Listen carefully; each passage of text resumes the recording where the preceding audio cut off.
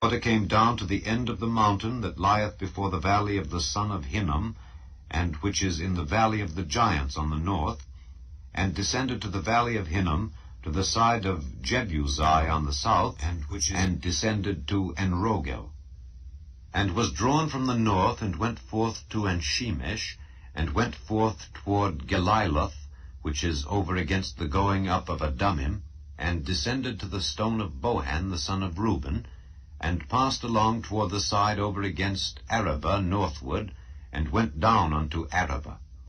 And the border passed along to the side of Beth-hoglah northward, and the outgoings of the border were at the north bay of the Salt Sea at the south end of Jordan. This was the south coast. And Jordan was the border of it on the east side. This was the inheritance of the children of Benjamin by the coasts thereof round about according to their families.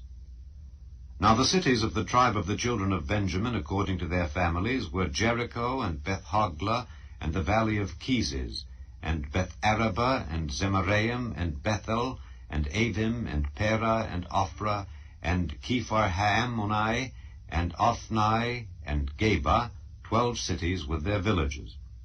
Gibeon, and Ramah, and Beeroth, and Mizpeh, and Kephirah, and Moza, and Rechem, and Irpeel, and Taralah, and Zelah, Eleph, and Jebusi, which is Jerusalem, Gibeath, and Kirjah, 14 cities with their villages. This is the inheritance of the children of Benjamin, according to their families. Chapter 19. And the second lot came forth to Simeon, even for the tribe of the children of Simeon, according to their families, and their inheritance was within the inheritance of the children of Judah. And they had in their inheritance Beersheba, or Sheba, and Moladah, and Hazar-Shual, and Bela, and Azim, and Eltolad, and Bethel, and Hormah, and Ziklag, and Beth-Marcaboth, and Hazar-Susa, and Beth-Lebaoth, and Sharuhen, 13 cities and their villages. Ain, Rimmon, and Ether, and Ashan, 4 cities and their villages. And all the villages that were round about these cities to Baalath-beer, Ramath of the south. This is the inheritance of the tribe of the children of Simeon according to their families. Out of the portion of the children of Judah was the inheritance of the children of Simeon, for the part of the children of Judah was too much for them. Therefore the children of Simeon had their inheritance within the inheritance of them. And the third lot came up for the children of Zebulun according to their families, and the border of their inheritance was unto Sarid. And their border went up toward the sea, and Maralah, and reached to Dabasheth, and reached to the river that is before Jokneam, and turned from Sarid eastward toward the sun rising, unto the border of Kisloth-Tabor, and then goeth out to Daberath, and goeth up to Japhiah, and from thence passeth on along on the east to Gittahepher, to Ittachazin, and goeth out to Remon-methoar, to Neah. And the border compasseth it on the north side to Hanathon, and the outgoings thereof are in the valley of Jiphthahel. And Katath, and Nahalal, and Shimron, and Idalah, and Bethlehem, 12 cities with their villages. This is the inheritance of the children of Zebulun according to their families, these cities with their villages. And the fourth lot came out to Issachar for the children of Issachar according to their families. And their border was toward Jezreel, and Kesaloth, and Shunem, and Hapharaim, and Shion, and Anaharath, and Rabbith, and Kishion, and Abez, and Remeth, and Enganim, and Enhaddah, and Bethpazzez. And the coast reacheth to Tabor, and Shehazimah, and Bethshemesh. And the outgoings of their border were at Jordan, 16 cities with their villages. This is the inheritance of the tribe of the children of Issachar according to their families, the cities and their villages. And the fifth lot came out for the tribe of the children of Asher according to their families. And their border was Helkath, and Halai, and Beton, and Akshaph, and Alamelech, and Amad, and Mishael, and reacheth to Carmel westward, and to Shihor-Libnath, and turneth toward the sunrising to Beth-Dagon, and reacheth to Zebulun, and to the valley of Jiphthahel toward the north side of Beth-Emek, and Nile, and goeth out to Cabul on the left hand, and Hebron, and Rehob, and Hammon, and Cana, even unto great Zidon. And then the coast turneth to Ramah, and to the strong city Tyre, and the coast turneth to Hosa, and the outgoings thereof are at the sea from the coast to Achzib. Ammah also, and Aphek, and Rehob, 22 cities with their villages. This is the inheritance of the tribe of the children of Asher according to their families, these cities with their villages. The sixth lot came out to the children of Naphtali, even for the children of Naphtali according to their families. And their coast was from Heleph, from Allon to Zaanannim, and Adamai, Nekeb, and Jabneel unto Lakum, and the outgoings thereof were at Jordan. And then the coast turneth westward to Aznoth-Tabor, and goeth out from thence to Hukkok, and reacheth to Zebulun on the south side, and reacheth to Asher on the west side, and to Judah upon Jordan toward the sunrising. And the fenced cities are Ziddim, Zer, and Hamath, Rakkath, and Kinnereth, and Adamah, and Ramah, and Hazor, and Kedesh, and Edrei, and Enhazor, and Iron, and Migdalol, Horem, and Bethanath, and Bethshemesh, 19 cities with their villages. This is the inheritance of the tribe of the children of Naphtali, according to their families, the cities and their villages. And the seventh lot came out for the tribe of the children of Dan, according to their families.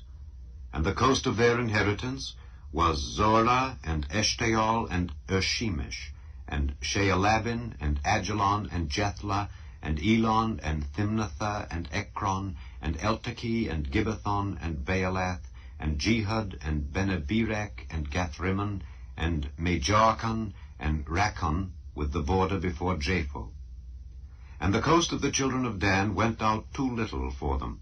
Therefore the children of Dan went up to fight against Leshem, and took it, and smote it with the edge of the sword, and possessed it, and dwelt therein, and called Leshem Dan, after the name of Dan their father.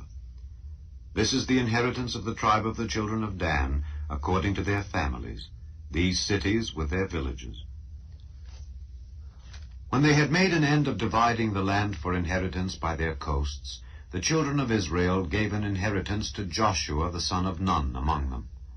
According to the word of the Lord, they gave him the city which he asked, even Timnath-Serah in Mount Ephraim, and he built the city and dwelt therein.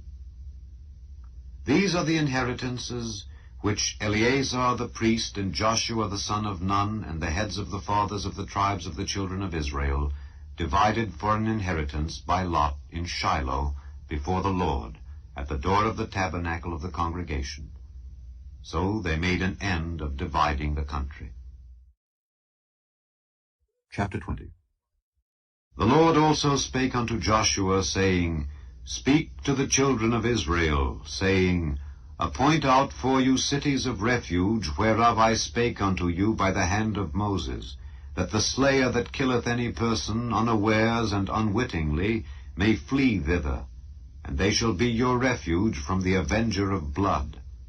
And when he that doth flee unto one of those cities shall stand at the entering of the gate of the city, and shall declare his cause in the ears of the elders of that city, they shall take him into the city unto them, and give him a place that he may dwell among them. And if the avenger of blood pursue after him, then they shall not deliver the slayer up into his hand, because he smote his neighbor unwittingly, and hated him not beforetime. And he shall dwell in that city until he stand before the congregation for judgment, and until the death of the high priest that shall be in those days. Then shall the slayer return, and come unto his own city and unto his own house, unto the city from whence he fled. And they appointed Kedesh in Galilee in Mount Naphtali, and Shechem in Mount Ephraim, and Kirjath-Arba, which is Hebron, in the mountain of Judah. And on the other side Jordan, by Jericho eastward, they assigned Bezer in the wilderness upon the plain out of the tribe of Reuben, and Ramoth in Gilead out of the tribe of Gad, and Golan in Bashan out of the tribe of Manasseh. These were the cities appointed for all the children of Israel, and for the stranger that sojourneth among them, that whosoever killeth any person at unawares might flee thither, and not die by the hand of the avenger of blood, until he stood before the congregation. Chapter 21. Then came near the heads of the fathers of the Levites unto Eleazar the priest, and unto Joshua the son of Nun, and unto the heads of the fathers of the tribes of the children of Israel. And they spake unto them at Shiloh in the land of Canaan, saying, The Lord commanded by the hand of Moses to give us cities to dwell in, with the suburbs thereof for our cattle.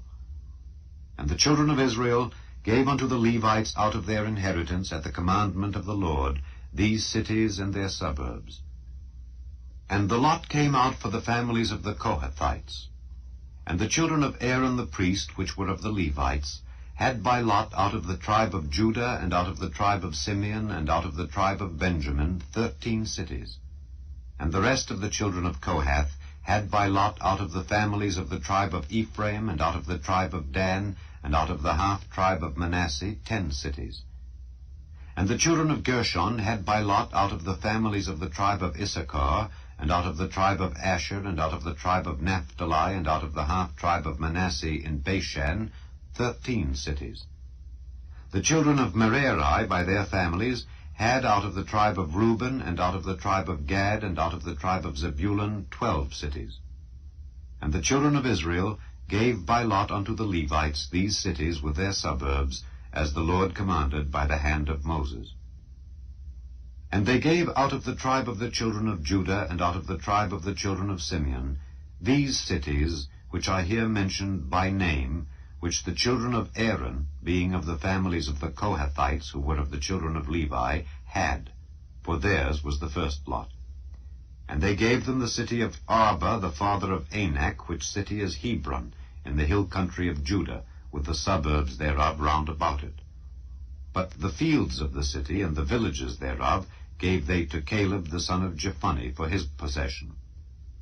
Thus they gave to the children of Aaron the priest Hebron with her suburbs, to be a city of refuge for the slayer, and Libnah with her suburbs, and Jatter with her suburbs, and Eshtemoa with her suburbs, and Holon with her suburbs, and Debir with her suburbs, and Ain with her suburbs, and Juttah with her suburbs, and Bethshemesh with her suburbs, 9 cities out of those 2 tribes. And out of the tribe of Benjamin, Gibeon with her suburbs, Geba with her suburbs, Anathoth with her suburbs, and Almon with her suburbs, 4 cities. All the cities of the children of Aaron, the priests, were 13 cities with their suburbs.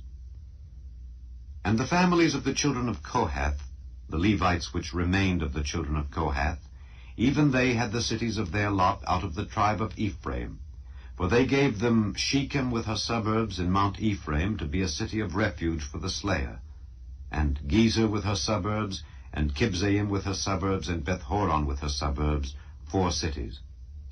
And out of the tribe of Dan, Eltekeh with her suburbs, Gibbethon with her suburbs, Aijalon with her suburbs, Gathrimmon with her suburbs, 4 cities. And out of the half-tribe of Manasseh, Taanach with her suburbs, and Gathrimmon with her suburbs, 2 cities. All the cities were 10 with their suburbs, for the families of the children of Kohath that remained. And unto the children of Gershon, of the families of the Levites, out of the other half-tribe of Manasseh, they gave Golan in Bashan with her suburbs, to be a city of refuge for the slayer, and Beeshterah with her suburbs, 2 cities. And out of the tribe of Issachar, Kishon with her suburbs, Dabari with her suburbs, Jarmuth with her suburbs, and Ganim with her suburbs, 4 cities. And out of the tribe of Asher, Mishal with her suburbs, Abdon with her suburbs, Helkath with her suburbs, and Rehob with her suburbs, 4 cities. And out of the tribe of Naphtali, Kedesh in Galilee with her suburbs, to be a city of refuge for the slayer, and Hamoth-dor with her suburbs, and Cartan with her suburbs, 3 cities. All the cities of the Gershonites according to their families were 13 cities with their suburbs. And unto the families of the children of Merari, the rest of the Levites, out of the tribe of Zebulun, Jokneam with her suburbs, and Carter with her suburbs, Dimnah with her suburbs, Nahalal with her suburbs, 4 cities. And out of the tribe of Reuben, Bezer with her suburbs, and Jehazer with her suburbs, Kedemoth with her suburbs, and Mephaath with her suburbs, 4 cities. And out of the tribe of Gad, Ramoth in Gilead with her suburbs, to be a city of refuge for the slayer, and Mahanaim with her suburbs, Heshbon with her suburbs, Jazer with her suburbs, 4 cities in all. So all the cities for the children of Merari by their families, which were remaining of the families of the Levites, were by their lot 12 cities.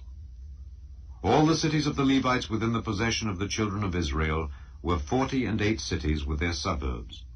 These cities were every one with their suburbs round about them. Thus were all these cities.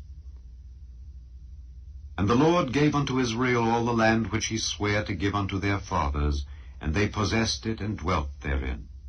And the Lord gave them rest round about according to all that he sware unto their fathers. And there stood not a man of all their enemies before them. The Lord delivered all their enemies into their hand. There failed not aught of any good thing which the Lord had spoken unto the house of Israel. All came to pass. Chapter 22. Then Joshua called the Reubenites and the Gadites and the half-tribe of Manasseh, and said unto them, Ye have kept all that Moses the servant of the Lord commanded you, and have obeyed my voice in all that I commanded you. Ye have not left your brethren these many days unto this day, but have kept the charge of the commandment of the Lord your God. And now the Lord your God hath given rest unto your brethren, as he promised them. Therefore now return ye, and get you unto your tents, and unto the land of your possession, which Moses the servant of the Lord gave you on the other side Jordan.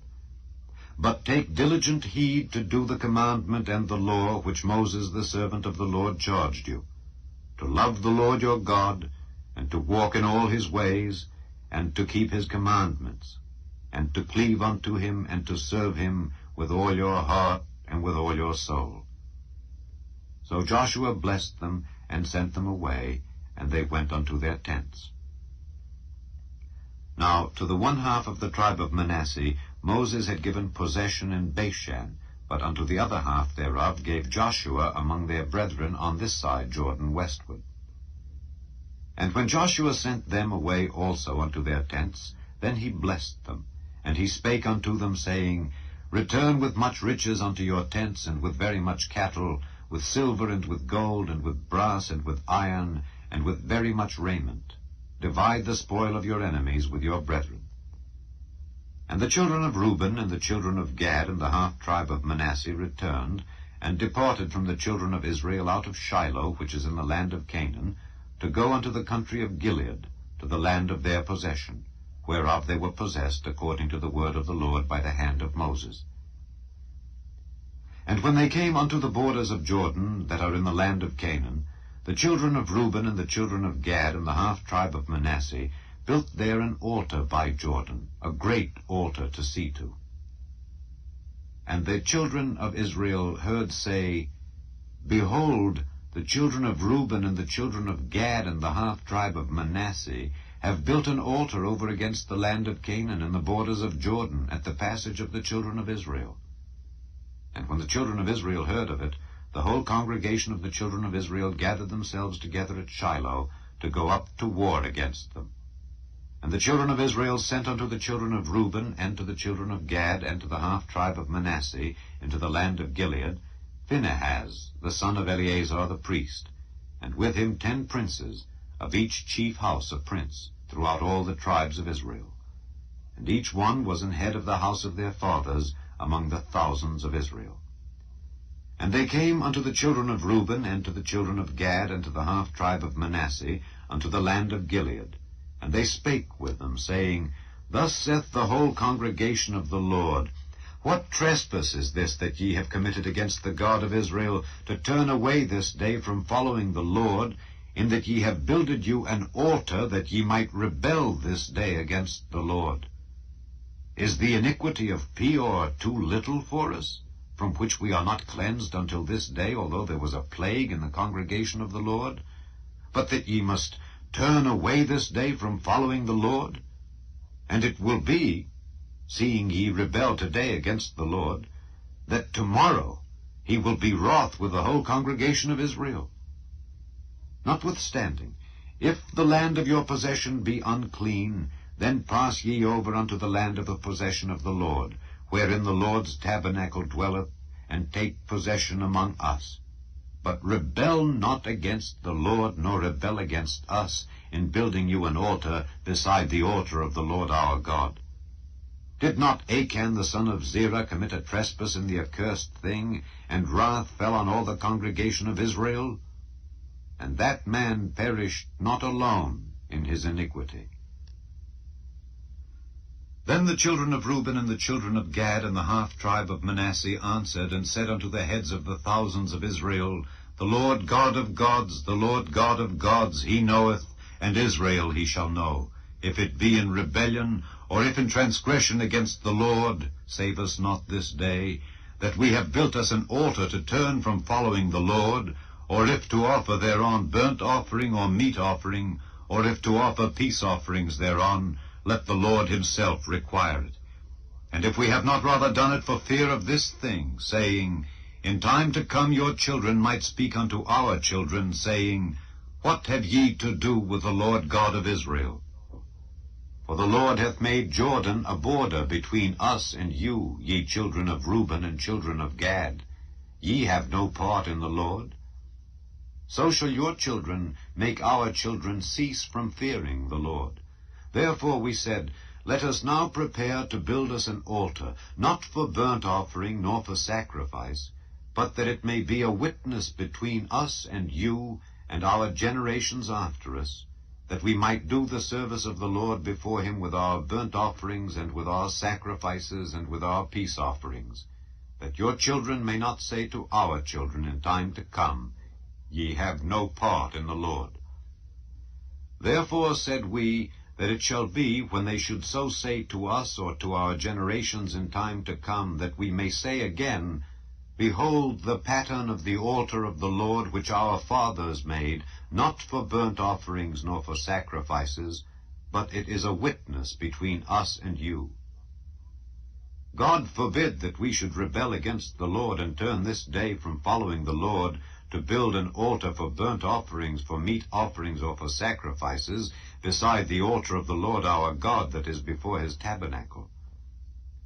And when Phinehas the priest and the princes of the congregation and heads of the thousands of Israel which were with him heard the words that the children of Reuben and the children of Gad and the children of Manasseh spake, it pleased them. And Phinehas the son of Eleazar the priest said unto the children of Reuben, and to the children of Gad, and to the children of Manasseh, This day we perceive that the Lord is among us, because ye have not committed this trespass against the Lord. Now ye have delivered the children of Israel out of the hand of the Lord. And Phinehas the son of Eleazar the priest, and the princes, returned from the children of Reuben and from the children of Gad, out of the land of Gilead, unto the land of Canaan, to the children of Israel, and brought them word again.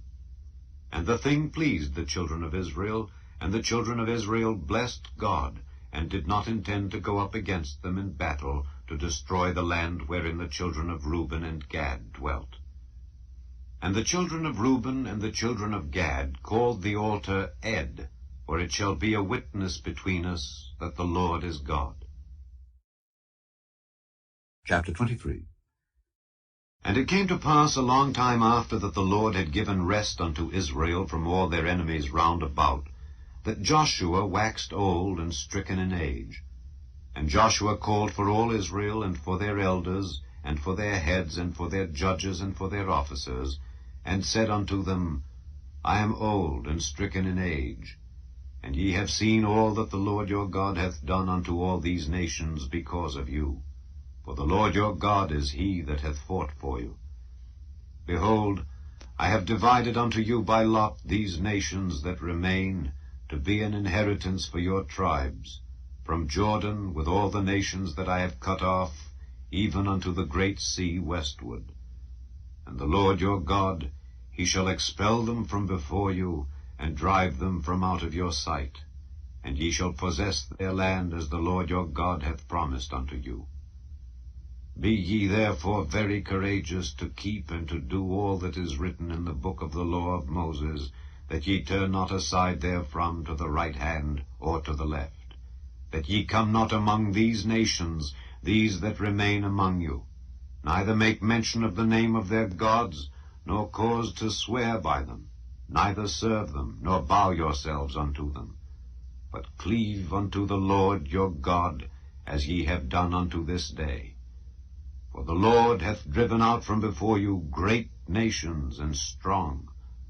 But as for you, no man hath been able to stand before you unto this day.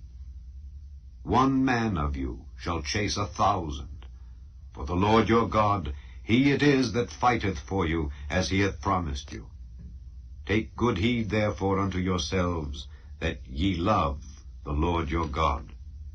Else if ye do in any wise go back, and cleave unto the remnant of these nations, even these that remain among you, and shall make marriages with them, and go in unto them, and they to you, know for a certainty that the Lord your God will no more drive out any of these nations from before you, but they shall be snares and traps unto you, and scourges in your sides, and thorns in your eyes, until ye perish from off this good land which the Lord your God hath given you. And behold, this day I am going the way of all the earth, and ye know in all your hearts and in all your souls that not one thing hath failed of all the good things which the Lord your God spake concerning you. All are come to pass unto you, and not one thing hath failed thereof. Therefore it shall come to pass, that as all good things are come upon you which the Lord your God promised you, so shall the Lord bring upon you all evil things, until he have destroyed you from off this good land which the Lord your God hath given you. When ye have transgressed the covenant of the Lord your God, which he commanded you, and have gone and served other gods, and bowed yourselves to them, then shall the anger of the Lord be kindled against you, and ye shall perish quickly from off the good land which he hath given unto you. Chapter 24. And Joshua gathered all the tribes of Israel to Shechem, and called for the elders of Israel, and for their heads, and for their judges, and for their officers, and they presented themselves before God.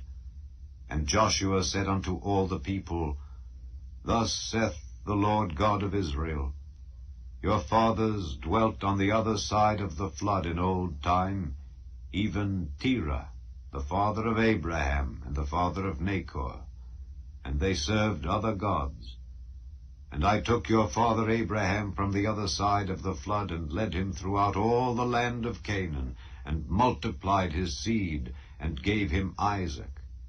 And I gave unto Isaac Jacob and Esau, and I gave unto Esau Mount Seir to possess it.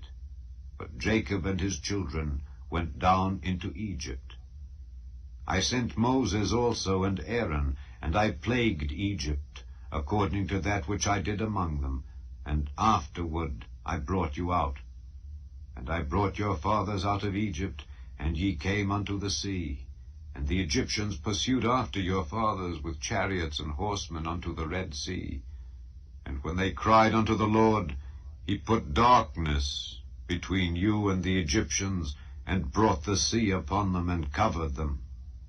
And your eyes have seen what I have done in Egypt. And ye dwelt in the wilderness a long season. And I brought you into the land of the Amorites, which dwelt on the other side Jordan, and they fought with you, and I gave them into your hand, that ye might possess their land, and I destroyed them from before you. Then Balak the son of Zippor, king of Moab, arose, and warred against Israel, and sent and called Balaam the son of Beor to curse you. But I would not hearken unto Balaam, therefore he blessed you still. So I delivered you out of his hand. And ye went over Jordan, and came unto Jericho, and the men of Jericho fought against you, the Amorites, and the Perizzites, and the Canaanites, and the Hittites, and the Girgashites, the Hivites, and the Jebusites. And I delivered them into your hand. And I sent the hornet before you, which drave them out from before you, even the 2 kings of the Amorites, but not with thy sword, nor with thy bow. And I have given you a land for which ye did not labor, and cities which ye built not, and ye dwell in them. Of the vineyards and oliveyards which ye planted not do ye eat. Now therefore fear the Lord, and serve him in sincerity and in truth, and put away the gods which your fathers served on the other side of the flood and in Egypt, and serve ye the Lord. And if it seem evil unto you to serve the Lord, choose you this day whom ye will serve, whether the gods which your fathers served that were on the other side of the flood, or the gods of the Amorites in whose land ye dwell. But as for me and my house, we will serve the Lord. And the people answered and said, God forbid that we should forsake the Lord to serve other gods. For the Lord our God, he it is that brought us up and our fathers out of the land of Egypt, from the house of bondage, and which did those great signs in our sight, and preserved us in all the way wherein we went, and among all the people through whom we passed. And the Lord drave out from before us all the people, even the Amorites which dwelt in the land. Therefore will we also serve the Lord, for he is our God. And Joshua said unto the people, Ye cannot serve the Lord, for he is an holy God. He is a jealous God. He will not forgive your transgressions nor your sins. If ye forsake the Lord and serve strange gods, then he will turn and do you hurt, and consume you, after that he hath done you good. And the people said unto Joshua, Nay, but we will serve the Lord. And Joshua said unto the people, Ye are witnesses against yourselves that ye have chosen you the Lord to serve him. And they said, We are witnesses. Now therefore put away, said he, the strange gods which are among you, and incline your heart unto the Lord God of Israel. And the people said unto Joshua, The Lord our God will we serve, and his voice will we obey. So Joshua made a covenant with the people that day, and set them a statute and an ordinance in Shechem. And Joshua wrote these words in the book of the law of God, and took a great stone, and set it up there under an oak that was by the sanctuary of the Lord. And Joshua said unto all the people, Behold, this stone shall be a witness unto us, for it hath heard all the words of the Lord which he spake unto us. It shall be therefore a witness unto you, lest ye deny your God. So Joshua let the people depart, every man unto his inheritance. And it came to pass after these things that Joshua the son of Nun, the servant of the Lord, died, being 110 years old. And they buried him in the border of his inheritance in Timnath-serah, which is in Mount Ephraim, on the north side of the hill of Gaash. And Israel served the Lord all the days of Joshua, and all the days of the elders that overlived Joshua, and which had known all the works of the Lord that he had done for Israel. And the bones of Joseph, which the children of Israel brought up out of Egypt, buried they in Shechem, in a parcel of ground which Jacob bought of the sons of Hamor, the father of Shechem, for 100 pieces of silver. And it became the inheritance of the children of Joseph. And Eleazar the son of Aaron died, and they buried him in a hill that pertained to Phinehas his son, which was given him in Mount Ephraim. The Book of Judges, Chapter 1. Now after the death of Joshua, it came to pass that the children of Israel asked the Lord, saying, Who shall go up for us against the Canaanites first, to fight against them? And the Lord said, Judah shall go up. Behold, I have delivered the land into his hand. And Judah said unto Simeon his brother, Come up with me into my lot, that we may fight against the Canaanites. And I likewise will go with thee into thy lot. So Simeon went with him. And Judah went up, and the Lord delivered the Canaanites and the Perizzites into their hand, and they slew of them in Bezek 10,000 men.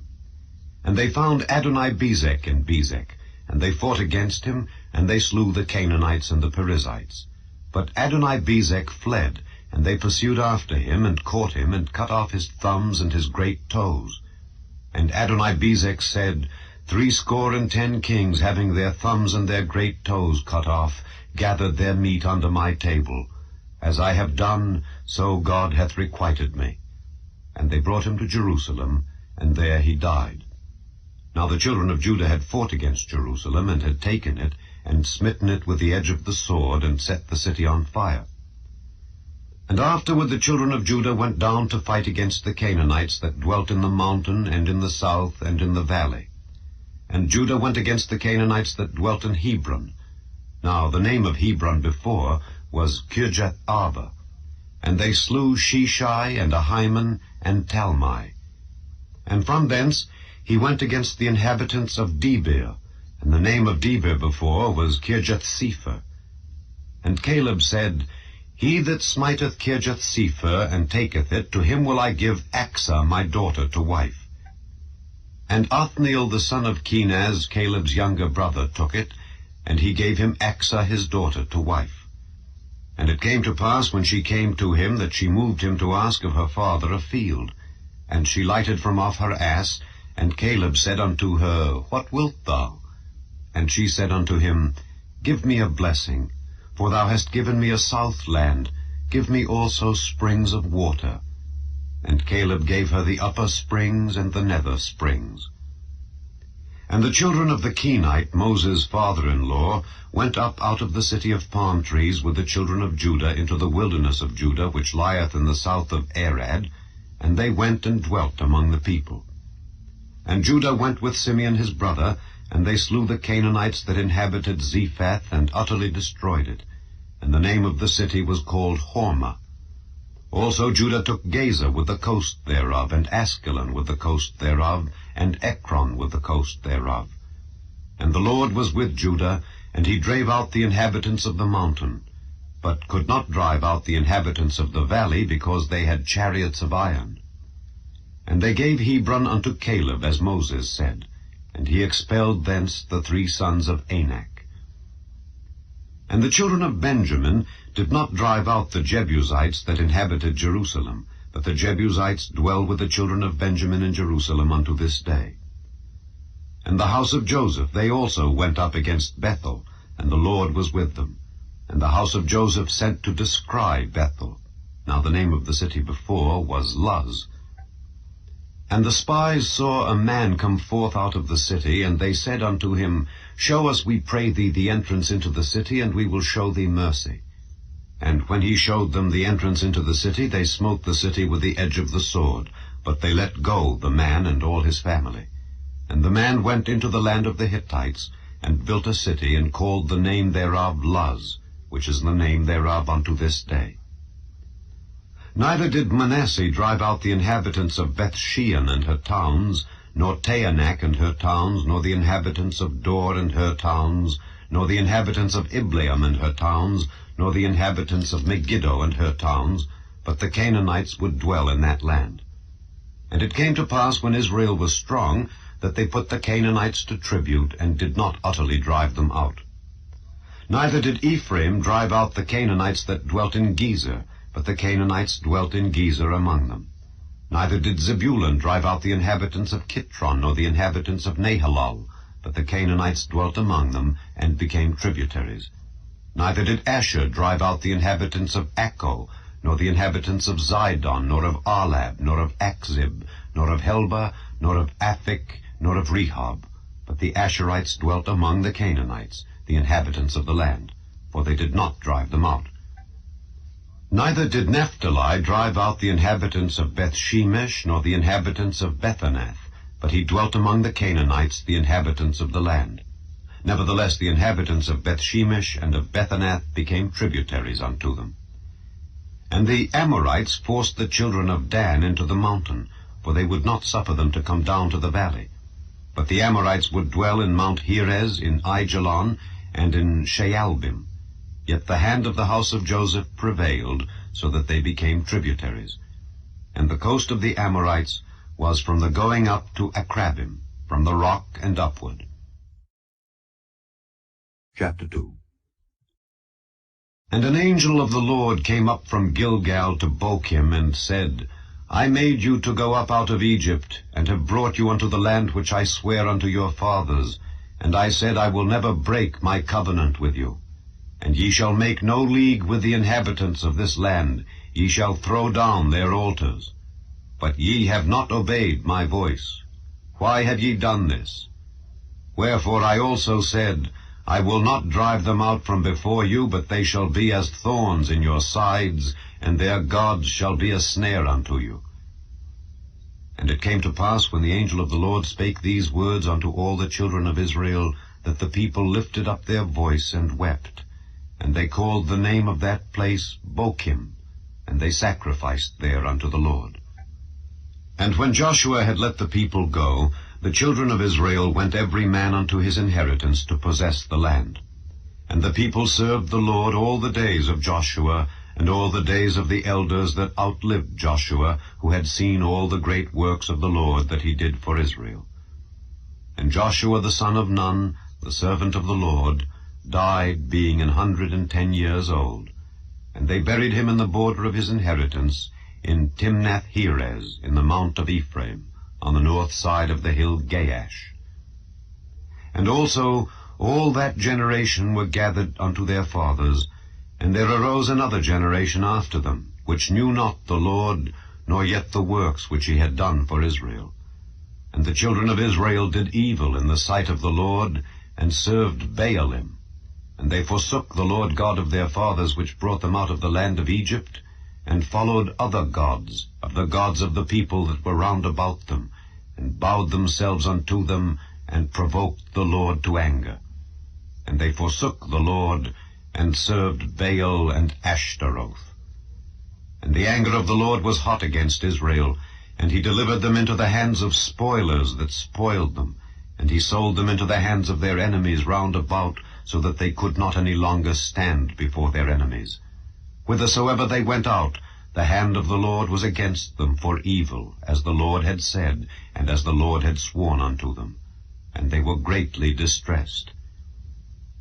Nevertheless, the Lord raised up judges, which delivered them out of the hand of those that spoiled them.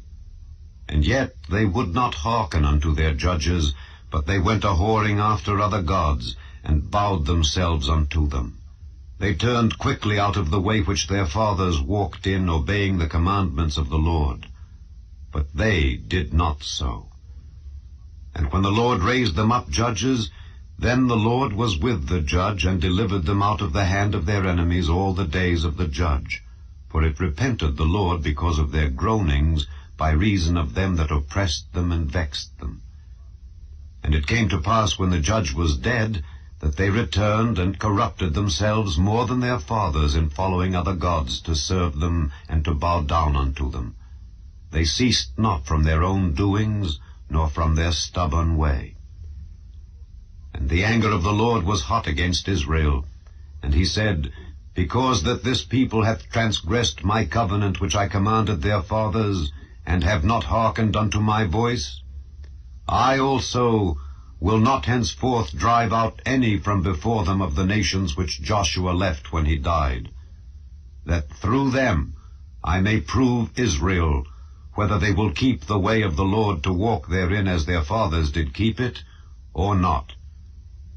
Therefore the Lord left those nations without driving them out hastily, neither delivered he them into the hand of Joshua.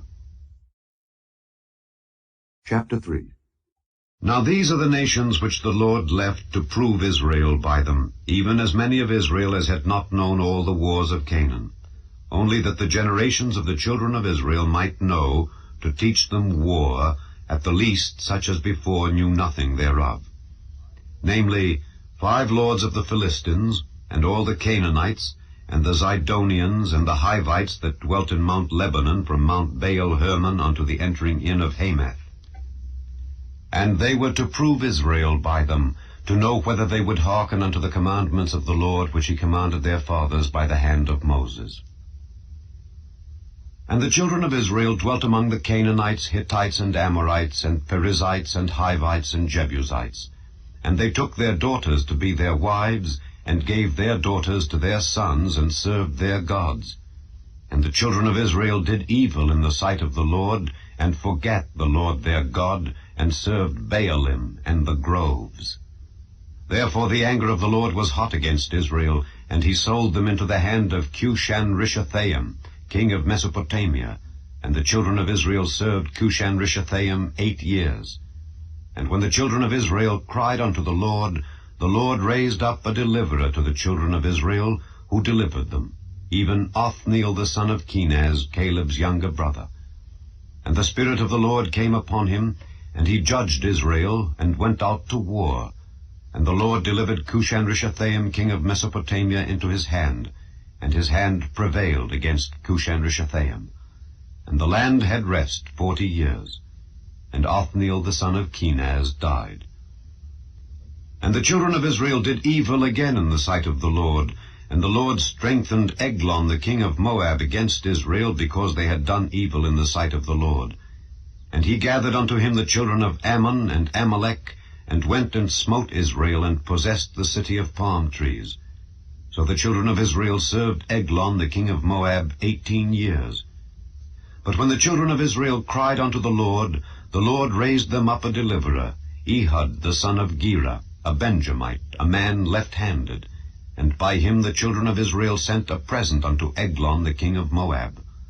But Ehud made him a dagger which had 2 edges of a cubit length, and he did gird it unto his raiment upon his right thigh. And he brought the present unto Eglon king of Moab, and Eglon was a very fat man. And when he had made an end to offer the present, he sent away the people that bare the present. But he himself turned again from the quarries that were by Gilgal, and said, I have a secret errand unto thee, O king. Who said, Keep silence. And all that stood by him went out from him. And Ehud came unto him, and he was sitting in a summer parlor, which he had for himself alone. And Ehud said, I have a message from God unto thee. And he arose out of his seat. And Ehud put forth his left hand, and took the dagger from his right thigh, and thrust it into his belly. And the haft also went in after the blade, and the fat closed upon the blade, so that he could not draw the dagger out of his belly, and the dirt came out. Then Ehud went forth through the porch, and shut the doors of the parlor upon him, and locked them. When he was gone out, his servants came, and when they saw that, behold, the doors of the parlor were locked, they said, Surely he covereth his feet in his summer chamber. And they tarried till they were ashamed, and, behold, he opened not the doors of the parlor. Therefore they took a key, and opened them, and, behold, their lord was fallen down dead on the earth. And Ehud escaped while they tarried, and passed beyond the quarries, and escaped unto Seirith. And it came to pass, when he was come, that he blew a trumpet in the mountain of Ephraim, and the children of Israel went down with him from the mount, and he before them. And he said unto them, Follow after me, for the Lord hath delivered your enemies the Moabites into your hand. And they went down after him, and took the fords of Jordan toward Moab, and suffered not a man to pass over.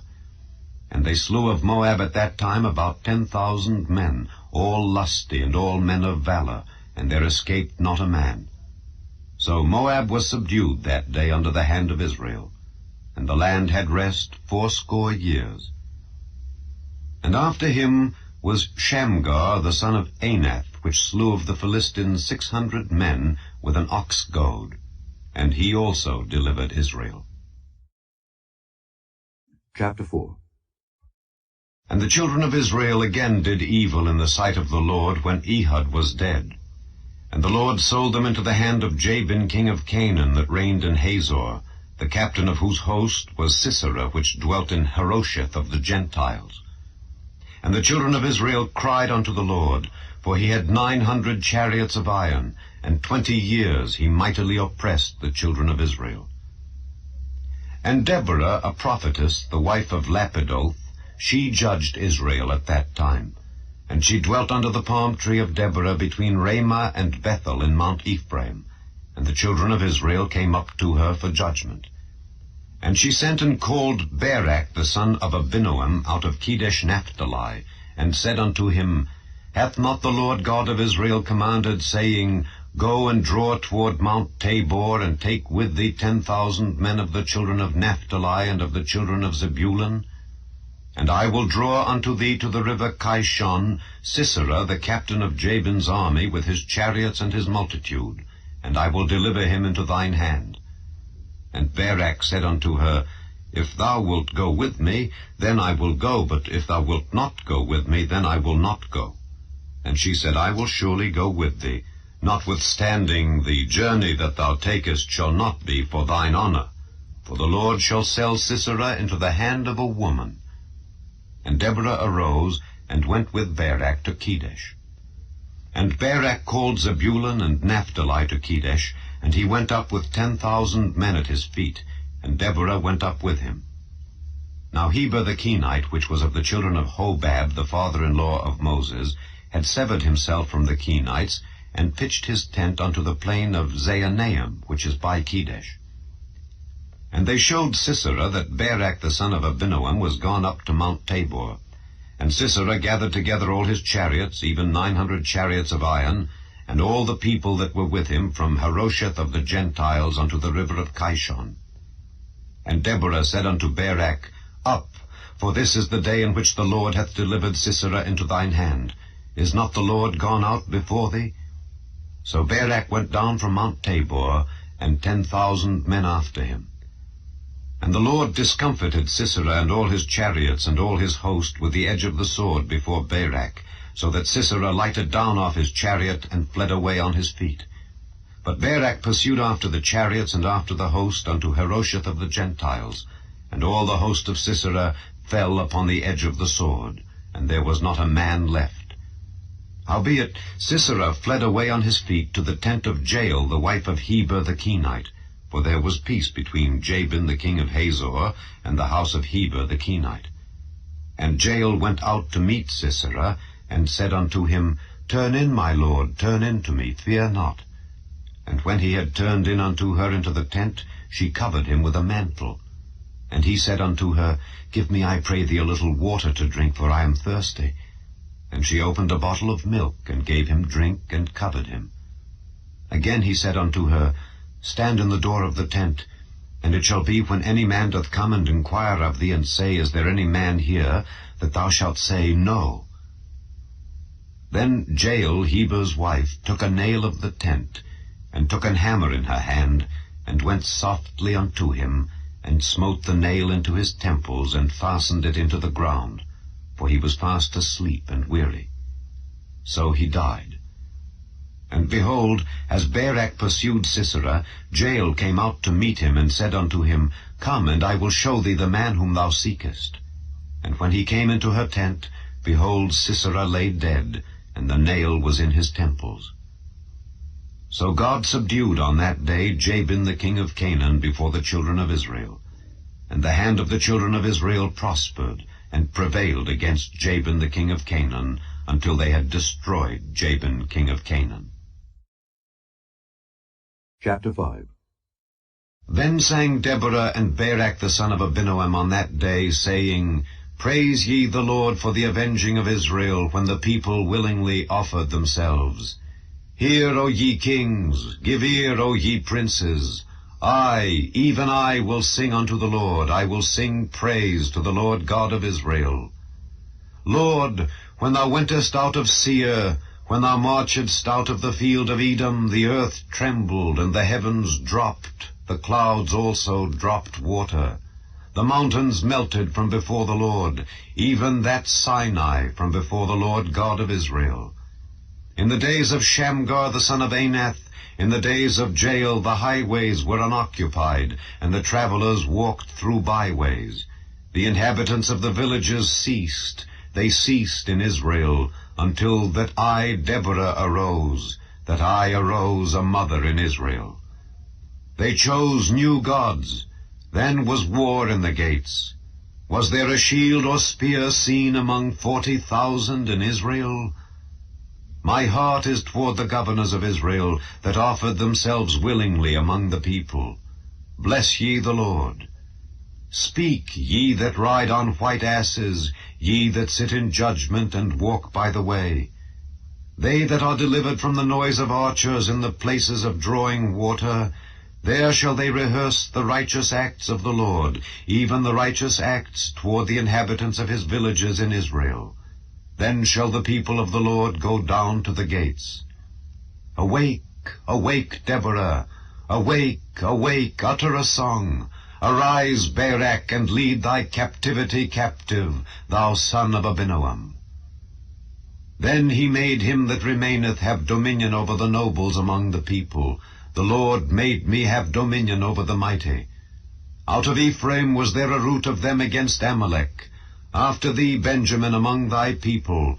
Out of Machir came down governors, and out of Zebulun they that handled the pen of the writer. And the princes of Issachar were with Deborah, even Issachar, and also Barak. He was sent on foot into the valley. For the divisions of Reuben there were great thoughts of heart. Why abodest thou among the sheepfolds, to hear the bleatings of the flocks? For the divisions of Reuben there were great searchings of heart. Gilead abode beyond Jordan, and why did Dan remain in ships? Asher continued on the seashore, and abode in his breaches. Zebulun and Naphtali were a people that jeoparded their lives unto the death in the high places of the field. The kings came and fought. Then fought the kings of Canaan and Taanach by the waters of Megiddo. They took no gain of money. They fought from heaven. The stars in their courses fought against Sisera. The river of Kishon swept them away, that ancient river, the river Kishon. O my soul, thou hast trodden down strength. Then were the horse hoofs broken by the means of the prancings of their mighty ones. Curse ye Meroz, said the angel of the Lord. Curse ye bitterly the inhabitants thereof, because they came not to the help of the Lord, to the help of the Lord against the mighty. Blessed above women shall Jael the wife of Heber the Kenite be. Blessed shall she be above women in the tent. He asked water, and she gave him milk. She brought forth butter in a lordly dish. She put her hand to the nail, and her right hand to the workman's hammer, and with the hammer she smote Sisera. She smote off his head when she had pierced and stricken through his temples. At her feet he bowed, he fell, he lay down. At her feet he bowed, he fell. Where he bowed, there he fell down dead. The mother of Sisera looked out at a window and cried through the lattice, Why is his chariot so long in coming? Why tarry the wheels of his chariots? Her wise ladies answered her. Yea, she returned answer to herself. Have they not sped? Have they not divided the prey? To every man a damsel or two? To Sisera a prey of divers colours, a prey of divers colours of needlework, of divers colours of needlework on both sides, meat for the necks of them that take the spoil? So let all thine enemies perish, O Lord, but let them that love him be as the sun when he goeth forth in his might. And the land had rest 40 years. Chapter 6. And the children of Israel did evil in the sight of the Lord, and the Lord delivered them into the hand of Midian 7 years. And the hand of Midian prevailed against Israel, and because of the Midianites the children of Israel made them the dens which are in the mountains, and caves and strongholds. And so it was, when Israel had sown, that the Midianites came up, and the Amalekites, and the children of the east, even they came up against them. And they encamped against them, and destroyed the increase of the earth, till thou come unto Gaza, and left no sustenance for Israel, neither sheep, nor ox, nor ass. For they came up with their cattle and their tents, and they came as grasshoppers for multitude. For both they and their camels were without number, and they entered into the land to destroy it. And Israel was greatly impoverished because of the Midianites, and the children of Israel cried unto the Lord. And it came to pass, when the children of Israel cried unto the Lord because of the Midianites, that the Lord sent a prophet unto the children of Israel, which said unto them, Thus saith the Lord God of Israel, I brought you up from Egypt, and brought you forth out of the house of bondage, and I delivered you out of the hand of the Egyptians, and out of the hand of all that oppressed you, and drave them out from before you, and gave you their land. And I said unto you, I am the Lord your God. Fear not the gods of the Amorites, in whose land ye dwell. But ye have not obeyed my voice. And there came an angel of the Lord, and sat under an oak which was in Ophrah, that pertained unto Joash the Abiezrite.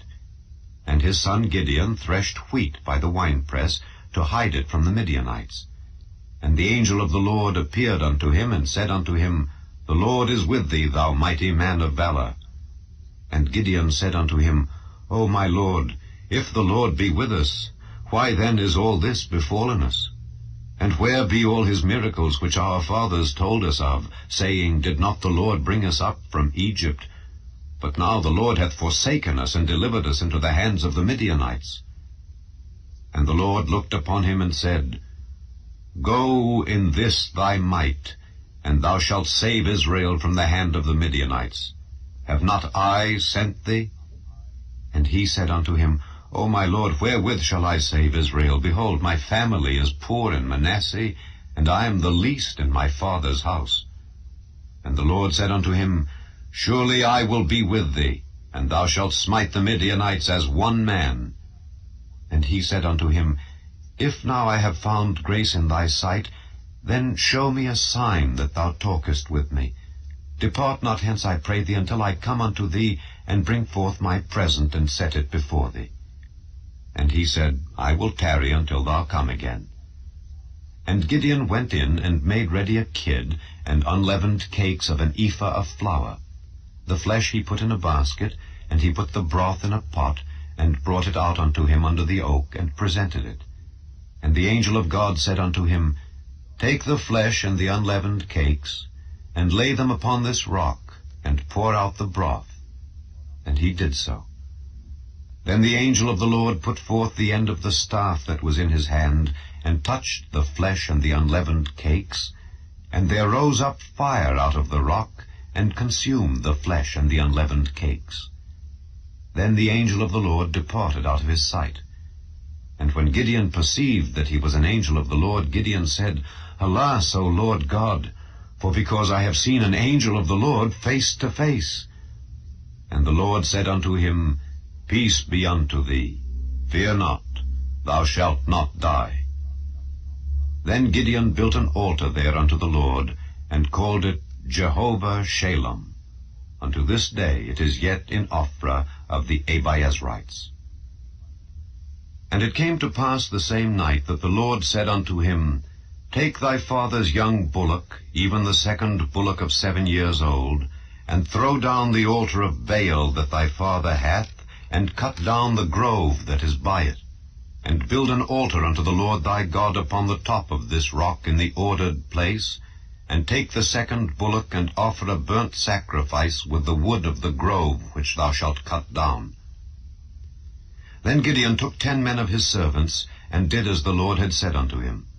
And so it was, because he feared his father's household and the men of the city, that he could not do it by day, that he did it by night. And when the men of the city arose early in the morning, behold, the altar of Baal was cast down, and the grove was cut down that was by it, and the second bullock was offered upon the altar that was built. And they said one to another, Who hath done this thing? And when they inquired and asked, they said, Gideon the son of Joash hath done this thing. Then the men of the city said unto Joash, Bring out thy son, that he may die, because he hath cast down the altar of Baal, and because he hath cut down the grove that was by it. And Joash said unto all that stood against him, Will ye plead for Baal? Will ye save him? He that will plead for him, let him be put to death whilst it is yet morning. If he be a god, let him plead for himself, because one hath cast down his altar.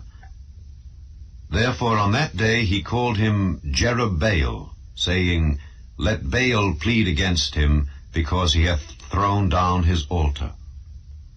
Then all the Midianites and the Amalekites and the children of the east were gathered together, and went over and pitched in the valley of Jezreel. But the Spirit of the Lord came upon Gideon, and he blew a trumpet, and Abiezer was gathered after him. And he sent messengers throughout all Manasseh, who also was gathered after him. And he sent messengers unto Asher, and unto Zebulun, and unto Naphtali, and they came up to meet them. And Gideon said unto God, If thou wilt save Israel by mine hand, as thou hast said, behold, I will put a fleece of wool in the floor, and if the dew be on the fleece only, and it be dry upon all the earth beside, then shall I know that thou wilt save Israel by mine hand, as thou hast said. And it was so, for he rose up early on the morrow, and thrust the fleece together, and wringed the dew out of the fleece, a bowl full of water. And Gideon said unto God, Let not thine anger be hot against me, and I will speak but this once. Let me prove, I pray thee, but this once with the fleece. Let it now be dry only upon the fleece, and upon all the ground let there be dew. And God did so that night, for it was dry upon the fleece only, and there was dew on all the ground. Chapter 7. Then Jerubbaal, who is Gideon, and all the people that were with him, rose up early, and pitched beside the well of Herod, so that the host of the Midianites were on the north side of them, by the hill of Moreh in the valley. And the Lord said unto Gideon, The people that are with thee are too many for me to give the Midianites into their hands, lest Israel vaunt themselves against me, saying, Mine own hand hath saved me. Now therefore, go to, proclaim in the ears of the people, saying, Whosoever is fearful and afraid, let him return and depart early from Mount Gilead. And there returned of the people 22,000, and there remained 10,000. And the Lord said unto Gideon, The people are yet too many. Bring them down unto the water, and I will try them for thee there.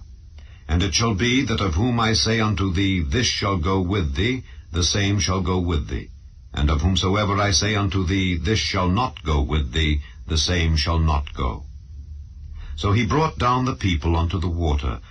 And the Lord said unto Gideon, Every one that lappeth of the water with his tongue, as a dog lappeth, him shalt thou set by himself. Likewise every one that boweth down upon his knees to drink. And the number of them that lapped, putting their hand to their mouth, were 300 men. But all the rest of the people bowed down upon their knees to drink water. And the Lord said unto Gideon, By the 300 men that lapped will I save you, and deliver the Midianites into thine hand. And let all the other people go every man unto his place. So the people took victuals in their hand, and their trumpets. And he sent all the rest of Israel every man unto his tent, and retained those 300 men. And the host of Midian was beneath him in the valley. And it came to pass the same night that the Lord said unto him, Arise, get thee down unto the host, for I have delivered it into thine hand. But if thou fear to go down, go thou with Phurah thy servant down to the host, and thou shalt hear what they say, and afterward shall thine hands be strengthened to go down unto the host. Then went he down with Phurah his servant unto the outside of the armed men that were in the host. And the Midianites and the Amalekites and all the children of the east lay along in the valley like grasshoppers for multitude, and their camels were without number, as the sand by the seaside for multitude. And when Gideon was come, behold, there was a man that told a dream unto his fellow, and said, Behold, I dreamed a dream, and lo, a cake of barley bread tumbled into the host of Midian, and came unto a tent, and smote it, that it fell, and overturned it, that the tent lay along. And his fellow answered and said, This is nothing else save the sword of Gideon the son of Joash, a man of Israel, for into his hand hath God delivered Midian and all the host. And it was so, when Gideon heard the telling of the dream and the interpretation thereof, that he worshipped, and returned into the host of Israel, and said, Arise, for the Lord hath delivered into your hand the host of Midian. And he divided the 300 men into 3 companies, and he put a trumpet in every man's hand, with empty pitchers, and lamps within the pitchers. And he said unto them, Look on me, and do likewise. And behold, when I come to the outside of the camp, it shall be that as I do, so shall ye do. When I blow with a trumpet, I and all that are with me, then blow ye the trumpets also on every side of all the camp, and say, The sword of the Lord and of Gideon. So Gideon and the 100 men that were with him came unto the outside of the camp in the beginning of the middle watch, and they had but newly set the watch. And they blew the trumpets, and brake the pitchers that were in their hands. And the 3 companies blew the trumpets, and brake the pitchers, and held the lamps in their left hands, and the trumpets in their right hands, to blow withal. And they cried, The sword of the Lord and of Gideon. And they stood every man in his place round about the camp, and all the host ran, and cried, and fled. And the 300 blew the trumpets, and the Lord set every man's sword against his fellow, even throughout all the host. And the host fled to Bethshittah in Zererath, and to the border of Abel-Meholah, unto Tabbath. And the men of Israel gathered themselves together out of Naphtali, and out of Asher, and out of all Manasseh, and pursued after the Midianites. And Gideon sent messengers throughout all Mount Ephraim, saying, Come down against the Midianites, and take before them the waters unto Bethbara and Jordan. Then all the men of Ephraim gathered themselves together, and took the waters unto Bethbara and Jordan. And they took 2 princes of the Midianites, Oreb and Zeb, and they slew Oreb upon the rock Oreb, and Zeb they slew at the winepress of Zeb, and pursued Midian, and brought the heads of Oreb and Zeb to Gideon on the other side Jordan. Chapter 8. And the men of Ephraim said unto him, Why hast thou served us thus, that thou calledst us not when thou wentest to fight with the Midianites? And they did chide with him sharply. And he said unto them, What have I done now in comparison of you? Is not the gleaning of the grapes of Ephraim better than the vintage of Abiezer? God hath delivered into your hands the princes of Midian, Oreb and Zeb, and what was I able to do in comparison of you? Then their anger was abated toward him when he had said that. And Gideon came to Jordan, and passed over, he and the 300 men that were with him, faint, yet pursuing them. And he said unto the men of Succoth, Give, I pray you, loaves of bread unto the people that follow me, for they be faint, and I am pursuing after Zebah and Zalmunna, kings of Midian. And the princes of Succoth said, Are the hands of Zebah and Zalmunna now in thine hand, that we should give bread unto thine army? And Gideon said, Therefore, when the Lord hath delivered Zebah and Zalmunna into mine hand, then I will tear your flesh with the thorns of the wilderness and with briars. And he went up thence to Penuel, and spake unto them likewise. And the men of Penuel answered him as the men of Succoth had answered him.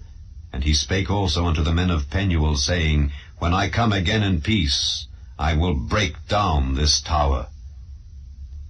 Now Zebah and Zalmunna were in Karkor, and their hosts with them, about 15,000 men, all that were left of all the hosts of the children of the east, for there fell 120,000 men that drew sword. And Gideon went up by the way of them that dwelt in tents on the east of Nobah and Jogbehah, and smote the host, for the host was secure. And when Zebah and Zalmunna fled, he pursued after them, and took the 2 kings of Midian, Zebah and Zalmunna, and discomfited all the host. And Gideon the son of Joash returned from battle before the sun was up, and caught a young man of the men of Succoth, and inquired of him. And he described unto him the princes of Succoth, and the elders thereof, even 70 men. And he came unto the men of Succoth, and said, Behold, Zebah and Zalmunna, with whom ye did upbraid me, saying, Are the hands of Zebah and Zalmunna now in thine hand, that we should give bread unto thy men that are weary?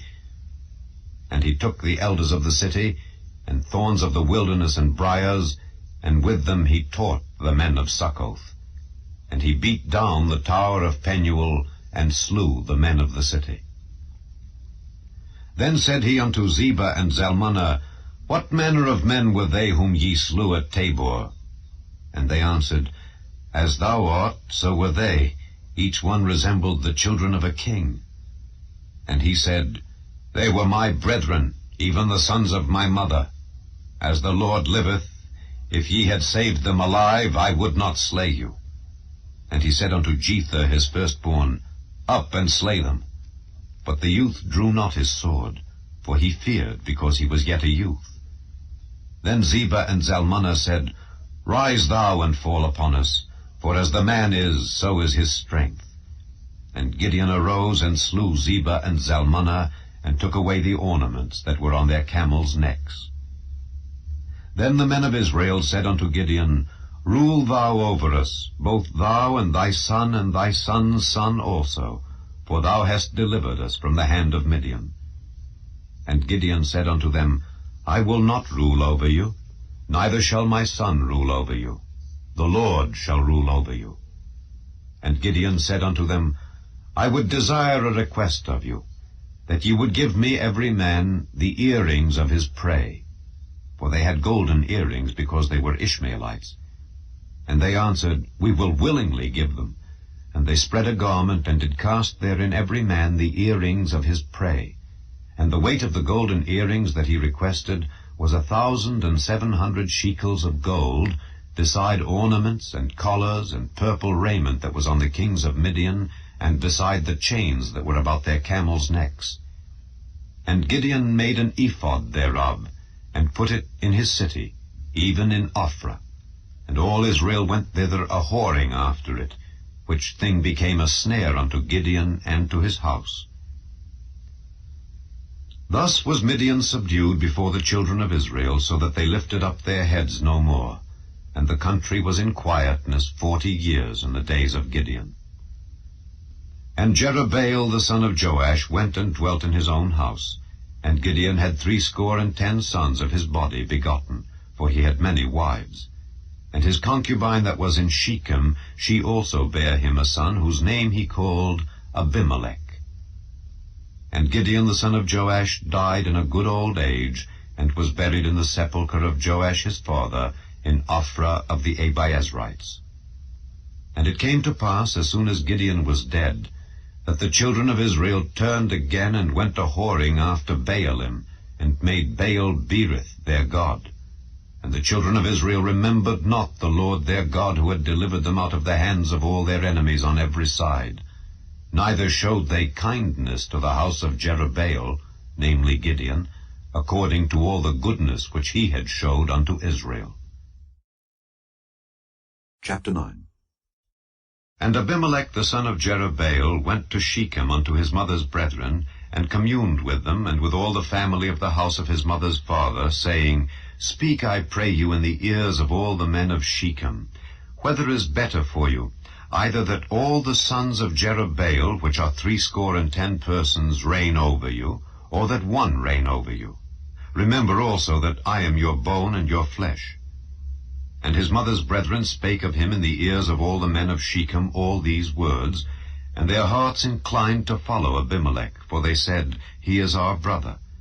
And they gave him 70 pieces of silver out of the house of Baal-berith, wherewith Abimelech hired vain and light persons which followed him.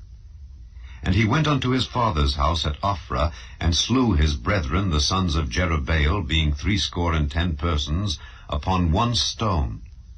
Notwithstanding, yet Jotham the youngest son of Jerubbaal was left, for he hid himself. And all the men of Shechem gathered together, and all the house of Millo, and went and made Abimelech king by the plain of the pillar that was in Shechem.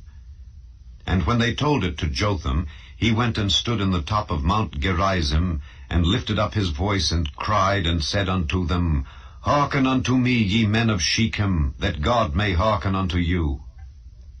The trees went forth on a time to anoint a king over them, and they said unto the olive tree, Reign thou over us. But the olive tree said unto them, should I leave my fatness, wherewith by me they honor God and man, and go to be promoted over the trees? And the trees said to the fig tree, Come thou and reign over us. But the fig tree said unto them, Should I forsake my sweetness and my good fruit, and go to be promoted over the trees? Then said the trees unto the vine, Come thou and reign over us. And the vine said unto them, Should I leave my wine, which cheereth God and man, and go to be promoted over the trees? Then said all the trees unto the bramble, Come thou and reign over us. And the bramble said unto the trees, If in truth ye anoint me king over you, then come and put your trust in my shadow. And if not, let fire come out of the bramble and devour the cedars of Lebanon. Now therefore, if ye have done truly and sincerely, in that ye have made Abimelech king, and if ye have dealt well with Jerubbaal and his house, and have done unto him according to the deserving of his hands, for my father fought for you, and adventured his life far, and delivered you out of the hand of Midian, and ye are risen up against my father's house this day, and have slain his sons, 70 persons upon one stone, and have made Abimelech the son of his maidservant king over the men of Shechem, because he is your brother. If ye then have dealt truly and sincerely with Jerubbaal and with his house this day, then rejoice ye in Abimelech, and let him also rejoice in you. But if not, let fire come out from Abimelech, and devour the men of Shechem and the house of Millo, and let fire come out from the men of Shechem and from the house of Millo, and devour Abimelech. And Jotham ran away and fled, and went to Beer, and dwelt there for fear of Abimelech his brother. When Abimelech had reigned 3 years over Israel, then God sent an evil spirit between Abimelech and the men of Shechem, and the men of Shechem dealt treacherously with Abimelech, that the cruelty done to the 70 sons of Jerubbaal might come, and their blood be laid upon Abimelech their brother, which slew them, and upon the men of Shechem, which aided him in the killing of his brethren.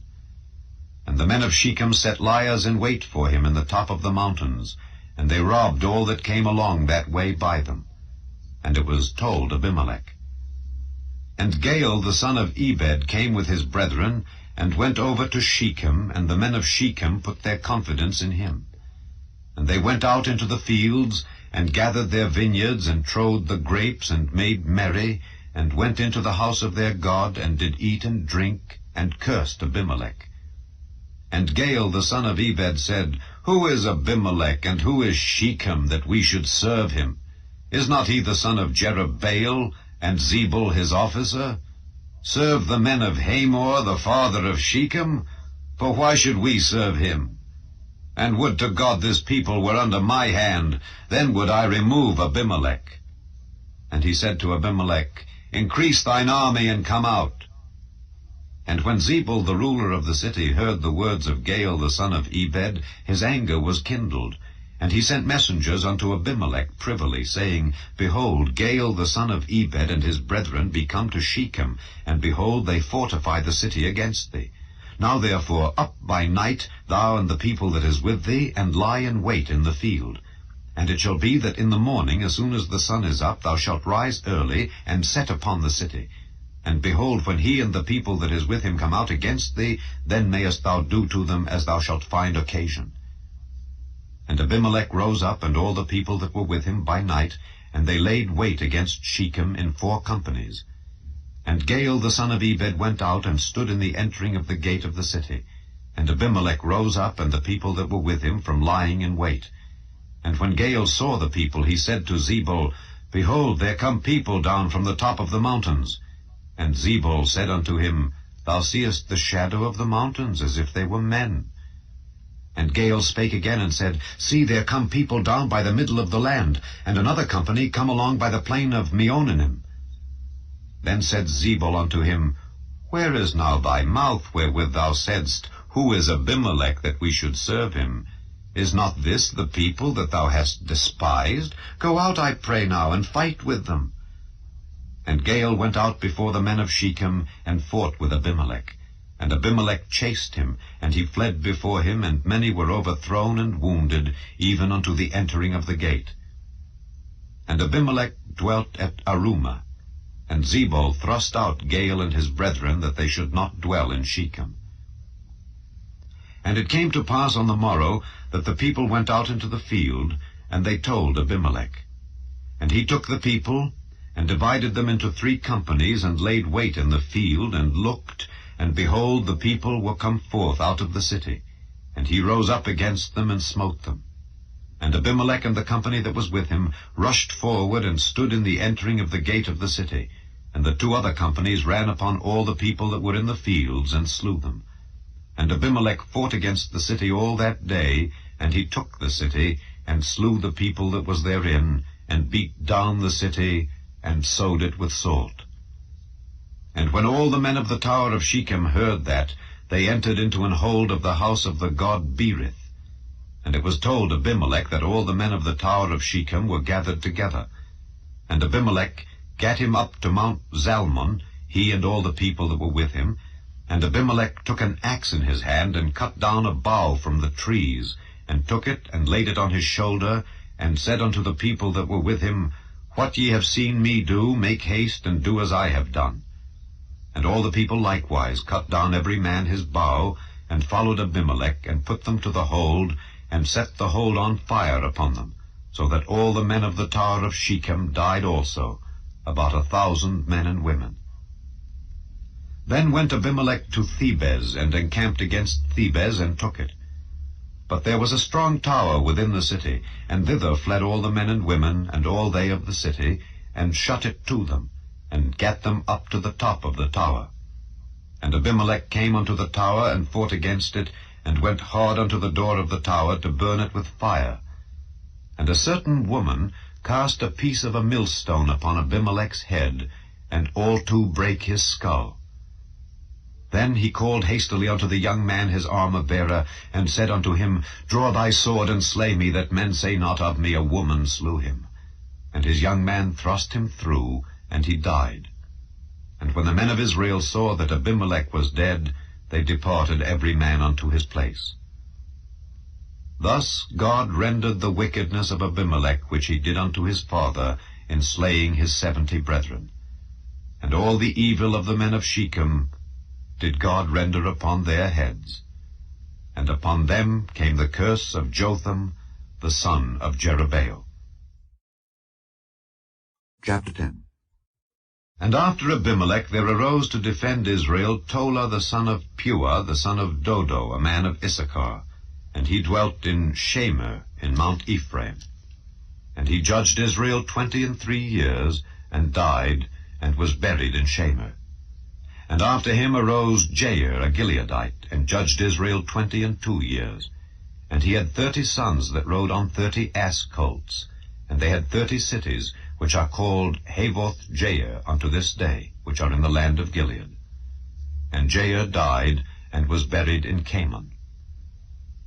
And the children of Israel did evil again in the sight of the Lord, and served Baalim, and Ashtaroth, and the gods of Syria, and the gods of Zidon, and the gods of Moab, and the gods of the children of Ammon, and the gods of the Philistines, and forsook the Lord, and served not him. And the anger of the Lord was hot against Israel, and he sold them into the hands of the Philistines, and into the hands of the children of Ammon.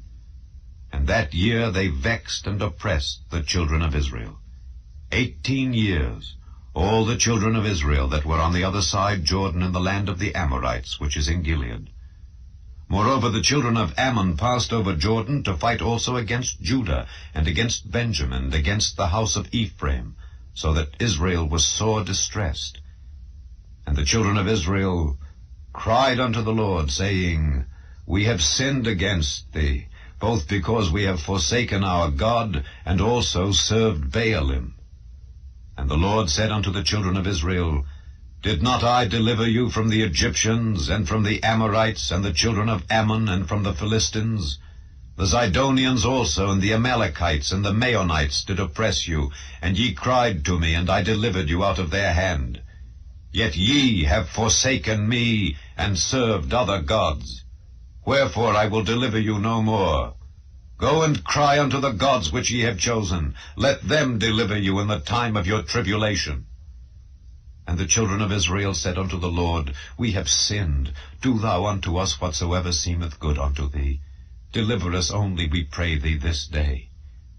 And they put away the strange gods from among them, and served the Lord. And his soul was grieved for the misery of Israel. Then the children of Ammon were gathered together and encamped in Gilead. And the children of Israel assembled themselves together, and encamped in Mizpeh. And the people and princes of Gilead said one to another, What man is he that will begin to fight against the children of Ammon? He shall be head over all the inhabitants of Gilead. Chapter 11. Now Jephthah the Gileadite was a mighty man of valor, and he was the son of an harlot, and Gilead begat Jephthah. And Gilead's wife bare him sons, and his wife's sons grew up, and they thrust out Jephthah, and said unto him, Thou shalt not inherit in our father's house, for thou art the son of a strange woman. Then Jephthah fled from his brethren, and dwelt in the land of Tob. And there were gathered vain men to Jephthah, and went out with him. And it came to pass, in process of time, that the children of Ammon made war against Israel.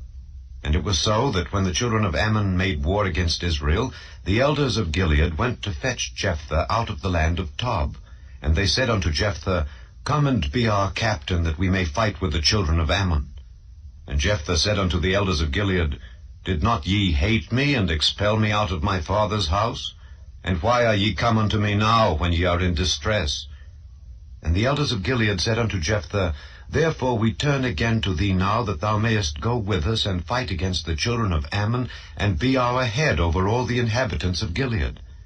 And Jephthah said unto the elders of Gilead, If ye bring me home again to fight against the children of Ammon, and the Lord deliver them before me, shall I be your head? And the elders of Gilead said unto Jephthah, The Lord be witness between us, if we do not so according to thy words. Then Jephthah went with the elders of Gilead, and the people made him head and captain over them. And Jephthah uttered all his words before the Lord in Mizpeh. And Jephthah sent messengers unto the king of the children of Ammon, saying, What hast thou to do with me, that thou art come against me to fight in my land?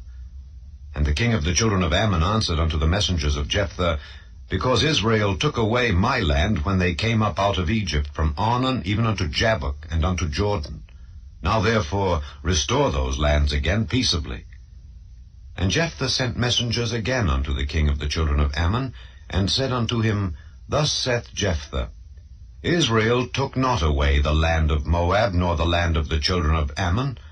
But when Israel came up from Egypt, and walked through the wilderness unto the Red Sea, and came to Kadesh, then Israel sent messengers unto the king of Edom, saying, Let me, I pray thee, pass through thy land. But the king of Edom would not hearken thereto. And in like manner they sent unto the king of Moab, but he would not consent. And Israel abode in Kadesh.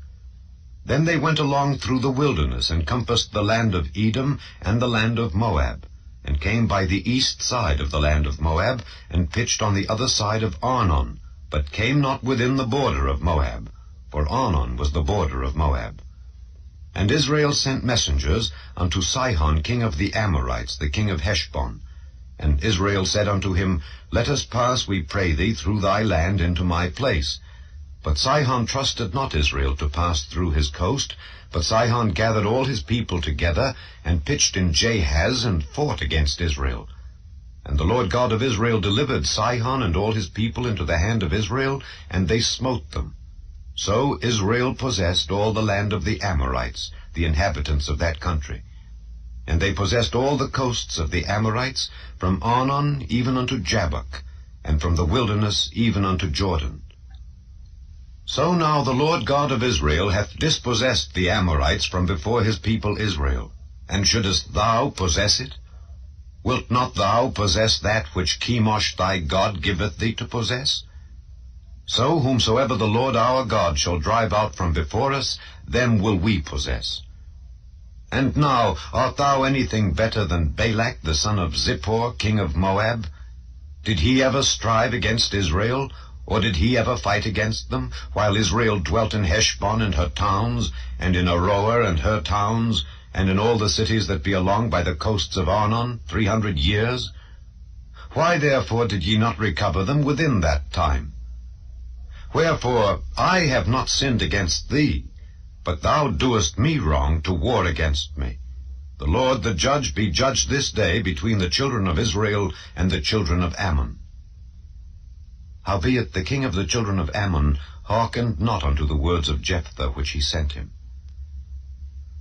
Then the Spirit of the Lord came upon Jephthah, and he passed over Gilead and Manasseh, and passed over Mizpeh of Gilead, and from Mizpeh of Gilead he passed over unto the children of Ammon. And Jephthah vowed a vow unto the Lord, and said, If thou shalt without fail deliver the children of Ammon into mine hands, then it shall be, that whatsoever cometh forth of the doors of my house to meet me when I return in peace from the children of Ammon shall surely be the Lord's, and I will offer it up for a burnt offering. So Jephthah passed over unto the children of Ammon to fight against them, and the Lord delivered them into his hands. And he smote them from Aroer even till thou come to Minnith, even 20 cities, and unto the plain of the vineyards, with a very great slaughter. Thus the children of Ammon were subdued before the children of Israel. And Jephthah came to Mizpeh unto his house, and behold, his daughter came out to meet him, with timbrels and with dances. And she was his only child. Beside her he had neither son nor daughter. And it came to pass, when he saw her, that he rent his clothes, and said, Alas, my daughter, thou hast brought me very low, and thou art one of them that trouble me. For I have opened my mouth unto the Lord, and I cannot go back. And she said unto him, My father, if thou hast opened thy mouth unto the Lord, do to me according to that which hath proceeded out of thy mouth, forasmuch as the Lord hath taken vengeance for thee of thine enemies, even of the children of Ammon. And she said unto her father, Let this thing be done for me. Let me alone 2 months, that I may go up and down upon the mountains, and bewail my virginity, I and my fellows. And he said, Go. And he sent her away for 2 months, and she went with her companions, and bewailed her virginity upon the mountains. And it came to pass at the end of 2 months, that she returned unto her father, who did with her according to his vow which he had vowed, and she knew no man. And it was a custom in Israel, that the daughters of Israel went yearly to lament the daughter of Jephthah the Gileadite 4 days in a year. Chapter 12. And the men of Ephraim gathered themselves together, and went northward, and said unto Jephthah, Wherefore passedst thou over to fight against the children of Ammon, and didst not call us to go with thee? We will burn thine house upon thee with fire. And Jephthah said unto them, I and my people were at great strife with the children of Ammon. And when I called you, ye delivered me not out of their hands. And when I saw that ye delivered me not, I put my life in my hands, and passed over against the children of Ammon, and the Lord delivered them into my hand. Wherefore then are ye come up unto me this day to fight against me? Then Jephthah gathered together all the men of Gilead, and fought with Ephraim. And the men of Gilead smote Ephraim, because they said, Ye Gileadites are fugitives of Ephraim among the Ephraimites and among the Manassites. And the Gileadites took the passages of Jordan before the Ephraimites. And it was so that when those Ephraimites which were escaped said, Let me go over, that the men of Gilead said unto him, Art thou an Ephraimite? If he said, Nay, then said they unto him, Say now, Shibboleth. And he said, Sibboleth, for he could not frame to pronounce it right. Then they took him, and slew him at the passages of Jordan. And there fell at that time of the Ephraimites 42,000. And Jephthah judged Israel 6 years. Then died Jephthah the Gileadite, and was buried in one of the cities of Gilead. And after him Ibzan of Bethlehem judged Israel.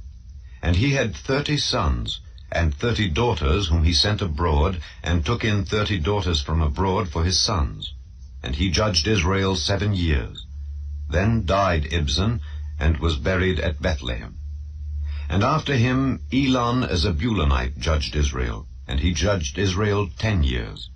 And Elon the Zebulunite died, and was buried in Aijalon, in the country of Zebulun. And after him Abdon the son of Hillel, a Pirathonite, judged Israel.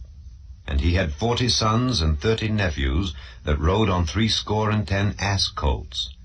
And he judged Israel 8 years. And Abdon the son of Hillel the Pirathonite died, and was buried in Pirathon in the land of Ephraim, in the mount of the Amalekites. Chapter 13. And the children of Israel did evil again in the sight of the Lord, and the Lord delivered them into the hand of the Philistines 40 years. And there was a certain man of Zorah, of the family of the Danites, whose name was Manoah. And his wife was barren, and bare not. And the angel of the Lord appeared unto the woman, and said unto her, Behold now, thou art barren, and bearest not, but thou shalt conceive, and bear a son. Now therefore beware, I pray thee, and drink not wine nor strong drink, and eat not any unclean thing. For lo, thou shalt conceive, and bear a son, and no razor shall come on his head, for the child shall be a Nazarite unto God from the womb, and he shall begin to deliver Israel out of the hand of the Philistines. Then the woman came and told her husband, saying, A man of God came unto me, and his countenance was like the countenance of an angel of God, very terrible. But I asked him not whence he was, neither told he me his name.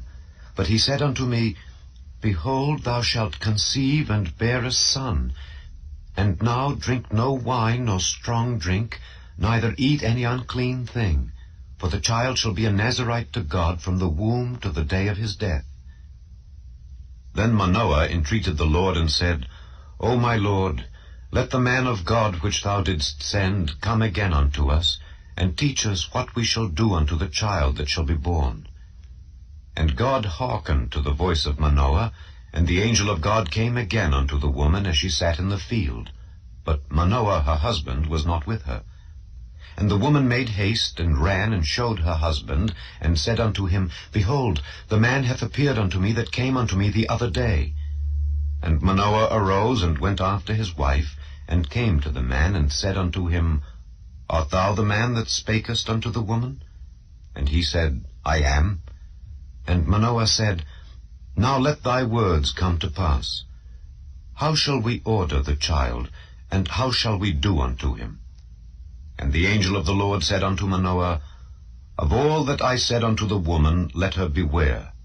She may not eat of anything that cometh of the vine, neither let her drink wine or strong drink, nor eat any unclean thing. All that I commanded her, let her observe. And Manoah said unto the angel of the Lord, I pray thee, let us detain thee until we shall have made ready a kid for thee.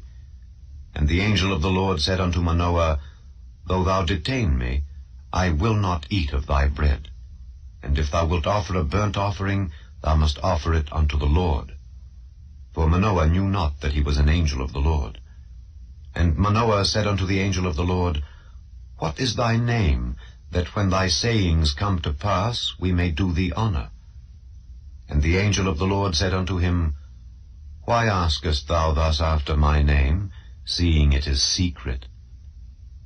So Manoah took a kid with a meat offering, and offered it upon a rock unto the Lord. And the angel did wondrously. And Manoah and his wife looked on. For it came to pass, when the flame went up toward heaven from off the altar, that the angel of the Lord ascended in the flame of the altar. And Manoah and his wife looked on it, and fell on their faces to the ground. But the angel of the Lord did no more appear to Manoah and to his wife. Then Manoah knew that he was an angel of the Lord. And Manoah said unto his wife, We shall surely die, because we have seen God. But his wife said unto him, If the Lord were pleased to kill us, he would not have received a burnt offering and a meat offering at our hands, neither would he have showed us all these things, nor would, as at this time, have told us such things as these. And the woman bare a son, and called his name Samson. And the child grew, and the Lord blessed him. And the Spirit of the Lord began to move him at times in the camp of Dan, between Zorah and Eshtaol. Chapter 14. And Samson went down to Timnath, and saw a woman in Timnath of the daughters of the Philistines. And he came up and told his father and his mother, and said, I have seen a woman in Timnath of the daughters of the Philistines. Now therefore get her for me to wife. Then his father and his mother said unto him, Is there never a woman among the daughters of thy brethren, or among all my people, that thou goest to take a wife of the uncircumcised Philistines? And Samson said unto his father, Get her for me, for she pleaseth me well. But his father and his mother knew not that it was of the Lord, that he sought an occasion against the Philistines, for at that time the Philistines had dominion over Israel. Then went Samson down, and his father and his mother, to Timnath, and came to the vineyards of Timnath. And behold, a young lion roared against him. And the Spirit of the Lord came mightily upon him, and he rent him as he would have rent a kid, and he had nothing in his hand. But he told not his father or his mother what he had done. And he went down and talked with the woman, and she pleased Samson well. And after a time he returned to take her, and he turned aside to see the carcass of the lion. And behold, there was a swarm of bees and honey in the carcass of the lion. And he took thereof in his hands, and went on eating, and came to his father and mother. And he gave them, and they did eat. But he told not them that he had taken the honey out of the carcass of the lion. So his father went down unto the woman, and Samson made there a feast, for so used the young men to do. And it came to pass, when they saw him, that they brought 30 companions to be with him. And Samson said unto them, I will now put forth a riddle unto you. If ye can certainly declare it me within the 7 days of the feast, and find it out, then I will give you 30 sheets and 30 change of garments. But if ye cannot declare it me, then shall ye give me 30 sheets and 30 change of garments. And they said unto him, Put forth thy riddle, that we may hear it. And he said unto them, Out of the eater came forth meat, and out of the strong came forth sweetness. And they could not in 3 days expound the riddle. And it came to pass on the 7th day, that they said unto Samson's wife, Entice thy husband, that he may declare unto us the riddle, lest we burn thee and thy father's house with fire. Have ye called us to take that we have? Is it not so? And Samson's wife wept before him, and said, Thou dost but hate me, and lovest me not. Thou hast put forth a riddle unto the children of my people, and hast not told it me. And he said unto her, Behold, I have not told it my father nor my mother, and shall I tell it thee? And she wept before him the 7 days, while their feast lasted. And it came to pass on the 7th day, that he told her, because she lay sore upon him. And she told the riddle to the children of her people. And the men of the city said unto him on the 7th day, before the sun went down, What is sweeter than honey, and what is stronger than a lion? And he said unto them, If ye had not plowed with my heifer, ye had not found out my riddle. And the Spirit of the Lord came upon him, and he went down to Ashkelon, and slew 30 men of them, and took their spoil, and gave change of garments unto them which expounded the riddle. And his anger was kindled, and he went up to his father's house. But Samson's wife was given to his companion, whom he had used as his friend. Chapter 15. But it came to pass within a while after, in the time of wheat harvest, that Samson visited his wife with a kid. And he said, I will go in to my wife into the chamber. But her father would not suffer him to go in. And her father said, I verily thought that thou hadst utterly hated her. Therefore I gave her to thy companion. Is not a younger sister fairer than she? Take her, I pray thee, instead of her. And Samson said concerning them, Now shall I be more blameless than the Philistines, though I do them a displeasure. And Samson went and caught 300 foxes, and took firebrands, and turned tail to tail, and put a firebrand in the midst between 2 tails. And when he had set the brands on fire, he let them go into the standing corn of the Philistines, and burnt up both the shocks and also the standing corn, with the vineyards and olives. Then the Philistines said, Who hath done this? And they answered, Samson, the son-in-law of the Timnite, because he had taken his wife and given her to his companion. And the Philistines came up and burnt her and her father with fire. And Samson said unto them, Though ye have done this, yet will I be avenged of you, and after that I will cease. And he smote them hip and thigh with a great slaughter, and he went down and dwelt on the top of the rock Etam.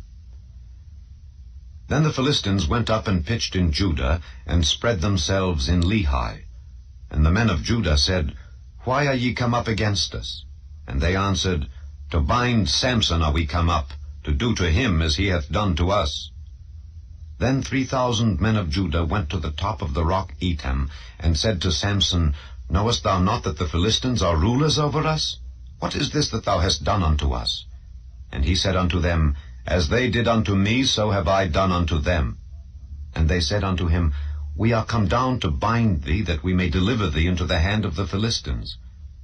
And Samson said unto them, Swear unto me, that ye will not fall upon me yourselves. And they spake unto him, saying, No, but we will bind thee fast, and deliver thee into their hand, but surely we will not kill thee. And they bound him with 2 new cords, and brought him up from the rock. And when he came unto Lehi, the Philistines shouted against him. And the Spirit of the Lord came mightily upon him, and the cords that were upon his arms became as flax that was burnt with fire, and his bands loosed from off his hands. And he found a new jawbone of an ass, and put forth his hand, and took it, and slew 1,000 men therewith. And Samson said, With the jawbone of an ass, heaps upon heaps, with the jaw of an ass have I slain 1,000 men. And it came to pass, when he had made an end of speaking, that he cast away the jawbone out of his hand, and called that place Ramath-Lehi.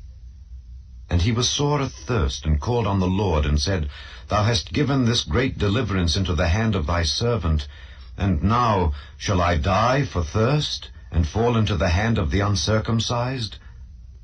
But God clave an hollow place that was in the jaw, and there came water thereout.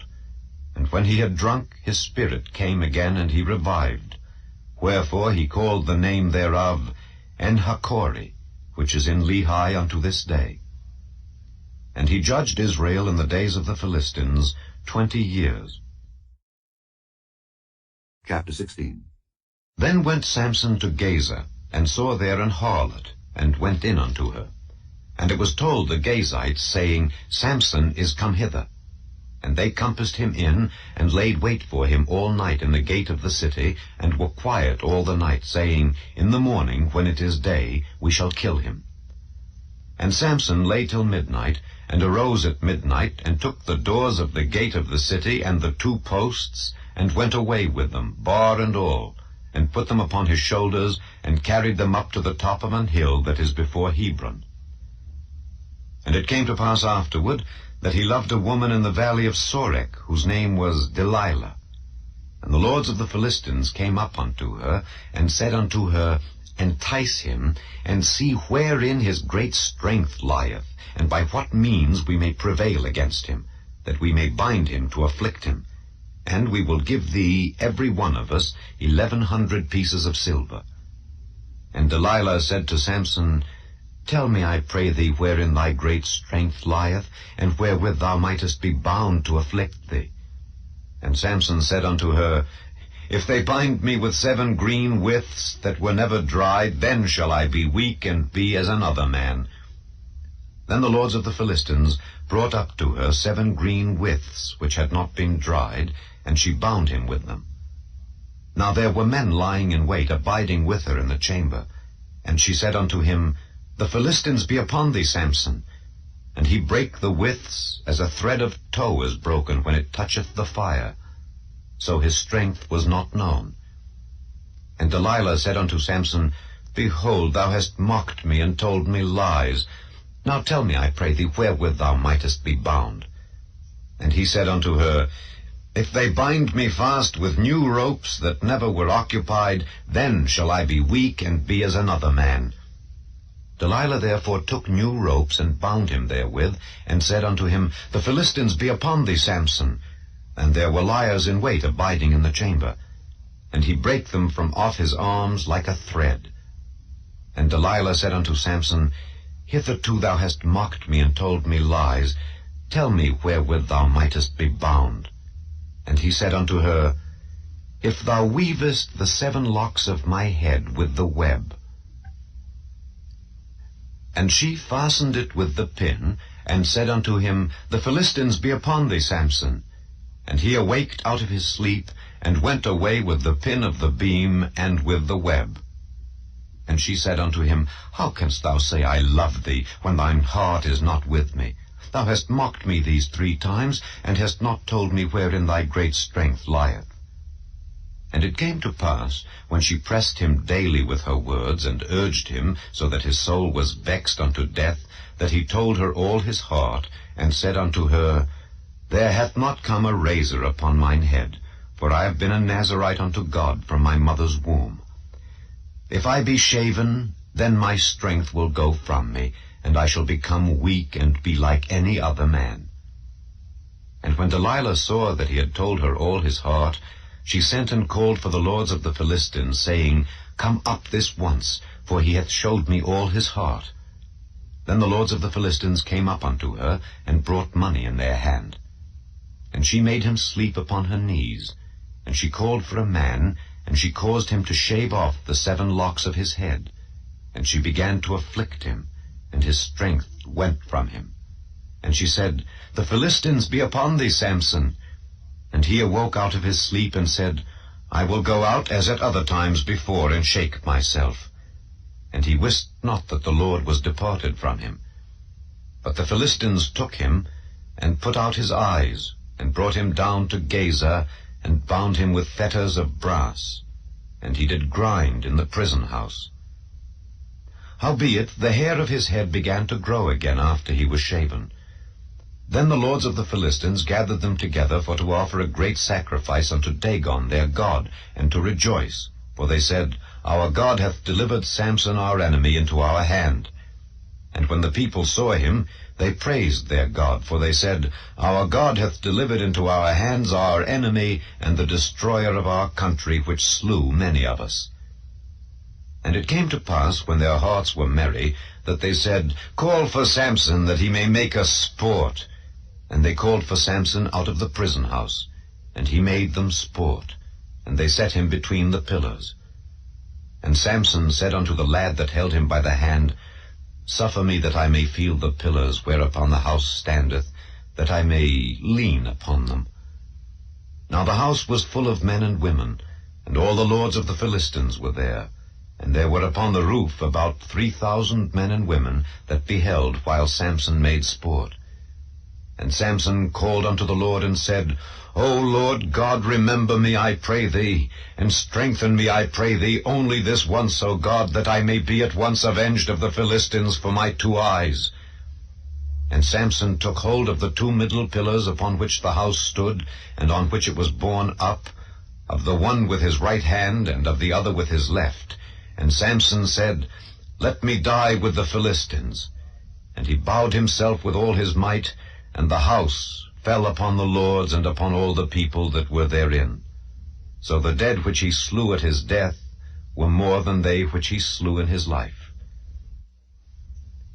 Then his brethren and all the house of his father came down, and took him, and brought him up, and buried him between Zorah and Eshtaol, in the burying place of Manoah his father. And he judged Israel 20 years. Chapter 17. And there was a man of Mount Ephraim, whose name was Micah.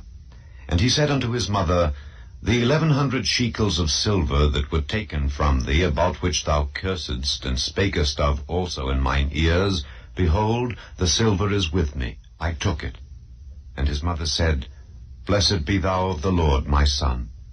And when he had restored the 1,100 shekels of silver to his mother said, I had wholly dedicated the silver unto the Lord from my hand for my son, to make a graven image and a molten image. Now therefore I will restore it unto thee. Yet he restored the money unto his mother. And his mother took 200 shekels of silver, and gave them to the founder, who made thereof a graven image and a molten image. And they were in the house of Micah. And the man Micah had an house of gods, and made an ephod, and teraphim, and consecrated one of his sons, who became his priest. In those days there was no king in Israel, but every man did that which was right in his own eyes. And there was a young man out of Bethlehem, Judah, of the family of Judah, who was a Levite, and he sojourned there. And the man departed out of the city from Bethlehem, Judah, to sojourn where he could find a place. And he came to Mount Ephraim, to the house of Micah, as he journeyed. And Micah said unto him, Whence comest thou? And he said unto him, I am a Levite of Bethlehem, Judah, and I go to sojourn where I may find a place. And Micah said unto him, Dwell with me, and be unto me a father and a priest, and I will give thee 10 shekels of silver by the year, and a suit of apparel, and thy victuals. So the Levite went in. And the Levite was content to dwell with the man, and the young man was unto him as one of his sons.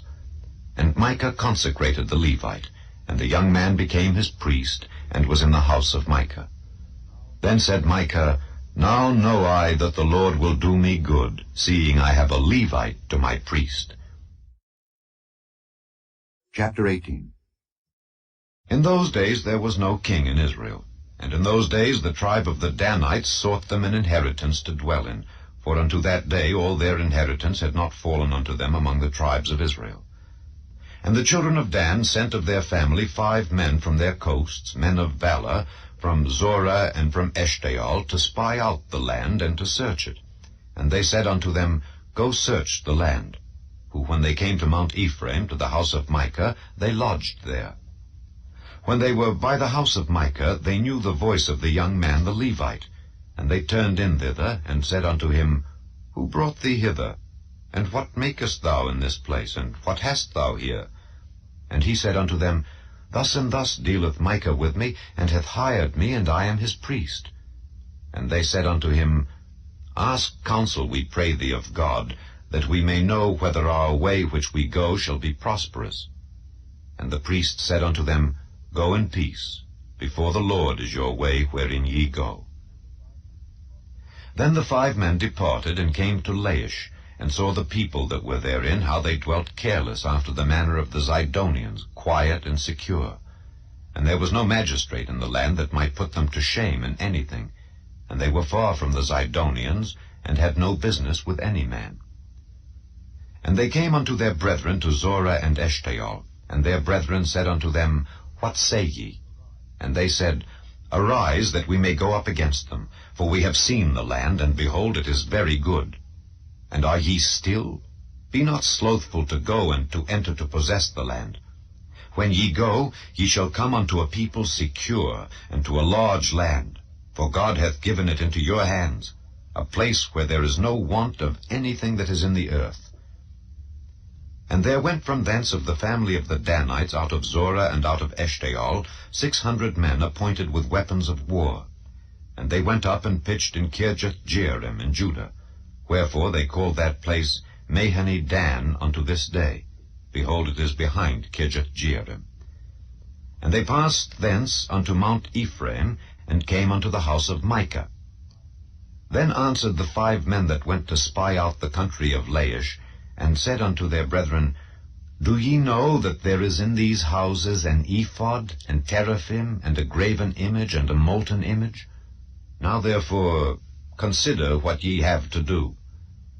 And they turned thitherward, and came to the house of the young man the Levite, even unto the house of Micah, and saluted him.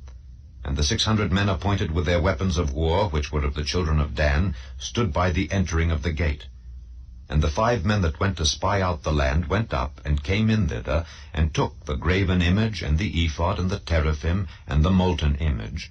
And the priest stood in the entering of the gate with the 600 men that were appointed with weapons of war. And these went into Micah's house, and fetched the carved image, the ephod, and the teraphim, and the molten image.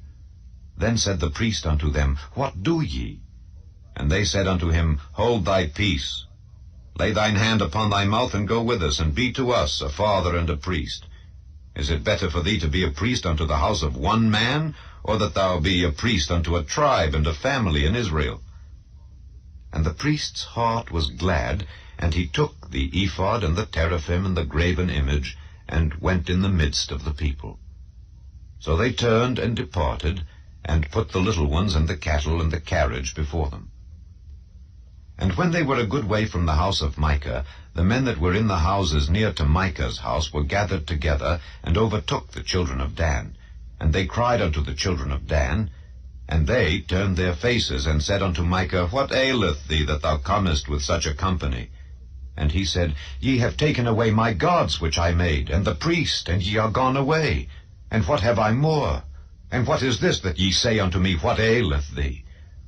And the children of Dan said unto him, Let not thy voice be heard among us, lest angry fellows run upon thee, and thou lose thy life with the lives of thy household.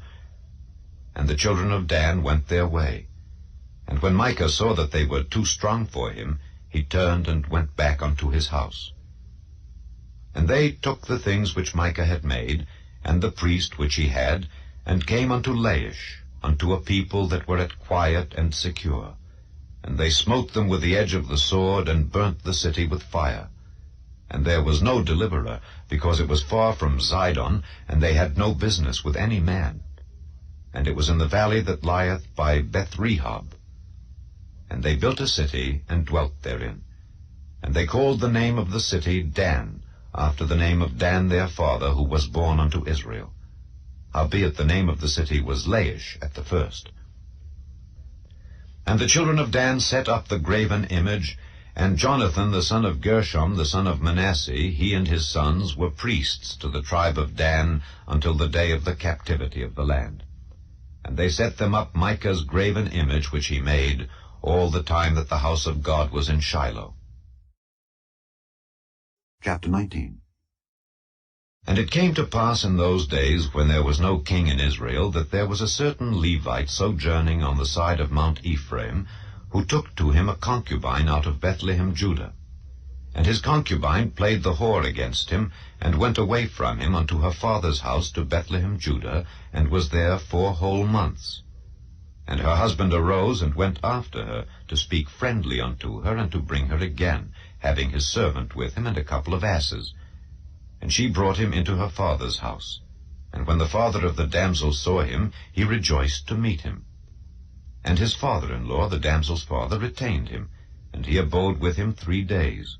So they did eat and drink, and lodged there. And it came to pass on the 4th day, when they arose early in the morning, that he rose up to depart. And the damsel's father said unto his son-in-law, Comfort thine heart with a morsel of bread, and afterward go your way. And they sat down, and did eat and drink both of them together. For the damsel's father had said unto the man, Be content, I pray thee, and tarry all night, and let thine heart be merry. And when the man rose up to depart, his father-in-law urged him. Therefore he lodged there again. And he arose early in the morning on the 5th day to depart, and the damsel's father said, Comfort thine heart, I pray thee. And they tarried until afternoon, and they did eat, both of them. And when the man rose up to depart, he and his concubine and his servant, his father-in-law, the damsel's father, said unto him, Behold, now the day draweth toward evening. I pray you tarry all night. Behold, the day groweth to an end. Lodge here, that thine heart may be merry, and tomorrow get you early on your way, that thou mayest go home. But the man would not tarry that night, but he rose up and departed, and came over against Jebus, which is Jerusalem. And there were with him 2 asses saddled. His concubine also was with him. And when they were by Jebus, the day was far spent. And the servant said unto his master, Come, I pray thee, and let us turn into this city of the Jebusites, and lodge in it. And his master said unto him, We will not turn aside hither into the city of a stranger that is not of the children of Israel. We will pass over to Gibeah. And he said unto his servant, Come, and let us draw near to one of these places to lodge all night, in Gibeah or in Ramah. And they passed on, and went their way. And the sun went down upon them when they were by Gibeah, which belongeth to Benjamin. And they turned aside thither to go in and to lodge in Gibeah. And when he went in, he sat him down in a street of the city, for there was no man that took them into his house to lodging.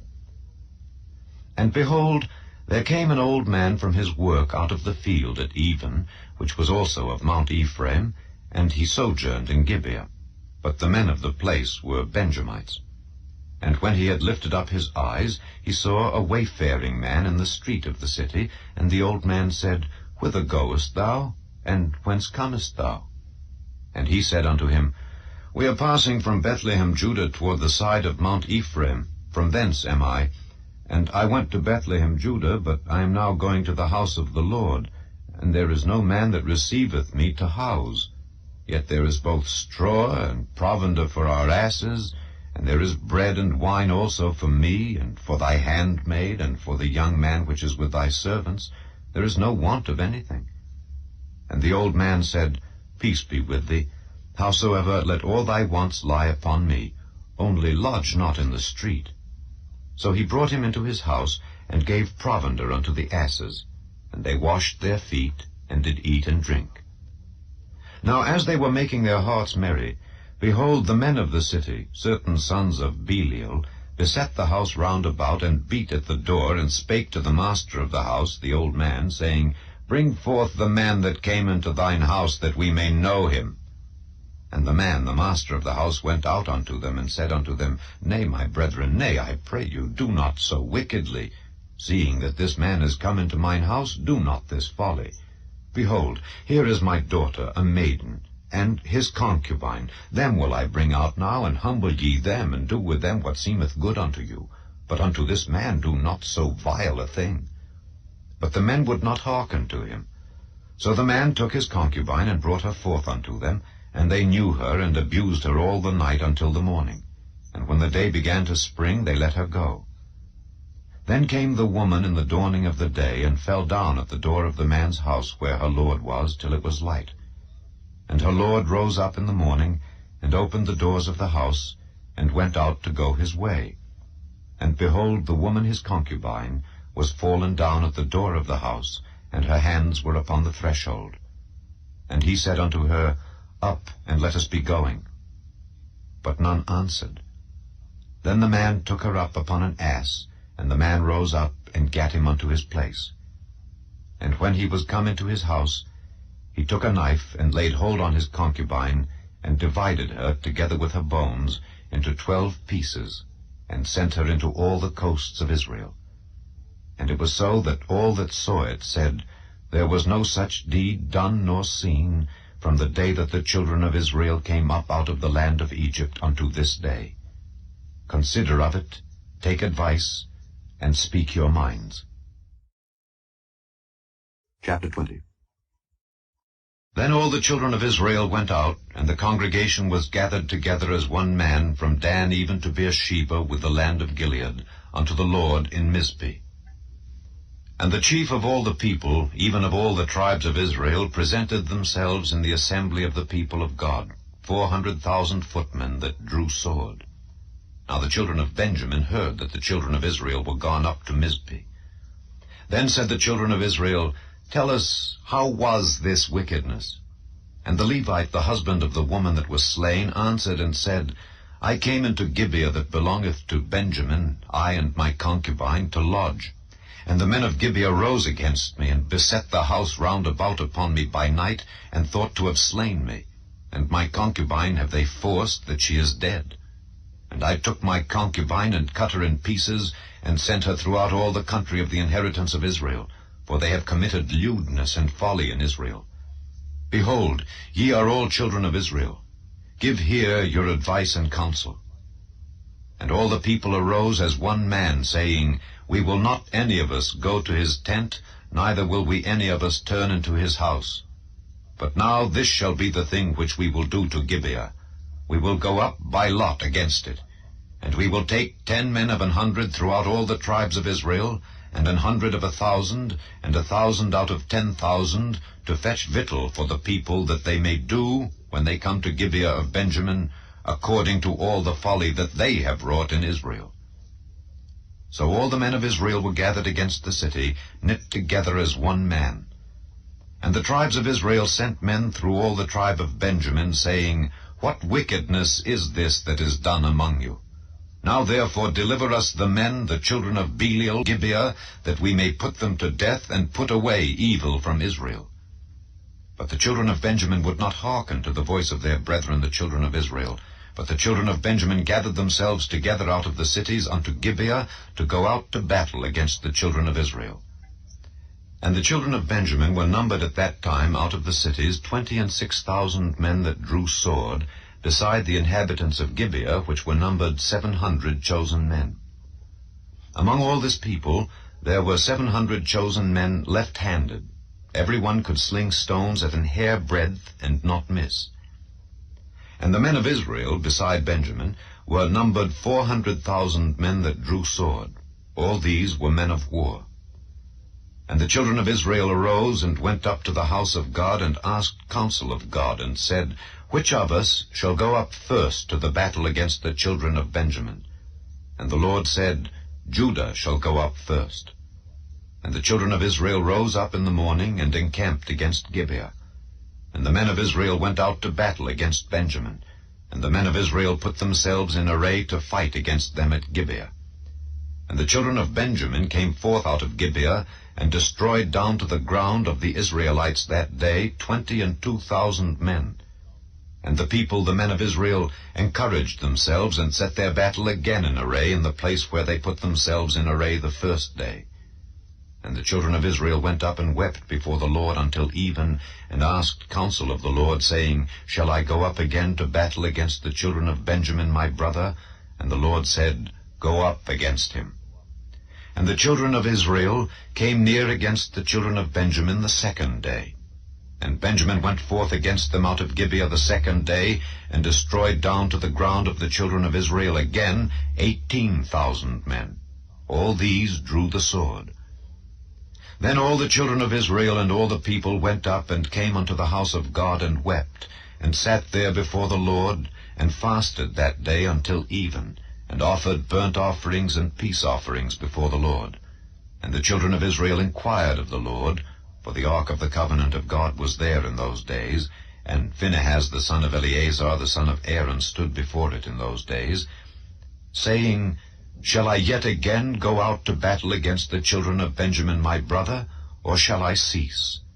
And the Lord said, Go up, for tomorrow I will deliver them into thine hand.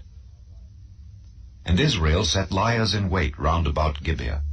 And the children of Israel went up against the children of Benjamin on the third day, and put themselves in array against Gibeah as at other times. And the children of Benjamin went out against the people, and were drawn away from the city. And they began to smite of the people, and kill as at other times in the highways, of which one goeth up to the house of God, and the other to Gibeah in the field, about 30 men of Israel. And the children of Benjamin said, They are smitten down before us as at the first. But the children of Israel said, Let us flee, and draw them from the city unto the highways. And all the men of Israel rose up out of their place, and put themselves in array at Baal Tamar. And the liers in wait of Israel came forth out of their places, even out of the meadows of Gibeah. And there came against Gibeah 10,000 chosen men out of all Israel, and the battle was sore. But they knew not that evil was near them. And the Lord smote Benjamin before Israel, and the children of Israel destroyed of the Benjamites that day 25,100 men. All these drew the sword. So the children of Benjamin saw that they were smitten, for the men of Israel gave place to the Benjamites, because they trusted unto the liers in wait which they had set beside Gibeah. And the liers in wait hasted, and rushed upon Gibeah, and the liers in wait drew themselves along, and smote all the city with the edge of the sword. Now there was an appointed sign between the men of Israel and the liers in wait, that they should make a great flame with smoke rise up out of the city. And when the men of Israel retired in the battle, Benjamin began to smite and kill of the men of Israel about 30 persons. For they said, Surely they are smitten down before us, as in the first battle. But when the flame began to arise up out of the city with a pillar of smoke, the Benjamites looked behind them, and behold, the flame of the city ascended up to heaven. And when the men of Israel turned again, the men of Benjamin were amazed, for they saw that evil was come upon them. Therefore they turned their backs before the men of Israel unto the way of the wilderness. But the battle overtook them, and them which came out of the cities they destroyed in the midst of them. Thus they enclosed the Benjamites round about, and chased them, and trode them down with ease over against Gibeah toward the sunrising. And there fell of Benjamin 18,000 men. All these were men of valor. And they turned and fled toward the wilderness unto the rock of Rimmon. And they gleaned of them in the highways 5,000 men, and pursued hard after them unto Gidom, and slew 2,000 men of them. So that all which fell that day of Benjamin were 25,000 men that drew the sword. All these were men of valor. But 600 men turned and fled to the wilderness unto the rock Rimmon, and abode in the rock Rimmon 4 months. And the men of Israel turned again upon the children of Benjamin, and smote them with the edge of the sword, as well the men of every city as the beast, and all that came to hand. Also they set on fire all the cities that they came to. Chapter 21. Now the men of Israel had sworn in Mizpeh, saying, There shall not any of us give his daughter unto Benjamin to wife. And the people came to the house of God, and abode there till even before God, and lifted up their voices, and wept sore, and said, O Lord God of Israel, why is this come to pass in Israel, that there should be today one tribe lacking in Israel? And it came to pass on the morrow, that the people rose early, and built there an altar, and offered burnt offerings and peace offerings. And the children of Israel said, Who is there among all the tribes of Israel that came not up with the congregation unto the Lord?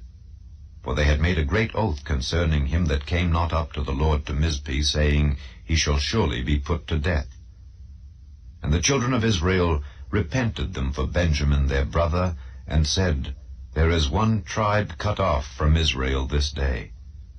How shall we do for wives for them that remain, seeing we have sworn by the Lord that we will not give them of our daughters to wives? And they said, What one is there of the tribes of Israel that came not up to Mizpeh to the Lord? And behold, there came not to the camp from Jabesh Gilead to the assembly. For the people were numbered, and behold, there were none of the inhabitants of Jabesh Gilead there. And the congregation sent thither 12,000 men of the valiantest, and commanded them, saying, Go and smite the inhabitants of Jabesh Gilead with the edge of the sword, with the women and the children. And this is the thing that ye shall do. Ye shall utterly destroy every male, and every woman that hath lain by man. And they found among the inhabitants of Jabesh Gilead 400 young virgins that had known no man by lying with any male. And they brought them unto the camp to Shiloh, which is in the land of Canaan. And the whole congregation sent some to speak to the children of Benjamin that were in the rock Rimmon, and to call peaceably unto them. And Benjamin came again at that time, and they gave them wives which they had saved alive of the women of Jabesh Gilead. And yet so they sufficed them not. And the people repented them for Benjamin, because that the Lord had made a breach in the tribes of Israel. Then the elders of the congregation said, How shall we do for wives for them that remain, seeing the women are destroyed out of Benjamin? And they said, There must be an inheritance for them that be escaped of Benjamin, that a tribe be not destroyed out of Israel. Howbeit, we may not give them wives of our daughters, for the children of Israel have sworn, saying, Cursed be he that giveth a wife to Benjamin. Then they said, Behold, there is a feast of the Lord in Shiloh yearly, in a place which is on the north side of Bethel, on the east side of the highway that goeth up from Bethel to Shechem, and on the south of Lebonah. Therefore they commanded the children of Benjamin, saying, Go and lie in wait in the vineyards. And see, and behold, if the daughters of Shiloh come out to dance in dances, then come ye out of the vineyards, and catch you every man his wife of the daughters of Shiloh, and go to the land of Benjamin. And it shall be, when their fathers or their brethren come unto us to complain, that we will say unto them, Be favorable unto them for our sakes, because we reserved not to each man his wife in the war. for ye did not give unto them at this time, that ye should be guilty. And the children of Benjamin did so, and took them wives according to their number, of them that danced, whom they caught. And they went and returned unto their inheritance, and repaired the cities, and dwelt in them. And the children of Israel departed thence at that time, every man to his tribe and to his family. And they went out from thence, every man to his inheritance. In those days there was no king in Israel. Every man did that which was right in his own eyes. The Book of Ruth, Chapter 1. Now it came to pass in the days when the judges ruled, that there was a famine in the land. And a certain man of Bethlehem, Judah, went to sojourn in the country of Moab, he and his wife and his 2 sons. And the name of the man was Elimelech, and the name of his wife Naomi, and the name of his 2 sons Mahlon and Chilion, Ephrathites of Bethlehem, Judah. And they came into the country of Moab, and continued there. And Elimelech, Naomi's husband, died, and she was left and her 2 sons. And they took them wives of the women of Moab. The name of the one was Orpah, and the name of the other Ruth. And they dwelled there about 10 years. And Mahlon and Chilion died also, both of them. And the woman was left of her 2 sons and her husband. Then she arose with her daughters-in-law, that she might return from the country of Moab. For she had heard in the country of Moab how that the Lord had visited his people in giving them bread. Wherefore she went forth out of the place where she was, and her 2 daughters-in-law with her, and they went on the way to return unto the land of Judah. And Naomi said unto her 2 daughters-in-law, Go, return each to her mother's house. The Lord deal kindly with you, as ye have dealt with the dead and with me. The Lord grant you that ye may find rest, each of you, in the house of her husband. Then she kissed them, and they lifted up their voice and wept. And they said unto her, Surely we will return with thee unto thy people. And Naomi said, Turn again, my daughters, why will ye go with me? Are there yet any more sons in my womb, that they may be your husbands? Turn again, my daughters, go your way, for I am too old to have an husband. If I should say, I have hope, if I should have an husband also tonight, and should also bear sons, would ye tarry for them till they were grown? Would ye stay for them from having husbands? Nay, my daughters, for it grieveth me much for your sakes, that the hand of the Lord is gone out against me. And they lifted up their voice and wept again. And Orpah kissed her mother-in-law, but Ruth clave unto her. And she said, Behold, thy sister-in-law is gone back unto her people and unto her gods. Return thou after thy sister-in-law. And Ruth said, Entreat me not to leave thee, or to return from following after thee. For whither thou goest, I will go, and where thou lodgest, I will lodge. Thy people shall be my people, and thy God my God. Where thou diest, will I die, and there will I be buried. The Lord do so to me, and more also, if aught but death part thee and me. When she saw that she was steadfastly minded to go with her, then she left speaking unto her. So they 2 went until they came to Bethlehem. And it came to pass, when they were come to Bethlehem, that all the city was moved about them, and they said, Is this Naomi? And she said unto them, Call me not Naomi, call me Mara, for the Almighty hath dealt very bitterly with me. I went out full, and the Lord hath brought me home again empty. Why then call ye me Naomi, seeing the Lord hath testified against me, and the Almighty hath afflicted me? So Naomi returned, and Ruth the Moabitess, her daughter-in-law, with her, which returned out of the country of Moab. And they came to Bethlehem in the beginning of barley harvest. Chapter 2. And Naomi had a kinsman of her husband's, a mighty man of wealth, of the family of Elimelech, and his name was Boaz. And Ruth the Moabitess said unto Naomi, Let me now go to the field, and glean ears of corn after him in whose sight I shall find grace. And she said unto her, Go, my daughter. And she went and came, and gleaned in the field after the reapers. And her hap was to light on a part of the field belonging unto Boaz, who was of the kindred of Elimelech. And behold, Boaz came from Bethlehem, and said unto the reapers, The Lord be with you. And they answered him, The Lord bless thee. Then said Boaz unto his servant that was set over the reapers, Whose damsel is this? And the servant that was set over the reapers answered and said, It is the Moabitish damsel that came back with Naomi out of the country of Moab. And she said, I pray you, let me glean and gather after the reapers among the sheaves. So she came, and hath continued even from the morning until now, that she tarried a little in the house.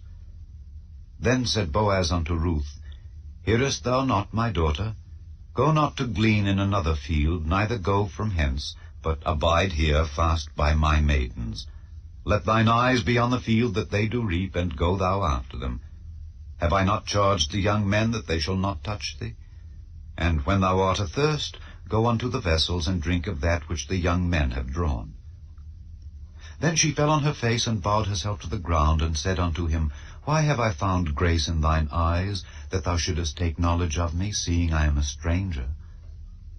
And Boaz answered and said unto her, It hath fully been showed me all that thou hast done unto thy mother-in-law since the death of thine husband, and how thou hast left thy father and thy mother, and the land of thy nativity, and art come unto a people which thou knewest not heretofore. The Lord recompense thy work, and a full reward be given thee of the Lord God of Israel, under whose wings thou art come to trust. Then she said, Let me find favor in thy sight, my Lord, for that thou hast comforted me, and for that thou hast spoken friendly unto thine handmaid, though I be not like unto one of thine handmaidens. And Boaz said unto her, At mealtime come thou hither, and eat of the bread, and dip thy morsel in the vinegar. And she sat beside the reapers, and he reached her parched corn, and she did eat, and was sufficed, and left. And when she was risen up to glean, Boaz commanded his young men, saying, Let her glean even among the sheaves, and reproach her not. And let fall also some of the handfuls of purpose for her, and leave them, that she may glean them, and rebuke her not. So she gleaned in the field until even, and beat out that she had gleaned, and it was about an ephah of barley. And she took it up, and went into the city. And her mother-in-law saw what she had gleaned, and she brought forth, and gave to her that she had reserved, after she was sufficed. And her mother-in-law said unto her, Where hast thou gleaned today, and where wroughtest thou? Blessed be he that did take knowledge of thee. And she showed her mother-in-law with whom she had wrought, and said, The man's name with whom I wrought today is Boaz. And Naomi said unto her daughter-in-law, Blessed be he of the Lord, who hath not left off his kindness to the living and to the dead. And Naomi said unto her, The man is near of kin unto us, one of our next kinsmen. And Ruth the Moabitess said, He said unto me also, Thou shalt keep fast by my young men until they have ended all my harvest. And Naomi said unto Ruth her daughter-in-law, It is good, my daughter, that thou go out with his maidens, that they meet thee not in any other field. So she kept fast by the maidens of Boaz to glean unto the end of barley harvest and of wheat harvest, and dwelt with her mother-in-law. Chapter 3. Then Naomi her mother-in-law said unto her, My daughter, shall I not seek rest for thee, that it may be well with thee? And now, is not Boaz of our kindred, with whose maidens thou wast? Behold, he winnoweth barley tonight in the threshing floor. Wash thyself therefore, and anoint thee, and put thy raiment upon thee, and get thee down to the floor. But make not thyself known unto the man, until he shall have done eating and drinking. And it shall be, when he lieth down, that thou shalt mark the place where he shall lie, and thou shalt go in, and uncover his feet, and lay thee down, and he will tell thee what thou shalt do. And she said unto her, All that thou sayest unto me I will do. And she went down unto the floor, and did according to all that her mother-in-law bade her. And when Boaz had eaten and drunk, and his heart was merry, he went to lie down at the end of the heap of corn. And she came softly, and uncovered his feet, and laid her down. And it came to pass at midnight, that the man was afraid, and turned himself. And behold, a woman lay at his feet. And he said, Who art thou? And she answered, I am Ruth thine handmaid. Spread therefore thy skirt over thine handmaid, for thou art a near kinsman. And he said, Blessed be thou of the Lord, my daughter, for thou hast showed more kindness in the latter end than at the beginning, inasmuch as thou followedst not young men, whether poor or rich. And now, my daughter, fear not. I will do to thee all that thou requirest. For all the city of my people doth know that thou art a virtuous woman. And now it is true that I am thy near kinsman. Howbeit, there is a kinsman nearer than I. Tarry this night, and it shall be in the morning, that if he will perform unto thee the part of a kinsman, well, let him do the kinsman's part. But if he will not do the part of a kinsman to thee, then will I do the part of a kinsman to thee, as the Lord liveth. Lie down until the morning. And she lay at his feet until the morning, and she rose up before one could know another. And he said, Let it not be known that a woman came into the floor. Also he said, Bring the veil that thou hast upon thee, and hold it. And when she held it, he measured 6 measures of barley, and laid it on her, and she went into the city. And when she came to her mother-in-law, she said, Who art thou, my daughter? And she told her all that the man had done to her. And she said, These 6 measures of barley gave he me, for he said to me, Go not empty unto thy mother-in-law. Then said she, Sit still, my daughter, until thou know how the matter will fall, for the man will not be in rest until he have finished the thing this day. Chapter 4. Then went Boaz up to the gate, and sat him down there. And behold, the kinsman of whom Boaz spake came by, unto whom he said, Ho, such a one, turn aside, sit down here. And he turned aside, and sat down. And he took 10 men of the elders of the city, and said, Sit ye down here. And they sat down. And he said unto the kinsman, Naomi, that is come again out of the country of Moab, selleth a parcel of land which was our brother Elimelech's. And I thought to advertise thee, saying, Buy it before the inhabitants and before the elders of my people. If thou wilt redeem it, redeem it. But if thou wilt not redeem it, then tell me, that I may know, for there is none to redeem it beside thee, and I am after thee. And he said, I will redeem it. Then said Boaz, What day thou buyest the field of the hand of Naomi, thou must buy it also of Ruth the Moabitess, the wife of the dead, to raise up the name of the dead upon his inheritance. And the kinsman said, I cannot redeem it for myself, lest I mar mine own inheritance. Redeem thou my right to thyself, for I cannot redeem it. Now this was the manner in former time in Israel concerning redeeming and concerning changing, for to confirm all things. A man plucked off his shoe, and gave it to his neighbor, and this was a testimony in Israel.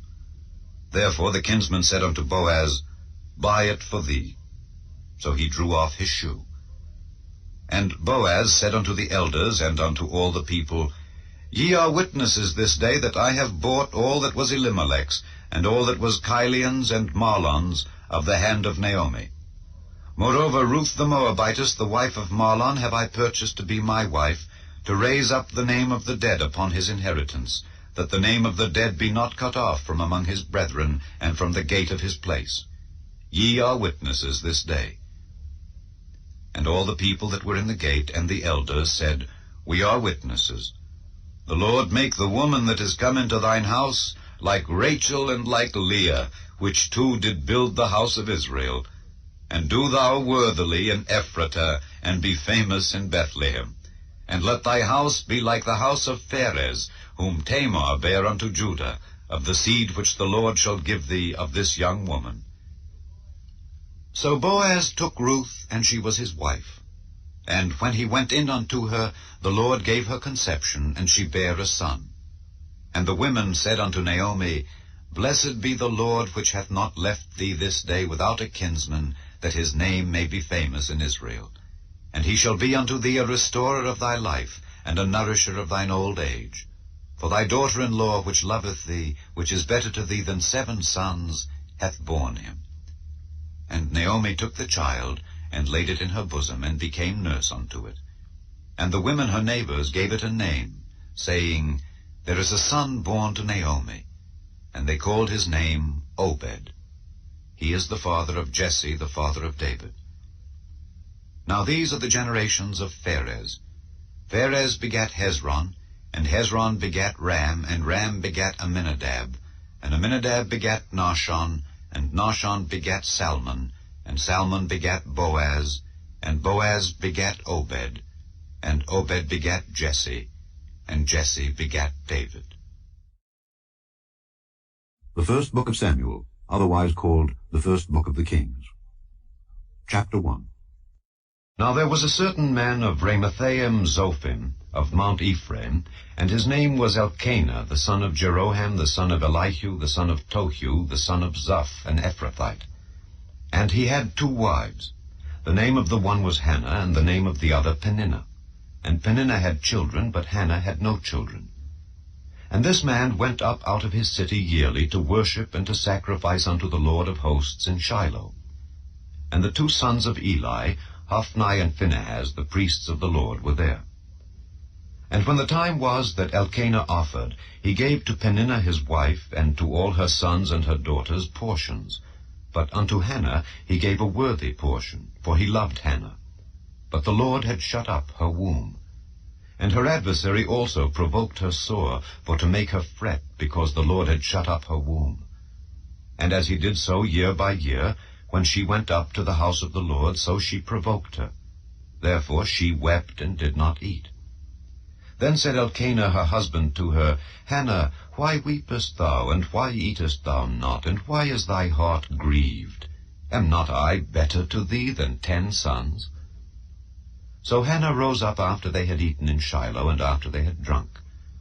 Now Eli the priest sat upon a seat by a post of the temple of the Lord. And she was in bitterness of soul, and prayed unto the Lord, and wept sore. And she vowed a vow, and said, O Lord of hosts, if thou wilt indeed look on the affliction of thine handmaid, and remember me, and not forget thine handmaid, but wilt give unto thine handmaid a man-child, then I will give him unto the Lord all the days of his life, and there shall no razor come upon his head. And it came to pass, as she continued praying before the Lord, that Eli marked her mouth. Now Hannah she spake in her heart, only her lips moved, but her voice was not heard. Therefore Eli thought she had been drunken. And Eli said unto her, How long wilt thou be drunken? Put away thy wine from thee. And Hannah answered and said, No, my lord, I am a woman of a sorrowful spirit. I have drunk neither wine nor strong drink, but have poured out my soul before the Lord. Count not thine handmaid for a daughter of Belial, for out of the abundance of my complaint and grief have I spoken hitherto. Then Eli answered and said, Go in peace, and the God of Israel grant thee thy petition that thou hast asked of him. And she said, Let thine handmaid find grace in thy sight. So the woman went her way and did eat, and her countenance was no more sad. And they rose up in the morning early, and worshipped before the Lord, and returned, and came to their house to Ramah. And Elkanah knew Hannah his wife, and the Lord remembered her. Wherefore it came to pass, when the time was come about after Hannah had conceived, that she bare a son, and called his name Samuel, saying, Because I have asked him of the Lord. And the man Elkanah and all his house went up to offer unto the Lord the yearly sacrifice and his vow. But Hannah went not up, for she said unto her husband, I will not go up until the child be weaned, and then I will bring him, that he may appear before the Lord, and there abide forever. And Elkanah her husband said unto her, Do what seemeth thee good. Tarry until thou have weaned him, only the Lord establish his word. So the woman abode, and gave her son suck until she weaned him. And when she had weaned him, she took him up with her with 3 bullocks, and 1 ephah of flour, and a bottle of wine, and brought him unto the house of the Lord in Shiloh. And the child was young. And they slew a bullock, and brought the child to Eli. And she said, O my lord, as thy soul liveth, my lord, I am the woman that stood by thee here, praying unto the Lord. For this child I prayed, and the Lord hath given me my petition which I asked of him. Therefore also I have lent him to the Lord. As long as he liveth he shall be lent to the Lord. And he worshipped the Lord there. Chapter 2. And Hannah prayed and said, My heart rejoiceth in the Lord, mine horn is exalted in the Lord. My mouth is enlarged over mine enemies, because I rejoice in thy salvation. There is none holy as the Lord, for there is none beside thee, neither is there any rock like our God. Talk no more so exceeding proudly, let not arrogancy come out of your mouth, for the Lord is a God of knowledge, and by him actions are weighed. The bows of the mighty men are broken, and they that stumbled are girded with strength. They that were full have hired out themselves for bread, and they that were hungry ceased. So that the barren hath borne 7, and she that hath many children is waxed feeble. The Lord killeth and maketh alive. He bringeth down to the grave, and bringeth up. The Lord maketh poor, and maketh rich. He bringeth low, and lifteth up. He raiseth up the poor out of the dust, and lifteth up the beggar from the dunghill, to set them among princes, and to make them inherit the throne of glory.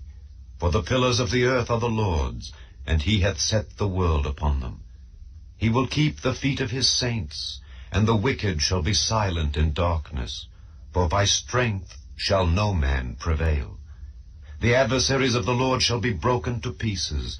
Out of heaven shall he thunder upon them. The Lord shall judge the ends of the earth, and he shall give strength unto his king, and exalt the horn of his anointed. And Elkanah went to Ramah to his house, and the child did minister unto the Lord before Eli the priest. Now the sons of Eli were sons of Belial. They knew not the Lord. And the priest's custom with the people was that when any man offered sacrifice, the priest's servant came while the flesh was in seething, with a flesh hook of 3 teeth in his hand, and he struck it into the pan or kettle or cauldron or pot. All that the flesh hook brought up the priest took for himself. So they did in Shiloh unto all the Israelites that came thither. Also, before they burnt the fat, the priest's servant came and said to the man that sacrificed, Give flesh to roast for the priest, for he will not have sodden flesh of thee, but raw. And if any man said unto him, Let them not fail to burn the fat presently, and then take as much as thy soul desireth, then he would answer him, Nay, but thou shalt give it me now, and if not, I will take it by force. Wherefore the sin of the young men was very great before the Lord, for men abhorred the offering of the Lord. But Samuel ministered before the Lord, being a child, girded with a linen ephod.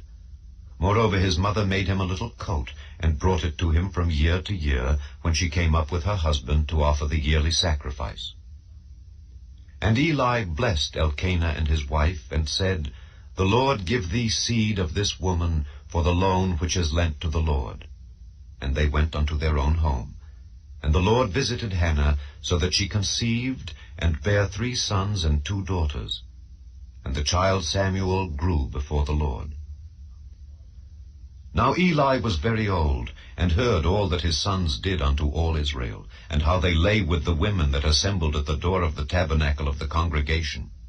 And he said unto them, Why do ye such things? For I hear of your evil dealings by all this people.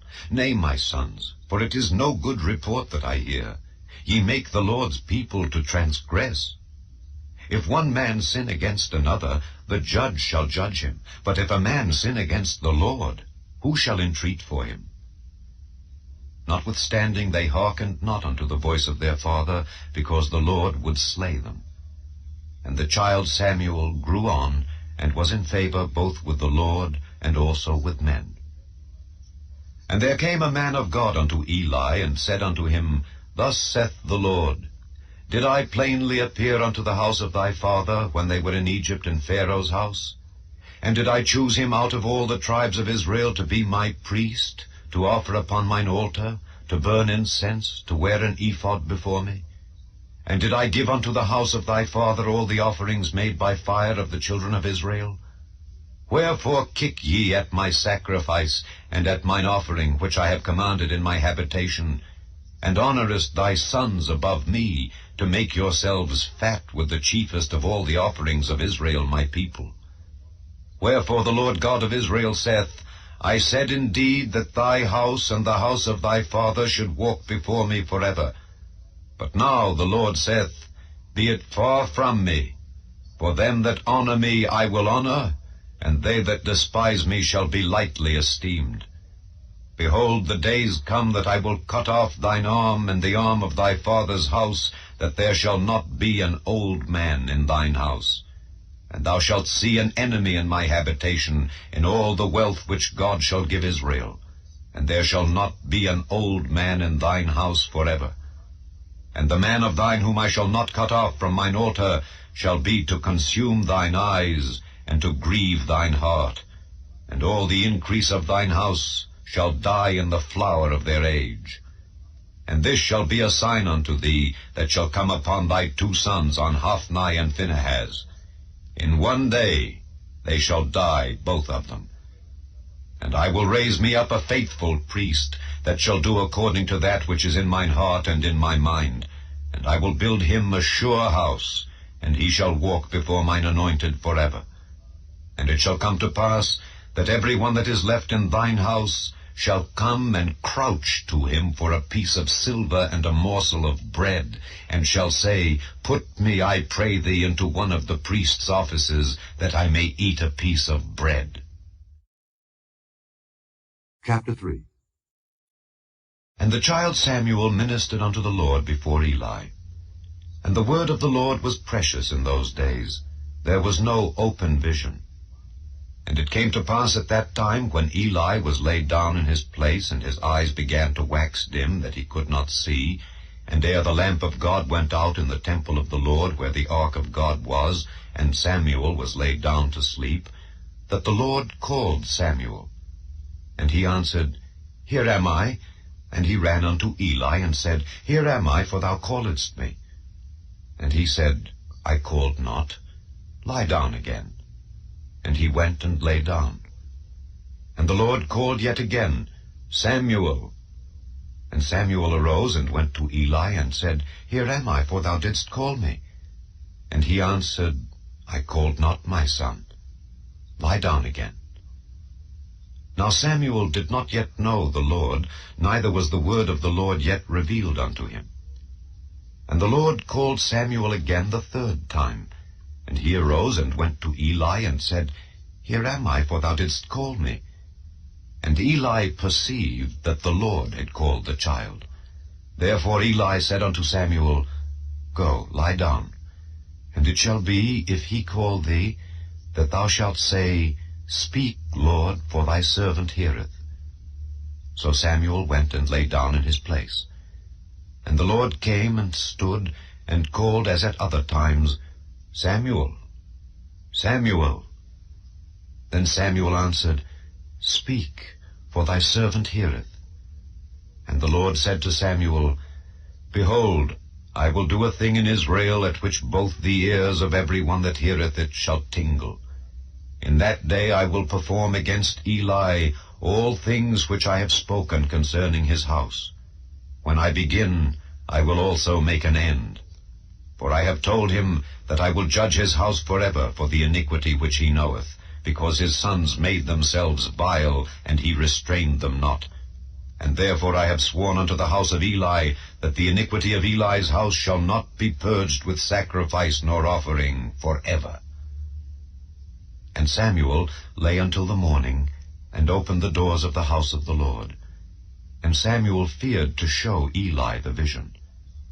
Then Eli called Samuel, and said, Samuel, my son? And he answered, Here am I. And he said, What is the thing that the Lord hath said unto thee? I pray thee, hide it not from me. God do so to thee, and more also, if thou hide anything from me of all the things that he said unto thee. And Samuel told him every whit, and hid nothing from him. And he said, It is the Lord, let him do what seemeth him good. And Samuel grew, and the Lord was with him, and did let none of his words fall to the ground. And all Israel from Dan even to Beersheba knew that Samuel was established to be a prophet of the Lord. And the Lord appeared again in Shiloh, for the Lord revealed himself to Samuel in Shiloh by the word of the Lord. Chapter 4. And the word of Samuel came to all Israel. Now Israel went out against the Philistines to battle, and pitched beside Ebenezer, and the Philistines pitched in Aphek. And the Philistines put themselves in array against Israel. And when they joined battle, Israel was smitten before the Philistines. And they slew of the army in the field about 4,000 men. And when the people were come into the camp, the elders of Israel said, Wherefore hath the Lord smitten us today before the Philistines? Let us fetch the ark of the covenant of the Lord out of Shiloh unto us, that when it cometh among us it may save us out of the hand of our enemies. So the people sent to Shiloh, that they might bring from thence the ark of the covenant of the Lord of hosts, which dwelleth between the cherubims. And the two sons of Eli, Hophni and Phinehas, were there with the ark of the covenant of God. And when the ark of the covenant of the Lord came into the camp, all Israel shouted with a great shout, so that the earth rang again. And when the Philistines heard the noise of the shout, they said, What meaneth the noise of this great shout in the camp of the Hebrews? And they understood that the ark of the Lord was come into the camp. And the Philistines were afraid, for they said, God is come into the camp. And they said, Woe unto us, for there hath not been such a thing heretofore. Woe unto us, who shall deliver us out of the hand of these mighty gods? These are the gods that smote the Egyptians with all the plagues in the wilderness. Be strong and quit yourselves like men, O ye Philistines, that ye be not servants unto the Hebrews, as they have been to you. Quit yourselves like men, and fight. And the Philistines fought, and Israel was smitten. And they fled every man into his tent. And there was a very great slaughter, for there fell of Israel 30,000 footmen. And the ark of God was taken, and the two sons of Eli, Hophni and Phinehas, were slain. And there ran a man of Benjamin out of the army, and came to Shiloh the same day with his clothes rent, and with earth upon his head. And when he came, lo, Eli sat upon a seat by the wayside, watching, for his heart trembled for the ark of God. And when the man came into the city and told it, all the city cried out. And when Eli heard the noise of the crying, he said, What meaneth the noise of this tumult? And the man came in hastily, and told Eli. Now Eli was 98 years old, and his eyes were dim that he could not see. And the man said unto Eli, I am he that came out of the army, and I fled today out of the army. And he said, What is there done, my son? And the messenger answered and said, Israel is fled before the Philistines, and there hath been also a great slaughter among the people, and thy two sons also, Hophni and Phinehas, are dead, and the ark of God is taken. And it came to pass, when he made mention of the ark of God, that he fell from off the seat backward by the side of the gate, and his neck brake, and he died, for he was an old man and heavy, and he had judged Israel 40 years. And his daughter-in-law, Phinehas's wife, was with child near to be delivered. And when she heard the tidings that the ark of God was taken, and that her father-in-law and her husband were dead, she bowed herself and travailed, for her pains came upon her. And about the time of her death, the women that stood by her said unto her, Fear not, for thou hast borne a son. But she answered not, neither did she regard it. And she named the child Ichabod, saying, The glory is departed from Israel. Because the ark of God was taken, and because of her father-in-law and her husband. And she said, The glory is departed from Israel, for the ark of God is taken. Chapter 5. And the Philistines took the ark of God, and brought it from Ebenezer unto Ashdod. When the Philistines took the ark of God, they brought it into the house of Dagon, and set it by Dagon. And when they of Ashdod arose early on the morrow, behold, Dagon was fallen upon his face to the earth before the ark of the Lord. And they took Dagon, and set him in his place again. And when they arose early on the morrow morning, behold, Dagon was fallen upon his face to the ground before the ark of the Lord. And the head of Dagon and both the palms of his hands were cut off upon the threshold. Only the stump of Dagon was left to him. Therefore neither the priests of Dagon nor any that come into Dagon's house tread on the threshold of Dagon in Ashdod unto this day. But the hand of the Lord was heavy upon them of Ashdod, and he destroyed them, and smote them with emerods, even Ashdod and the coasts thereof. And when the men of Ashdod saw that it was so, they said, The ark of the God of Israel shall not abide with us, for his hand is sore upon us and upon Dagon our God. They sent therefore and gathered all the lords of the Philistines unto them, and said, What shall we do with the ark of the God of Israel? And they answered, Let the ark of the God of Israel be carried about unto Gath. And they carried the ark of the God of Israel about thither. And it was so that, after they had carried it about, the hand of the Lord was against the city with a very great destruction, and he smote the men of the city, both small and great, and they had emerods in their secret parts. Therefore they sent the ark of God to Ekron. And it came to pass, as the ark of God came to Ekron, that the Ekronites cried out, saying, They have brought about the ark of the God of Israel to us, to slay us and our people. So they sent and gathered together all the lords of the Philistines, and said, Send away the ark of the God of Israel, and let it go again to his own place, that it slay us not and our people. For there was a deadly destruction throughout all the city. The hand of God was very heavy there. And the men that died not were smitten with the emerods, and the cry of the city went up to heaven. Chapter 6. And the ark of the Lord was in the country of the Philistines 7 months. And the Philistines called for the priests and the diviners, saying, What shall we do to the ark of the Lord? Tell us wherewith we shall send it to his place. And they said, If ye send away the ark of the God of Israel, send it not empty, but in any wise return him a trespass offering. Then ye shall be healed, and it shall be known to you why his hand is not removed from you. Then said they, What shall be the trespass offering which we shall return to him? They answered, 5 golden emerods, and 5 golden mice, according to the number of the lords of the Philistines. For one plague was on you all, and on your lords. Wherefore ye shall make images of your emerods, and images of your mice that mar the land, and ye shall give glory unto the God of Israel. Peradventure he will lighten his hand from off you, and from off your gods, and from off your land. Wherefore then do ye harden your hearts, as the Egyptians and Pharaoh hardened their hearts?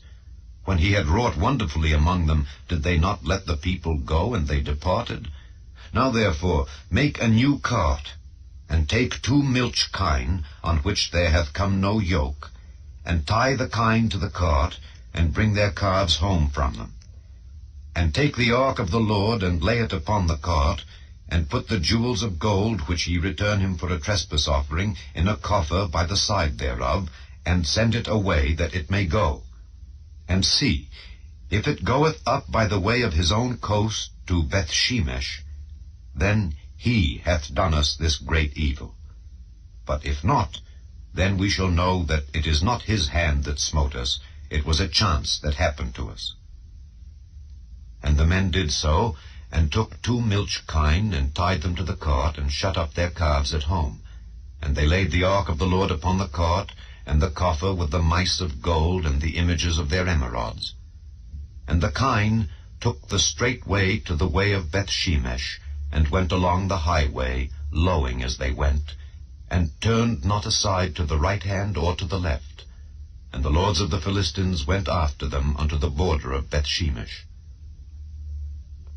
And they of Bethshemesh were reaping their wheat harvest in the valley. And they lifted up their eyes, and saw the ark, and rejoiced to see it. And the cart came into the field of Joshua, a Bethshemite, and stood there where there was a great stone. And they clave the wood of the cart, and offered the kine a burnt offering unto the Lord.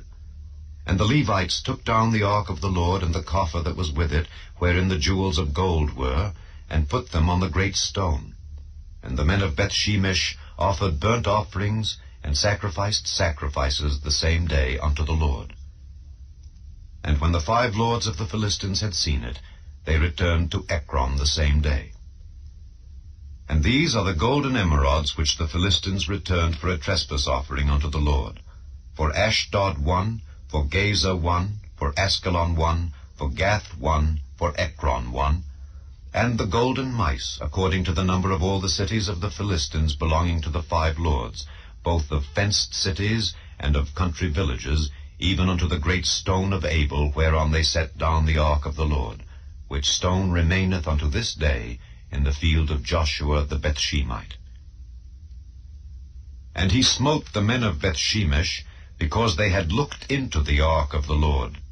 Even he smote of the people 50,060 men. And the people lamented, because the Lord had smitten many of the people with a great slaughter. And the men of Bethshemesh said, Who is able to stand before this holy Lord God? And to whom shall he go up from us? And they sent messengers to the inhabitants of Kirjath-jearim, saying, The Philistines have brought again the ark of the Lord. Come ye down, and fetch it up to you.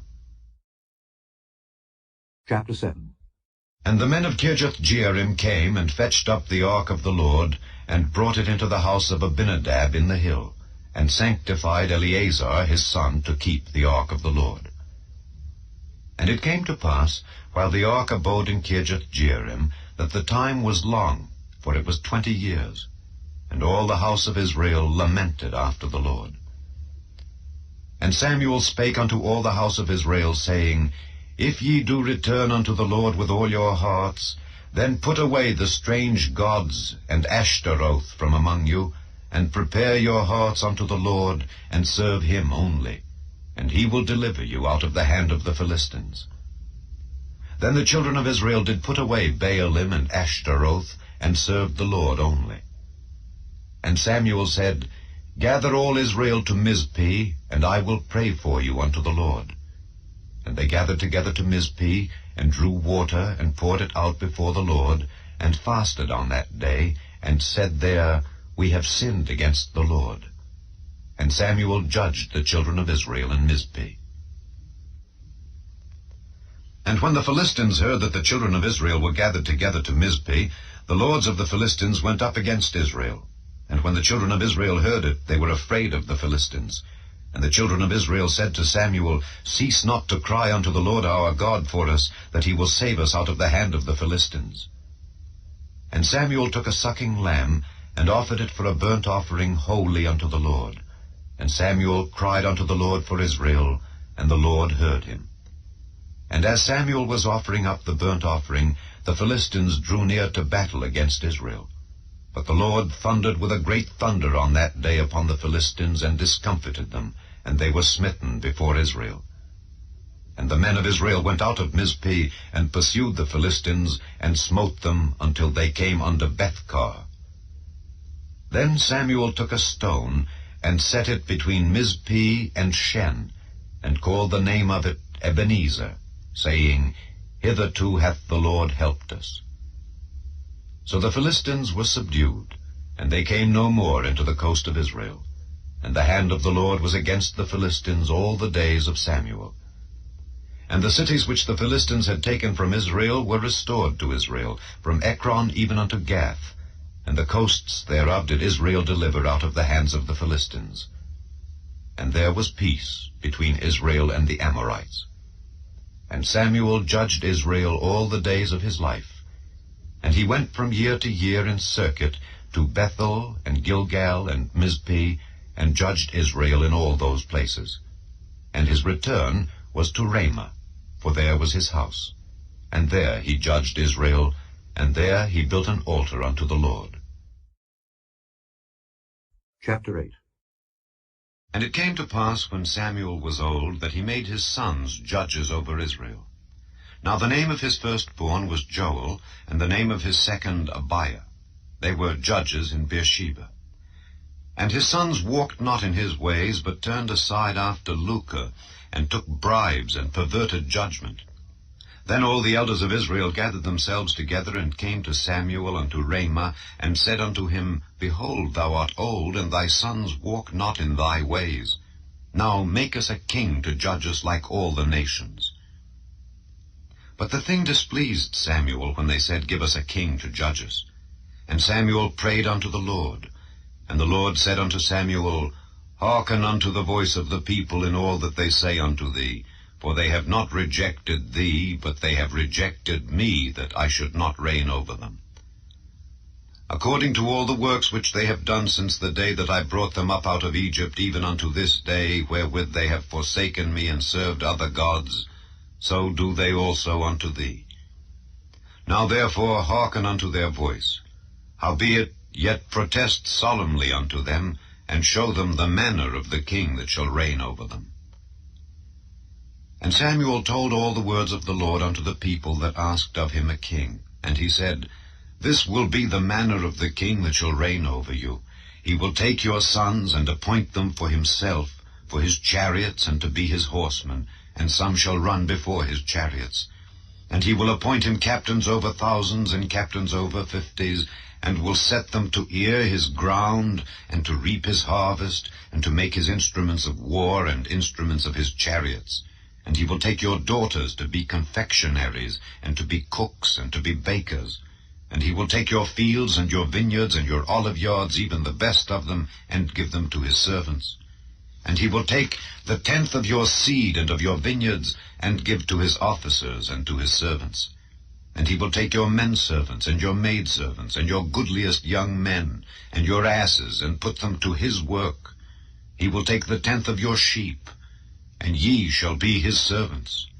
And ye shall cry out in that day, because of your king which ye shall have chosen you. And the Lord will not hear you in that day. Nevertheless the people refused to obey the voice of Samuel, and they said, Nay, but we will have a king over us, that we also may be like all the nations, and that our king may judge us, and go out before us, and fight our battles. And Samuel heard all the words of the people, and he rehearsed them in the ears of the Lord. And the Lord said to Samuel, Hearken unto their voice, and make them a king. And Samuel said unto the men of Israel, Go ye every man unto his city. Chapter 9. Now there was a man of Benjamin, whose name was Kish, the son of Abiel, the son of Zeror, the son of Bechorath, the son of Aphiah, a Benjamite, a mighty man of power. And he had a son, whose name was Saul, a choice young man, and a goodly. And there was not among the children of Israel a goodlier person than he. From his shoulders and upward he was higher than any of the people. And the asses of Kish, Saul's father, were lost. And Kish said to Saul his son, Take now one of the servants with thee, and arise, go seek the asses. And he passed through Mount Ephraim, and passed through the land of Shalisha, but they found them not. Then they passed through the land of Shalem, and there they were not. And he passed through the land of the Benjamites, but they found them not. And when they were come to the land of Zuph, Saul said to his servant that was with him, Come and let us return, lest my father leave caring for the asses, and take thought for us. And he said unto him, Behold now, there is in this city a man of God, and he is an honorable man. All that he saith cometh surely to pass. Now let us go thither. Peradventure he can show us our way that we should go. Then said Saul to his servant, But behold, if we go, what shall we bring the man? For the bread is spent in our vessels, and there is not a present to bring to the man of God. What have we? And the servant answered Saul again, and said, Behold, I have here at hand the 4th part of a shekel of silver. That will I give to the man of God to tell us our way. Before time in Israel, when a man went to inquire of God, thus he spake, Come and let us go to the seer. For he that is now called a prophet was before time called a seer. Then said Saul to his servant, Well said, come, let us go. So they went unto the city where the man of God was. And as they went up the hill to the city, they found young maidens going out to draw water, and said unto them, Is the seer here? And they answered them and said, He is. Behold, he is before you. Make haste now, for he came today to the city, for there is a sacrifice of the people today in the high place. As soon as ye be come into the city, ye shall straightway find him before he go up to the high place to eat. For the people will not eat until he come, because he doth bless the sacrifice, and afterwards they eat that be bidden. Now therefore get you up, for about this time ye shall find him. And they went up into the city. And when they were come into the city, behold, Samuel came out against them for to go up to the high place. Now the Lord had told Samuel in his ear a day before Saul came, saying, Tomorrow about this time I will send thee a man out of the land of Benjamin, and thou shalt anoint him to be captain over my people Israel, that he may save my people out of the hand of the Philistines. For I have looked upon my people, because their cry is come unto me. And when Samuel saw Saul, the Lord said unto him, Behold the man whom I spake to thee of, this same shall reign over my people. Then Saul drew near to Samuel in the gate, and said, Tell me, I pray thee, where the seer's house is. And Samuel answered Saul, and said, I am the seer. Go up before me unto the high place, for ye shall eat with me today, and tomorrow I will let thee go, and will tell thee all that is in thine heart. And as for thine asses that were lost 3 days ago, set not thy mind on them, for they are found. And on whom is all the desire of Israel? Is it not on thee, and on all thy father's house? And Saul answered and said, Am not I a Benjamite, of the smallest of the tribes of Israel, and my family the least of all the families of the tribe of Benjamin? Wherefore then speakest thou so to me? And Samuel took Saul and his servant, and brought them into the parlor, and made them sit in the chiefest place among them that were bidden, which were about 30 persons. And Samuel said unto the cook, Bring the portion which I gave thee, of which I said unto thee, Set it by thee. And the cook took up the shoulder, and that which was upon it, and set it before Saul. And Samuel said, Behold that which is left. Set it before thee, and eat. For unto this time hath it been kept for thee, since I said, I have invited the people. So Saul did eat with Samuel that day. And when they were come down from the high place into the city, Samuel communed with Saul upon the top of the house. And they arose early, and it came to pass about the spring of the day that Samuel called Saul to the top of the house, saying, Up, that I may send thee away. And Saul arose, and they went out both of them, he and Samuel, abroad. And as they were going down to the end of the city, Samuel said to Saul, Bid the servant pass on before us. And he passed on. But stand thou still a while, that I may show thee the word of God. Chapter 10. Then Samuel took a vial of oil, and poured it upon his head, and kissed him, and said, Is it not because the Lord hath anointed thee to be captain over his inheritance? When thou art departed from me today, then thou shalt find 2 men by Rachel's sepulchre in the border of Benjamin at Zelzah.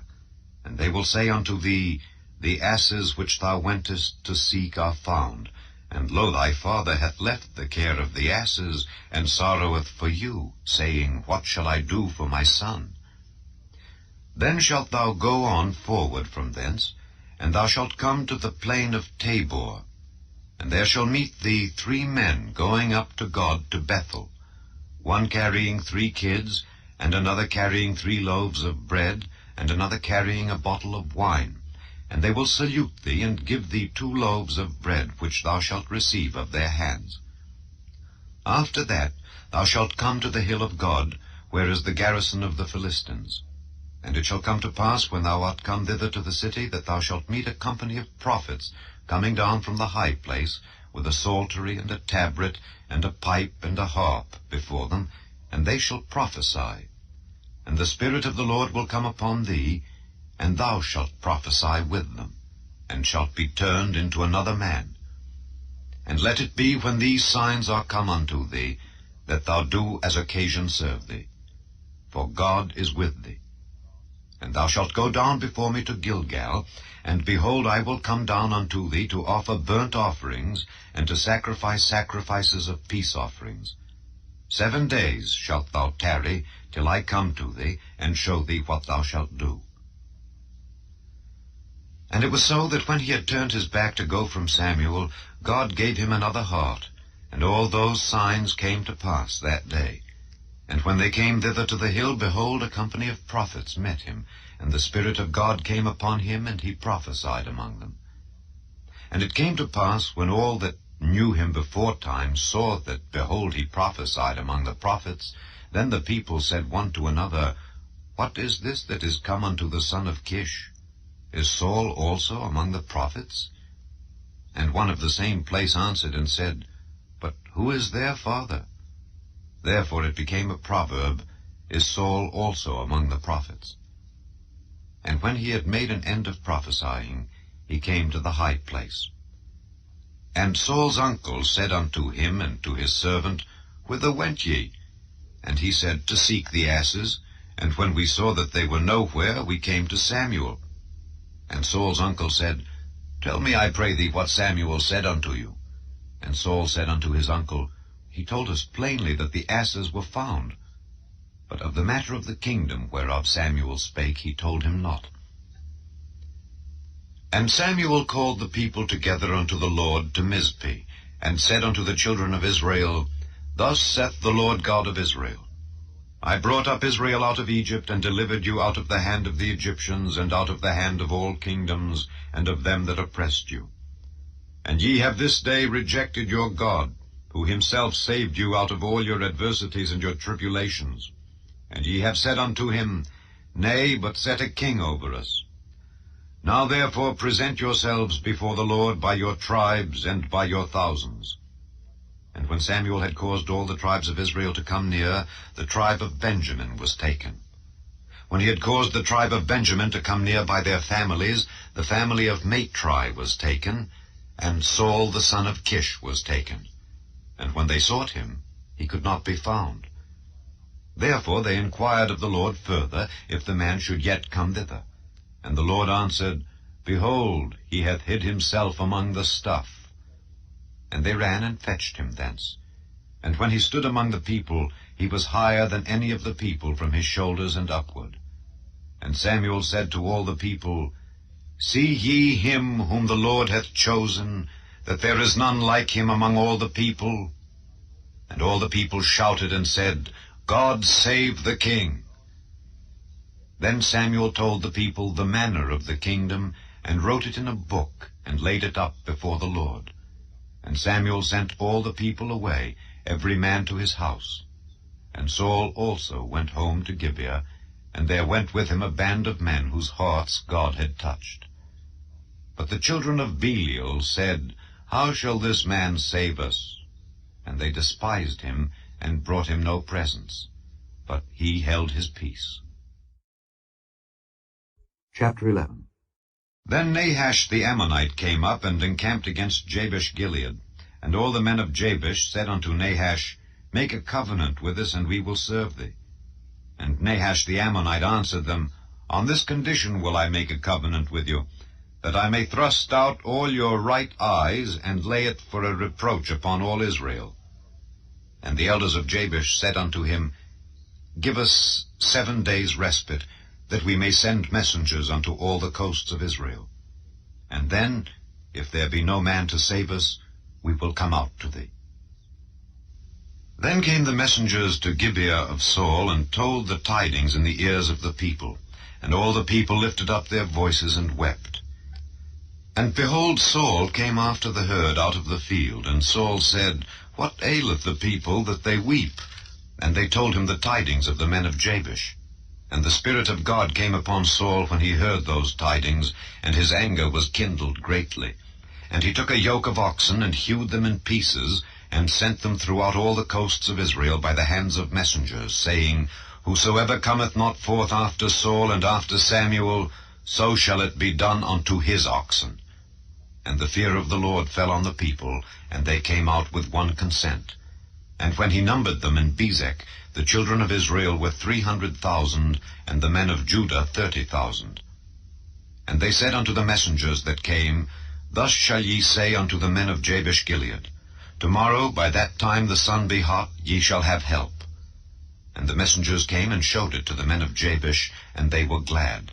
Therefore the men of Jabesh said, Tomorrow we will come out unto you, and ye shall do with us all that seemeth good unto you. And it was so on the morrow, that Saul put the people in 3 companies, and they came into the midst of the host in the morning watch, and slew the Ammonites until the heat of the day. And it came to pass that they which remained were scattered, so that 2 of them were not left together. And the people said unto Samuel, Who is he that said, Shall Saul reign over us? Bring the men, that we may put them to death. And Saul said, There shall not a man be put to death this day, for today the Lord hath wrought salvation in Israel. Then said Samuel to the people, Come, and let us go to Gilgal, and renew the kingdom there. And all the people went to Gilgal, and there they made Saul king before the Lord in Gilgal. And there they sacrificed sacrifices of peace offerings before the Lord. And there Saul and all the men of Israel rejoiced greatly. Chapter 12. And Samuel said unto all Israel, Behold, I have hearkened unto your voice in all that ye said unto me, and have made a king over you. And now, behold, the king walketh before you, and I am old and grey-headed, and behold, my sons are with you, and I have walked before you from my childhood unto this day. Behold, here I am. Witness against me before the Lord and before his anointed. Whose ox have I taken? Or whose ass have I taken? Or whom have I defrauded? Whom have I oppressed? Or of whose hand have I received any bribe to blind mine eyes therewith? And I will restore it you. And they said, Thou hast not defrauded us, nor oppressed us, neither hast thou taken aught of any man's hand. And he said unto them, The Lord is witness against you, and his anointed is witness this day, that ye have not found aught in my hand. And they answered, He is witness. And Samuel said unto the people, It is the Lord that advanced Moses and Aaron, and that brought your fathers up out of the land of Egypt. Now therefore stand still, that I may reason with you before the Lord of all the righteous acts of the Lord which he did to you and to your fathers. When Jacob was come into Egypt, and your fathers cried unto the Lord, then the Lord sent Moses and Aaron, which brought forth your fathers out of Egypt, and made them dwell in this place. And when they forgat the Lord their God, he sold them into the hand of Sisera, captain of the host of Hazor, and into the hand of the Philistines, and into the hand of the king of Moab, and they fought against them. And they cried unto the Lord, and said, We have sinned, because we have forsaken the Lord, and have served Baalim and Ashtaroth. But now deliver us out of the hand of our enemies, and we will serve thee. And the Lord sent Jerubbaal, and Bedan, and Jephthah, and Samuel, and delivered you out of the hand of your enemies on every side, and ye dwelled safe. And when ye saw that Nahash, the king of the children of Ammon, came against you, ye said unto me, Nay, but a king shall reign over us, when the Lord your God was your king. Now therefore, behold the king whom ye have chosen, and whom ye have desired. And behold, the Lord hath set a king over you. If ye will fear the Lord, and serve him, and obey his voice, and not rebel against the commandment of the Lord, then shall both ye and also the king that reigneth over you continue following the Lord your God. But if ye will not obey the voice of the Lord, but rebel against the commandment of the Lord, then shall the hand of the Lord be against you, as it was against your fathers. Now therefore stand and see this great thing which the Lord will do before your eyes. Is it not wheat harvest today? I will call unto the Lord, and he shall send thunder and rain, that ye may perceive and see that your wickedness is great, which ye have done in the sight of the Lord in asking you a king. So Samuel called unto the Lord, and the Lord sent thunder and rain that day.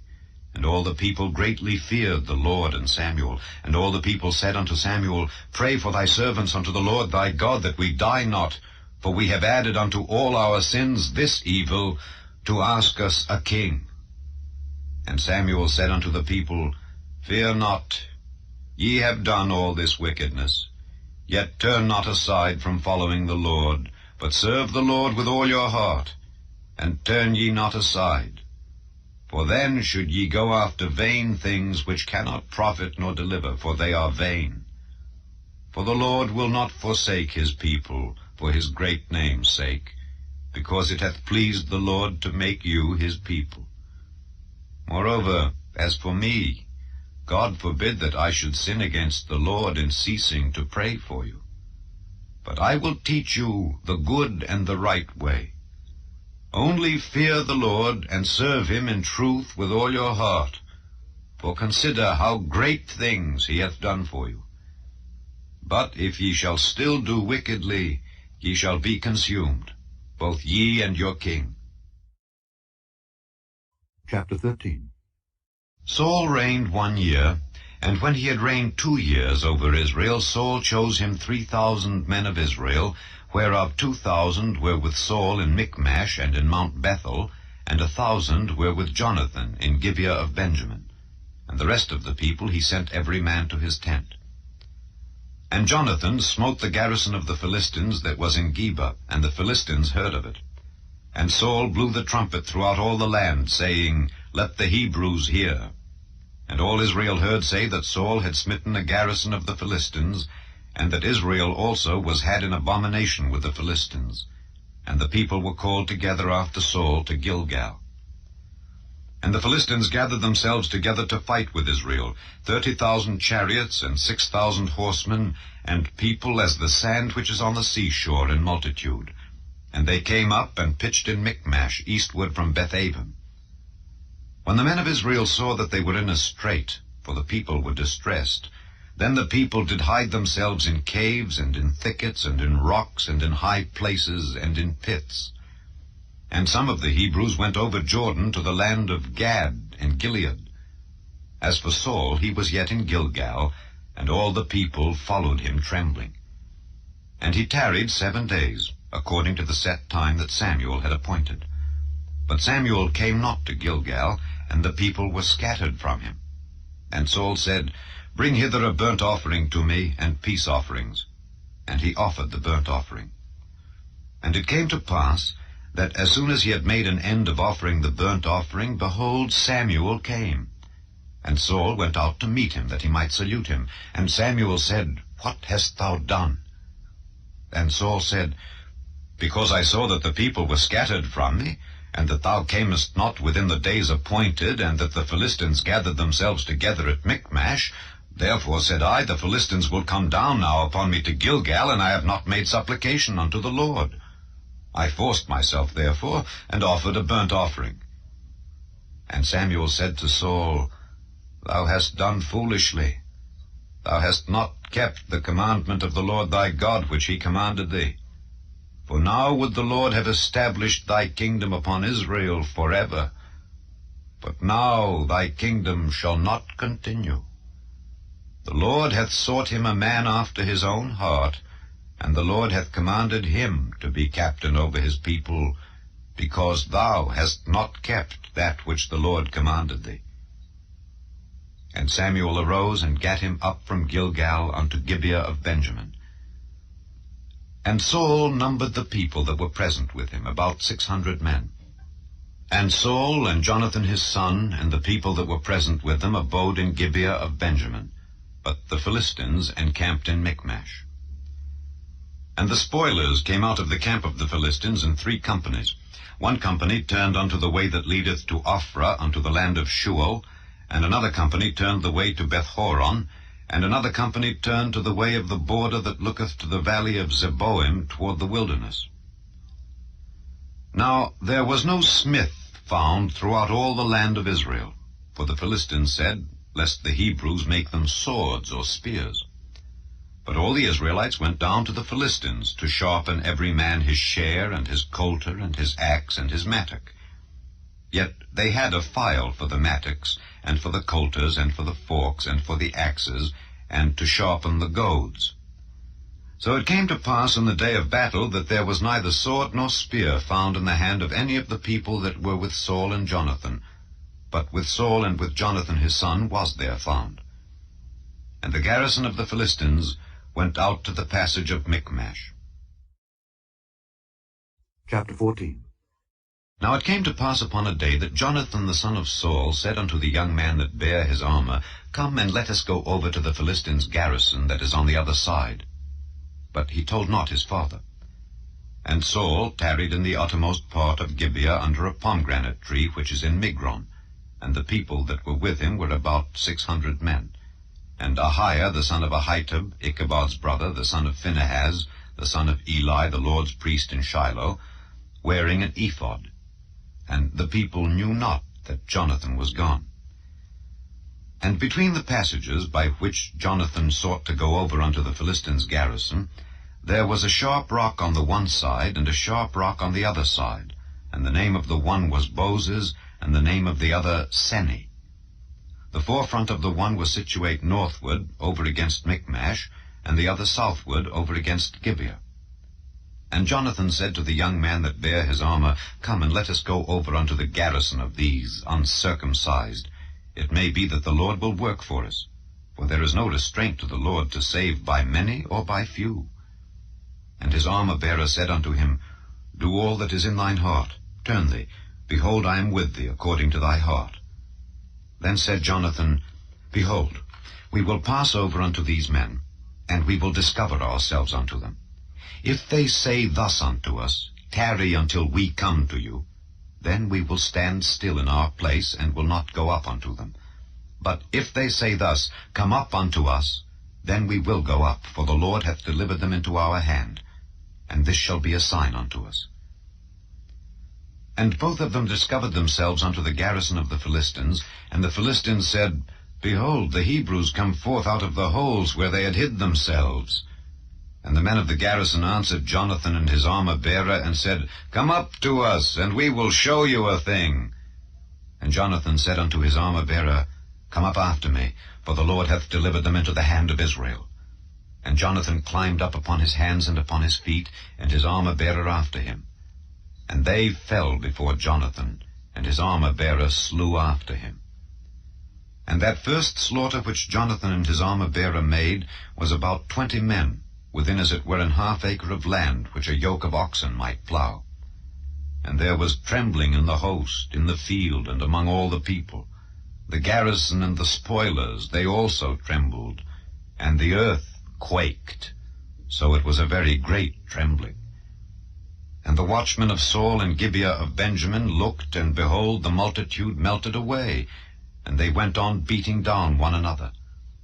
Then said Saul unto the people that were with him, Number now, and see who is gone from us. And when they had numbered, behold, Jonathan and his armor-bearer were not there. And Saul said unto Ahiah, Bring hither the ark of God. For the ark of God was at that time with the children of Israel. And it came to pass, while Saul talked unto the priest, that the noise that was in the host of the Philistines went on and increased. And Saul said unto the priest, Withdraw thine hand. And Saul and all the people that were with him assembled themselves, and they came to the battle. And behold, every man's sword was against his fellow, and there was a very great discomfiture. Moreover, the Hebrews that were with the Philistines before that time, which went up with them into the camp from the country round about, even they also turned to be with the Israelites that were with Saul and Jonathan. Likewise all the men of Israel which had hid themselves in Mount Ephraim, when they heard that the Philistines fled, even they also followed hard after them in the battle. So the Lord saved Israel that day, and the battle passed over unto Beth-aven. And the men of Israel were distressed that day, for Saul had adjured the people, saying, Cursed be the man that eateth any food until evening, that I may be avenged on mine enemies. So none of the people tasted any food. And all they of the land came to a wood, and there was honey upon the ground. And when the people were come into the wood, behold, the honey dropped, but no man put his hand to his mouth, for the people feared the oath. But Jonathan heard not when his father charged the people with the oath.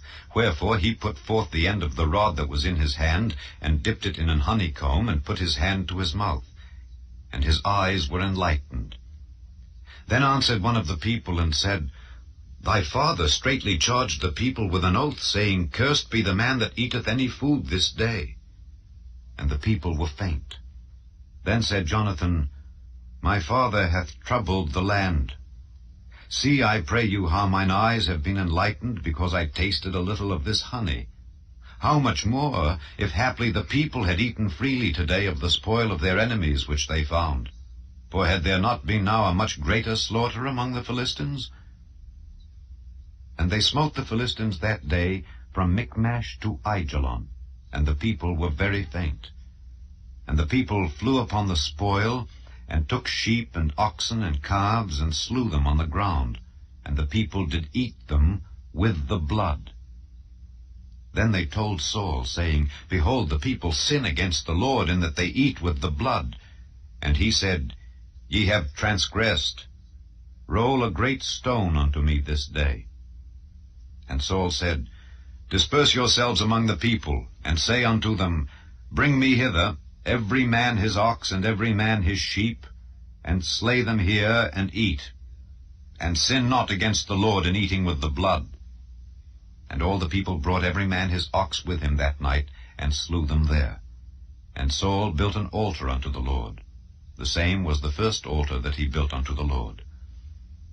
And Saul said, Let us go down after the Philistines by night, and spoil them until the morning light, and let us not leave a man of them. And they said, Do whatsoever seemeth good unto thee. Then said the priest, Let us draw near hither unto God.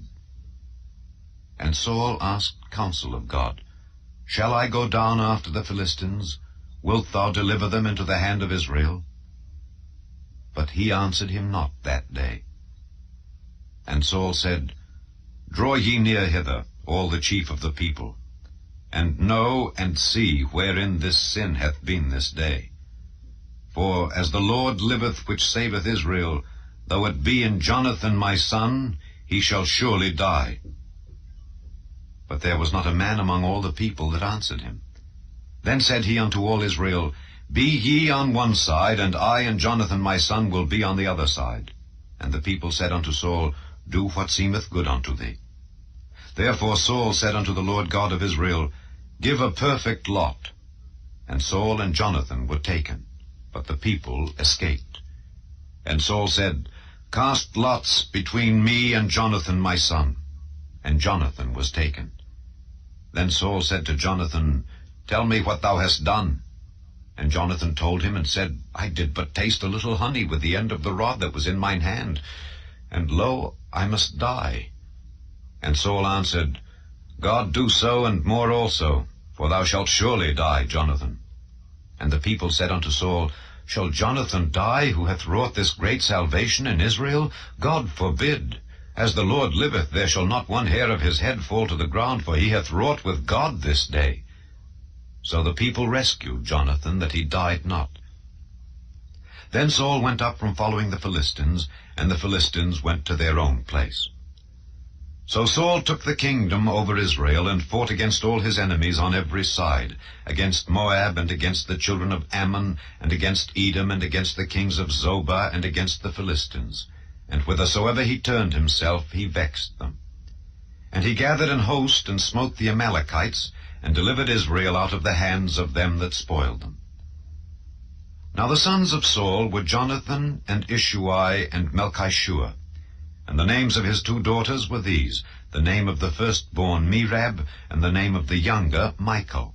And the name of Saul's wife was Ahinoam, the daughter of Ahimaaz. And the name of the captain of his host was Abner, the son of Ner, Saul's uncle. And Kish was the father of Saul, and Ner the father of Abner was the son of Abiel. And there was sore war against the Philistines all the days of Saul. And when Saul saw any strong man or any valiant man, he took him unto him. Chapter 15. Samuel also said unto Saul, The Lord sent me to anoint thee to be king over his people, over Israel. Now therefore hearken thou unto the voice of the words of the Lord. Thus saith the Lord of hosts, I remember that which Amalek did to Israel, how he laid wait for him in the way when he came up from Egypt. Now go and smite Amalek, and utterly destroy all that they have, and spare them not, but slay both man and woman, infant and suckling, ox and sheep, camel and ass. And Saul gathered the people together, and numbered them in Telaim, 200,000 footmen and 10,000 men of Judah. And Saul came to a city of Amalek, and laid wait in the valley. And Saul said unto the Kenites, Go, depart, get you down from among the Amalekites, lest I destroy you with them. For ye showed kindness to all the children of Israel when they came up out of Egypt. So the Kenites departed from among the Amalekites. And Saul smote the Amalekites from Havilah until thou comest to Shur, that is over against Egypt. And he took Agag the king of the Amalekites alive, and utterly destroyed all the people with the edge of the sword. But Saul and the people spared Agag, and the best of the sheep, and of the oxen, and of the fatlings, and the lambs, and all that was good, and would not utterly destroy them. But everything that was vile and refuse, that they destroyed utterly. Then came the word of the Lord unto Samuel, saying, It repenteth me that I have set up Saul to be king, for he is turned back from following me, and hath not performed my commandments. And it grieved Samuel, and he cried unto the Lord all night. And when Samuel rose early to meet Saul in the morning, it was told Samuel, saying, Saul came to Carmel, and behold, he set him up a place, and is gone about, and passed on, and gone down to Gilgal. And Samuel came to Saul, and Saul said unto him, Blessed be thou of the Lord. I have performed the commandment of the Lord. And Samuel said, What meaneth then this bleating of the sheep in mine ears, and the lowing of the oxen which I hear? And Saul said, They have brought them from the Amalekites, for the people spared the best of the sheep and of the oxen to sacrifice unto the Lord thy God, and the rest we have utterly destroyed. Then Samuel said unto Saul, Stay, and I will tell thee what the Lord hath said to me this night. And he said unto him, Say on. And Samuel said, When thou wast little in thine own sight, wast thou not made the head of the tribes of Israel? And the Lord anointed thee king over Israel? And the Lord sent thee on a journey, and said, Go and utterly destroy the sinners, the Amalekites, and fight against them until they be consumed. Wherefore then didst thou not obey the voice of the Lord, but didst fly upon the spoil, and didst evil in the sight of the Lord? And Saul said unto Samuel, Yea, I have obeyed the voice of the Lord, and have gone the way which the Lord sent me, and have brought Agag the king of Amalek, and have utterly destroyed the Amalekites. But the people took of the spoil sheep and oxen, the chief of the things which should have been utterly destroyed, to sacrifice unto the Lord thy God in Gilgal. And Samuel said, Hath the Lord as great delight in burnt offerings and sacrifices as in obeying the voice of the Lord? Behold, to obey is better than sacrifice, and to hearken than the fat of rams. For rebellion is as the sin of witchcraft, and stubbornness is as iniquity and idolatry. Because thou hast rejected the word of the Lord, he hath also rejected thee from being king. And Saul said unto Samuel, I have sinned, for I have transgressed the commandment of the Lord and thy words, because I feared the people and obeyed their voice. Now therefore I pray thee, pardon my sin, and turn again with me, that I may worship the Lord. And Samuel said unto Saul, I will not return with thee, for thou hast rejected the word of the Lord, and the Lord hath rejected thee from being king over Israel. And as Samuel turned about to go away, he laid hold upon the skirt of his mantle, and it rent. And Samuel said unto him, The Lord hath rent the kingdom of Israel from thee this day, and hath given it to a neighbor of thine that is better than thou. And also the strength of Israel will not lie nor repent, for he is not a man that he should repent. Then he said, I have sinned, yet honor me now, I pray thee, before the elders of my people and before Israel, and turn again with me, that I may worship the Lord thy God. So Samuel turned again after Saul, and Saul worshipped the Lord. Then said Samuel, Bring ye hither to me Agag the king of the Amalekites. And Agag came unto him delicately. And Agag said, Surely the bitterness of death is past. And Samuel said, As thy sword hath made women childless, so shall thy mother be childless among women. And Samuel hewed Agag in pieces before the Lord in Gilgal.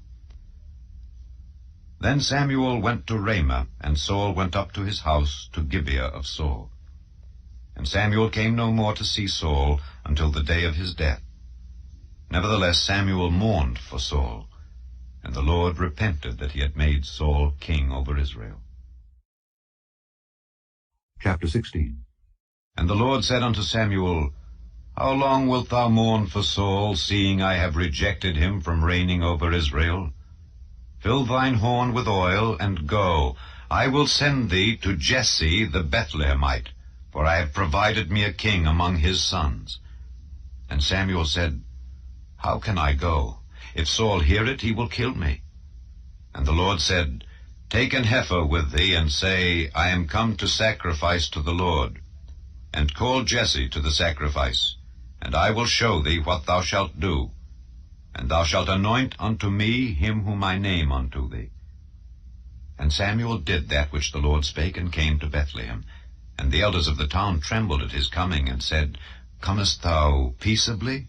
And he said, Peaceably. I am come to sacrifice unto the Lord. Sanctify yourselves, and come with me to the sacrifice. And he sanctified Jesse and his sons, and called them to the sacrifice. And it came to pass, when they were come, that he looked on Eliab, and said, Surely the Lord's anointed is before him. But the Lord said unto Samuel, Look not on his countenance, or on the height of his stature, because I have refused him. For the Lord seeth not as man seeth, for man looketh on the outward appearance, but the Lord looketh on the heart. Then Jesse called Abinadab, and made him pass before Samuel. And he said, Neither hath the Lord chosen this. Then Jesse made Shammah to pass by, and he said, Neither hath the Lord chosen this. Again Jesse made 7 of his sons to pass before Samuel, and Samuel said unto Jesse, The Lord hath not chosen these. And Samuel said unto Jesse, Are here all thy children? And he said, There remaineth yet the youngest, and behold, he keepeth the sheep. And Samuel said unto Jesse, Send and fetch him, for we will not sit down till he come hither. And he sent and brought him in. Now he was ruddy, and withal of a beautiful countenance, and goodly to look to. And the Lord said, Arise, anoint him, for this is he. Then Samuel took the horn of oil, and anointed him in the midst of his brethren. And the Spirit of the Lord came upon David from that day forward. So Samuel rose up, and went to Ramah. But the Spirit of the Lord departed from Saul, and an evil spirit from the Lord troubled him. And Saul's servants said unto him, Behold now, an evil spirit from God troubleth thee. Let our Lord now command thy servants, which are before thee, to seek out a man who is a cunning player on an harp. And it shall come to pass, when the evil spirit from God is upon thee, that he shall play with his hand, and thou shalt be well. And Saul said unto his servants, Provide me now a man that can play well, and bring him to me. Then answered one of the servants, and said, Behold, I have seen a son of Jesse the Bethlehemite, that is cunning in playing, and a mighty valiant man, and a man of war, and prudent in matters, and a comely person. And the Lord is with him. Wherefore Saul sent messengers unto Jesse, and said, Send me David thy son, which is with the sheep. And Jesse took an ass laden with bread, and a bottle of wine, and a kid, and sent them by David his son unto Saul. And David came to Saul, and stood before him. And he loved him greatly, and he became his armor-bearer. And Saul sent to Jesse, saying, Let David, I pray thee, stand before me, for he hath found favor in my sight. And it came to pass, when the evil spirit from God was upon Saul, that David took an harp, and played with his hand. So Saul was refreshed, and was well, and the evil spirit departed from him. Chapter 17. Now the Philistines gathered together their armies to battle, and were gathered together at Shochoh, which belongeth to Judah, and pitched between Shochoh and Azekah in Ephes-dammim. And Saul and the men of Israel were gathered together, and pitched by the valley of Elah, and set the battle in array against the Philistines. And the Philistines stood on a mountain on the one side, and Israel stood on a mountain on the other side, and there was a valley between them. And there went out a champion out of the camp of the Philistines, named Goliath of Gath, whose height was 6 cubits and a span. And he had an helmet of brass upon his head, and he was armed with a coat of mail, and the weight of the coat was 5,000 shekels of brass. And he had greaves of brass upon his legs, and a target of brass between his shoulders. And the staff of his spear was like a weaver's beam, and his spear's head weighed 600 shekels of iron. And one bearing a shield went before him. And he stood and cried unto the armies of Israel, and said unto them, Why are ye come out to set your battle in array? Am not I a Philistine, and ye servants to Saul? Choose you a man for you, and let him come down to me. If he be able to fight with me and to kill me, then will we be your servants. But if I prevail against him and kill him, then shall ye be our servants and serve us. And the Philistine said, I defy the armies of Israel this day. Give me a man that we may fight together. When Saul and all Israel heard those words of the Philistine, they were dismayed and greatly afraid. Now David was the son of that Ephrathite of Bethlehem, Judah, whose name was Jesse, and he had 8 sons. And the man went among men for an old man in the days of Saul. And the 3 eldest sons of Jesse went and followed Saul to the battle.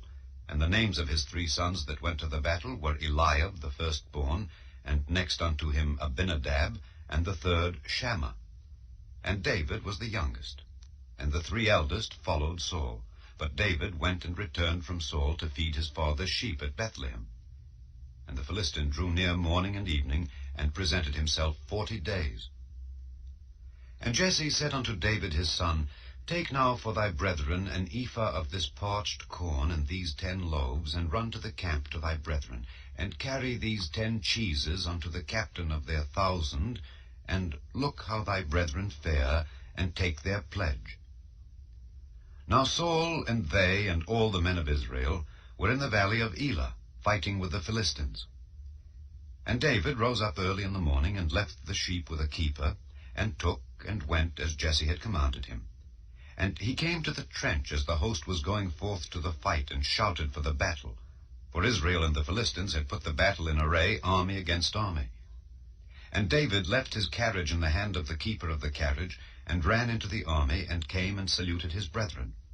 And as he talked with them, behold, there came up the champion, the Philistine of Gath, Goliath by name, out of the armies of the Philistines, and spake according to the same words. And David heard them. And all the men of Israel, when they saw the man, fled from him, and were sore afraid. And the men of Israel said, Have ye seen this man that is come up? Surely to defy Israel is he come up. And it shall be that the man who killeth him, the king will enrich him with great riches, and will give him his daughter, and make his father's house free in Israel. And David spake to the men that stood by him, saying, What shall be done to the man that killeth this Philistine, and taketh away the reproach from Israel? For who is this uncircumcised Philistine, that he should defy the armies of the living God? And the people answered him after this manner, saying, So shall it be done to the man that killeth him. And Eliab his eldest brother heard when he spake unto the men. And Eliab's anger was kindled against David, and he said, Why camest thou down hither? And with whom hast thou left those few sheep in the wilderness? I know thy pride and the naughtiness of thine heart, for thou art come down that thou mightest see the battle.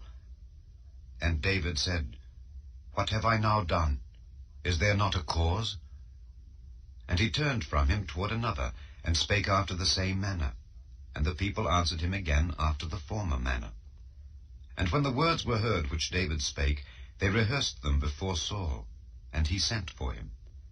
And David said to Saul, Let no man's heart fail because of him. Thy servant will go and fight with this Philistine. And Saul said to David, Thou art not able to go against this Philistine to fight with him, for thou art but a youth, and he a man of war from his youth. And David said unto Saul, Thy servant kept his father's sheep, and there came a lion and a bear, and took a lamb out of the flock.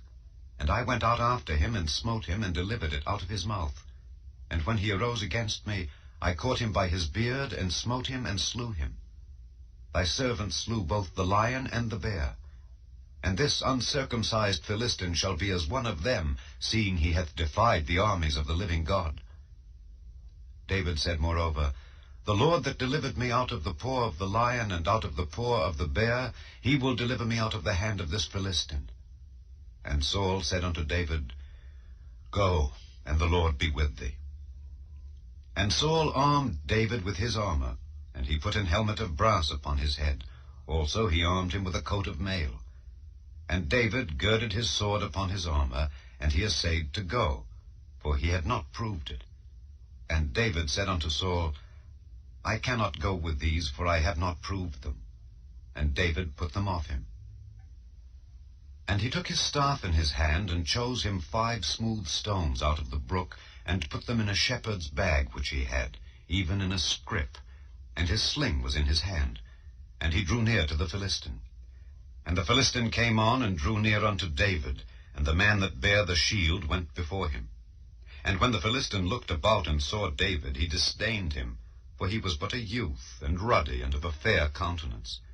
And the Philistine said unto David, Am I a dog, that thou comest to me with staves? And the Philistine cursed David by his gods. And the Philistine said to David, Come to me, and I will give thy flesh unto the fowls of the air, and to the beasts of the field. Then said David to the Philistine, Thou comest to me with a sword, and with a spear, and with a shield. But I come to thee in the name of the Lord of hosts, the God of the armies of Israel, whom thou hast defied.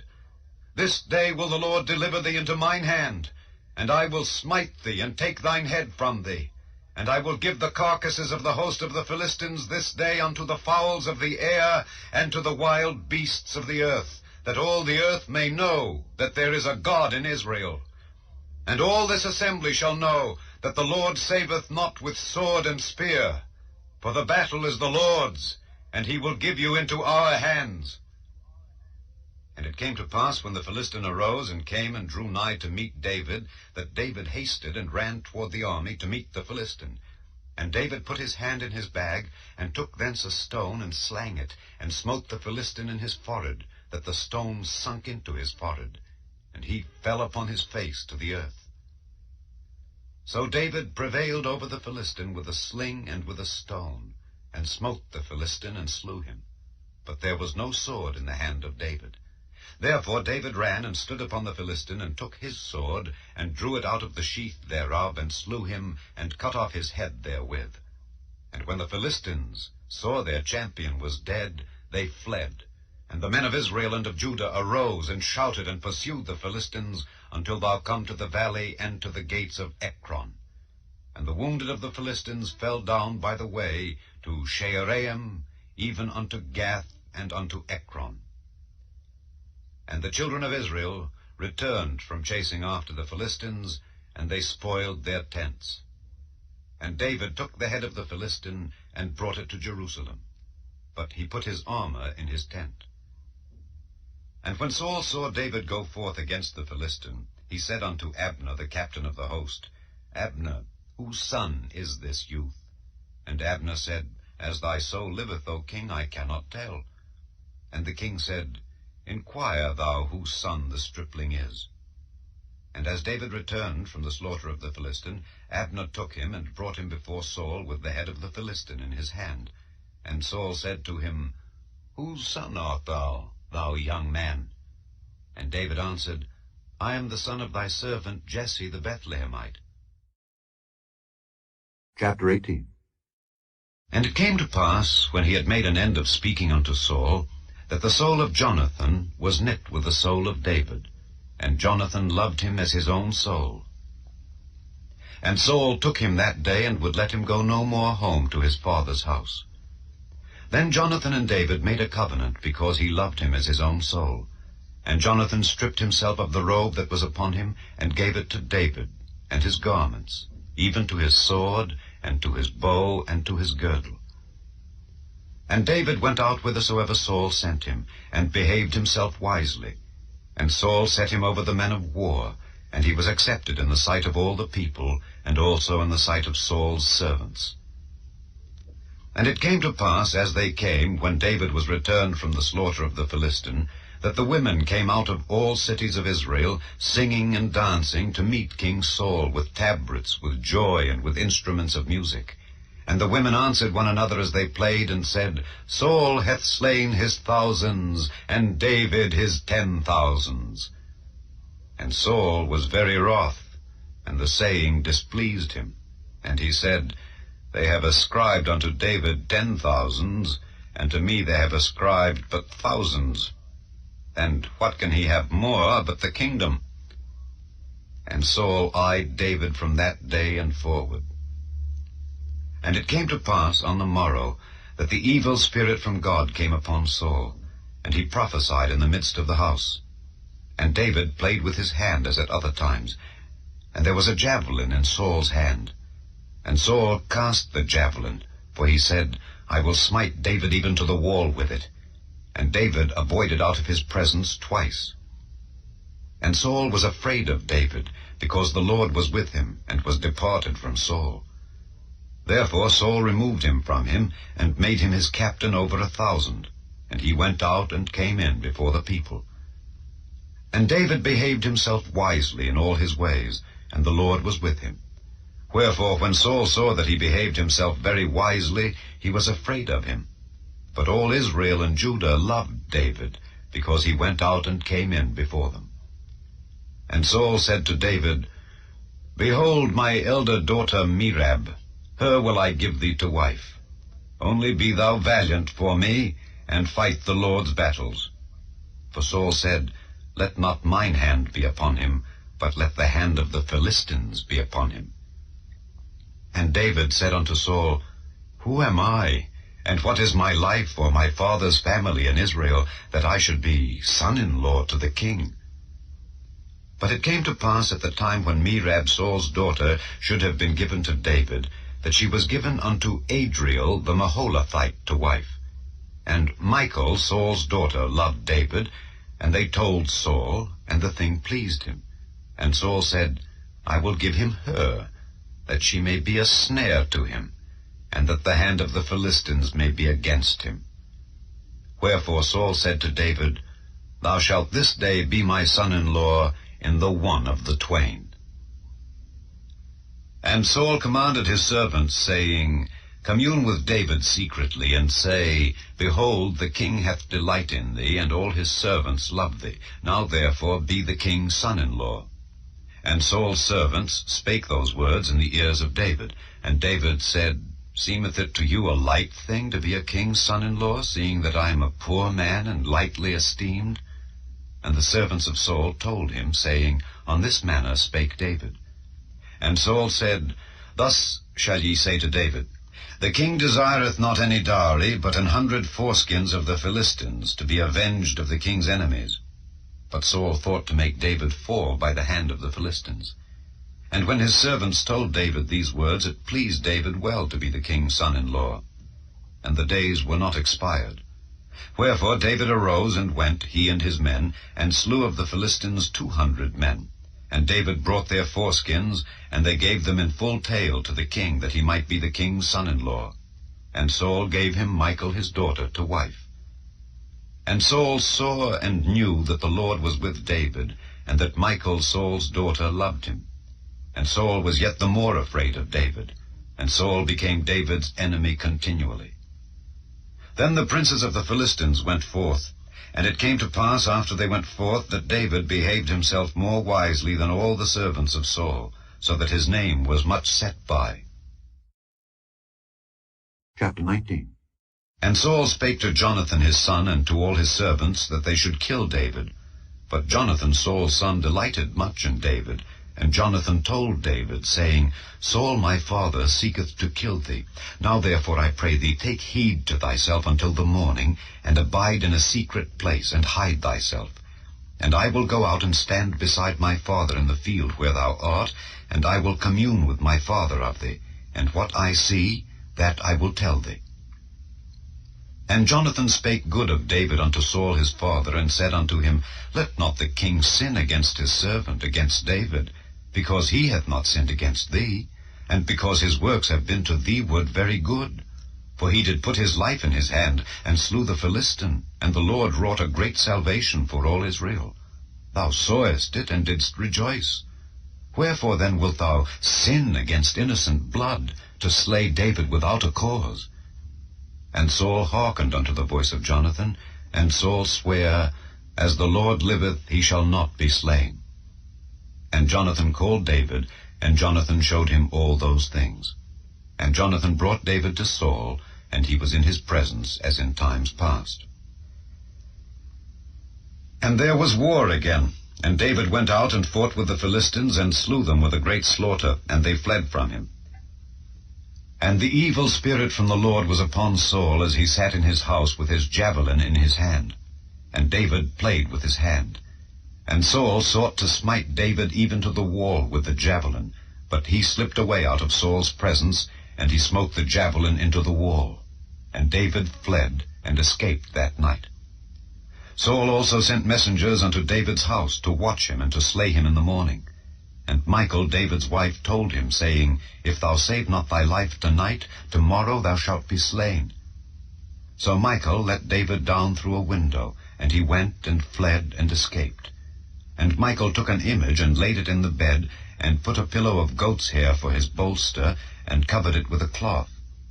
And when Saul sent messengers to take David, she said, He is sick. And Saul sent the messengers again to see David, saying, Bring him up to me in the bed, that I may slay him. And when the messengers were come in, behold, there was an image in the bed, with a pillow of goat's hair for his bolster. And Saul said unto Michal, Why hast thou deceived me so, and sent away mine enemy, that he is escaped? And Michal answered Saul, He said unto me, Let me go, why should I kill thee? So David fled and escaped, and came to Samuel to Ramah, and told him all that Saul had done to him. And he and Samuel went and dwelt in Naioth. And it was told Saul, saying, Behold, David is at Naioth in Ramah. And Saul sent messengers to take David. And when they saw the company of the prophets prophesying, and Samuel standing as appointed over them, the Spirit of God was upon the messengers of Saul, and they also prophesied. And when it was told Saul, he sent other messengers, and they prophesied likewise. And Saul sent messengers again the third time, and they prophesied also. Then went he also to Ramah, and came to a great well that is in Seku. And he asked and said, Where are Samuel and David? And one said, Behold, they be at Naioth in Ramah. And he went thither to Naioth in Ramah, and the Spirit of God was upon him also. And he went on, and prophesied, until he came to Naioth in Ramah. And he stripped off his clothes also, and prophesied before Samuel in like manner, and lay down naked all that day and all that night. Wherefore they say, Is Saul also among the prophets? Chapter 20. And David fled from Naioth in Ramah, and came and said before Jonathan, What have I done? What is mine iniquity? And what is my sin before thy father, that he seeketh my life? And he said unto him, God forbid, thou shalt not die. Behold, my father will do nothing, either great or small, but that he will show it me. And why should my father hide this thing from me? It is not so. And David sware moreover, and said, Thy father certainly knoweth that I have found grace in thine eyes. And he saith, Let not Jonathan know this, lest he be grieved. But truly, as the Lord liveth, and as thy soul liveth, there is but a step between me and death. Then said Jonathan unto David, Whatsoever thy soul desireth, I will even do it for thee. And David said unto Jonathan, Behold, tomorrow is the new moon, and I should not fail to sit with the king at meat. But let me go, that I may hide myself in the field unto the third day at even. If thy father at all miss me, then say, David earnestly asked leave of me, that he might run to Bethlehem his city, for there is a yearly sacrifice there for all the family. If he say thus, It is well, thy servant shall have peace. But if he be very wroth, then be sure that evil is determined by him. Therefore thou shalt deal kindly with thy servant, for thou hast brought thy servant into a covenant of the Lord with thee. Notwithstanding, if there be in me iniquity, slay me thyself, for why shouldest thou bring me to thy father? And Jonathan said, Far be it from thee. For if I knew certainly that evil were determined by my father to come upon thee, then would not I tell it thee? Then said David to Jonathan, Who shall tell me? Or what if thy father answer thee roughly? And Jonathan said unto David, Come, and let us go out into the field. And they went out both of them into the field. And Jonathan said unto David, O Lord God of Israel, when I have sounded my father about tomorrow any time, or the third day, and behold, if there be good toward David, and I then send not unto thee, and show it thee, the Lord do so, and much more to Jonathan. But if it please my father to do thee evil, then I will show it thee, and send thee away, that thou mayest go in peace. And the Lord be with thee, as he hath been with my father. And thou shalt not only, while yet I live, show me the kindness of the Lord, that I die not, but also thou shalt not cut off thy kindness from my house forever. No, not when the Lord hath cut off the enemies of David, every one from the face of the earth. So Jonathan made a covenant with the house of David, saying, Let the Lord even require it at the hand of David's enemies. And Jonathan caused David to swear again, because he loved him, for he loved him as he loved his own soul. Then Jonathan said to David, Tomorrow is the new moon, and thou shalt be missed, because thy seat will be empty. And when thou hast stayed 3 days, then thou shalt go down quickly, and come to the place where thou didst hide thyself when the business was in hand, and shalt remain by the stone Ezel. And I will shoot 3 arrows on the side thereof, as though I shot at a mark. And behold, I will send a lad, saying, Go find out the arrows. If I expressly say unto the lad, Behold, the arrows are on this side of thee, take them, then come thou, for there is peace to thee, and no hurt, as the Lord liveth. But if I say thus unto the young man, Behold, the arrows are beyond thee, go thy way, for the Lord hath sent thee away. And as touching the matter which thou and I have spoken of, behold, the Lord be between thee and me forever. So David hid himself in the field, and when the new moon was come, the king sat him down to eat meat.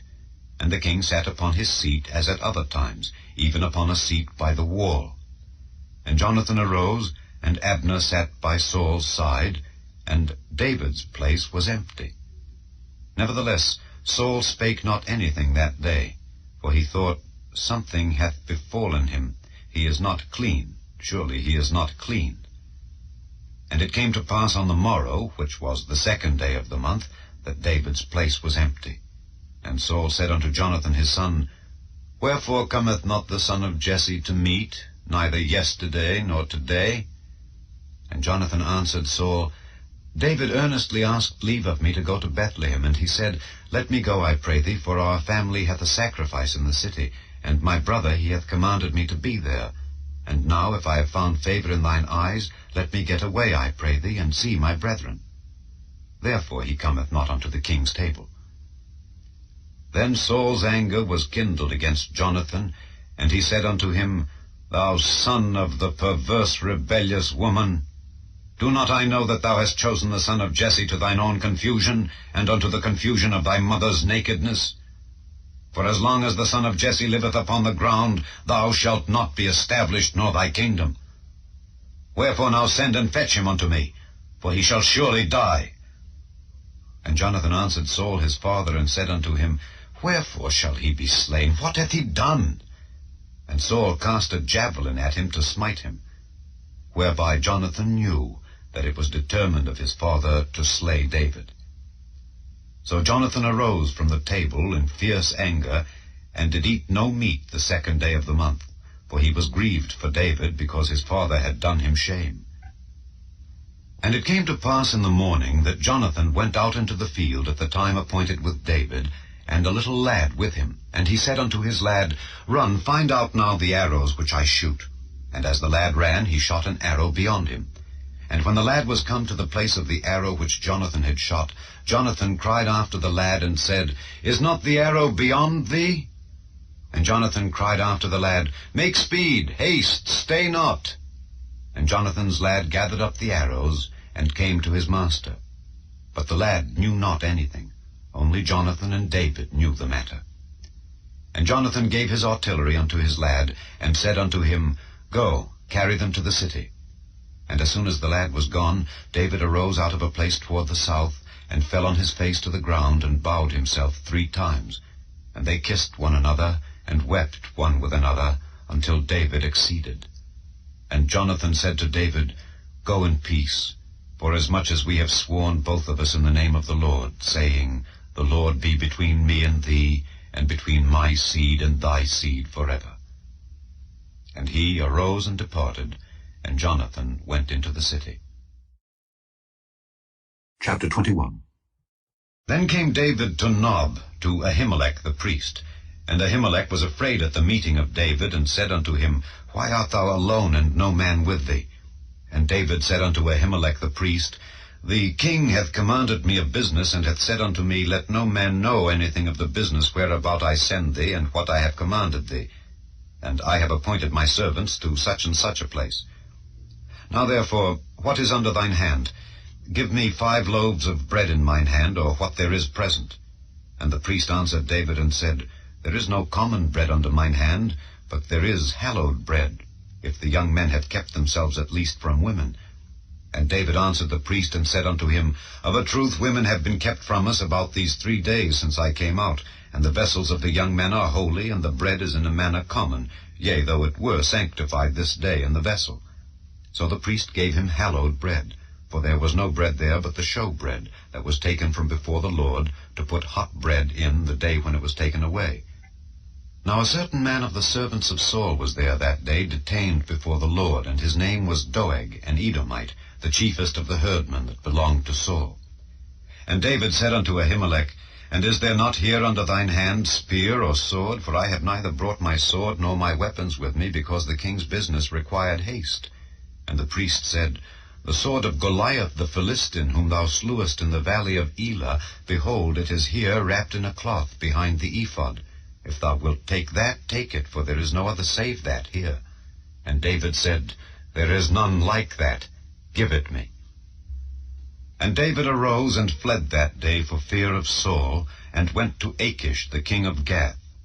And the servants of Achish said unto him, Is not this David the king of the land? Did they not sing one to another of him in dances, saying, Saul hath slain his 1000s, and David his 10,000s? And David laid up these words in his heart, and was sore afraid of Achish the king of Gath. And he changed his behavior before them, and feigned himself mad in their hands, and scrabbled on the doors of the gate, and let his spittle fall down upon his beard. Then said Achish unto his servants, Lo, ye see the man is mad. Wherefore then have ye brought him to me? Have I need of madmen, that ye have brought this fellow to play the madman in my presence? Shall this fellow come into my house? Chapter 22. David therefore departed thence, and escaped to the cave Adullam. And when his brethren and all his father's house heard it, they went down thither to him. And every one that was in distress, and every one that was in debt, and every one that was discontented, gathered themselves unto him. And there were with him about 400 men. And David went thence to Mizpeh of Moab, and he said unto the king of Moab, Let my father and my mother, I pray thee, come forth and be with you, till I know what God will do for me. And he brought them before the king of Moab, and they dwelt with him all the while that David was in the hold. And the prophet Gad said unto David, Abide not in the hold, depart, and get thee into the land of Judah. Then David departed, and came into the forest of Hereth. When Saul heard that David was discovered, and the men that were with him, now Saul abode in Gibeah under a tree in Ramah, having his spear in his hand, and all his servants were standing about him. Then Saul said unto his servants that stood about him, Hear now, ye Benjamites, will the son of Jesse give every one of you fields and vineyards, and make you all captains of thousands and captains of hundreds, that all of you have conspired against me, and there is none that showeth me that my son hath made a league with the son of Jesse, and there is none of you that is sorry for me, or showeth unto me that my son hath stirred up my servant against me, to lie in wait, as at this day? Then answered Doeg the Edomite, which was set over the servants of Saul, and said, I saw the son of Jesse coming to Nob, to Ahimelech the son of Ahitub. And he inquired of the Lord for him, and gave him victuals, and gave him the sword of Goliath the Philistine. Then the king sent to call Ahimelech the priest, the son of Ahitub, and all his father's house, the priests that were in Nob. And they came all of them to the king. And Saul said, Hear now, thou son of Ahitub.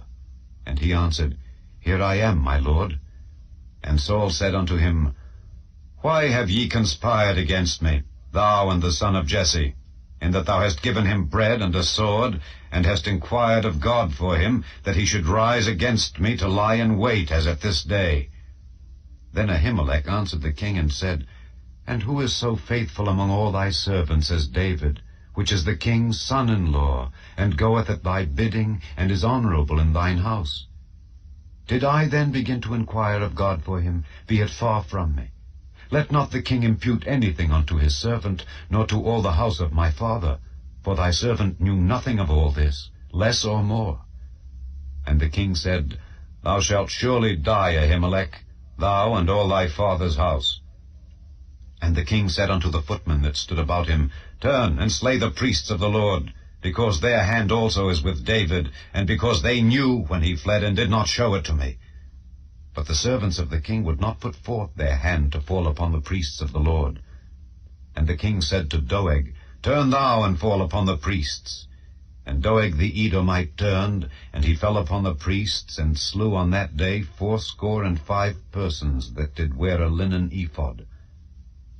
And Nob, the city of the priests, smote he with the edge of the sword, both men and women, children and sucklings, and oxen and asses and sheep, with the edge of the sword.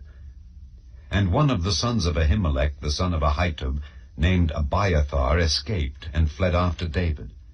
And Abiathar showed David that Saul had slain the Lord's priests. And David said unto Abiathar, I knew it that day when Doeg the Edomite was there, that he would surely tell Saul. I have occasioned the death of all the persons of thy father's house. Abide thou with me, fear not, for he that seeketh my life seeketh thy life, but with me thou shalt be in safeguard. Chapter 23. Then they told David, saying, Behold, the Philistines fight against Keilah, and they rob the threshing floors. Therefore David inquired of the Lord, saying, Shall I go and smite these Philistines? And the Lord said unto David, Go, and smite the Philistines, and save Keilah. And David's men said unto him, Behold, we be afraid here in Judah. How much more then if we come to Keilah against the armies of the Philistines? Then David inquired of the Lord yet again, and the Lord answered him and said, Arise, go down to Keilah, for I will deliver the Philistines into thine hand. So David and his men went to Keilah, and fought with the Philistines, and brought away their cattle, and smote them with a great slaughter. So David saved the inhabitants of Keilah. And it came to pass, when Abiathar the son of Ahimelech fled to David to Keilah, that he came down with an ephod in his hand. And it was told Saul that David was come to Keilah. And Saul said, God hath delivered him into mine hand, for he is shut in by entering into a town that hath gates and bars. And Saul called all the people together to war, to go down to Keilah to besiege David and his men. And David knew that Saul secretly practiced mischief against him, and he said to Abiathar the priest, Bring hither the ephod. Then said David, O Lord God of Israel, thy servant hath certainly heard that Saul seeketh to come to Keilah to destroy the city for my sake. Will the men of Keilah deliver me up into his hand? Will Saul come down, as thy servant hath heard? O Lord God of Israel, I beseech thee, tell thy servant. And the Lord said, He will come down. Then said David, Will the men of Keilah deliver me and my men into the hand of Saul? And the Lord said, They will deliver thee up. Then David and his men, which were about 600, arose and departed out of Keilah, and went whithersoever they could go. And it was told Saul that David was escaped from Keilah, and he forbare to go forth. And David abode in the wilderness in strongholds, and remained in a mountain in the wilderness of Ziph. And Saul sought him every day, but God delivered him not into his hand. And David saw that Saul was come out to seek his life, and David was in the wilderness of Ziph in a wood. And Jonathan, Saul's son, arose, and went to David into the wood, and strengthened his hand in God. And he said unto him, Fear not, for the hand of Saul my father shall not find thee, and thou shalt be king over Israel, and I shall be next unto thee. And that also Saul my father knoweth. And they two made a covenant before the Lord. And David abode in the wood, and Jonathan went to his house. Then came up the Ziphites to Saul to Gibeah, saying, Doth not David hide himself with us in strongholds in the wood, in the hill of Hachilah, which is on the south of Jeshimon? Now therefore, O king, come down according to all the desire of thy soul to come down, and our part shall be to deliver him into the king's hand. And Saul said, Blessed be ye of the Lord, for ye have compassion on me. Go, I pray you, prepare yet, and know and see his place where his haunt is, and who hath seen him there, for it is told me that he dealeth very subtilly. See therefore, and take knowledge of all the lurking places where he hideth himself, and come ye again to me with this certainty, and I will go with you. And it shall come to pass, if he be in the land, that I will search him out throughout all the thousands of Judah. And they arose and went to Ziph before Saul. But David and his men were in the wilderness of Maon, in the plain on the south of Jeshimon. Saul also and his men went to seek him. And they told David. Wherefore he came down into a rock, and abode in the wilderness of Maon. And when Saul heard that, he pursued after David in the wilderness of Maon. And Saul went on this side of the mountain, and David and his men on that side of the mountain. And David made haste to get away for fear of Saul, for Saul and his men compassed David and his men round about to take them. But there came a messenger unto Saul, saying, Haste thee and come, for the Philistines have invaded the land. Wherefore Saul returned from pursuing after David, and went against the Philistines. Therefore they called that place Selah Hamalekoth. And David went up from thence, and dwelt in strongholds at Engedi. Chapter 24. And it came to pass, when Saul was returned from following the Philistines, that it was told him, saying, Behold, David is in the wilderness of Engedi. Then Saul took 3,000 chosen men out of all Israel, and went to seek David and his men upon the rocks of the wild goats. And he came to the sheepcotes by the way, where was a cave. And Saul went in to cover his feet. And David and his men remained in the sides of the cave. And the men of David said unto him, Behold, the day of which the Lord said unto thee, Behold, I will deliver thine enemy into thine hand, that thou mayest do to him as it shall seem good unto thee. Then David arose, and cut off the skirt of Saul's robe privily. And it came to pass afterward, that David's heart smote him, because he had cut off Saul's skirt. And he said unto his men, The Lord forbid that I should do this thing unto my master, the Lord's anointed, to stretch forth mine hand against him, seeing he is the anointed of the Lord. So David stayed his servants with these words, and suffered them not to rise against Saul. But Saul rose up out of the cave, and went on his way. David also arose afterward, and went out of the cave, and cried after Saul, saying, My lord the king. And when Saul looked behind him, David stooped with his face to the earth, and bowed himself. And David said to Saul, Wherefore hearest thou men's words, saying, Behold, David seeketh thy hurt? Behold, this day thine eyes have seen how that the Lord had delivered thee today into mine hand in the cave. And some bade me kill thee, but mine eye spared thee. And I said, I will not put forth mine hand against my Lord, for he is the Lord's anointed. Moreover, my father, see, yea, see the skirt of thy robe in my hand, for in that I cut off the skirt of thy robe and killed thee not. Know thou and see that there is neither evil nor transgression in mine hand, and I have not sinned against thee. Yet thou huntest my soul to take it. The Lord judge between me and thee, and the Lord avenge me of thee. But mine hand shall not be upon thee. As saith the proverb of the ancients, wickedness proceedeth from the wicked, but mine hand shall not be upon thee. After whom is the king of Israel come out? After whom dost thou pursue? After a dead dog, after a flea. The Lord therefore be judge, and judge between me and thee, and see, and plead my cause, and deliver me out of thine hand. And it came to pass, when David had made an end of speaking these words unto Saul, that Saul said, Is this thy voice, my son David? And Saul lifted up his voice, and wept. And he said to David, Thou art more righteous than I, for thou hast rewarded me good, whereas I have rewarded thee evil. And thou hast showed this day how that thou hast dealt well with me, forasmuch as when the Lord had delivered me into thine hand, thou killedst me not. For if a man find his enemy, will he let him go well away? Wherefore the Lord reward thee good, for that thou hast done unto me this day. And now, behold, I know well that thou shalt surely be king, and that the kingdom of Israel shall be established in thine hand.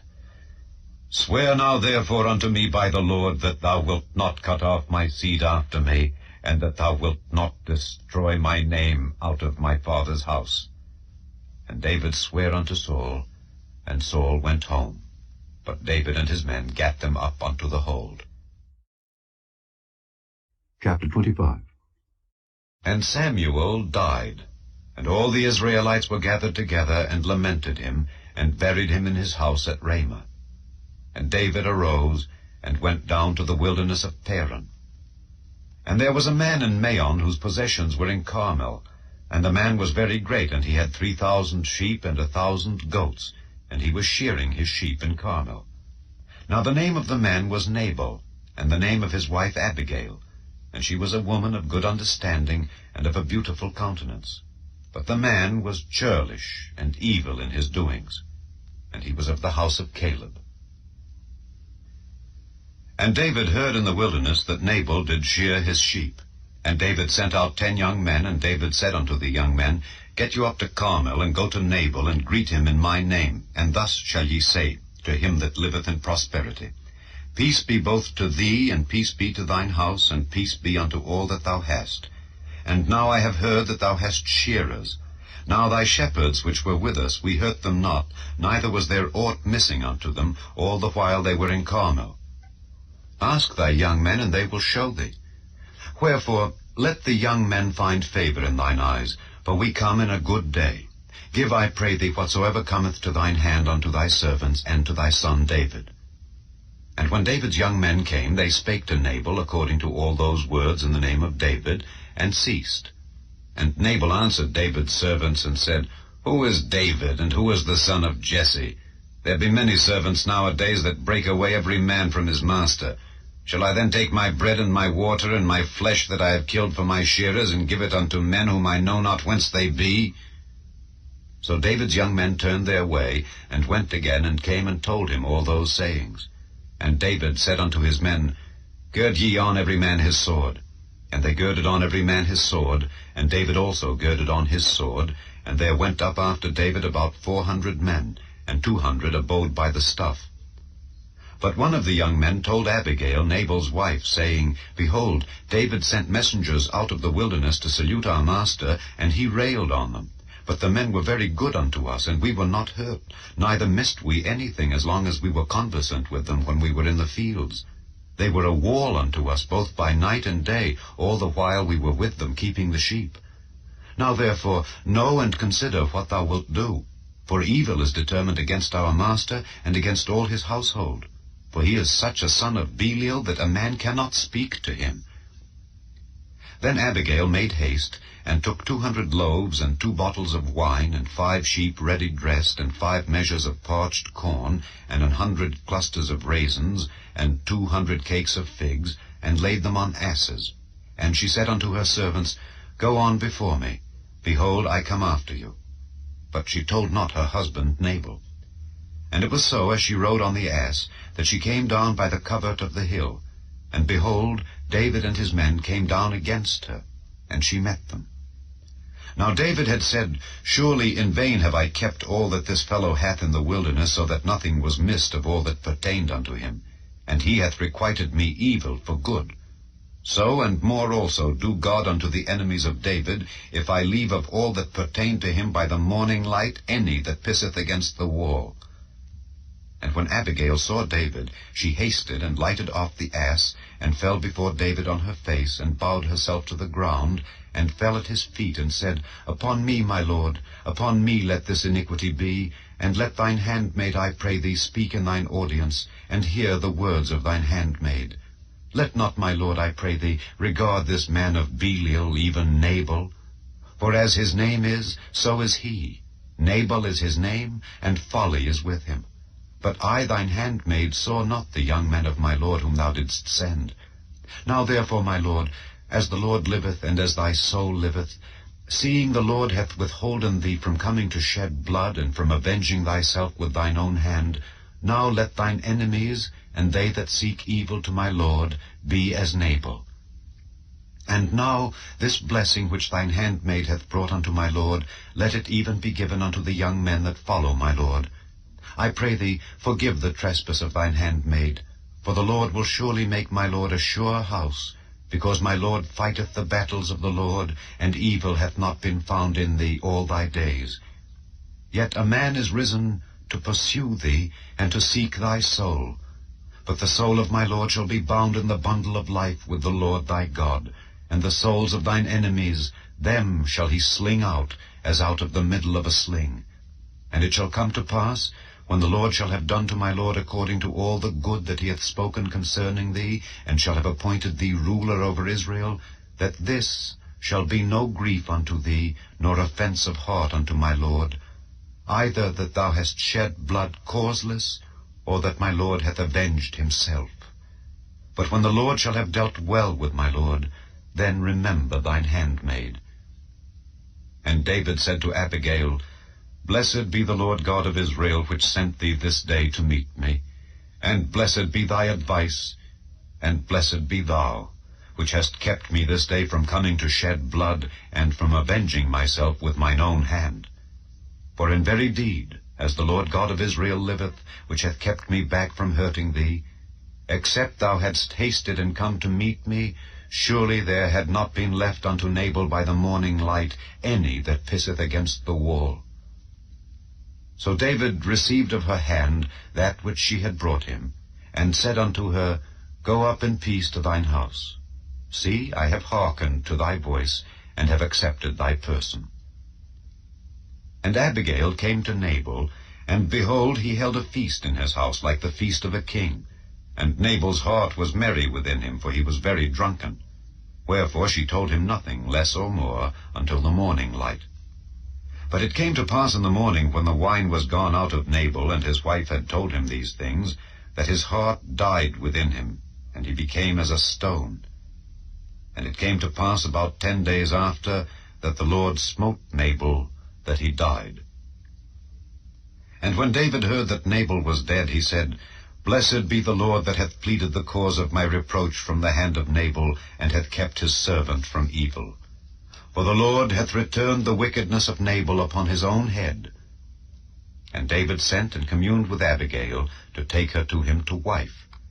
And when the servants of David were come to Abigail to Carmel, they spake unto her, saying, David sent us unto thee, to take thee to him to wife. And she arose, and bowed herself on her face to the earth, and said, Behold, let thine handmaid be a servant, to wash the feet of the servants of my lord. And Abigail hasted, and arose, and rode upon an ass with 5 damsels of hers that went after her. And she went after the messengers of David, and became his wife.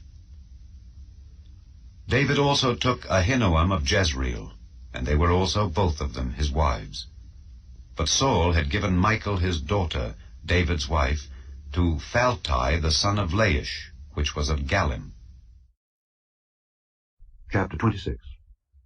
And the Ziphites came unto Saul to Gibeah, saying, Doth not David hide himself in the hill of Hachilah, which is before Jeshimon? Then Saul arose, and went down to the wilderness of Ziph, having 3,000 chosen men of Israel with him, to seek David in the wilderness of Ziph. And Saul pitched in the hill of Hachilah, which is before Jeshimon, by the way. But David abode in the wilderness, and he saw that Saul came after him into the wilderness. David therefore sent out spies, and understood that Saul was come in very deed. And David arose and came to the place where Saul had pitched. And David beheld the place where Saul lay, and Abner the son of Ner, the captain of his host. And Saul lay in the trench, and the people pitched round about him. Then answered David and said to Ahimelech the Hittite, and to Abishai the son of Zeruiah, brother to Joab, saying, Who will go down with me to Saul to the camp? And Abishai said, I will go down with thee. So David and Abishai came to the people by night. And behold, Saul lay sleeping within the trench, and his spear stuck in the ground at his bolster. But Abner and the people lay round about him. Then said Abishai to David, God hath delivered thine enemy into thine hand this day. Now therefore let me smite him, I pray thee, with the spear, even to the earth at once, and I will not smite him the second time. And David said to Abishai, Destroy him not. For who can stretch forth his hand against the Lord's anointed, and be guiltless? David said furthermore, As the Lord liveth, the Lord shall smite him, or his day shall come to die, or he shall descend into battle and perish. The Lord forbid that I should stretch forth mine hand against the Lord's anointed. But I pray thee, take thou now the spear that is at his bolster, and the cruse of water, and let us go. So David took the spear and the cruse of water from Saul's bolster, and they gat them away, and no man saw it, nor knew it, neither awaked, for they were all asleep, because a deep sleep from the Lord was fallen upon them. Then David went over to the other side, and stood on the top of an hill afar off, a great space being between them. And David cried to the people, and to Abner the son of Ner, saying, Answerest thou not, Abner? Then Abner answered and said, Who art thou that criest to the king? And David said to Abner, Art not thou a valiant man? And who is like to thee in Israel? Wherefore then hast thou not kept thy lord the king? For there came one of the people in to destroy the king thy lord. This thing is not good that thou hast done. As the Lord liveth, ye are worthy to die, because ye have not kept your master the Lord's anointed. And now see where the king's spear is, and the cruse of water that was at his bolster. And Saul knew David's voice, and said, Is this thy voice, my son David? And David said, It is my voice, my lord, O king. And he said, Wherefore doth my lord thus pursue after his servant? For what have I done, or what evil is in mine hand? Now therefore I pray thee, let my lord the king hear the words of his servant. If the Lord have stirred thee up against me, let him accept an offering. But if they be the children of men, cursed be they before the Lord. For they have driven me out this day from abiding in the inheritance of the Lord, saying, Go, serve other gods. Now therefore, let not my blood fall to the earth before the face of the Lord. For the king of Israel is come out to seek a flea, as when one doth hunt a partridge in the mountains. Then said Saul, I have sinned. Return, my son David, for I will no more do thee harm, because my soul was precious in thine eyes this day. Behold, I have played the fool, and have erred exceedingly. And David answered and said, Behold the king's spear, and let one of the young men come over and fetch it. The Lord render to every man his righteousness and his faithfulness, for the Lord delivered thee into my hand today, but I would not stretch forth mine hand against the Lord's anointed. And behold, as thy life was much set by this day in mine eyes, so let my life be much set by in the eyes of the Lord, and let him deliver me out of all tribulation. Then Saul said to David, Blessed be thou, my son David. Thou shalt both do great things, and also shalt still prevail. So David went on his way, and Saul returned to his place. Chapter 27. And David said in his heart, I shall now perish one day by the hand of Saul. There is nothing better for me than that I should speedily escape into the land of the Philistines. And Saul shall despair of me to seek me any more in any coast of Israel. So shall I escape out of his hand. And David arose, and he passed over with the 600 men that were with him unto Achish the son of Maoch, king of Gath. And David dwelt with Achish at Gath, he and his men, every man with his household, even David with his 2 wives, Ahinoam the Jezreelitess, and Abigail the Carmelitess, Nabal's wife. And it was told Saul that David was fled to Gath, and he sought no more again for him. And David said unto Achish, If I have now found grace in thine eyes, let them give me a place in some town in the country, that I may dwell there. For why should thy servant dwell in the royal city with thee? Then Achish gave him Ziklag that day, wherefore Ziklag pertaineth unto the kings of Judah unto this day. And the time that David dwelt in the country of the Philistines was a full year and 4 months. And David and his men went up, and invaded the Geshurites, and the Gezrites, and the Amalekites, for those nations were of old the inhabitants of the land, as thou goest to Shur, even unto the land of Egypt. And David smote the land, and left neither man nor woman alive, and took away the sheep, and the oxen, and the asses, and the camels, and the apparel, and returned, and came to Achish. And Achish said, Whither have ye made a road today? And David said, Against the south of Judah, and against the south of the Jerahmeelites, and against the south of the Kenites. And David saved neither man nor woman alive to bring tidings to Gath, saying, Lest they should tell on us, saying, So did David, and so will be his manner all the while he dwelleth in the country of the Philistines. And Achish believed David, saying, He hath made his people Israel utterly to abhor him. Therefore he shall be my servant forever. Chapter 28. And it came to pass in those days that the Philistines gathered their armies together for warfare to fight with Israel. And Achish said unto David, Know thou assuredly that thou shalt go out with me to battle, thou and thy men. And David said to Achish, Surely thou shalt know what thy servant can do. And Achish said to David, Therefore will I make thee keeper of mine head forever. Now Samuel was dead, and all Israel had lamented him, and buried him in Ramah, even in his own city.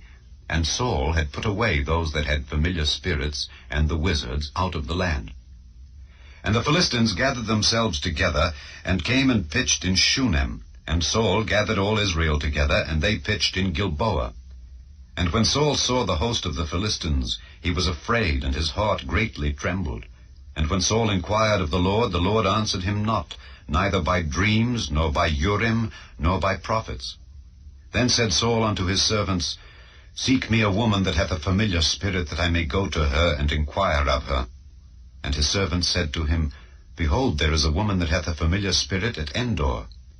And Saul disguised himself, and put on other raiment, and he went, and 2 men with him, and they came to the woman by night. And he said, I pray thee, divine unto me by the familiar spirit, and bring me him up whom I shall name unto thee. And the woman said unto him, Behold, thou knowest what Saul hath done, how he hath cut off those that have familiar spirits, and the wizards out of the land. Wherefore then layest thou a snare for my life, to cause me to die? And Saul sware to her by the Lord, saying, As the Lord liveth, there shall no punishment happen to thee for this thing.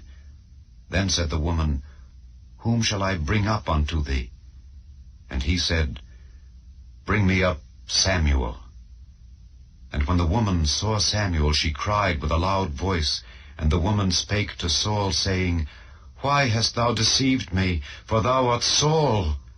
And the king said unto her, Be not afraid, for what sawest thou? And the woman said unto Saul, I saw gods ascending out of the earth. And he said unto her, What form is he of? And she said, An old man cometh up, and he is covered with a mantle. And Saul perceived that it was Samuel, and he stooped with his face to the ground, and bowed himself. And Samuel said to Saul, Why hast thou disquieted me to bring me up? And Saul answered, I am sore distressed, for the Philistines make war against me, and God is departed from me, and answereth me no more, neither by prophets nor by dreams. Therefore I have called thee, that thou mayest make known unto me what I shall do. Then said Samuel, Wherefore then dost thou ask of me, seeing the Lord is departed from thee, and is become thine enemy? And the Lord hath done to him as he spake by me. For the Lord hath rent the kingdom out of thine hand, and given it to thy neighbor, even to David. Because thou obeyedst not the voice of the Lord, nor executedst his fierce wrath upon Amalek, therefore hath the Lord done this thing unto thee this day. Moreover, the Lord will also deliver Israel with thee into the hand of the Philistines, and tomorrow shalt thou and thy sons be with me. The Lord also shall deliver the host of Israel into the hand of the Philistines. Then Saul fell straightway all along on the earth, and was sore afraid because of the words of Samuel, and there was no strength in him, for he had eaten no bread all the day nor all the night. And the woman came unto Saul, and saw that he was sore troubled, and said unto him, Behold, thine handmaid hath obeyed thy voice, and I have put my life in my hand, and have hearkened unto thy words which thou spakest unto me. Now therefore, I pray thee, hearken thou also unto the voice of thine handmaid, and let me set a morsel of bread before thee, and eat, that thou mayest have strength when thou goest on thy way. But he refused, and said, I will not eat. But his servants, together with the woman, compelled him, and he hearkened unto their voice. So he arose from the earth, and sat upon the bed. And the woman had a fat calf in the house, and she hasted and killed it, and took flour, and kneaded it, and did bake unleavened bread thereof.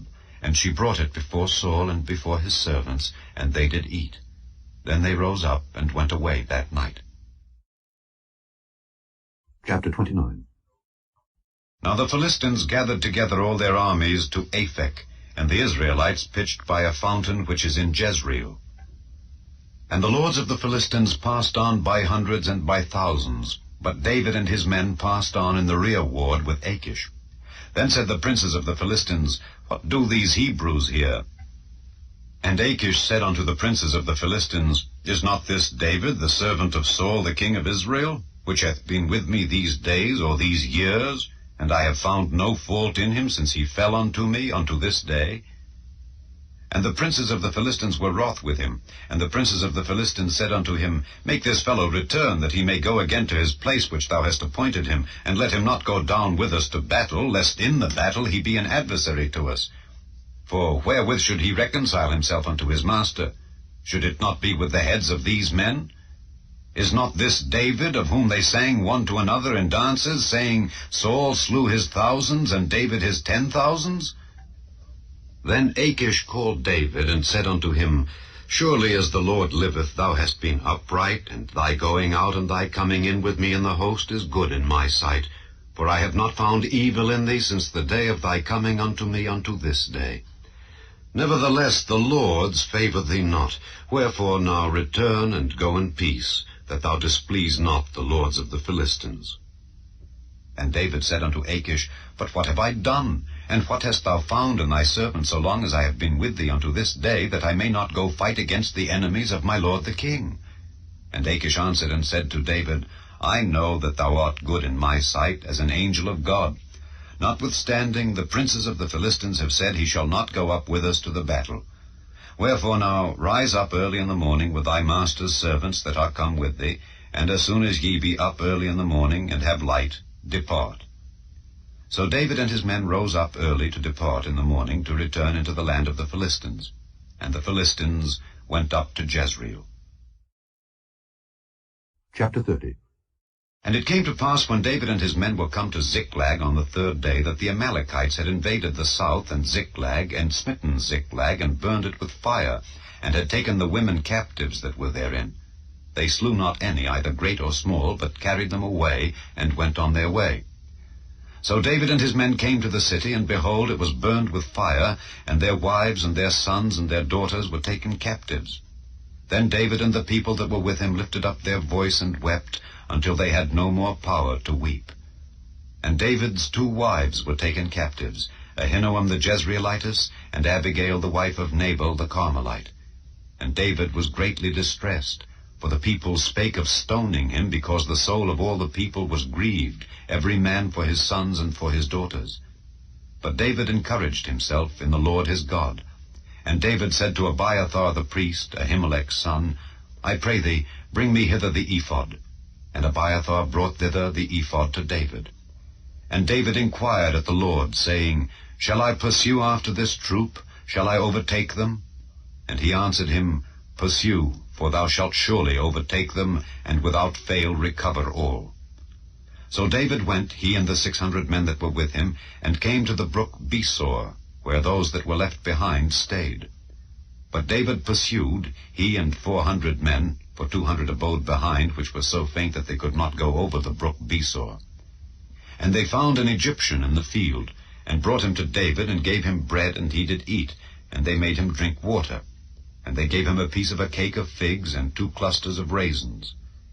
And when he had eaten, his spirit came again to him, for he had eaten no bread nor drunk any water 3 days and 3 nights. And David said unto him, To whom belongest thou? And whence art thou? And he said, I am a young man of Egypt, servant to an Amalekite, and my master left me, because 3 days agone I fell sick. We made an invasion upon the south of the Kerethites, and upon the coast which belongeth to Judah, and upon the south of Caleb, and we burned Ziklag with fire. And David said to him, Canst thou bring me down to this company? And he said, Swear unto me by God that thou wilt neither kill me, nor deliver me into the hands of my master, and I will bring thee down to this company.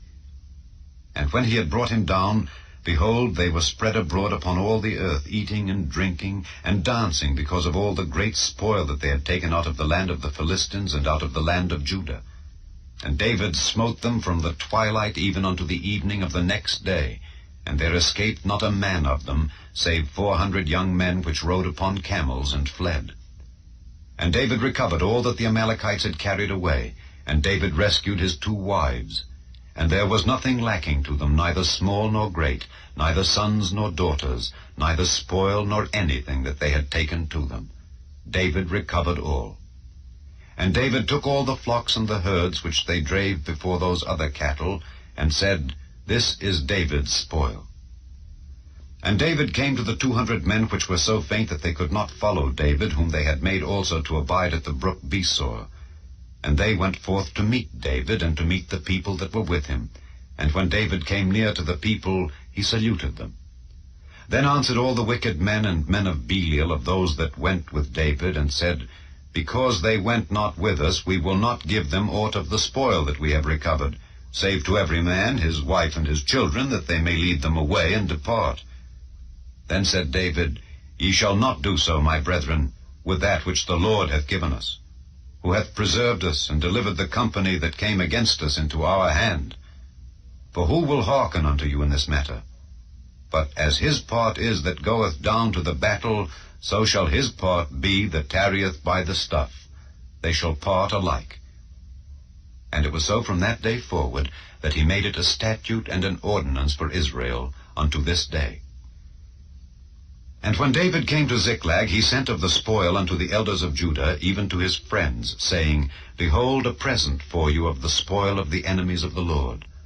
To them which were in Bethel, and to them which were in South Ramoth, and to them which were in Jatir, and to them which were in Aroer, and to them which were in Siphmoth, and to them which were in Eshtemoa, and to them which were in Rachel, and to them which were in the cities of the Jerahmeelites, and to them which were in the cities of the Kenites, and to them which were in Hormah, and to them which were in Korashan, and to them which were in Athak, and to them which were in Hebron, and to all the places where David himself and his men were wont to haunt.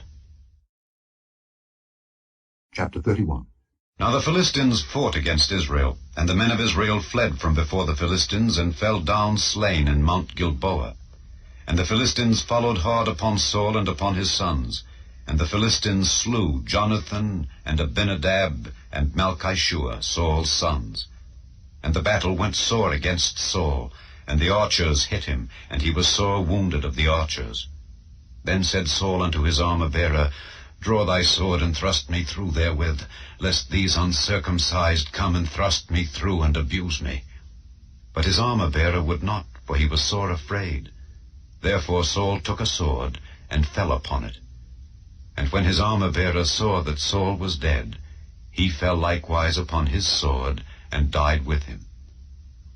So Saul died, and his 3 sons, and his armor-bearer, and all his men, that same day together. And when the men of Israel that were on the other side of the valley, and they that were on the other side Jordan, saw that the men of Israel fled, and that Saul and his sons were dead, they forsook the cities and fled, and the Philistines came and dwelt in them. And it came to pass on the morrow, when the Philistines came to strip the slain, that they found Saul and his 3 sons fallen in Mount Gilboa. And they cut off his head, and stripped off his armor, and sent into the land of the Philistines round about to publish it in the house of their idols and among the people. And they put his armor in the house of Ashtaroth, and they fastened his body to the wall of Bethshan.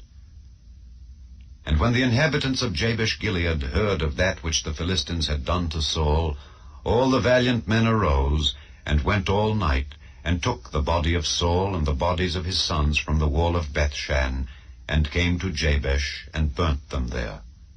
And they took their bones, and buried them under a tree at Jabesh, and fasted 7 days. The second book of Samuel, otherwise called the second book of the Kings. Chapter 1. Now it came to pass after the death of Saul, when David was returned from the slaughter of the Amalekites, and David had abode 2 days in Ziklag, it came even to pass on the 3rd day, that, behold, a man came out of the camp from Saul, with his clothes rent, and earth upon his head. And so it was, when he came to David, that he fell to the earth, and did obeisance. And David said unto him, From whence comest thou? And he said unto him, Out of the camp of Israel am I escaped. And David said unto him, How went the matter? I pray thee, tell me. And he answered, That the people are fled from the battle, and many of the people also are fallen and dead, and Saul and Jonathan his son are dead also. And David said unto the young man that told him, How knowest thou that Saul and Jonathan his son be dead? And the young man that told him said, As I happened by chance upon Mount Gilboa, behold, Saul leaned upon his spear, and lo, the chariots and horsemen followed hard after him. And when he looked behind him, he saw me, and called unto me, and I answered, Here am I. And he said unto me, Who art thou? And I answered him, I am an Amalekite. He said unto me again, Stand, I pray thee, upon me, and slay me, for anguish is come upon me, because my life is yet whole in me. So I stood upon him, and slew him, because I was sure that he could not live after that he was fallen. And I took the crown that was upon his head, and the bracelet that was on his arm, and have brought them hither unto my lord. Then David took hold on his clothes, and rent them, and likewise all the men that were with him. And they mourned, and wept, and fasted until even, for Saul, and for Jonathan his son, and for the people of the Lord, and for the house of Israel, because they were fallen by the sword. And David said unto the young man that told him, Whence art thou? And he answered, I am the son of a stranger, an Amalekite. And David said unto him, How wast thou not afraid to stretch forth thine hand to destroy the Lord's anointed? And David called one of the young men, and said, Go near and fall upon him. And he smote him that he died. And David said unto him, Thy blood be upon thy head, for thy mouth hath testified against thee, saying, I have slain the Lord's anointed. And David lamented with this lamentation over Saul and over Jonathan his son. Also he bade them teach the children of Judah the use of the bow. Behold, it is written in the book of Jasher. The beauty of Israel is slain upon thy high places. How are the mighty fallen! Tell it not in Gath, publish it not in the streets of Askelon, lest the daughters of the Philistines rejoice, lest the daughters of the uncircumcised triumph. Ye mountains of Gilboa, let there be no dew, neither let there be rain upon you, nor fields of offerings. For there the shield of the mighty is vilely cast away, the shield of Saul, as though he had not been anointed with oil. From the blood of the slain, from the fat of the mighty, the bow of Jonathan turned not back, and the sword of Saul returned not empty. Saul and Jonathan were lovely and pleasant in their lives, and in their death they were not divided. They were swifter than eagles, they were stronger than lions. Ye daughters of Israel, weep over Saul, who clothed you in scarlet with other delights, who put on ornaments of gold upon your apparel. How are the mighty fallen in the midst of the battle! O Jonathan, thou wast slain in thine high places. I am distressed for thee, my brother Jonathan. Very pleasant hast thou been unto me. Thy love to me was wonderful, passing the love of women.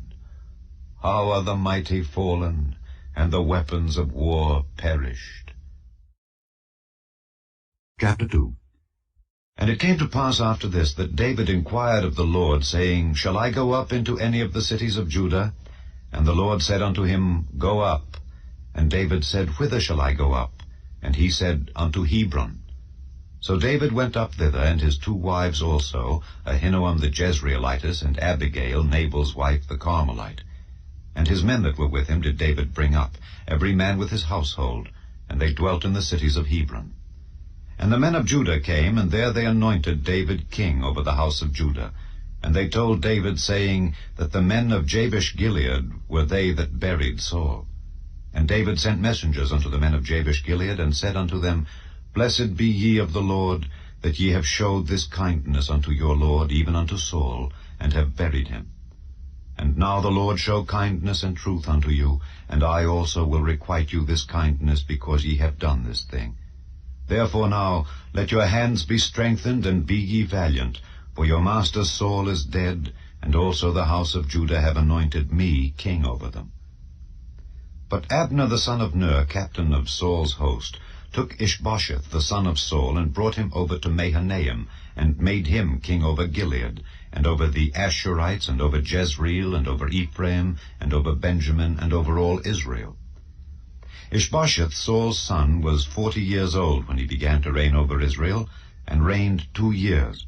But the house of Judah followed David. And the time that David was king in Hebron over the house of Judah was 7 years and 6 months. And Abner the son of Ner, and the servants of Ishbosheth the son of Saul, went out from Mahanaim to Gibeon. And Joab the son of Zeruiah, and the servants of David, went out and met together by the pool of Gibeon. And they sat down, the one on the one side of the pool, and the other on the other side of the pool. And Abner said to Joab, Let the young men now arise and play before us. And Joab said, Let them arise. Then there arose and went over by number 12 of Benjamin, which pertained to Ishbosheth the son of Saul, and 12 of the servants of David. And they caught every one his fellow by the head, and thrust his sword in his fellow's side. So they fell down together. Wherefore that place was called Helkath-Hazurim, which is in Gibeon. And there was a very sore battle that day, and Abner was beaten, and the men of Israel, before the servants of David.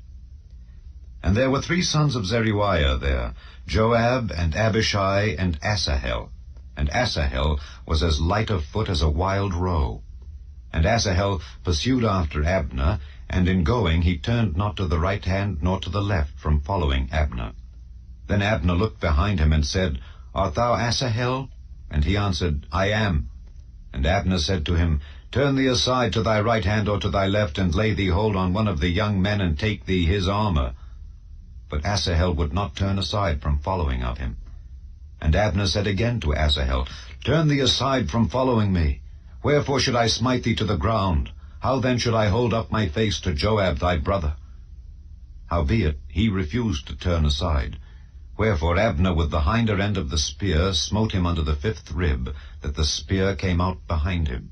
And he fell down there, and died in the same place. And it came to pass that as many as came to the place where Asahel fell down and died, stood still. Joab also and Abishai pursued after Abner, and the sun went down when they were come to the hill of Ammah, that lieth before Giah by the way of the wilderness of Gibeon. And the children of Benjamin gathered themselves together after Abner, and became one troop, and stood on the top of an hill. Then Abner called to Joab, and said, Shall the sword devour forever? Knowest thou not that it will be bitterness in the latter end? How long shall it be then ere thou bid the people return from following their brethren? And Joab said, As God liveth, unless thou hadst spoken, surely then in the morning the people had gone up every one from following his brother. So Joab blew a trumpet, and all the people stood still, and pursued after Israel no more, neither fought they any more. And Abner and his men walked all that night through the plain, and passed over Jordan, and went through all Bithron, and they came to Mahanaim. And Joab returned from following Abner, and when he had gathered all the people together, there lacked of David's servants 19 men, and Asahel. But the servants of David had smitten of Benjamin and of Abner's men, so that 360 men died. And they took up Asahel, and buried him in the sepulchre of his father, which was in Bethlehem. And Joab and his men went all night, and they came to Hebron at break of day. Chapter 3. Now there was long war between the house of Saul and the house of David. But David waxed stronger and stronger, and the house of Saul waxed weaker and weaker. And unto David were sons born in Hebron, and his firstborn was Amnon of Ahinoam the Jezreelitess, and his second Chileab of Abigail the wife of Nabal the Carmelite, and the third Absalom the son of Maacah, the daughter of Talmai king of Geshur, and the fourth Adonijah the son of Haggith, and the fifth Shephatiah the son of Abital, and the sixth Ithream by Eglah David's wife. These were born to David in Hebron. And it came to pass, while there was war between the house of Saul and the house of David, that Abner made himself strong for the house of Saul. And Saul had a concubine whose name was Rizpah, the daughter of Aiah. And Ishbosheth said to Abner, Wherefore hast thou gone in unto my father's concubine? Then was Abner very wroth for the words of Ishbosheth, and said, Am I a dog's head, which against Judah do show kindness this day unto the house of Saul thy father, to his brethren and to his friends, and have not delivered thee into the hand of David, that thou chargest me today with a fault concerning this woman? So do God to Abner, and more also, except as the Lord hath sworn to David, even so I do to him, to translate the kingdom from the house of Saul, and to set up the throne of David over Israel and over Judah, from Dan even to Beersheba. And he could not answer Abner a word again, because he feared him. And Abner sent messengers to David on his behalf, saying, Whose is the land? Saying also, Make thy league with me, and behold, my hand shall be with thee, to bring about all Israel unto thee. And he said, Well, I will make a league with thee, but one thing I require of thee, that is, thou shalt not see my face, except thou first bring Michal, Saul's daughter, when thou comest to see my face. And David sent messengers to Ishbosheth, Saul's son, saying, Deliver me my wife Michal, which I espoused to me for 100 foreskins of the Philistines. And Ishbosheth sent and took her from her husband, even from Phaltiel the son of Laish. And her husband went with her along, weeping behind her, to Bahurim. Then said Abner unto him, Go, return. And he returned. And Abner had communication with the elders of Israel, saying, Ye sought for David in times past to be king over you. Now then do it. For the Lord hath spoken of David, saying, By the hand of my servant David I will save my people Israel out of the hand of the Philistines, and out of the hand of all their enemies.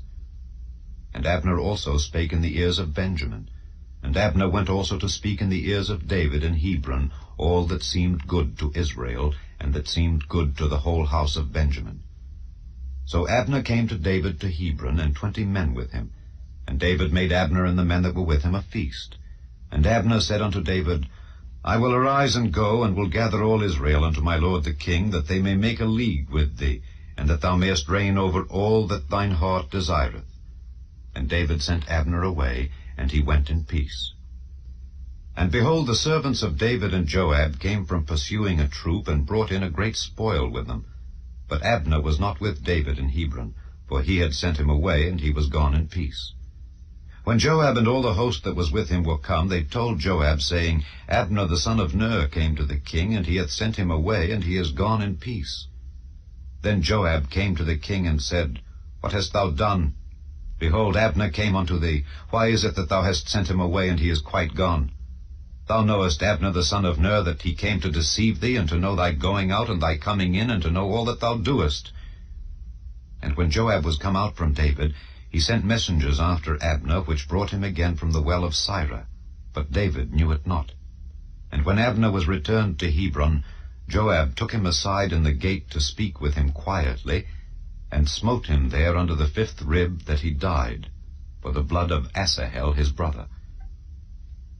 And afterward, when David heard it, he said, I and my kingdom are guiltless before the Lord forever from the blood of Abner the son of Ner. Let it rest on the head of Joab, and on all his father's house.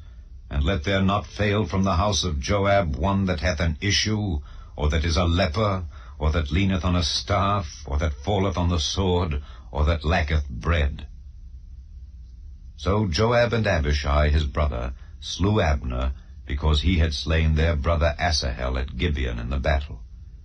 And David said to Joab, and to all the people that were with him, Rend your clothes, and gird you with sackcloth, and mourn before Abner. And King David himself followed the bier. And they buried Abner in Hebron, and the king lifted up his voice, and wept at the grave of Abner, and all the people wept. And the king lamented over Abner, and said, Died Abner as a fool dieth? Thy hands were not bound, nor thy feet put into fetters. As a man falleth before wicked men, so fellest thou. And all the people wept again over him. And when all the people came to cause David to eat meat while it was yet day, David sware, saying, So do God to me, and more also, if I taste bread or aught else till the sun be down. And all the people took notice of it, and it pleased them, as whatsoever the king did pleased all the people. For all the people and all Israel understood that day that it was not of the king to slay Abner the son of Ner. And the king said unto his servants, Know ye not that there is a prince and a great man fallen this day in Israel? And I am this day weak, though anointed king. And these men, the sons of Zeruiah, be too hard for me. The Lord shall reward the doer of evil according to his wickedness. Chapter 4. And when Saul's son heard that Abner was dead in Hebron, his hands were feeble, and all the Israelites were troubled. And Saul's son had 2 men that were captains of bands. The name of the one was Baanah, and the name of the other Rechab, the sons of Rimmon, a Beerothite of the children of Benjamin. For Beeroth also was reckoned to Benjamin, and the Beerothites fled to Gittaim, and were sojourners there until this day. And Jonathan, Saul's son, had a son that was lame of his feet. He was 5 years old when the tidings came of Saul and Jonathan out of Jezreel, and his nurse took him up and fled. And it came to pass, as she made haste to flee, that he fell and became lame, and his name was Mephibosheth. And the sons of Rimmon the Beerothite, Rechab and Baanah, went and came about the heat of the day to the house of Ishbosheth, who lay on a bed at noon. And they came thither into the midst of the house, as though they would have fetched wheat, and they smote him under the 5th rib. And Rechab and Baanah his brother escaped. For when they came into the house, he lay on his bed in his bedchamber, and they smote him, and slew him, and beheaded him, and took his head, and gat them away through the plain all night. And they brought the head of Ishbosheth unto David to Hebron, and said to the king, Behold the head of Ishbosheth the son of Saul thine enemy, which sought thy life, and the Lord hath avenged my lord the king this day of Saul and of his seed. And David answered Rechab and Baanah his brother, the sons of Rimmon the Beerothite, and said unto them, As the Lord liveth, who hath redeemed my soul out of all adversity, when one told me, saying, Behold, Saul is dead, thinking to have brought good tidings, I took hold of him and slew him in Ziklag, who thought that I would have given him a reward for his tidings. How much more when wicked men have slain a righteous person in his own house upon his bed? Shall I not therefore now require his blood of your hand, and take you away from the earth? And David commanded his young men, and they slew them, and cut off their hands and their feet, and hanged them up over the pool in Hebron. But they took the head of Ishbosheth, and buried it in the sepulchre of Abner in Hebron. Chapter 5. Then came all the tribes of Israel to David unto Hebron, and spake, saying, Behold, we are thy bone and thy flesh. Also in time past, when Saul was king over us, thou wast he that leddest out and broughtest in Israel. And the Lord said to thee, Thou shalt feed my people Israel, and thou shalt be a captain over Israel. So all the elders of Israel came to the king to Hebron, and King David made a league with them in Hebron before the Lord. And they anointed David king over Israel. David was 30 years old when he began to reign, and he reigned 40 years. In Hebron he reigned over Judah 7 years and 6 months, and in Jerusalem he reigned 33 years over all Israel and Judah. And the king and his men went to Jerusalem unto the Jebusites, the inhabitants of the land, which spake unto David, saying, Except thou take away the blind and the lame, thou shalt not come in hither, thinking, David cannot come in hither. Nevertheless David took the stronghold of Zion, the same as the city of David. And David said on that day, Whosoever getteth up to the gutter, and smiteth the Jebusites, and the lame and the blind, that I hated of David's soul, he shall be chief and captain. Wherefore they said, The blind and the lame shall not come into the house. So David dwelt in the fort, and called it the city of David. And David built round about from Millo and inward. And David went on and grew great, and the Lord God of hosts was with him. And Hiram king of Tyre sent messengers to David, and cedar trees, and carpenters, and masons, and they built David an house. And David perceived that the Lord had established him king over Israel, and that he had exalted his kingdom for his people Israel's sake. And David took him more concubines and wives out of Jerusalem, after he was come from Hebron. And there were yet sons and daughters born to David. And these be the names of those that were born unto him in Jerusalem: Shammua, and Shobab, and Nathan, and Solomon, Ibhar also, and Elishua, and Nepheg, and Japhiah, and Elishama, and Eliada, and Eliphalet. But when the Philistines heard that they had anointed David king over Israel, all the Philistines came up to seek David. And David heard of it, and went down to the hold.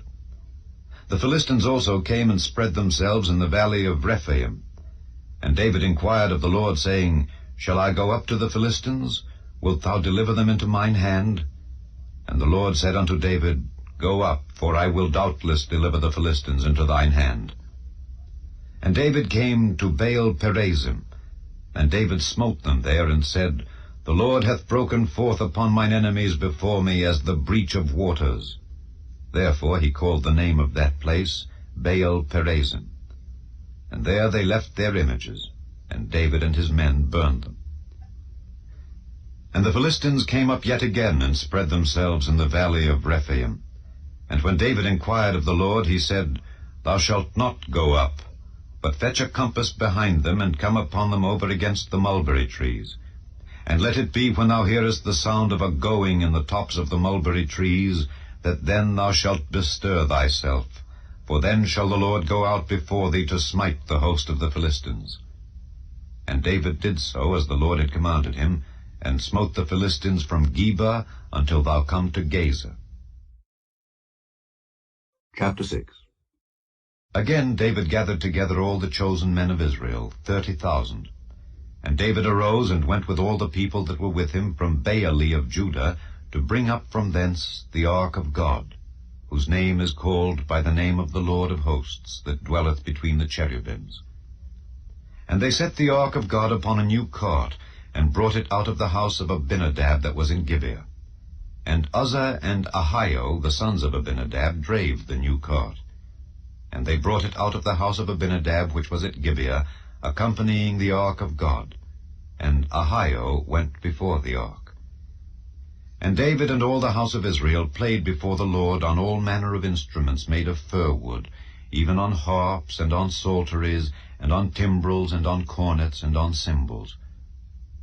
And when they came to Nachon's threshing floor, Uzzah put forth his hand to the ark of God, and took hold of it, for the oxen shook it. And the anger of the Lord was kindled against Uzzah, and God smote him there for his error, and there he died by the ark of God.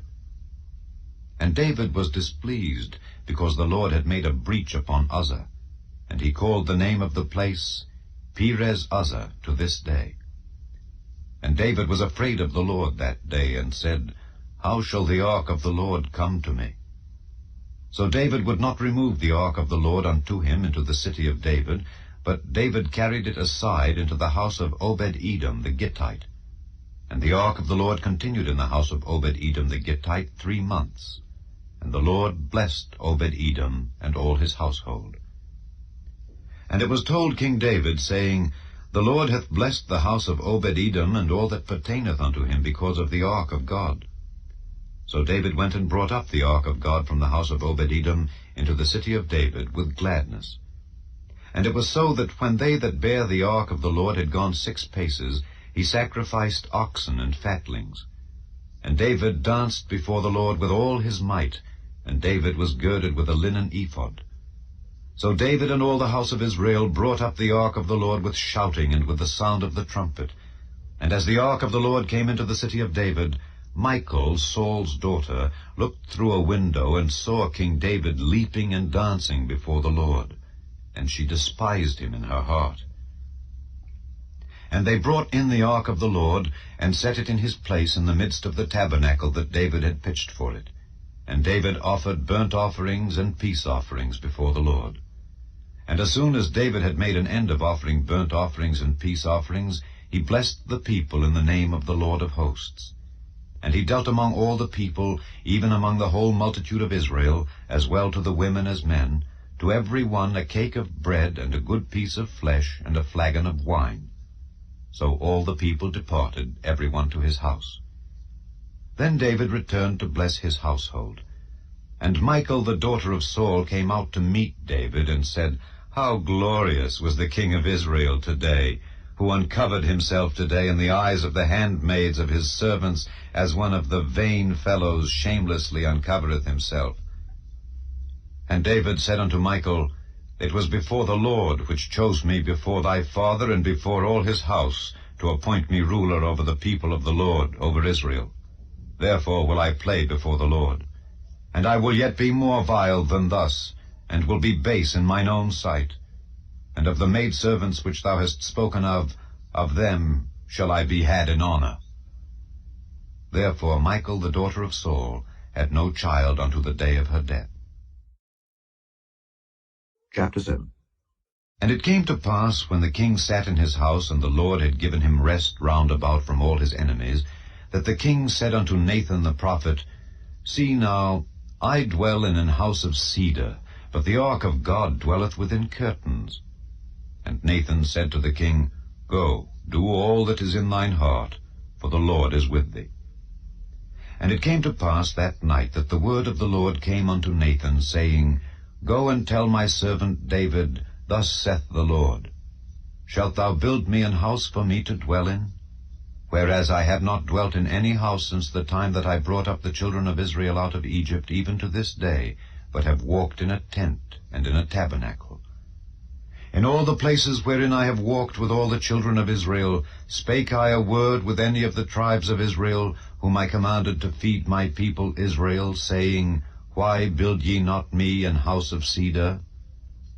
Now therefore so shalt thou say unto my servant David, Thus saith the Lord of hosts, I took thee from the sheepcote, from following the sheep, to be ruler over my people, over Israel. And I was with thee whithersoever thou wentest, and have cut off all thine enemies out of thy sight, and have made thee a great name, like unto the name of the great men that are in the earth. Moreover, I will appoint a place for my people Israel, and will plant them, that they may dwell in a place of their own, and move no more.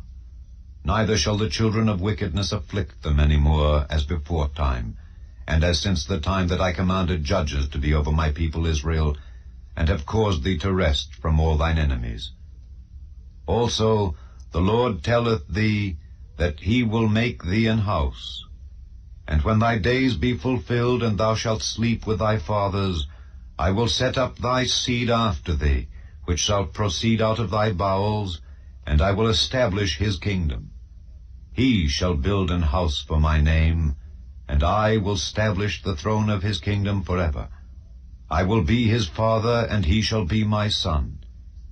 If he commit iniquity, I will chasten him with the rod of men, and with the stripes of the children of men. But my mercy shall not depart away from him, as I took it from Saul, whom I put away before thee. And thine house and thy kingdom shall be established forever before thee. Thy throne shall be established forever. According to all these words, and according to all this vision, so did Nathan speak unto David. Then went King David in and sat before the Lord, and he said, Who am I, O Lord God, and what is my house, that thou hast brought me hitherto? And this was yet a small thing in thy sight, O Lord God, but thou hast spoken also of thy servant's house for a great while to come. And is this the manner of man, O Lord God? And what can David say more unto thee? For thou, Lord God, knowest thy servant. For thy word's sake, and according to thine own heart, hast thou done all these great things to make thy servant know them. Wherefore thou art great, O Lord God, for there is none like thee, neither is there any God beside thee, according to all that we have heard with our ears. And what one nation in the earth is like thy people, even like Israel, whom God went to redeem for a people to himself, and to make him a name, and to do for you great things and terrible for thy land before thy people, which thou redeemedst to thee from Egypt, from the nations and their gods. For thou hast confirmed to thyself thy people Israel to be a people unto thee forever, and thou, Lord, art become their God. And now, O Lord God, the word that thou hast spoken concerning thy servant and concerning his house, establish it forever, and do as thou hast said. And let thy name be magnified forever, saying, The Lord of hosts is the God over Israel. And let the house of thy servant David be established before thee. For thou, O Lord of hosts, God of Israel, hast revealed to thy servant, saying, I will build thee an house. Therefore hath thy servant found in his heart to pray this prayer unto thee. And now, O Lord God, thou art that God, and thy words be true, and thou hast promised this goodness unto thy servant. Therefore now let it please thee to bless the house of thy servant, that it may continue forever before thee. For thou, O Lord God, hast spoken it, and with thy blessing let the house of thy servant be blessed forever. Chapter 8. And after this it came to pass that David smote the Philistines and subdued them. And David took Methegama out of the hand of the Philistines. And he smote Moab, and measured them with a line, casting them down to the ground. Even with 2 lines measured he to put to death, and with 1 full line to keep alive. And so the Moabites became David's servants, and brought gifts. David smote also Hadadezer, the son of Rehob, king of Zobah, as he went to recover his border at the river Euphrates. And David took from him 1,000 chariots, and 700 horsemen, and 20,000 footmen. And David hawked all the chariot horses, but reserved of them for 100 chariots.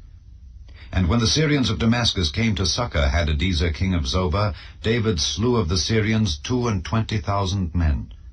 Then David put garrisons in Syria of Damascus, and the Syrians became servants to David, and brought gifts. And the Lord preserved David whithersoever he went.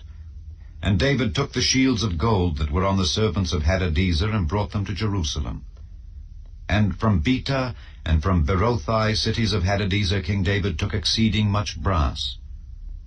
When Toi, king of Hamath, heard that David had smitten all the host of Hadadezer, then Toi sent Joram his son unto King David to salute him and to bless him, because he had fought against Hadadezer and smitten him. For Hadadezer had wars with Toi. And Joram brought with him vessels of silver, and vessels of gold, and vessels of brass, which also King David did dedicate unto the Lord, with the silver and gold that he had dedicated of all nations which he subdued, of Syria, and of Moab, and of the children of Ammon, and of the Philistines, and of Amalek, and of the spoil of Hadadezer, son of Rehob, king of Zobah. And David gat him a name when he returned from smiting of the Syrians in the valley of Salt, being 18,000 men. And he put garrisons in Edom. Throughout all Edom put he garrisons. And all they of Edom became David's servants. And the Lord preserved David whithersoever he went. And David reigned over all Israel. And David executed judgment and justice unto all his people. And Joab the son of Zeruiah was over the host. And Jehoshaphat the son of Ahilud was recorder. And Zadok the son of Ahitub, and Ahimelech the son of Abiathar were the priests. And Sariah was the scribe. And Benaiah the son of Jehoiada was over both the Kerethites and the Pelethites, and David's sons were chief rulers. Chapter 9. And David said, Is there yet any that is left of the house of Saul, that I may show him kindness for Jonathan's sake? And there was of the house of Saul a servant whose name was Ziba.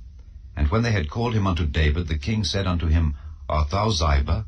And he said, Thy servant is he. And the king said, Is there not yet any of the house of Saul, that I may show the kindness of God unto him? And Ziba said unto the king, Jonathan hath yet a son, which is lame on his feet. And the king said unto him, Where is he? And Ziba said unto the king, Behold, he is in the house of Machir, the son of Ammiel, in Lodebar. Then King David sent and fetched him out of the house of Machir, the son of Ammiel, from Lodebar. Now when Mephibosheth, the son of Jonathan, the son of Saul, was come unto David, he fell on his face and did reverence. And David said, Mephibosheth. And he answered, Behold thy servant. And David said unto him, Fear not, for I will surely show thee kindness for Jonathan thy father's sake, and will restore thee all the land of Saul thy father, and thou shalt eat bread at my table continually. And he bowed himself and said, What is thy servant, that thou shouldest look upon such a dead dog as I am? Then the king called to Ziba, Saul's servant, and said unto him, I have given unto thy master's son all that pertained to Saul and to all his house. Thou therefore and thy sons and thy servants shall till the land for him, and thou shalt bring in the fruits, that thy master's son may have food to eat. But Mephibosheth thy master's son shall eat bread alway at my table. Now Ziba had 15 sons and 20 servants. Then said Ziba unto the king, According to all that my lord the king hath commanded his servant, so shall thy servant do. As for Mephibosheth, said the king, he shall eat at my table, as one of the king's sons. And Mephibosheth had a young son, whose name was Micah. And all that dwelt in the house of Ziba were servants unto Mephibosheth. So Mephibosheth dwelt in Jerusalem, for he did eat continually at the king's table, and was lame on both his feet. Chapter 10. And it came to pass after this, that the king of the children of Ammon died, and Hanun his son reigned in his stead. Then said David, I will show kindness unto Hanun the son of Nahash, as his father showed kindness unto me. And David sent to comfort him by the hand of his servants for his father. And David's servants came into the land of the children of Ammon. And the princes of the children of Ammon said unto Hanun their lord, Thinkest thou that David doth honor thy father, that he hath sent comforters unto thee? Hath not David rather sent his servants unto thee to search the city, and to spy it out, and to overthrow it? Wherefore Hanun took David's servants, and shaved off the 1/2 of their beards, and cut off their garments in the middle, even to their buttocks, and sent them away. When they told it unto David, he sent to meet them, because the men were greatly ashamed. And the king said, Tarry at Jericho until your beards be grown, and then return. And when the children of Ammon saw that they stank before David, the children of Ammon sent and hired the Syrians of Beth-rehob and the Syrians of Zobah 20,000 footmen, and of King Maacah 1,000 men, and of Ishtob 12,000 men. And when David heard of it, he sent Joab and all the host of the mighty men. And the children of Ammon came out and put the battle in array at the entering in of the gate. And the Syrians of Zobah and of Rehob and Ishtob and Maacah were by themselves in the field. When Joab saw that the front of the battle was against him before and behind, he chose of all the choice men of Israel, and put them in array against the Syrians. And the rest of the people he delivered into the hand of Abishai his brother, that he might put them in array against the children of Ammon. And he said, If the Syrians be too strong for me, then thou shalt help me. But if the children of Ammon be too strong for thee, then I will come and help thee. Be of good courage, and let us play the men for our people, and for the cities of our God. And the Lord do that which seemeth him good. And Joab drew nigh, and the people that were with him, unto the battle against the Syrians, and they fled before him. And when the children of Ammon saw that the Syrians were fled, then fled they also before Abishai, and entered into the city. So Joab returned from the children of Ammon, and came to Jerusalem. And when the Syrians saw that they were smitten before Israel, they gathered themselves together. And Hadarezer sent and brought out the Syrians that were beyond the river, and they came to Helam, and Shobach, the captain of the host of Hadarezer, went before them. And when it was told David, he gathered all Israel together and passed over Jordan and came to Helam. And the Syrians set themselves in array against David and fought with him. And the Syrians fled before Israel, and David slew the men of 700 chariots of the Syrians, and 40,000 horsemen, and smote Shobach the captain of their host, who died there. And when all the kings that were servants to Hadarezer saw that they were smitten before Israel, they made peace with Israel, and served them. So the Syrians feared to help the children of Ammon any more. Chapter 11. And it came to pass after the year was expired, at the time when kings go forth to battle, that David sent Joab and his servants with him and all Israel. And they destroyed the children of Ammon and besieged Rabbah. But David tarried still at Jerusalem. And it came to pass in an evening tide that David arose from off his bed and walked upon the roof of the king's house. And from the roof he saw a woman washing herself, and the woman was very beautiful to look upon. And David sent and inquired after the woman, and one said, Is not this Bathsheba, the daughter of Eliam, the wife of Uriah the Hittite? And David sent messengers, and took her. And she came in unto him, and he lay with her, for she was purified from her uncleanness. And she returned unto her house. And the woman conceived, and sent and told David, and said, I am with child. And David sent to Joab, saying, Send me Uriah the Hittite. And Joab sent Uriah to David. And when Uriah was come unto him, David demanded of him how Joab did, and how the people did, and how the war prospered. And David said to Uriah, Go down to thy house, and wash thy feet. And Uriah departed out of the king's house, and there followed him a mess of meat from the king. But Uriah slept at the door of the king's house with all the servants of his lord, and went not down to his house. And when they had told David, saying, Uriah went not down unto his house, David said unto Uriah, Camest thou not from thy journey? Why then didst thou not go down unto thine house? And Uriah said unto David, The ark and Israel and Judah abide in tents, and my lord Joab and the servants of my lord are encamped in the open fields. Shall I then go into mine house to eat and to drink and to lie with my wife? As thou livest, and as thy soul liveth, I will not do this thing. And David said to Uriah, Tarry here today also, and tomorrow I will let thee depart. So Uriah abode in Jerusalem that day and the morrow. And when David had called him, he did eat and drink before him, and he made him drunk. And at even he went out to lie on his bed with the servants of his lord, but went not down to his house.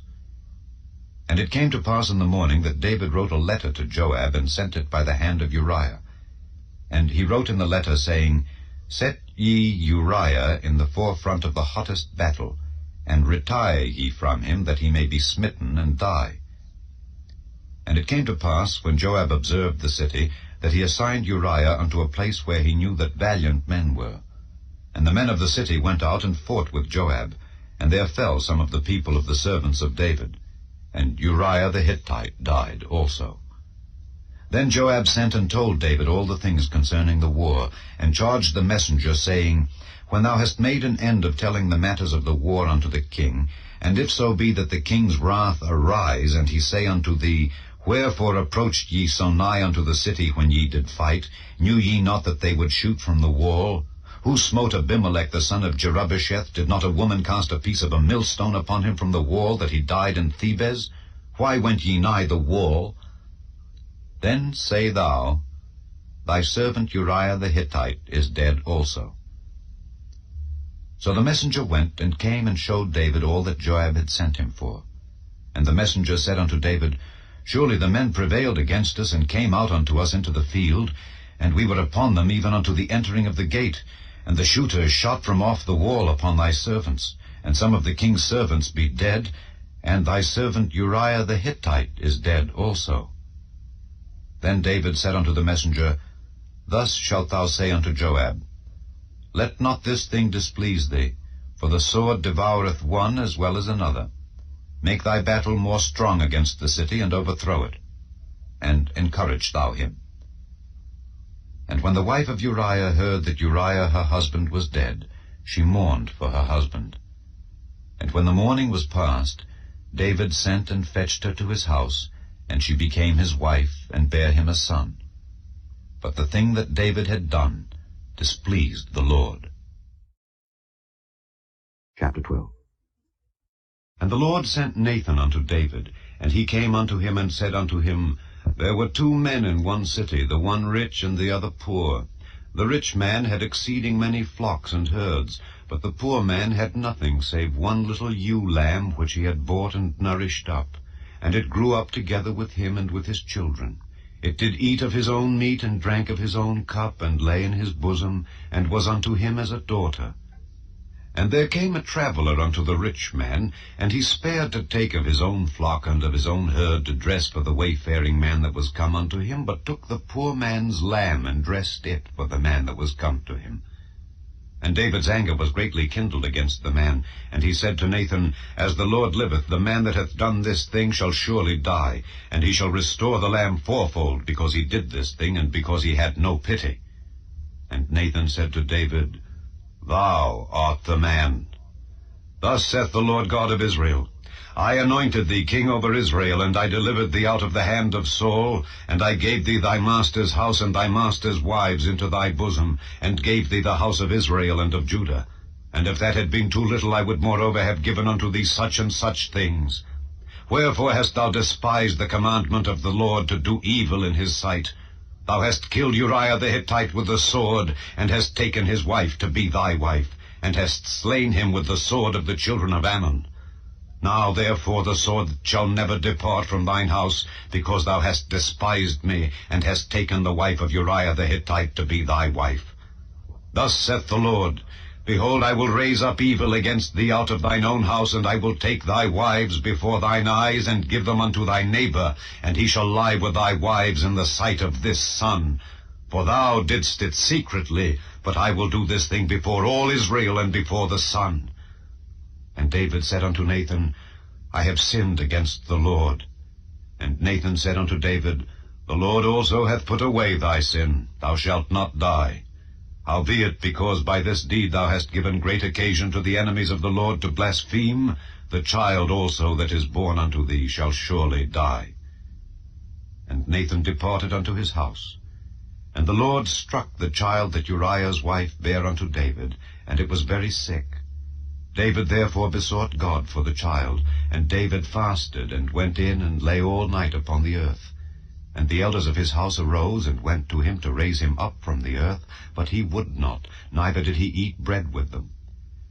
And it came to pass on the 7th day that the child died. And the servants of David feared to tell him that the child was dead, for they said, Behold, while the child was yet alive, we spake unto him, and he would not hearken unto our voice. How will he then vex himself, if we tell him that the child is dead?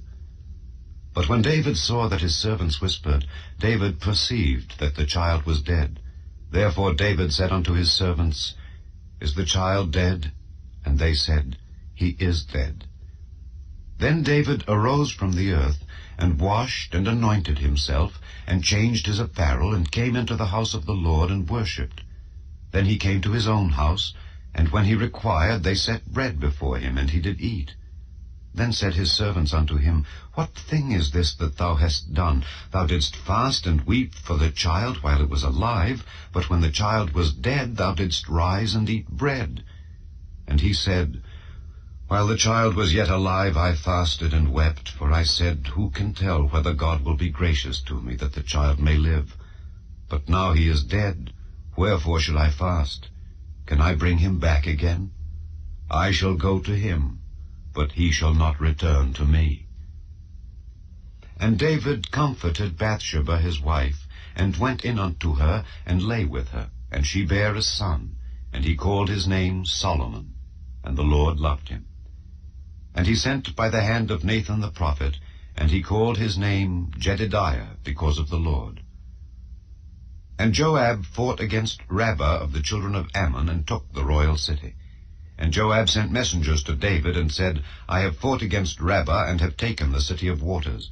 Now therefore gather the rest of the people together, and encamp against the city, and take it, lest I take the city, and it be called after my name. And David gathered all the people together, and went to Rabbah, and fought against it, and took it. And he took their king's crown from off his head, the weight whereof was a talent of gold with the precious stones, and it was set on David's head. And he brought forth the spoil of the city in great abundance. And he brought forth the people that were therein, and put them under saws, and under harrows of iron, and under axes of iron, and made them pass through the brick kiln. And thus did he unto all the cities of the children of Ammon. So David and all the people returned unto Jerusalem. Chapter 13. And it came to pass after this that Absalom the son of David had a fair sister, whose name was Tamar, and Amnon the son of David loved her. And Amnon was so vexed that he fell sick for his sister Tamar, for she was a virgin, and Amnon thought it hard for him to do anything to her. But Amnon had a friend, whose name was Jonadab the son of Shimeah, David's brother. And Jonadab was a very subtle man, and he said unto him, Why art thou, being the king's son, lean from day to day? Wilt thou not tell me? And Amnon said unto him, I love Tamar, my brother Absalom's sister. And Jonadab said unto him, Lay thee down on thy bed, and make thyself sick. And when thy father cometh to see thee, say unto him, I pray thee, let my sister Tamar come, and give me meat, and dress the meat in my sight, that I may see it, and eat it at her hand. So Amnon lay down, and made himself sick. And when the king was come to see him, Amnon said unto the king, I pray thee, let Tamar my sister come, and make me a couple of cakes in my sight, that I may eat at her hand. Then David sent home to Tamar, saying, Go now to thy brother Amnon's house, and dress him meat. So Tamar went to her brother Amnon's house, and he was laid down. And she took flour, and kneaded it, and made cakes in his sight, and did bake the cakes. And she took a pan, and poured them out before him. But he refused to eat. And Amnon said, Have out all men from me. And they went out every man from him. And Amnon said unto Tamar, Bring the meat into the chamber, that I may eat of thine hand. And Tamar took the cakes which she had made, and brought them into the chamber to Amnon her brother. And when she had brought them unto him to eat, he took hold of her, and said unto her, Come lie with me, my sister. And she answered him, Nay, my brother, do not force me, for no such thing ought to be done in Israel. Do not thou this folly. And I, whither shall I cause my shame to go? And as for thee, thou shalt be as one of the fools in Israel. Now therefore I pray thee, speak unto the king, for he will not withhold me from thee. Howbeit he would not hearken unto her voice, but being stronger than she, forced her, and lay with her. Then Amnon hated her exceedingly, so that the hatred wherewith he hated her was greater than the love wherewith he had loved her. And Amnon said unto her, Arise, be gone. And she said unto him, There is no cause. This evil in sending me away is greater than the other that thou didst unto me. But he would not hearken unto her. Then he called his servant that ministered unto him, and said, Put now this woman out from me, and bolt the door after her. And she had a garment of divers colours upon her, for with such robes were the king's daughters that were virgins apparelled. Then his servant brought her out, and bolted the door after her. And Tamar put ashes on her head, and rent her garment of divers colours that was on her, and laid her hand on her head, and went on crying. And Absalom her brother said unto her, Hath Amnon thy brother been with thee? But hold now thy peace, my sister. He is thy brother, regard not this thing. So Tamar remained desolate in her brother Absalom's house. But when King David heard of all these things, he was very wroth. And Absalom spake unto his brother Amnon neither good nor bad, for Absalom hated Amnon because he had forced his sister Tamar. And it came to pass after 2 full years that Absalom had sheep shearers in Baal Hazor, which is beside Ephraim, and Absalom invited all the king's sons. And Absalom came to the king and said, Behold, now thy servant hath sheep shearers. Let the king, I beseech thee, and his servants go with thy servant. And the king said to Absalom, Nay, my son, let us not all now go, lest we be chargeable unto thee. And he pressed him. Howbeit he would not go, but blessed him. Then said Absalom, If not, I pray thee, let my brother Amnon go with us. And the king said unto him, Why should he go with thee? But Absalom pressed him, that he let Amnon and all the king's sons go with him. Now Absalom had commanded his servants, saying, Mark ye now when Amnon's heart is merry with wine, and when I say unto you, Smite Amnon, then kill him, fear not. Have not I commanded you? Be courageous, and be valiant. And the servants of Absalom did unto Amnon as Absalom had commanded. Then all the king's sons arose, and every man gat him up upon his mule, and fled. And it came to pass, while they were in the way, that tidings came to David, saying, Absalom hath slain all the king's sons, and there is not one of them left. Then the king arose, and tare his garments, and lay on the earth, and all his servants stood by with their clothes rent. And Jonadab the son of Shimeah, David's brother, answered and said, Let not my lord suppose that they have slain all the young men the king's sons, for Amnon only is dead. For by the appointment of Absalom this hath been determined from the day that he forced his sister Tamar. Now therefore let not my lord the king take the thing to his heart to think that all the king's sons are dead, for Amnon only is dead. But Absalom fled, and the young man that kept the watch lifted up his eyes and looked, and behold, there came much people by the way of the hillside behind him. And Jonadab said unto the king, Behold, the king's sons come. As thy servant said, so it is. And it came to pass, as soon as he had made an end of speaking, that, behold, the king's sons came, and lifted up their voice, and wept. And the king also and all his servants wept very sore. But Absalom fled, and went to Talmai, the son of Ammihud, king of Geshur. And David mourned for his son every day. So Absalom fled, and went to Geshur, and was there 3 years. And the soul of King David longed to go forth unto Absalom, for he was comforted concerning Amnon, seeing he was dead. Chapter 14. Now Joab the son of Zeruiah perceived that the king's heart was toward Absalom. And Joab sent to Tekoa, and fetched thence a wise woman, and said unto her, I pray thee, feign thyself to be a mourner, and put on now mourning apparel, and anoint not thyself with oil, but be as a woman that had a long time mourned for the dead.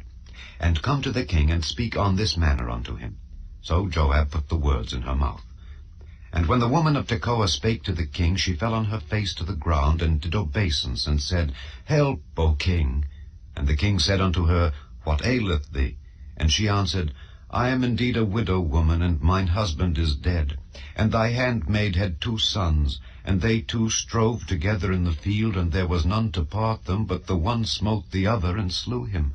And behold, the whole family is risen against thine handmaid.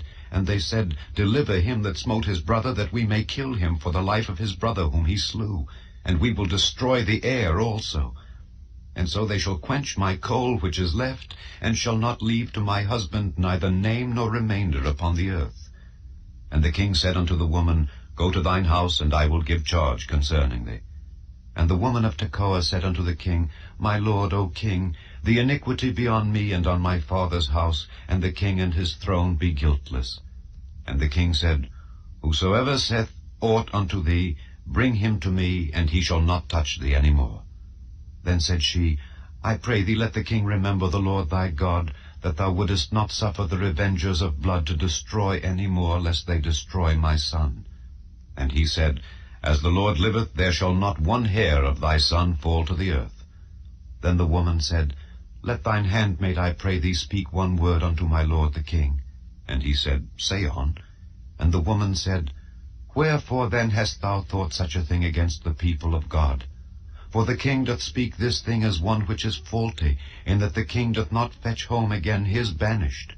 For we must needs die, and are as water spilt on the ground, which cannot be gathered up again. Neither doth God respect any person, yet doth he devise means that his banished be not expelled from him. Now therefore that I am come to speak of this thing unto my lord the king, it is because the people have made me afraid. And thy handmaid said, I will now speak unto the king. It may be that the king will perform the request of his handmaid. For the king will hear to deliver his handmaid out of the hand of the man that would destroy me and my son together out of the inheritance of God. Then thine handmaid said, The word of my lord the king shall now be comfortable. For as an angel of God, so is my lord the king to discern good and bad. Therefore the Lord thy God will be with thee.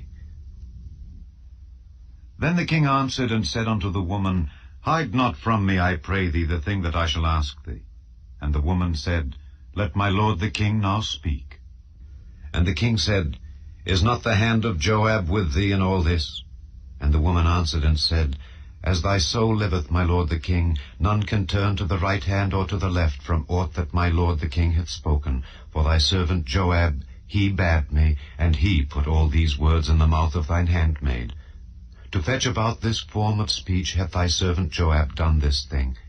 And my lord is wise, according to the wisdom of an angel of God, to know all things that are in the earth. And the king said unto Joab, Behold, now I have done this thing. Go therefore, bring the young man Absalom again. And Joab fell to the ground on his face, and bowed himself, and thanked the king. And Joab said, Today thy servant knoweth that I have found grace in thy sight, my lord, O king, in that the king hath fulfilled the request of his servant. So Joab arose and went to Geshur, and brought Absalom to Jerusalem. And the king said, Let him turn to his own house, and let him not see my face. So Absalom returned to his own house, and saw not the king's face. But in all Israel there was none to be so much praised as Absalom for his beauty. From the sole of his foot even to the crown of his head there was no blemish in him. And when he polled his head, for it was at every year's end that he polled it, because the hair was heavy on him, therefore he polled it, he weighed the hair of his head at 200 shekels after the king's weight. And unto Absalom there were born 3 sons and 1 daughter, whose name was Tamar. She was a woman of a fair countenance. So Absalom dwelt 2 full years in Jerusalem, and saw not the king's face. Therefore Absalom sent for Joab to have sent him to the king, but he would not come to him. And when he sent again the 2nd time, he would not come. Therefore he said unto his servants, See, Joab's field is near mine, and he hath barley there. Go and set it on fire. And Absalom's servants set the field on fire. Then Joab arose, and came to Absalom unto his house, and said unto him, Wherefore have thy servants set my field on fire? And Absalom answered Joab, Behold, I sent unto thee, saying, Come hither, that I may send thee to the king, to say, Wherefore am I come from Geshur? It had been good for me to have been there still. Now therefore let me see the king's face, and if there be any iniquity in me, let him kill me. So Joab came to the king, and told him. And when he had called for Absalom, he came to the king, and bowed himself on his face to the ground before the king. And the king kissed Absalom. Chapter 15.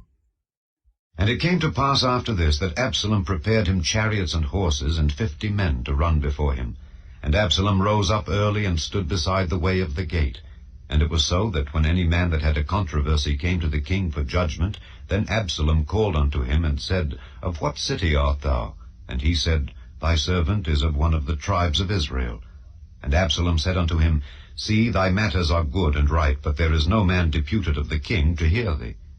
Absalom said moreover, O that I were made judge in the land, that every man which hath any suit or cause might come unto me, and I would do him justice. And it was so, that when any man came nigh to him to do him obeisance, he put forth his hand, and took him, and kissed him. And on this manner did Absalom to all Israel that came to the king for judgment. So Absalom stole the hearts of the men of Israel. And it came to pass after 40 years, that Absalom said unto the king, I pray thee, let me go and pay my vow, which I have vowed unto the Lord in Hebron. For thy servant vowed a vow while I abode at Geshur in Syria, saying, If the Lord shall bring me again indeed to Jerusalem, then I will serve the Lord. And the king said unto him, Go in peace. So he arose and went to Hebron. But Absalom sent spies throughout all the tribes of Israel, saying, As soon as ye hear the sound of the trumpet, then ye shall say, Absalom reigneth in Hebron. And with Absalom went 200 men out of Jerusalem that were called, and they went in their simplicity, and they knew not anything. And Absalom sent for Ahithophel the Gilonite, David's counselor, from his city, even from Gilo, while he offered sacrifices. And the conspiracy was strong, for the people increased continually with Absalom. And there came a messenger to David, saying, The hearts of the men of Israel are after Absalom. And David said unto all his servants that were with him at Jerusalem, Arise, and let us flee, for we shall not else escape from Absalom. Make speed to depart, lest he overtake us suddenly, and bring evil upon us, and smite the city with the edge of the sword. And the king's servants said unto the king, Behold, thy servants are ready to do whatsoever my lord the king shall appoint. And the king went forth, and all his household after him. And the king left 10 women which were concubines to keep the house. And the king went forth, and all the people after him, and tarried in a place that was far off. And all his servants passed on beside him. And all the Kerethites, and all the Pelethites, and all the Gittites, 600 men which came after him from Gath, passed on before the king. Then said the king to Ittai the Gittite, Wherefore goest thou also with us? Return to thy place, and abide with the king, for thou art a stranger, and also an exile. Whereas thou camest but yesterday, should I this day make thee go up and down with us? Seeing I go whither I may, return thou, and take back thy brethren. Mercy and truth be with thee. And Ittai answered the king, and said, As the Lord liveth, and as my lord the king liveth, surely in what place my lord the king shall be, whether in death or life, even there also will thy servant be.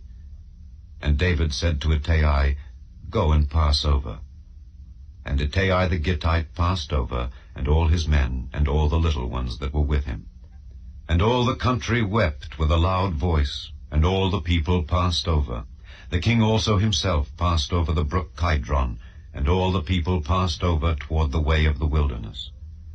And lo, Zadok also and all the Levites were with him, bearing the ark of the covenant of God. And they set down the ark of God, and Abiathar went up, until all the people had done passing out of the city. And the king said unto Zadok, Carry back the ark of God into the city. If I shall find favor in the eyes of the Lord, he will bring me again, and show me both it and his habitation. But if he thus say, I have no delight in thee, behold, here am I, let him do to me as seemeth good unto him. The king said also unto Zadok the priest, Art not thou a seer? Return into the city in peace, and your 2 sons with you, Ahimaaz thy son, and Jonathan the son of Abiathar. See, I will tarry in the plain of the wilderness until there come word from you to certify me. Zadok therefore and Abiathar carried the ark of God again to Jerusalem, and they tarried there. And David went up by the ascent of Mount Olivet, and wept as he went up, and had his head covered, and he went barefoot, and all the people that was with him covered every man his head, and they went up, weeping as they went up. And one told David, saying, Ahithophel is among the conspirators with Absalom. And David said, O Lord, I pray thee, turn the counsel of Ahithophel into foolishness. And it came to pass that when David was come to the top of the mount where he worshipped God, behold, Hushai the Archite came to meet him, with his coat rent and earth upon his head, unto whom David said, If thou passest on with me, then thou shalt be a burden unto me. But if thou return to the city, and say unto Absalom, I will be thy servant, O king, as I have been thy father's servant hitherto, so will I now also be thy servant, then mayest thou for me defeat the counsel of Ahithophel. And hast thou not there with thee Zadok and Abiathar the priests? Therefore it shall be, that what things soever thou shalt hear out of the king's house, thou shalt tell it to Zadok and Abiathar the priests. Behold, they have there with them their 2 sons, Ahimaaz Zadok's son, and Jonathan Abiathar's son, and by them ye shall send unto me everything that ye can hear. So Hushai, David's friend, came into the city, and Absalom came into Jerusalem. Chapter 16. And when David was a little past the top of the hill, behold, Ziba the servant of Mephibosheth met him with a couple of asses saddled, and upon them 200 loaves of bread, and 100 bunches of raisins, and 100 of summer fruits, and a bottle of wine. And the king said unto Ziba, What meanest thou by these? And Ziba said, The asses be for the king's household to ride on, and the bread and summer fruit for the young men to eat, and the wine that such as be faint in the wilderness may drink. And the king said, And where is thy master's son? And Ziba said unto the king, Behold, he abideth at Jerusalem. For he said, Today shall the house of Israel restore me the kingdom of my father. Then said the king to Ziba, Behold, thine are all that pertained unto Mephibosheth. And Ziba said, I humbly beseech thee that I may find grace in thy sight, my lord, O king. And when King David came to Bahurim, behold, thence came out a man of the family of the house of Saul, whose name was Shimei the son of Gera. He came forth, and cursed still as he came. And he cast stones at David and at all the servants of King David. and all the people and all the mighty men were on his right hand and on his left. And thus said Shimei when he cursed, Come out, thou bloody man, and thou man of Belial. The Lord hath returned upon thee all the blood of the house of Saul, in whose stead thou hast reigned. And the Lord hath delivered the kingdom into the hand of Absalom thy son. And behold, thou art taken in thy mischief, because thou art a bloody man. Then said Abishai the son of Zeruiah unto the king, Why should this dead dog curse my lord the king? Let me go over, I pray thee, and take off his head. And the king said, What have I to do with you, ye sons of Zeruiah? So let him curse, because the Lord hath said unto him, Curse David. Who shall then say, Wherefore hast thou done so? And David said to Abishai and to all his servants, Behold, my son which came forth of my bowels seeketh my life. How much more now may this Benjamite do it? Let him alone, and let him curse, for the Lord hath bidden him. It may be that the Lord will look on mine affliction, and that the Lord will requite me good for his cursing this day. And as David and his men went by the way, Shimei went along on the hill's side over against him, and cursed as he went, and threw stones at him, and cast dust. And the king and all the people that were with him came weary, and refreshed themselves there. And Absalom and all the people, the men of Israel, came to Jerusalem, and Ahithophel with him. And it came to pass, when Hushai the Archite, David's friend, was come unto Absalom, that Hushai said unto Absalom, God save the king, God save the king. And Absalom said to Hushai, Is this thy kindness to thy friend? Why wentest thou not with thy friend? And Hushai said unto Absalom, Nay, but whom the Lord and this people and all the men of Israel choose, his will I be, and with him will I abide. And again, whom should I serve? Should I not serve in the presence of his son? As I have served in thy father's presence, so will I be in thy presence. Then said Absalom to Ahithophel, Give counsel among you what we shall do. And Ahithophel said unto Absalom, Go in unto thy father's concubines, which he hath left to keep the house. And all Israel shall hear that thou art abhorred of thy father. Then shall the hands of all that are with thee be strong. So they spread Absalom a tent upon the top of the house, and Absalom went in unto his father's concubines in the sight of all Israel. And the counsel of Ahithophel, which he counselled in those days, was as if a man had inquired at the oracle of God.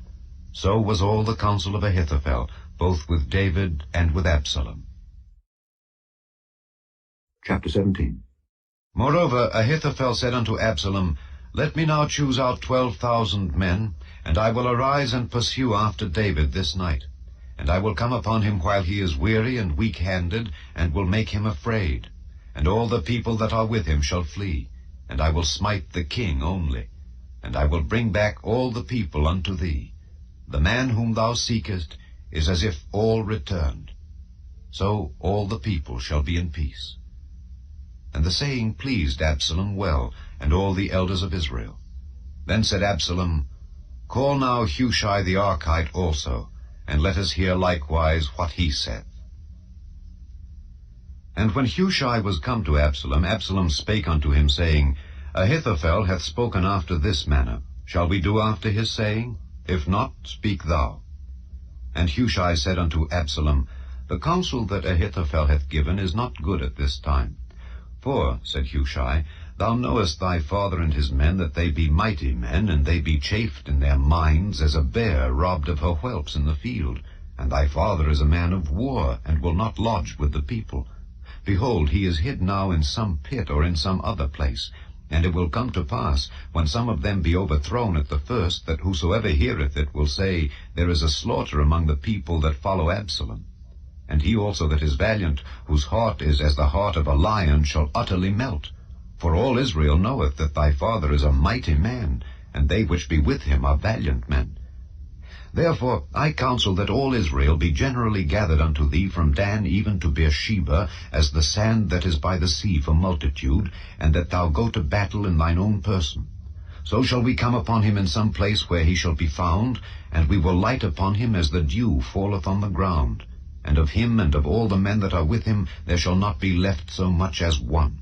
Moreover, If he be gotten into a city, then shall all Israel bring ropes to that city, and we will draw it into the river, until there be not one small stone found there. And Absalom and all the men of Israel said, The counsel of Hushai the Archite is better than the counsel of Ahithophel. For the Lord had appointed to defeat the good counsel of Ahithophel, to the intent that the Lord might bring evil upon Absalom. Then said Hushai unto Zadok and to Abiathar the priests, Thus and thus did Ahithophel counsel Absalom and the elders of Israel, and thus have I counseled. Now therefore send quickly and tell David, saying, Lodge not this night in the plains of the wilderness, but speedily pass over, lest the king be swallowed up, and all the people that are with him. Now Jonathan and Ahimaaz stayed by Enrogel, for they might not be seen to come into the city. And a wench went and told them, and they went and told King David. Nevertheless a lad saw them and told Absalom. But they went both of them away quickly, and came to a man's house in Bahurim, which had a well in his court, whither they went down. And the woman took and spread a covering over the well's mouth, and spread ground corn thereon, and the thing was not known. And when Absalom's servants came to the woman to the house, they said, Where is Ahimaaz and Jonathan? And the woman said unto them, They be gone over the brook of water. And when they had sought and could not find them, they returned to Jerusalem. And it came to pass after they were departed, that they came up out of the well, and went and told King David, and said unto David, Arise and pass quickly over the water, for thus hath Ahithophel counselled against you. Then David arose, and all the people that were with him, and they passed over Jordan. By the morning light there lacked not one of them that was not gone over Jordan. And when Ahithophel saw that his counsel was not followed, he saddled his ass, and arose, and gat him home to his house, to his city, and put his household in order, and hanged himself, and died, and was buried in the sepulchre of his father. Then David came to Mahanaim, and Absalom passed over Jordan, he and all the men of Israel with him. And Absalom made Amasa captain of the host instead of Joab, which Amasa was a man's son, whose name was Ithra, an Israelite, that went in to Abigail, the daughter of Nahash, sister to Zeruiah, Joab's mother. So Israel and Absalom pitched in the land of Gilead. And it came to pass, when David was come to Mahanaim, that Shobai the son of Nahash of Rabbah of the children of Ammon, and Machir the son of Ammiel of Lodebar, and Barzillai the Gileadite of Rogelim, brought beds and basins and earthen vessels, and wheat and barley and flour and parched corn, and beans and lentils and parched pulse, and honey and butter and sheep and cheese of kine, for David and for the people that were with him to eat. For they said, The people is hungry and weary and thirsty in the wilderness. Chapter 18. And David numbered the people that were with him, and set captains of thousands and captains of hundreds over them. And David sent forth a third part of the people under the hand of Joab, and a third part under the hand of Abishai the son of Zeruiah, Joab's brother, and a third part under the hand of Ittai the Gittite. And the king said unto the people, I will surely go forth with you myself also. But the people answered, Thou shalt not go forth. For if we flee away, they will not care for us, neither if half of us die will they care for us. But now thou art worth 10,000 of us. Therefore now it is better that thou succour us out of the city. And the king said unto them, What seemeth you best I will do. And the king stood by the gate side, and all the people came out by hundreds and by thousands. And the king commanded Joab and Abishai and Ittai, saying, Deal gently for my sake with the young man, even with Absalom. And all the people heard when the king gave all the captains charge concerning Absalom. So the people went out into the field against Israel, and the battle was in the wood of Ephraim, where the people of Israel were slain before the servants of David, and there was there a great slaughter that day of 20,000 men. For the battle was there scattered over the face of all the country, and the wood devoured more people that day than the sword devoured. And Absalom met the servants of David. And Absalom rode upon a mule, and the mule went under the thick boughs of a great oak, and his head caught hold of the oak, and he was taken up between the heaven and the earth, and the mule that was under him went away. And a certain man saw it, and told Joab, and said, Behold, I saw Absalom hanged in an oak. And Joab said unto the man that told him, And behold, thou sawest him, and why didst thou not smite him there to the ground? and I would have given thee 10 shekels of silver and a girdle. And the man said unto Joab, Though I should receive 1,000 shekels of silver in mine hand, yet would I not put forth mine hand against the king's son. For in our hearing the king charged thee and Abishai and Ittai, saying, Beware that none touch the young man Absalom. Otherwise I should have wrought falsehood against mine own life. For there is no matter hid from the king, and thou thyself wouldest have set thyself against me. Then said Joab, I may not tarry thus with thee. And he took 3 darts in his hand, and thrust them through the heart of Absalom, while he was yet alive in the midst of the oak. And 10 young men that bare Joab's armor compassed about, and smote Absalom, and slew him. And Joab blew the trumpet, and the people returned from pursuing after Israel, for Joab held back the people. And they took Absalom, and cast him into a great pit in the wood, and laid a very great heap of stones upon him. And all Israel fled every one to his tent. Now Absalom in his lifetime had taken and reared up for himself a pillar which is in the king's dale, for he said, I have no son to keep my name in remembrance. And he called the pillar after his own name, and it is called unto this day Absalom's place. Then said Ahimaaz the son of Zadok, Let me now run and bear the king tidings how that the Lord hath avenged him of his enemies. And Joab said unto him, Thou shalt not bear tidings this day, but thou shalt bear tidings another day. But this day thou shalt bear no tidings, because the king's son is dead. Then said Joab to Cushai, Go tell the king what thou hast seen. And Cushai bowed himself unto Joab, and ran. Then said Ahimaaz the son of Zadok yet again to Joab, But howsoever, let me, I pray thee, also run after Cushai. And Joab said, Wherefore wilt thou run, my son, seeing that thou hast no tidings ready? But howsoever, said he, Let me run. And he said unto him, Run. Then Ahimaaz ran by the way of the plain, and overran Cushai. And David sat between the 2 gates, and the watchman went up to the roof over the gate unto the wall, and lifted up his eyes, and looked, and behold, a man running alone. And the watchman cried and told the king, and the king said, If he be alone, there is tidings in his mouth.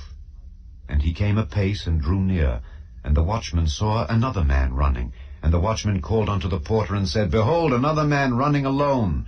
And the king said, He also bringeth tidings. And the watchman said, Methinketh the running of the foremost is like the running of Ahimaaz the son of Zadok. And the king said, He is a good man, and cometh with good tidings. And Ahimaaz called and said unto the king, All is well. And he fell down to the earth upon his face before the king, and said, Blessed be the Lord thy God, which hath delivered up the men that lifted up their hand against my lord the king. And the king said, Is the young man Absalom safe? And Ahimaaz answered, When Joab sent the king's servant, and me thy servant, I saw a great tumult, but I knew not what it was. And the king said unto him, Turn aside, and stand here. And he turned aside, and stood still. And behold, Cushai came. And Cushai said, Tidings, my lord the king. For the Lord hath avenged thee this day of all them that rose up against thee. And the king said unto Cushai, Is the young man Absalom safe? And Cushai answered, The enemies of my lord the king, and all that rise against thee to do thee hurt, be as that young man is. And the king was much moved, and went up to the chamber over the gate, and wept. And as he went, thus he said, O my son Absalom, my son Absalom, would God I had died for thee. O Absalom, my son, my son. Chapter 19. And it was told Joab, Behold, the king weepeth and mourneth for Absalom. And the victory that day was turned into mourning unto all the people, for the people heard say that day how the king was grieved for his son. And the people gat them by stealth that day into the city, as people being ashamed steal away when they flee in battle.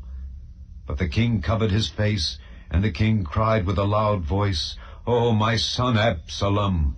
O Absalom, my son, my son! And Joab came into the house to the king, and said, Thou hast shamed this day the faces of all thy servants, which this day have saved thy life, and the lives of thy sons and of thy daughters, and the lives of thy wives, and the lives of thy concubines, in that thou lovest thine enemies, and hatest thy friends. For thou hast declared this day that thou regardest neither princes nor servants.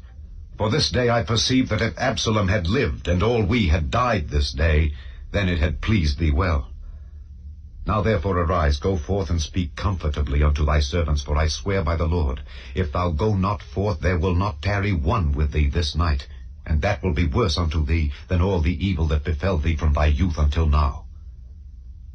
Then the king arose and sat in the gate, and they told unto all the people, saying, Behold, the king doth sit in the gate. And all the people came before the king, for Israel had fled every man to his tent. And all the people were at strife throughout all the tribes of Israel, saying, The king saved us out of the hand of our enemies, and he delivered us out of the hand of the Philistines. And now he is fled out of the land for Absalom. And Absalom, whom we anointed over us, is dead in battle. Now therefore, why speak ye not a word of bringing the king back? And King David sent to Zadok and to Abiathar the priest, saying, Speak unto the elders of Judah, saying, Why are ye the last to bring the king back to his house, seeing the speech of all Israel is come to the king, even to his house? Ye are my brethren, ye are my bones and my flesh. Wherefore then are ye the last to bring back the king? And say ye to Amasa, Art thou not of my bone and of my flesh? God do so to me, and more also, if thou be not captain of the host before me continually in the room of Joab. And he bowed the heart of all the men of Judah, even as the heart of one man, so that they sent this word unto the king, Return thou and all thy servants. So the king returned and came to Jordan, and Judah came to Gilgal to go to meet the king, to conduct the king over Jordan. And Shimei the son of Gera, a Benjamite which was of Bahurim, hasted and came down with the men of Judah to meet King David. And there were 1,000 men of Benjamin with him, and Ziba the servant of the house of Saul, and his 15 sons and his 20 servants with him, and they went over Jordan before the king. And there went over a ferry boat to carry over the king's household, and to do what he thought good. And Shimei the son of Gera fell down before the king, as he was come over Jordan, and said unto the king, Let not my lord impute iniquity unto me, neither do thou remember that which thy servant did perversely the day that my lord the king went out of Jerusalem, that the king should take it to his heart. For thy servant doth know that I have sinned. Therefore, behold, I am come the first this day of all the house of Joseph, to go down to meet my lord the king. But Abishai the son of Zeruiah answered and said, Shall not Shimei be put to death for this, because he cursed the Lord's anointed? And David said, What have I to do with you, ye sons of Zeruiah, that ye should this day be adversaries unto me? Shall there any man be put to death this day in Israel? For do not I know that I am this day king over Israel? Therefore the king said unto Shimei, Thou shalt not die. And the king sware unto him. And Mephibosheth the son of Saul came down to meet the king, and had neither dressed his feet, nor trimmed his beard, nor washed his clothes, from the day the king departed until the day he came again in peace. And it came to pass, when he was come to Jerusalem to meet the king, that the king said unto him, Wherefore wentest not thou with me, Mephibosheth? And he answered, My lord, O king, my servant deceived me. For thy servant said, I will saddle me an ass, that I may ride thereon, and go to the king, because thy servant is lame. And he hath slandered thy servant unto my lord the king. But my lord the king is as an angel of God. Do therefore what is good in thine eyes. For all of my father's house were but dead men before my lord the king, yet didst thou set thy servant among them that did eat at thine own table. What right therefore have I yet to cry any more unto the king? And the king said unto him, Why speakest thou any more of thy matters? I have said, Thou and Ziba divide the land. And Mephibosheth said unto the king, Yea, let him take all, forasmuch as my lord the king is come again in peace unto his own house. And Barzillai the Gileadite came down from Rogelim, and went over Jordan with the king, to conduct him over Jordan. Now Barzillai was a very aged man, even 80 years old, and he had provided the king of sustenance while he lay at Mahanaim, for he was a very great man. And the king said unto Barzillai, Come thou over with me, and I will feed thee with me in Jerusalem. And Barzillai said unto the king, How long have I to live, that I should go up with the king unto Jerusalem? I am this day 80 years old, and can I discern between good and evil? Can thy servant taste what I eat or what I drink? Can I hear any more the voice of singing men and singing women? Wherefore then should thy servant be yet a burden unto my lord the king? Thy servant will go a little way over Jordan with the king, and why should the king recompense it me with such a reward? Let thy servant, I pray thee, turn back again, that I may die in mine own city, and be buried by the grave of my father and of my mother. But behold thy servant Kimham, let him go over with my lord the king, and do to him what shall seem good unto thee. And the king answered, Kimham shall go over with me, and I will do to him that which shall seem good unto thee. And whatsoever thou shalt require of me, that will I do for thee. And all the people went over Jordan. And when the king was come over, the king kissed Barzillai, and blessed him, and he returned unto his own place. Then the king went on to Gilgal, and Kimham went on with him. And all the people of Judah conducted the king, and also half the people of Israel. And behold, all the men of Israel came to the king, and said unto the king, Why have our brethren the men of Judah stolen thee away, and have brought the king and his household and all David's men with him over Jordan? And all the men of Judah answered the men of Israel, Because the king is near of kin to us. Wherefore then be ye angry for this matter?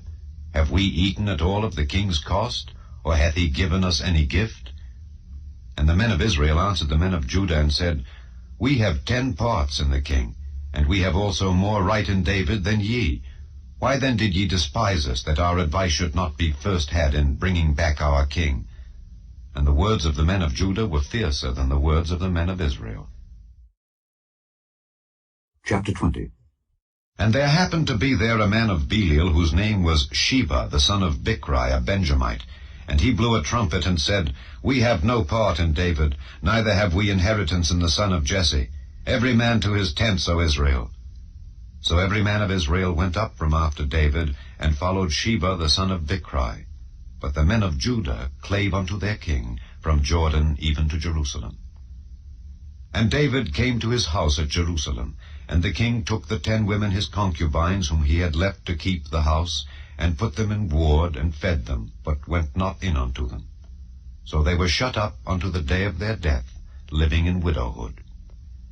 Then said the king to Amasa, Assemble me the men of Judah within 3 days, and be thou here present. So Amasa went to assemble the men of Judah, but he tarried longer than the set time which he had appointed him.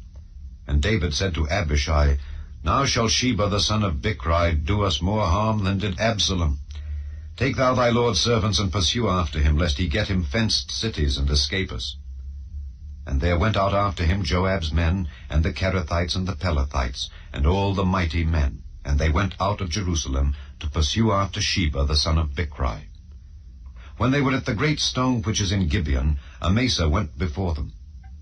And Joab's garment that he had put on was girded unto him, and upon it a girdle with a sword fastened upon his loins in the sheath thereof. And as he went forth, it fell out. And Joab said to Amasa, Art thou in health, my brother? And Joab took Amasa by the beard with the right hand to kiss him. But Amasa took no heed to the sword that was in Joab's hand. So he smote him therewith in the 5th rib, and shed out his bowels to the ground, and struck him not again. And he died. So Joab and Abishai his brother pursued after Sheba the son of Bichri. And one of Joab's men stood by him, and said, He that favoureth Joab, and he that is for David, let him go after Joab. And Amasa wallowed in blood in the midst of the highway. And when the man saw that all the people stood still, he removed Amasa out of the highway into the field, and cast a cloth upon him, when he saw that every one that came by him stood still. When he was removed out of the highway, all the people went on after Joab, to pursue after Sheba the son of Bichri. And he went through all the tribes of Israel unto Abel, and to Bethmaachah, and all the Beerites. And they were gathered together, and went also after him. And they came and besieged him in Abel of Bethmaachah, and they cast up a bank against the city, and it stood in the trench. And all the people that were with Joab battered the wall to throw it down. Then cried a wise woman out of the city, Hear, hear! Say, I pray you unto Joab, Come near hither, that I may speak with thee. And when he was come near unto her, the woman said, Art thou Joab? And he answered, I am he. Then she said unto him, Hear the words of thine handmaid. And he answered, I do hear. Then she spake, saying, They were wont to speak in old times, saying, They shall surely ask counsel at Abel. And so they ended the matter. I am one of them that are peaceable and faithful in Israel. Thou seekest to destroy a city and a mother in Israel. Why wilt thou swallow up the inheritance of the Lord? And Joab answered and said, far be it from me that I should swallow up or destroy. The matter is not so. But a man of Mount Ephraim, Sheba the son of Bichri by name, hath lifted up his hand against the king, even against David. Deliver him only, and I will depart from the city. And the woman said unto Joab, Behold, his head shall be thrown to thee over the wall. Then the woman went unto all the people in her wisdom, and they cut off the head of Sheba the son of Bichri, and cast it out to Joab. And he blew a trumpet, and they retired from the city, every man to his tent. And Joab returned to Jerusalem unto the king. Now Joab was over all the host of Israel, and Benaiah the son of Jehoiada was over the Kerethites and over the Pelethites, and Adoram was over the tribute, and Jehoshaphat the son of Ahilud was recorder, and Sheva was scribe, and Zadok and Abiathar were the priests. And Ira also, the Jairite, was a chief ruler about David. Chapter 21. Then there was a famine in the days of David 3 years, year after year. And David inquired of the Lord, and the Lord answered, It is for Saul and for his bloody house, because he slew the Gibeonites. And the king called the Gibeonites, and said unto them, Now the Gibeonites were not of the children of Israel, but of the remnant of the Amorites, and the children of Israel had sworn unto them, and Saul sought to slay them in his zeal to the children of Israel and Judah. Wherefore David said unto the Gibeonites, What shall I do for you, and wherewith shall I make the atonement, that ye may bless the inheritance of the Lord?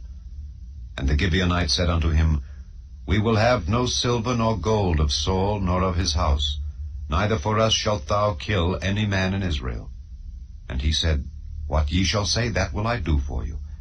And they answered the king, The man that consumed us, and that devised against us that we should be destroyed from remaining in any of the coasts of Israel, let 7 men of his sons be delivered unto us, and we will hang them up unto the Lord in Gibeah of Saul, whom the Lord did choose.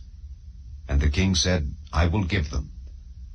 But the king spared Mephibosheth, the son of Jonathan, the son of Saul, because of the Lord's oath that was between them, between David and Jonathan, the son of Saul.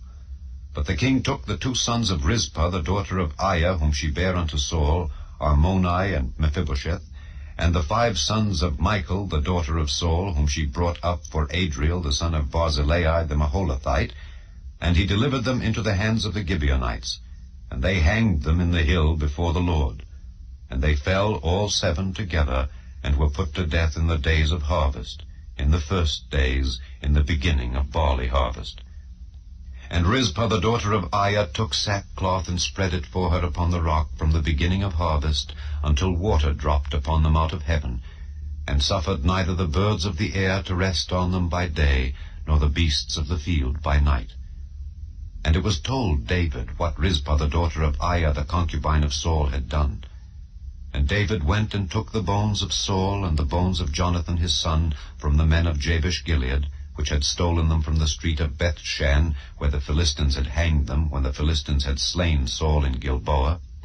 And he brought up from thence the bones of Saul and the bones of Jonathan his son, and they gathered the bones of them that were hanged. And the bones of Saul and Jonathan his son buried they in the country of Benjamin, in Zelah, in the sepulchre of Kish his father, and they performed all that the king commanded. And after that God was entreated for the land. Moreover, the Philistines had yet war again with Israel. And David went down, and his servants with him, and fought against the Philistines. and David waxed faint. And Ishbi-Benob, which was of the sons of the giant, the weight of whose spear weighed 300 shekels of brass in weight, he being girded with a new sword, thought to have slain David. But Abishai the son of Zeruiah succored him, and smote the Philistine, and killed him. Then the men of David sware unto him, saying, Thou shalt go no more out with us to battle, that thou quench not the light of Israel. And it came to pass after this, that there was again a battle with the Philistines at Gob. Then Sibbechai the Hushathite slew Saph, which was of the sons of the giant. And there was again a battle in Gob with the Philistines, where Elhanan the son of Jair-Oregim, a Bethlehemite, slew the brother of Goliath the Gittite, the staff of whose spear was like a weaver's beam. And there was yet a battle in Gath, where was a man of great stature, that had on every hand 6 fingers, and on every foot 6 toes, 24 in number. And he also was born to the giant. And when he defied Israel, Jonathan the son of Shimeah, the brother of David, slew him. These 4 were born to the giant in Gath, and fell by the hand of David and by the hand of his servants. Chapter 22. And David spake unto the Lord the words of this song in the day that the Lord had delivered him out of the hand of all his enemies, and out of the hand of Saul. And he said, The Lord is my rock and my fortress and my deliverer, the God of my rock. In him will I trust. He is my shield and the horn of my salvation, my high tower and my refuge, my Saviour. Thou savest me from violence. I will call on the Lord, who is worthy to be praised. So shall I be saved from mine enemies.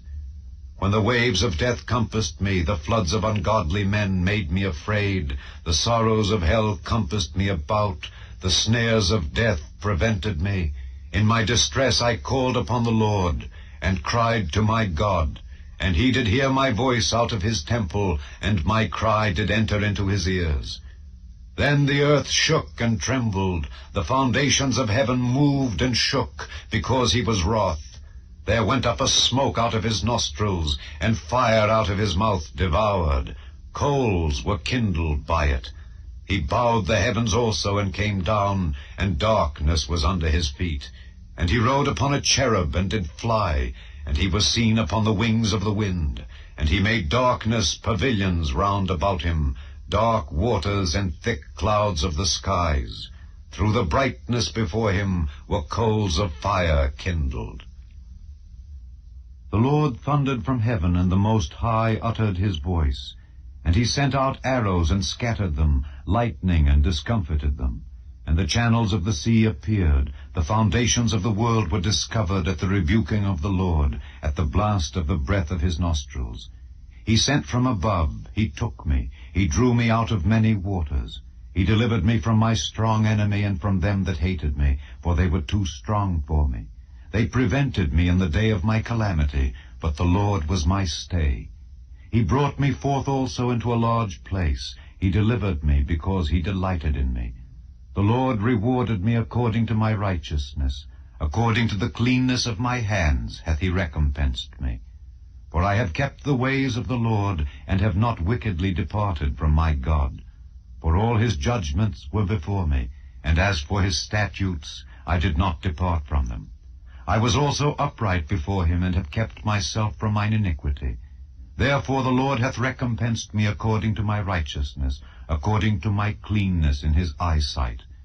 With the merciful thou wilt show thyself merciful, and with the upright man thou wilt show thyself upright. With the pure thou wilt show thyself pure, and with the froward thou wilt show thyself unsavory. And the afflicted people thou wilt save, but thine eyes are upon the haughty, that thou mayest bring them down. For thou art my lamp, O Lord, and the Lord will lighten my darkness. For by thee I have run through a troop, by my God have I leaped over a wall. As for God, his way is perfect. The word of the Lord is tried. He is a buckler to all them that trust in him. For who is God save the Lord? And who is a rock save our God? God is my strength and power, and he maketh my way perfect. He maketh my feet like hinds' feet, and setteth me upon my high places. He teacheth my hands to war, so that a bow of steel is broken by mine arms. Thou hast also given me the shield of thy salvation, and thy gentleness hath made me great. Thou hast enlarged my steps under me, so that my feet did not slip.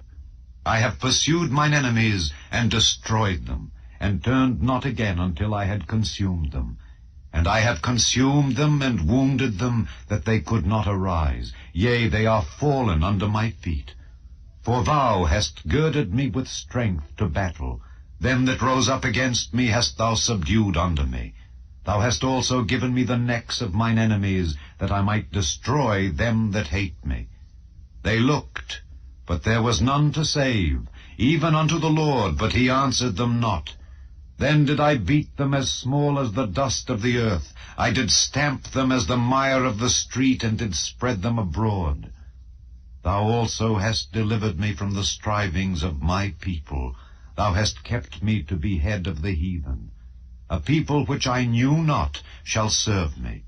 Strangers shall submit themselves unto me. As soon as they hear, they shall be obedient unto me. Strangers shall fade away, and they shall be afraid out of their close places. The Lord liveth, and blessed be my rock, and exalted be the God of the rock of my salvation. It is God that avengeth me, and that bringeth down the people under me, and that bringeth me forth from mine enemies. Thou also hast lifted me up on high, above them that rose up against me. Thou hast delivered me from the violent man. Therefore I will give thanks unto thee, O Lord, among the heathen, and I will sing praises unto thy name.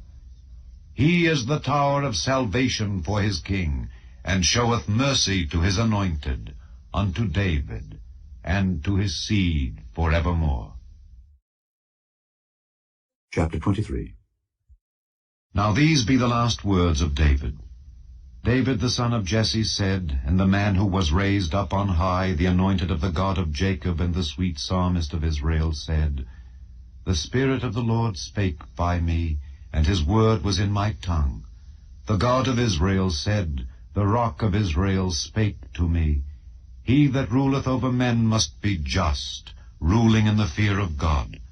And he shall be as the light of the morning when the sun riseth, even a morning without clouds, as the tender grass springing out of the earth by clear shining after rain.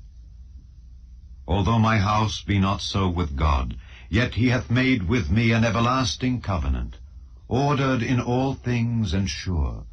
For this is all my salvation and all my desire, although he make it not to grow.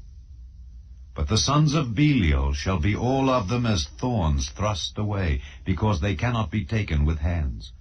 But the man that shall touch them must be fenced with iron and the staff of a spear, and they shall be utterly burned with fire in the same place. These be the names of the mighty men whom David had. The Tachmonite that sat in the seat, chief among the captains. The same was Adino the Eznite. He lift up his spear against 800, whom he slew at one time. And after him was Eleazar, the son of Dodo the Ahohite, one of the 3 mighty men with David, when they defied the Philistines that were there gathered together to battle, and the men of Israel were gone away. He arose and smote the Philistines until his hand was weary, and his hand clave unto the sword. And the Lord wrought a great victory that day, and the people returned after him only to spoil. And after him was Shammah the son of Agi the Hararite.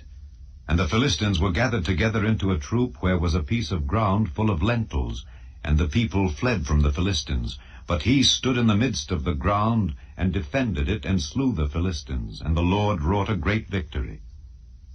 And 3 of the 30 chief went down, and came to David in the harvest time unto the cave of Adullam, and the troop of the Philistines pitched in the valley of Rephaim. And David was then in an hold, and the garrison of the Philistines was then in Bethlehem. And David longed, and said, Oh, that one would give me drink of the water of the well of Bethlehem, which is by the gate. And the 3 mighty men brake through the host of the Philistines, and drew water out of the well of Bethlehem that was by the gate, and took it, and brought it to David. Nevertheless he would not drink thereof, but poured it out unto the Lord. And he said, Be it far from me, O Lord, that I should do this. Is not this the blood of the men that went in jeopardy of their lives? Therefore he would not drink it. These things did these 3 mighty men. And Abishai the brother of Joab the son of Zeruiah was chief among 3, and he lifted up his spear against 300, and slew them, and had the name among 3. Was he not most honorable of 3? Therefore he was their captain. Howbeit he attained not unto the first 3. And Benaiah the son of Jehoiada, the son of a valiant man of Kabzeel, who had done many acts, he slew 2 lion-like men of Moab. He went down also and slew a lion in the midst of a pit in time of snow. And he slew an Egyptian, a goodly man. And the Egyptian had a spear in his hand, but he went down to him with a staff, and plucked the spear out of the Egyptian's hand, and slew him with his own spear. These things did Benaiah the son of Jehoiada, and had the name among 3 mighty men. He was more honorable than the 30, but he attained not to the first 3. And David set him over his guard. Asahel the brother of Joab was one of the 30. Elhanan the son of Dodo of Bethlehem, Shammah the Harodite, Elika the Harodite, Helez the Paltite, Ira the son of Ikish the Tekoite, Abiezer the Anathothite, Mebunai the Hushathite, Zalmon the Ahohite, Meharai the Netophathite, Heleb the son of Baanah, a Netophathite, Ittai the son of Ribai out of Gibeah of the children of Benjamin, Benaiah the Pirathonite, Hidai of the brooks of Gaash, Abialbon the Arbathite, Asmaveth the Barhumite, Eliabah the Shaalbonite of the sons of Jashan, Jonathan, Shammah the Hararite, Ahiam the son of Sherar the Hararite, Eliphalet the son of Ahasbai, the son of the Maacathite, Eliam the son of Ahithophel the Gilonite, Hezrai the Carmelite, Paarai the Arbite, Igal the son of Nathan of Zobah, Bani the Gadite, Zelek the Ammonite, Naharai the Beerothite, armor-bearer to Joab the son of Zeruiah, Ira an Ithrite, Gareb an Ithrite, Uriah the Hittite, 37 in all. Chapter 24. And again the anger of the Lord was kindled against Israel, and he moved David against them to say, Go, number Israel and Judah. For the king said to Joab, the captain of the host, which was with him, Go now through all the tribes of Israel, from Dan even to Beersheba, and number ye the people, that I may know the number of the people. And Joab said unto the king, Now the Lord thy God add unto the people, how many soever they be, 100-fold, and that the eyes of my lord the king may see it. But why doth my lord the king delight in this thing? Notwithstanding the king's word prevailed against Joab, and against the captains of the host. And Joab and the captains of the host went out from the presence of the king to number the people of Israel. And they passed over Jordan, and pitched in Aroer on the right side of the city that lieth in the midst of the river of Gad, and toward Jazer. Then they came to Gilead, and to the land of Tahtim-Hodshai, and they came to Dan-Jayan, and about to Zidon, and came to the stronghold of Tyre, and to all the cities of the Hivites and of the Canaanites. And they went out to the south of Judah, even to Beersheba. So when they had gone through all the land, they came to Jerusalem at the end of 9 months and 20 days. And Joab gave up the sum of the number of the people unto the king, and there were in Israel 800,000 valiant men that drew the sword, and the men of Judah were 500,000 men. And David's heart smote him after that he had numbered the people. And David said unto the Lord, I have sinned greatly in that I have done. And now I beseech thee, O Lord, take away the iniquity of thy servant, for I have done very foolishly. For when David was up in the morning, the word of the Lord came unto the prophet Gad, David's seer, saying, Go and say unto David, Thus saith the Lord, I offer thee 3 things, choose thee one of them, that I may do it unto thee. So Gad came to David, and told him, and said unto him, Shall 7 years of famine come unto thee in thy land? Or wilt thou flee 3 months before thine enemies, while they pursue thee? Or that there be 3 days pestilence in thy land? Now advise, and see what answer I shall return to him that sent me. And David said unto Gad, I am in a great strait. Let us fall now into the hand of the Lord, for his mercies are great, and let me not fall into the hand of man. So the Lord sent a pestilence upon Israel from the morning even to the time appointed. And there died of the people from Dan even to Beersheba 70,000 men. And when the angel stretched out his hand upon Jerusalem to destroy it, the Lord repented him of the evil, and said to the angel that destroyed the people, It is enough, stay now thine hand. And the angel of the Lord was by the threshing place of Araunah the Jebusite. And David spake unto the Lord when he saw the angel that smote the people, and said, Lo, I have sinned, and I have done wickedly. But these sheep, what have they done? Let thine hand, I pray thee, be against me and against my father's house. And Gad came that day to David, and said unto him, Go up, rear an altar unto the Lord in the threshing floor of Araunah the Jebusite. And David, according to the saying of Gad, went up as the Lord commanded. And Araunah looked and saw the king and his servants coming on toward him. And Araunah went out and bowed himself before the king on his face upon the ground. And Araunah said, Wherefore is my lord the king come to his servant? And David said, To buy the threshing floor of thee, to build an altar unto the Lord, that the plague may be stayed from the people. And Araunah said unto David, Let my lord the king take and offer up what seemeth good unto him. Behold, here be oxen for burnt sacrifice, and threshing instruments and other instruments of the oxen for wood. All these things did Araunah as a king give unto the king. And Araunah said unto the king, The Lord thy God accept thee. And the king said unto Araunah, Nay, but I will surely buy it of thee at a price, neither will I offer burnt offerings unto the Lord my God of that which doth cost me nothing.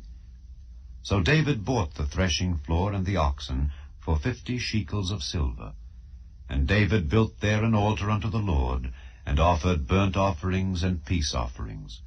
So the Lord was entreated for the land, and the plague was stayed from Israel. The first book of the Kings, commonly called the third book of the Kings. Chapter 1. Now King David was old and stricken in years, and they covered him with clothes, but he gat no heat. Wherefore his servants said unto him, Let there be sought for my lord the king a young virgin, and let her stand before the king, and let her cherish him, and let her lie in thy bosom, that my lord the king may get heat. So they sought for a fair damsel throughout all the coasts of Israel, and found Abishag a Shunammite, and brought her to the king. And the damsel was very fair, and cherished the king, and ministered to him. But the king knew her not. Then Adonijah the son of Haggith exalted himself, saying, I will be king. And he prepared him chariots and horsemen, and 50 men to run before him. And his father had not displeased him at any time in saying, Why hast thou done so? And he also was a very goodly man, and his mother bare him after Absalom. And he conferred with Joab the son of Zeruiah, and with Abiathar the priest, and they, following Adonijah, helped him. But Zadok the priest, and Benaiah the son of Jehoiada, and Nathan the prophet, and Shimei, and Rei, and the mighty men which belonged to David, were not with Adonijah. And Adonijah slew sheep and oxen and fat cattle by the stone of Zoheleth, which is by Enrogel, and called all his brethren the king's sons, and all the men of Judah the king's servants. But Nathan the prophet, and Benaiah, and the mighty men, and Solomon his brother, he called not. Wherefore Nathan spake unto Bathsheba the mother of Solomon, saying, Hast thou not heard that Adonijah the son of Haggith doth reign, and David our Lord knoweth it not? Now therefore come, let me, I pray thee, give thee counsel, that thou mayest save thine own life and the life of thy son Solomon. Go and get thee in unto King David, and say unto him, Didst not thou, my lord, O king, swear unto thine handmaid, saying, Assuredly Solomon thy son shall reign after me, and he shall sit upon my throne? Why then doth Adonijah reign? Behold, while thou yet talkest there with the king, I also will come in after thee, and confirm thy words. And Bathsheba went in unto the king into the chamber. And the king was very old, and Abishag the Shunammite ministered unto the king. And Bathsheba bowed and did obeisance unto the king. And the king said, What wouldest thou? And she said unto him, My lord, thou swearest by the Lord thy God unto thine handmaid, saying, Assuredly Solomon thy son shall reign after me, and he shall sit upon my throne. And now, behold, Adonijah reigneth. And now, my lord the king, thou knowest it not. And he hath slain oxen and fat cattle and sheep in abundance, and hath called all the sons of the king, and Abiathar the priest, and Joab the captain of the host. But Solomon thy servant hath he not called. And thou, my lord, O king, the eyes of all Israel are upon thee, that thou shouldest tell them who shall sit on the throne of my lord the king after him. Otherwise it shall come to pass, when my lord the king shall sleep with his fathers, that I and my son Solomon shall be counted offenders. And lo, while she yet talked with the king, Nathan the prophet also came in. And they told the king, saying, Behold, Nathan the prophet. And when he was come in before the king, he bowed himself before the king with his face to the ground.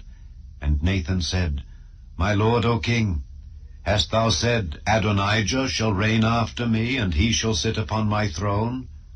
For he is gone down this day, and hath slain oxen and fat cattle and sheep in abundance, and hath called all the king's sons and the captains of the host, and Abiathar the priest. And behold, they eat and drink before him, and say, God save King Adonijah. But me, even me, thy servant, and Zadok the priest, and Benaiah the son of Jehoiada, and thy servant Solomon hath he not called. Is this thing done by my lord the king? And thou hast not showed it unto thy servant, who should sit on the throne of my lord the king after him? Then King David answered and said, Call me Bathsheba. And she came into the king's presence, and stood before the king. And the king sware and said, As the Lord liveth, that hath redeemed my soul out of all distress, even as I swear unto thee by the Lord God of Israel, saying, Assuredly Solomon thy son shall reign after me, and he shall sit upon my throne in my stead, even so will I certainly do this day. Then Bathsheba bowed with her face to the earth, and did reverence to the king, and said, Let my lord King David live forever. And King David said, Call me Zadok the priest, and Nathan the prophet, and Benaiah the son of Jehoiada. And they came before the king. The king also said unto them, Take with you the servants of your lord, and cause Solomon my son to ride upon mine own mule, and bring him down to Gihon. And let Zadok the priest and Nathan the prophet anoint him there king over Israel, and blow ye with the trumpet, and say, God save King Solomon. Then ye shall come up after him, that he may come and sit upon my throne, for he shall be king in my stead, and I have appointed him to be ruler over Israel and over Judah. And Benaiah the son of Jehoiada answered the king, and said, Amen. The Lord God of my lord the king say so too.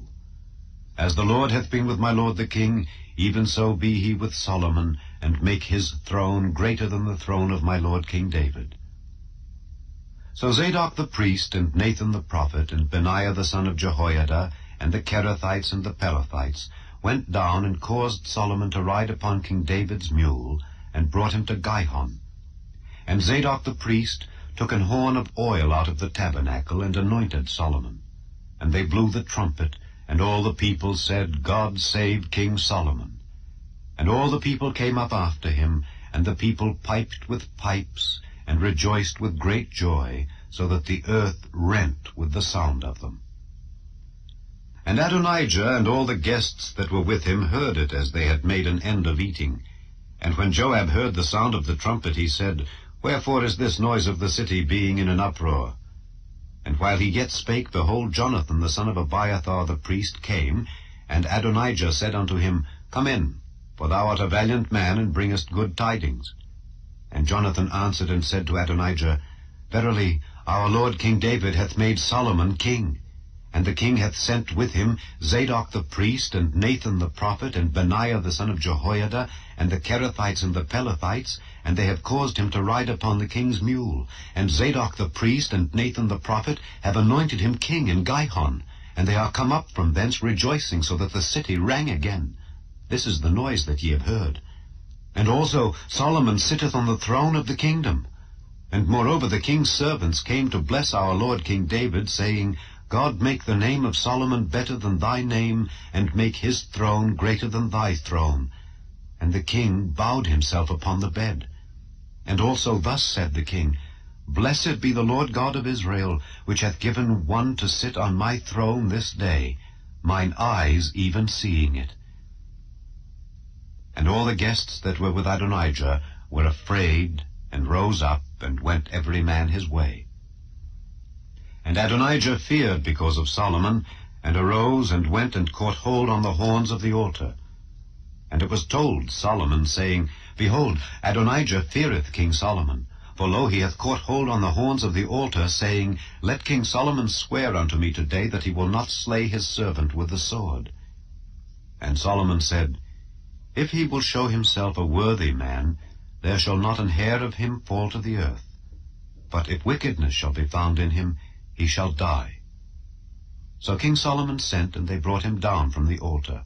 And he came and bowed himself to King Solomon. And Solomon said unto him, Go to thine house. Chapter 2. Now the days of David drew nigh that he should die. And he charged Solomon his son, saying, I go the way of all the earth.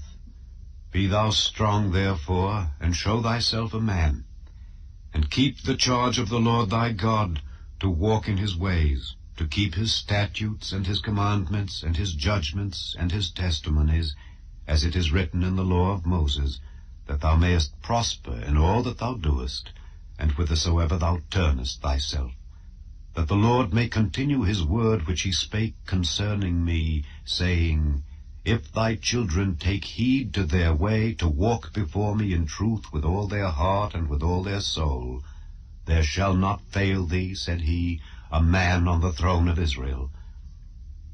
Moreover, thou knowest also what Joab the son of Zeruiah did to me, and what he did to the 2 captains of the hosts of Israel, unto Abner the son of Ner, and unto Amasa the son of Jether, whom he slew, and shed the blood of war in peace, and put the blood of war upon his girdle that was about his loins, and in his shoes that were on his feet. Do therefore according to thy wisdom, and let not his hoar head go down to the grave in peace. But show kindness unto the sons of Barzillai the Gileadite, and let them be of those that eat at thy table. For so they came to me when I fled because of Absalom thy brother. And behold, thou hast with thee Shimei the son of Gera, a Benjamite of Bahurim, which cursed me with a grievous curse in the day when I went to Mahanaim. But he came down to meet me at Jordan, and I swear to him by the Lord, saying, I will not put thee to death with the sword.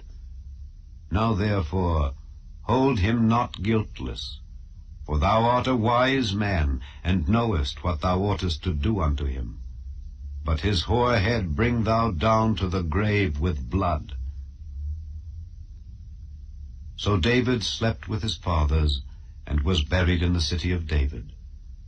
And the days that David reigned over Israel were 40 years.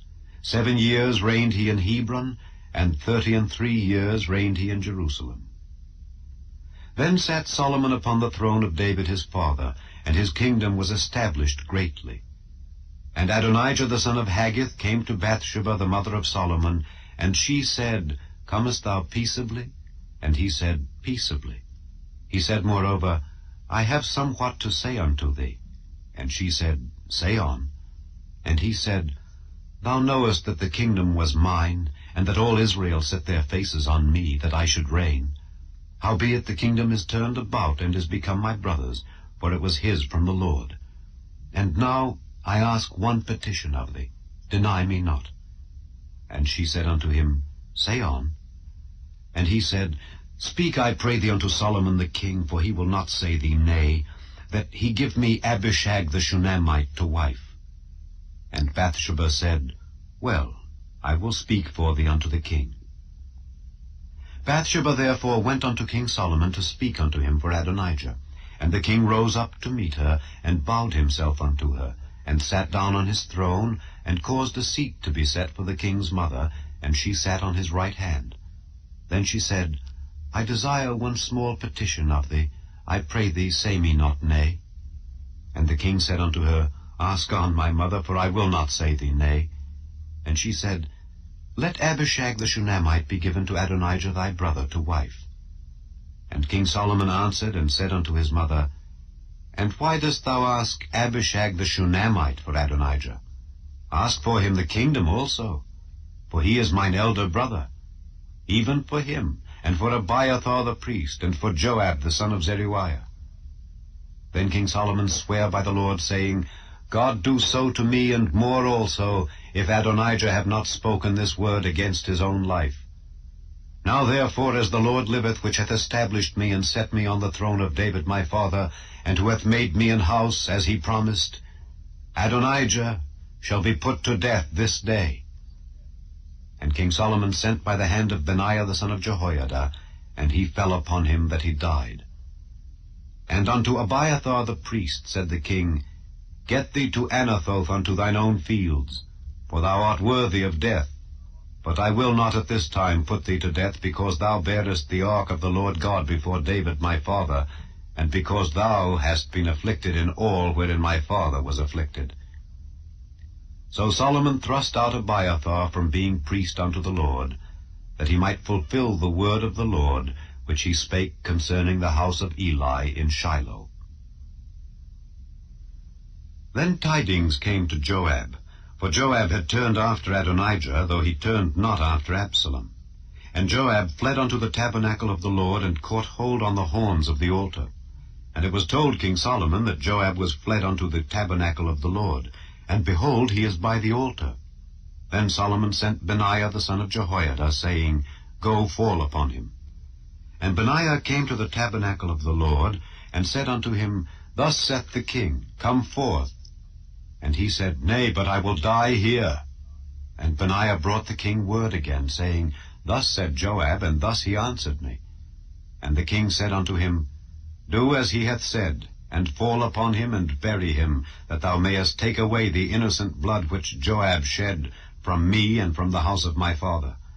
And the Lord shall return his blood upon his own head, who fell upon 2 men more righteous and better than he, and slew them with the sword, my father David not knowing thereof, to wit, Abner the son of Ner, captain of the host of Israel, and Amasa the son of Jether, captain of the host of Judah.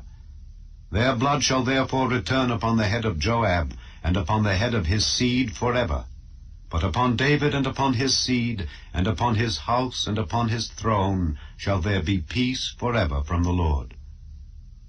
So Benaiah the son of Jehoiada went up, and fell upon him, and slew him. And he was buried in his own house in the wilderness. And the king put Benaiah the son of Jehoiada in his room over the host. And Zadok the priest did the king put in the room of Abiathar. And the king sent and called for Shimei, and said unto him, Build thee an house in Jerusalem, and dwell there, and go not forth thence any whither. For it shall be that on the day thou goest out, and passest over the brook Kidron, thou shalt know for certain that thou shalt surely die. Thy blood shall be upon thine own head. And Shimei said unto the king, The saying is good. As my lord the king hath said, so will thy servant do. And Shimei dwelt in Jerusalem many days. And it came to pass at the end of 3 years, that 2 of the servants of Shimei ran away unto Achish son of Maacah, king of Gath. And they told Shimei, saying, Behold, thy servants be in Gath. And Shimei arose, and saddled his ass, and went to Gath to Achish to seek his servants. And Shimei went and brought his servants from Gath. And it was told Solomon that Shimei had gone from Jerusalem to Gath, and was come again. And the king sent and called for Shimei, and said unto him, Did I not make thee to swear by the Lord, and protested unto thee, saying, Know for a certain, on the day thou goest out and walkest abroad any whither, that thou shalt surely die? And thou saidst unto me, The word that I have heard is good. Why then hast thou not kept the oath of the Lord, and the commandment that I have charged thee with? The king said moreover to Shimei, Thou knowest all the wickedness which thine heart is privy to, that thou didst to David my father. Therefore the Lord shall return thy wickedness upon thine own head. And King Solomon shall be blessed, and the throne of David shall be established before the Lord forever. So the king commanded Benaiah the son of Jehoiada, which went out and fell upon him that he died. And the kingdom was established in the hand of Solomon. Chapter 3. And Solomon made affinity with Pharaoh king of Egypt, and took Pharaoh's daughter, and brought her into the city of David, until he had made an end of building his own house, and the house of the Lord, and the wall of Jerusalem round about. Only the people sacrificed in high places, because there was no house built unto the name of the Lord until those days. And Solomon loved the Lord, walking in the statutes of David his father. Only he sacrificed and burnt incense in high places. And the king went to Gibeon to sacrifice there, for that was the great high place. 1,000 burnt offerings did Solomon offer upon that altar. In Gibeon the Lord appeared to Solomon in a dream by night, and God said, Ask what I shall give thee. And Solomon said, Thou hast showed unto thy servant David my father great mercy, according as he walked before thee in truth and in righteousness and in uprightness of heart with thee. And thou hast kept for him this great kindness, that thou hast given him a son to sit on his throne, as it is this day. And now, O Lord my God, thou hast made thy servant king instead of David my father. And I am but a little child. I know not how to go out or come in. And thy servant is in the midst of thy people, which thou hast chosen, a great people, that cannot be numbered nor counted for multitude. Give therefore thy servant an understanding heart to judge thy people, that I may discern between good and bad. For who is able to judge this thy so great a people? And the speech pleased the Lord that Solomon had asked this thing. And God said unto him, Because thou hast asked this thing, and hast not asked for thyself long life, neither hast asked riches for thyself, nor hast asked the life of thine enemies, but hast asked for thyself understanding to discern judgment, behold, I have done according to thy words. Lo, I have given thee a wise and an understanding heart, so that there was none like thee before thee, neither after thee shall any arise like unto thee. And I have also given thee that which thou hast not asked, both riches and honor, so that there shall not be any among the kings like unto thee all thy days. And if thou wilt walk in my ways, to keep my statutes and my commandments, as thy father David did walk, then I will lengthen thy days. And Solomon awoke, and behold, it was a dream. And he came to Jerusalem, and stood before the ark of the covenant of the Lord, and offered up burnt offerings, and offered peace offerings, and made a feast to all his servants. Then came there 2 women that were harlots unto the king, and stood before him. And the one woman said, O my lord, I and this woman dwell in one house, and I was delivered of a child with her in the house. And it came to pass the 3rd day after that I was delivered, that this woman was delivered also, and we were together. There was no stranger with us in the house, save we 2 in the house.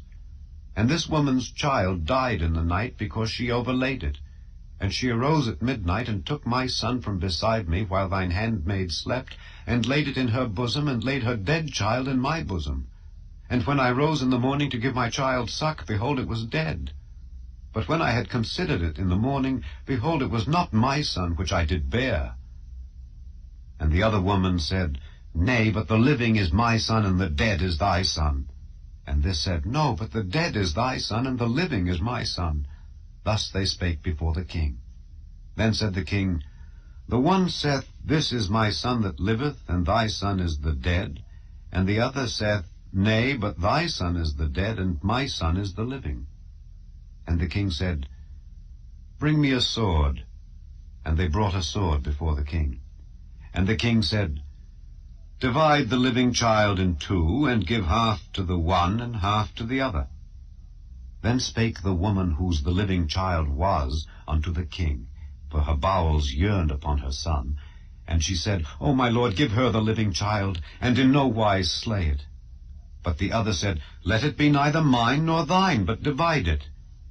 Then the king answered and said, Give her the living child, and in no wise slay it. She is the mother thereof. And all Israel heard of the judgment which the king had judged, and they feared the king, for they saw that the wisdom of God was in him to do judgment. Chapter 4. So King Solomon was king over all Israel. And these were the princes which he had: Azariah the son of Zadok the priest, Elihoreph and Ahiah the sons of Shisha, scribes, Jehoshaphat the son of Ahilud, the recorder, and Benaiah the son of Jehoiada was over the host, and Zadok and Abiathar were the priests. And Azariah the son of Nathan was over the officers, and Zabud the son of Nathan was principal officer and the king's friend. And Ahishar was over the household, and Adoniram the son of Abda was over the tribute. And Solomon had 12 officers over all Israel, which provided victuals for the king and his household. Each man his month in a year made provision. And these are their names: the son of Hur in Mount Ephraim, the son of Dekar in Makaz and in Shaalbim and Bethshemesh and Elon Bethhanan, the son of Hesed in Aruboth, to him pertained Shoko and all the land of Hepher, the son of Abinadab in all the region of Dor, which had Taphath the daughter of Solomon to wife, Baanah the son of Ahilud, to him pertained Taanach and Megiddo, and all Bethshean, which is by Zartanah beneath Jezreel, from Bethshean to Abel-Maholah, even unto the place that is beyond Jokneam. The son of Geber in Ramoth-Gilead, to him pertained the towns of Jair the son of Manasseh, which are in Gilead.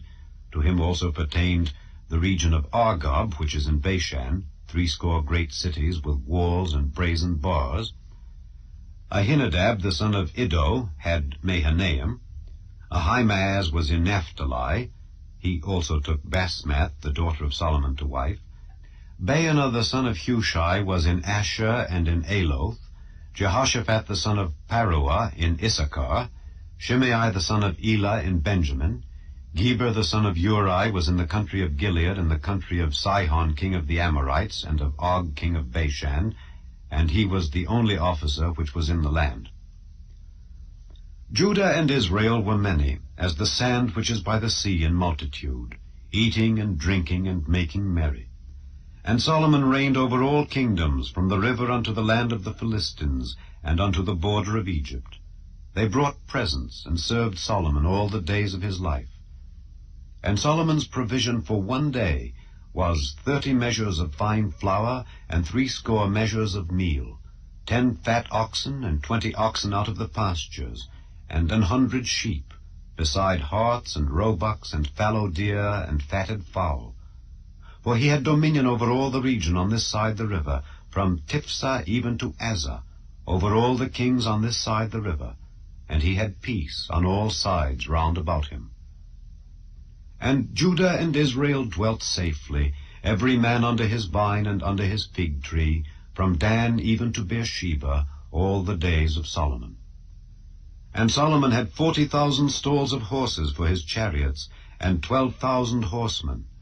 And those officers provided victual for King Solomon, and for all that came unto King Solomon's table, every man in his month. They lacked nothing. Barley also, and straw for the horses and dromedaries, brought they unto the place where the officers were, every man according to his charge. And God gave Solomon wisdom and understanding exceeding much, and largeness of heart, even as the sand that is on the seashore. And Solomon's wisdom excelled the wisdom of all the children of the east country, and all the wisdom of Egypt. For he was wiser than all men, than Ethan the Ezrahite, and Heman, and Chalcol, and Darda, the sons of Mahal. And his fame was in all nations round about. And he spake 3,000 proverbs, and his songs were 1,005. And he spake of trees, from the cedar tree that is in Lebanon, even unto the hyssop that springeth out of the wall. He spake also of beasts, and of fowl, and of creeping things, and of fishes. And there came of all people to hear the wisdom of Solomon, from all kings of the earth which had heard of his wisdom. Chapter 5. And Hiram king of Tyre sent his servants unto Solomon, for he had heard that they had anointed him king in the room of his father, for Hiram was ever a lover of David. And Solomon sent to Hiram, saying, Thou knowest how that David my father could not build an house unto the name of the Lord his God for the wars which were about him on every side, until the Lord put them under the soles of his feet. But now the Lord my God hath given me rest on every side, so that there is neither adversary nor evil occurrent. And behold, I purpose to build an house unto the name of the Lord my God, as the Lord spake unto David my father, saying, Thy son, whom I will set upon thy throne in thy room, he shall build an house unto my name. Now therefore, command thou that they hew me cedar trees out of Lebanon, and my servants shall be with thy servants, and unto thee will I give hire for thy servants, according to all that thou shalt appoint. For thou knowest that there is not among us any that can skill to hew timber, like unto the Zidonians. And it came to pass, when Hiram heard the words of Solomon, that he rejoiced greatly, and said, Blessed be the Lord this day, which hath given unto David a wise son over this great people. And Hiram sent to Solomon, saying, I have considered the things which thou sentest to me for, and I will do all thy desire concerning timber of cedar, and concerning timber of fir. My servants shall bring them down from Lebanon unto the sea, and I will convey them by sea in floats unto the place that thou shalt appoint me, and will cause them to be discharged there, and thou shalt receive them. And thou shalt accomplish my desire in giving food for my household. So Hiram gave Solomon cedar trees and fir trees according to all his desire. And Solomon gave Hiram 20,000 measures of wheat for food to his household, and 20 measures of pure oil. Thus gave Solomon to Hiram year by year. And the Lord gave Solomon wisdom as he promised him, and there was peace between Hiram and Solomon, and they two made a league together. And King Solomon raised a levy out of all Israel, and the levy was 30,000 men. And he sent them to Lebanon, 10,000 a month by courses. A month they were in Lebanon, and 2 months at home. And Adoniram was over the levy. And Solomon had 70,010 that bare burdens, and 80,000 hewers in the mountains, beside the chief of Solomon's officers, which were over the work, 3,300, which ruled over the people that wrought in the work. And the king commanded, and they brought great stones, costly stones, and hewed stones, to lay the foundation of the house. And Solomon's builders and Hiram's builders did hew them, and the stone squarers. So they prepared timber and stones to build the house. Chapter 6. And it came to pass in the 480th year after the children of Israel were come out of the land of Egypt, in the 4th year of Solomon's reign over Israel, in the month Ziph, which is the 2nd month, that he began to build the house of the Lord. And the house which King Solomon built for the Lord, the length thereof was 60 cubits, and the breadth thereof 20 cubits, and the height thereof 30 cubits. And the porch before the temple of the house, 20 cubits was the length thereof, according to the breadth of the house, and 10 cubits was the breadth thereof before the house. And for the house he made windows of narrow lights. And against the wall of the house he built chambers round about, against the walls of the house round about, both of the temple and of the oracle. And he made chambers round about. The nethermost chamber was 5 cubits broad, and the middle was 6 cubits broad, and the third was 7 cubits broad. For without, in the wall of the house, he made narrowed rests round about, that the beams should not be fastened in the walls of the house. And the house, when it was in building, was built of stone, made ready before it was brought thither, so that there was neither hammer nor axe, nor any tool of iron heard in the house while it was in building. The door for the middle chamber was in the right side of the house, and they went up with winding stairs into the middle chamber, and out of the middle into the third. So he built the house, and finished it, and covered the house with beams and boards of cedar. And then he built chambers against all the house, 5 cubits high, and they rested on the house with timber of cedar. And the word of the Lord came to Solomon, saying, Concerning this house which thou art in building, if thou wilt walk in my statutes, and execute my judgments, and keep all my commandments to walk in them, Then will I perform my word with thee, which I spake unto David thy father, and I will dwell among the children of Israel, and will not forsake my people Israel. So Solomon built the house and finished it. And he built the walls of the house within with boards of cedar, both the floor of the house and the walls of the ceiling. And he covered them on the inside with wood, and covered the floor of the house with planks of fir. And he built 20 cubits on the sides of the house, both the floor and the walls, with boards of cedar. He even built them for it within, even for the oracle, even for the most holy place. And the house, that is the temple before it, was 40 cubits long. And the cedar of the house within was carved with knops and open flowers. All was cedar, there was no stone seen. And the oracle he prepared in the house within, to set there the ark of the covenant of the Lord. And the oracle in the forepart was 20 cubits in length, and 20 cubits in breadth, and 20 cubits in the height thereof. And he overlaid it with pure gold, and so covered the altar which was of cedar. So Solomon overlaid the house within with pure gold, and he made a partition by the chains of gold before the oracle, and he overlaid it with gold. And the whole house he overlaid with gold, until he had finished all the house. Also the whole altar that was by the oracle he overlaid with gold. And within the oracle he made 2 cherubims of olive tree, each 10 cubits high. And 5 cubits was the one wing of the cherub, and 5 cubits the other wing of the cherub. From the uttermost part of the one wing unto the uttermost part of the other were 10 cubits. And the other cherub was 10 cubits. Both the cherubims were of one measure and one size. The height of the one cherub was 10 cubits, and so was it of the other cherub.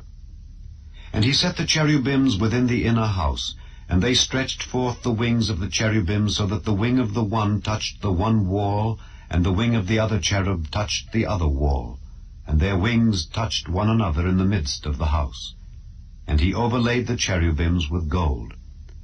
And he carved all the walls of the house round about with carved figures of cherubims, and palm trees, and open flowers within and without. And the floor of the house he overlaid with gold, within and without. And for the entering of the oracle he made doors of olive tree. The lintel and side posts were 1/5 part of the wall. The 2 doors also were of olive tree. And he carved upon them carvings of cherubims and palm trees and open flowers, and overlaid them with gold, and spread gold upon the cherubims and upon the palm trees.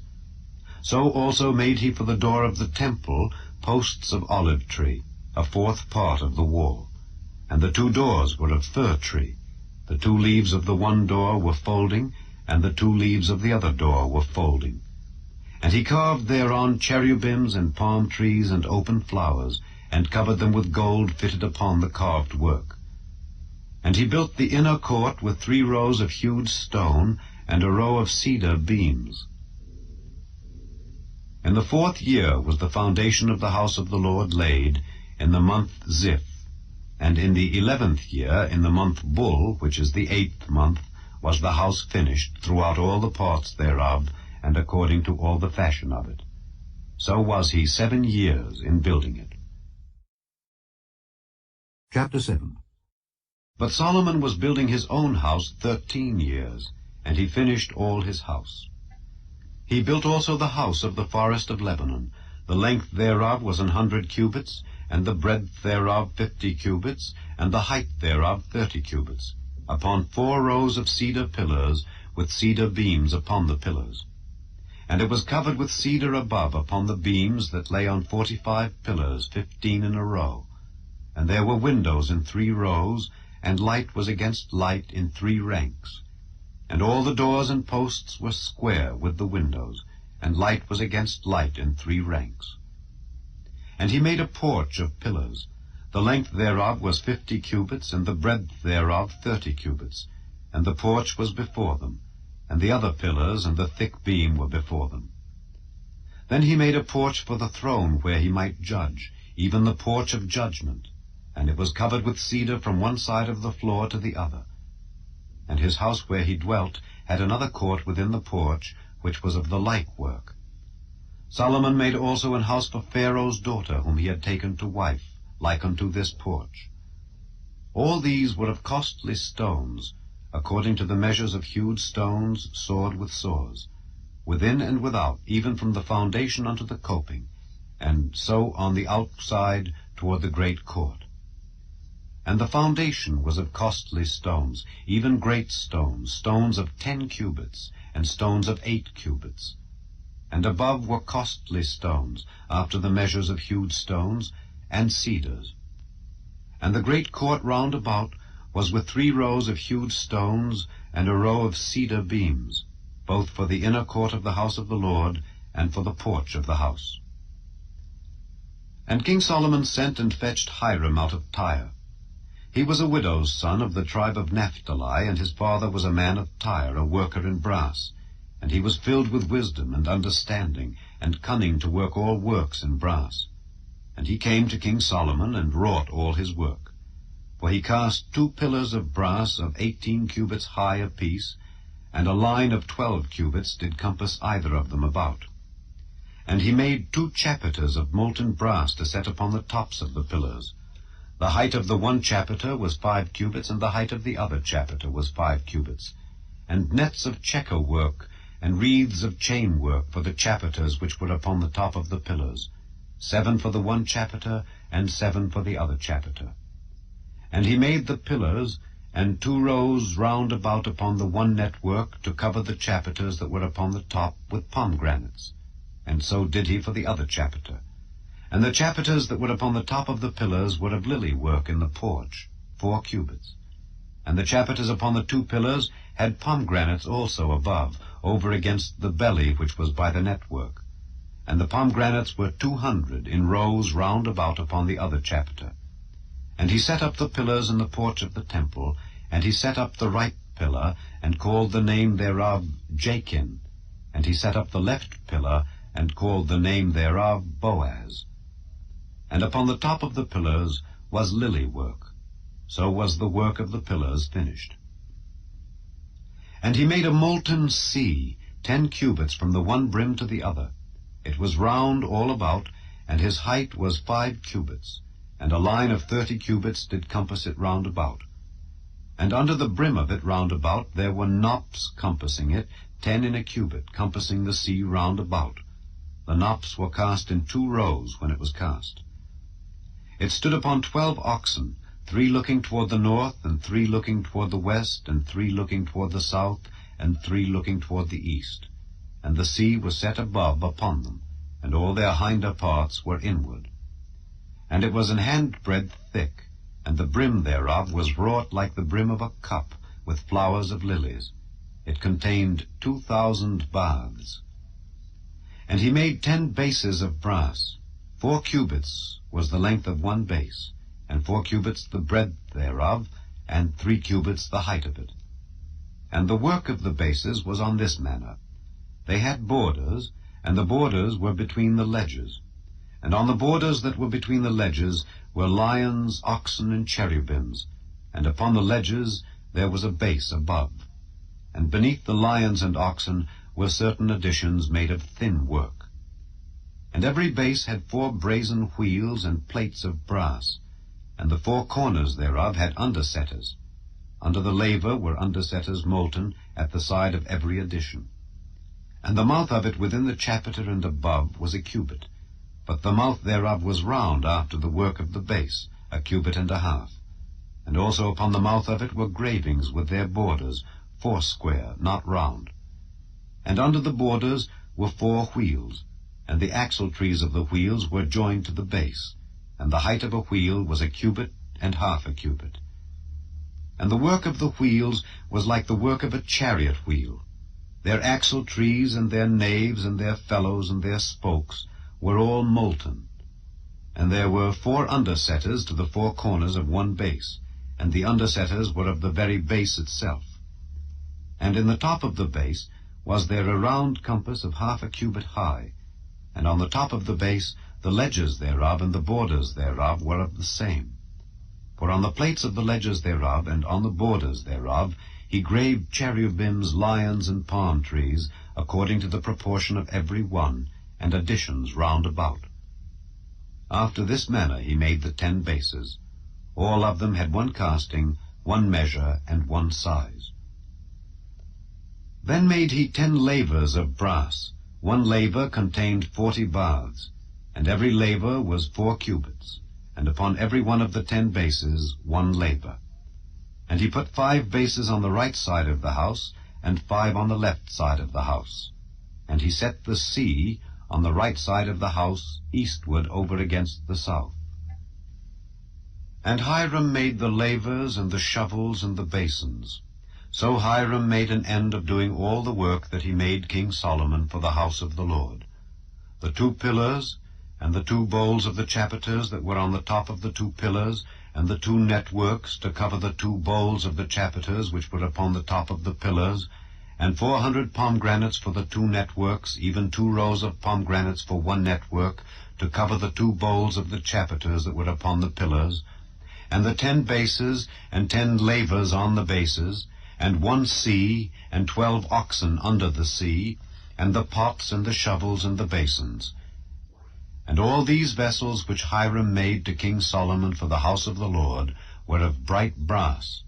In the plain of Jordan did the king cast them, in the clay ground between Succoth and Zarthan. And Solomon left all the vessels unweighed, because they were exceeding many, neither was the weight of the brass found out. And Solomon made all the vessels that pertained unto the house of the Lord, the altar of gold, and the table of gold whereupon the showbread was, and the candlesticks of pure gold, 5 on the right side and 5 on the left, before the oracle, with the flowers and the lamps and the tongs of gold, and the bowls and the snuffers and the basins and the spoons and the censers of pure gold, and the hinges of gold, both for the doors of the inner house, the most holy place, and for the doors of the house, to wit, of the temple. So was ended all the work that King Solomon made for the house of the Lord.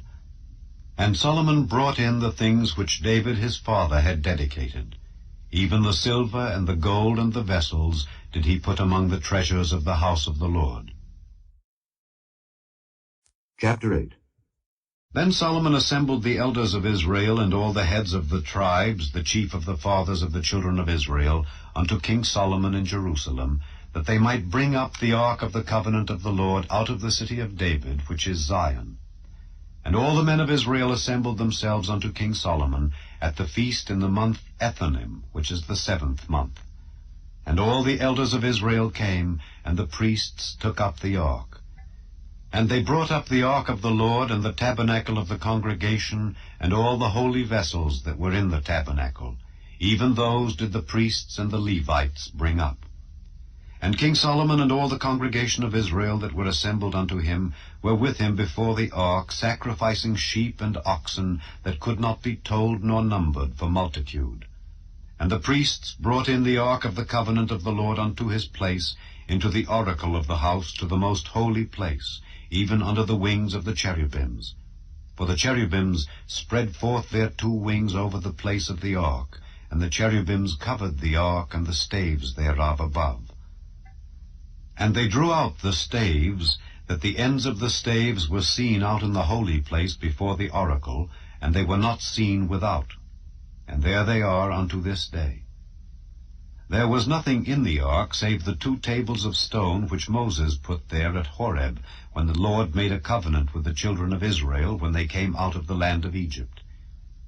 And it came to pass, when the priests were come out of the holy place, that the cloud filled the house of the Lord, so that the priests could not stand to minister because of the cloud, for the glory of the Lord had filled the house of the Lord.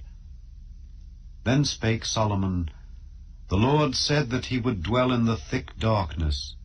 I have surely built thee an house to dwell in, a settled place for thee to abide in forever. And the king turned his face about, and blessed all the congregation of Israel. And all the congregation of Israel stood. And he said, Blessed be the Lord God of Israel, which spake with his mouth unto David my father, and hath with his hand fulfilled it, saying, Since the day that I brought forth my people Israel out of Egypt, I chose no city out of all the tribes of Israel to build an house, that my name might be therein. But I chose David to be over my people Israel. And it was in the heart of David my father to build an house for the name of the Lord God of Israel. And the Lord said unto David my father, Whereas it was in thine heart to build an house unto my name, thou didst well that it was in thine heart. Nevertheless, thou shalt not build the house, but thy son that shall come forth out of thy loins, he shall build the house unto my name. And the Lord hath performed his word that he spake. And I am risen up in the room of David my father, and sit on the throne of Israel, as the Lord promised, and have built an house for the name of the Lord God of Israel. And I have set there a place for the ark, wherein is the covenant of the Lord, which he made with our fathers, when he brought them out of the land of Egypt.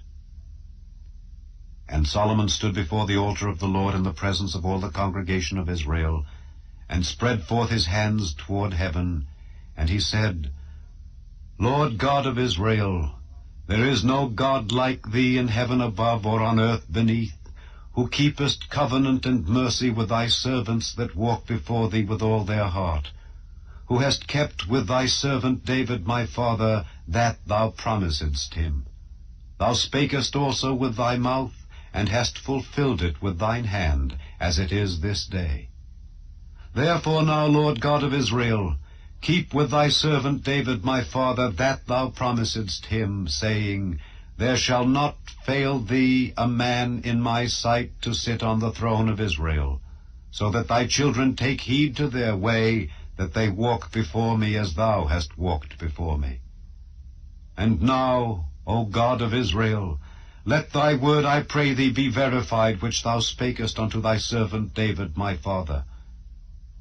But will God indeed dwell on the earth? Behold, the heaven and heaven of heavens cannot contain thee. How much less this house that I have builded?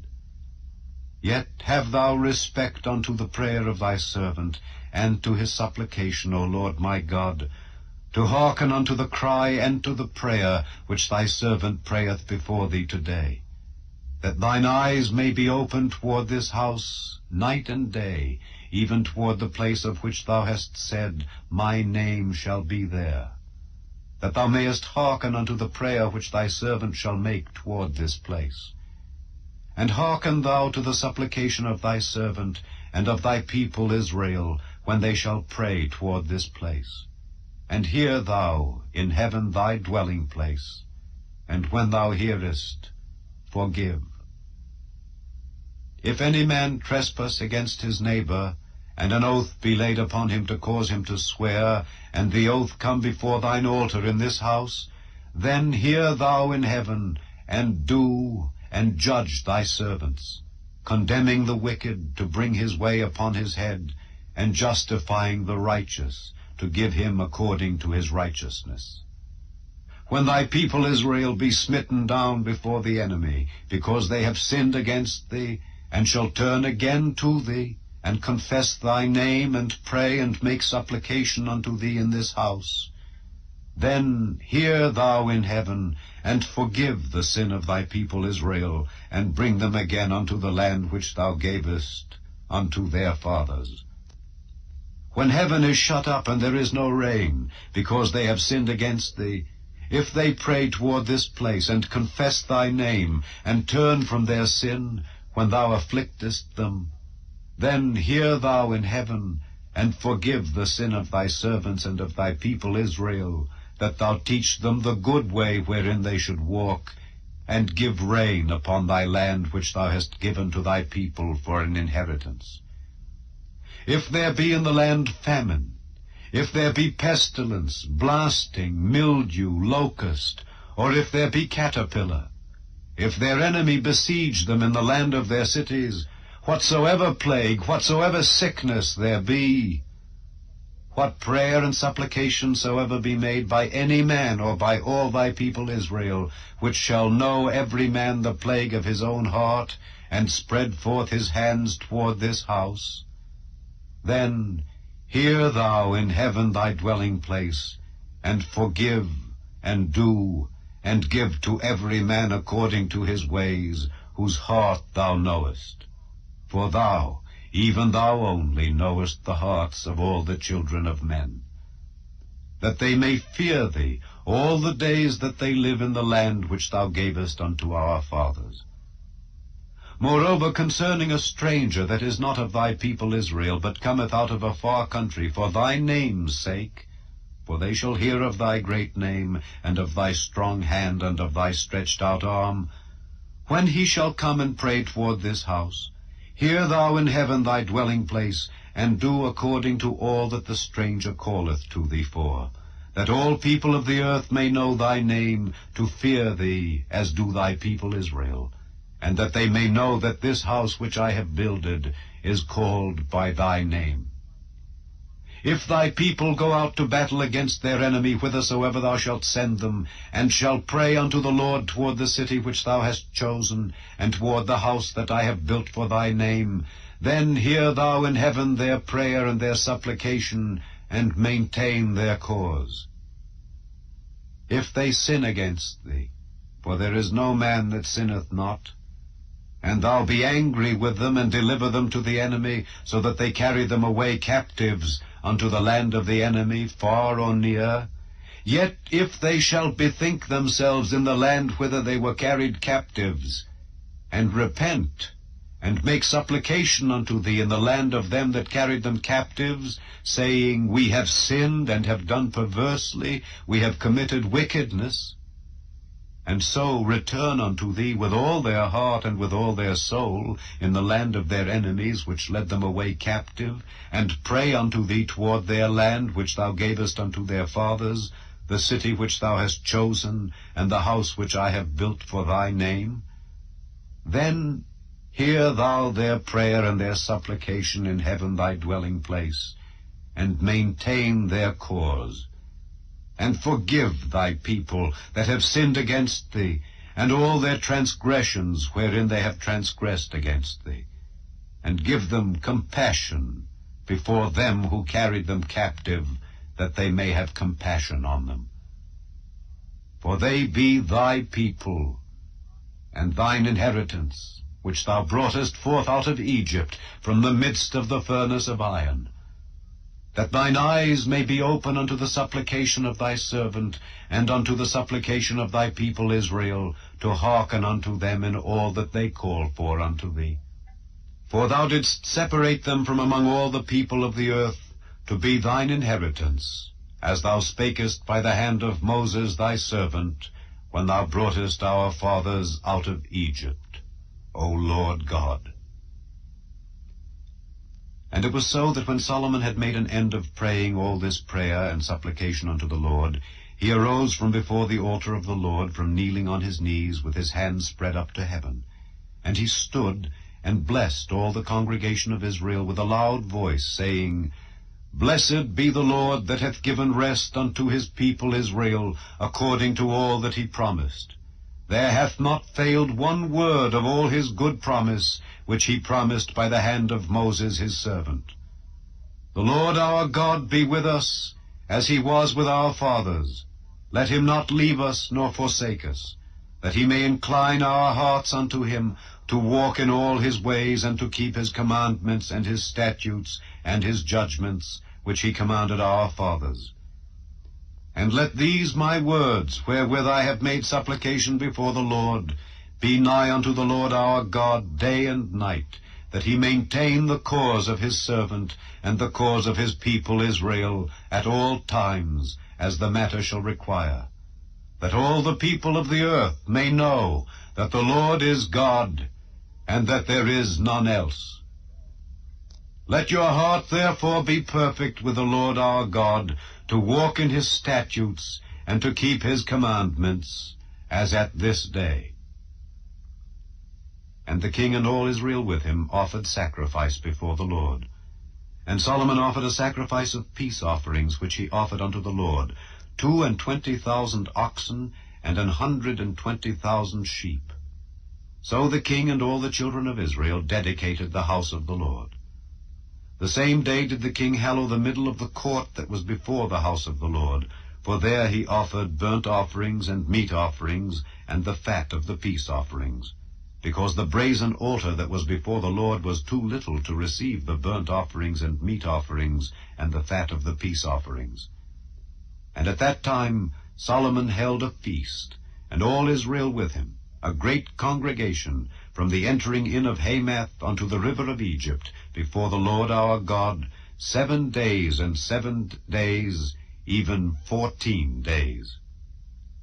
On the 8th day he sent the people away, and they blessed the king, and went unto their tents, joyful and glad of heart, for all the goodness that the Lord had done for David his servant, and for Israel his people. Chapter 9.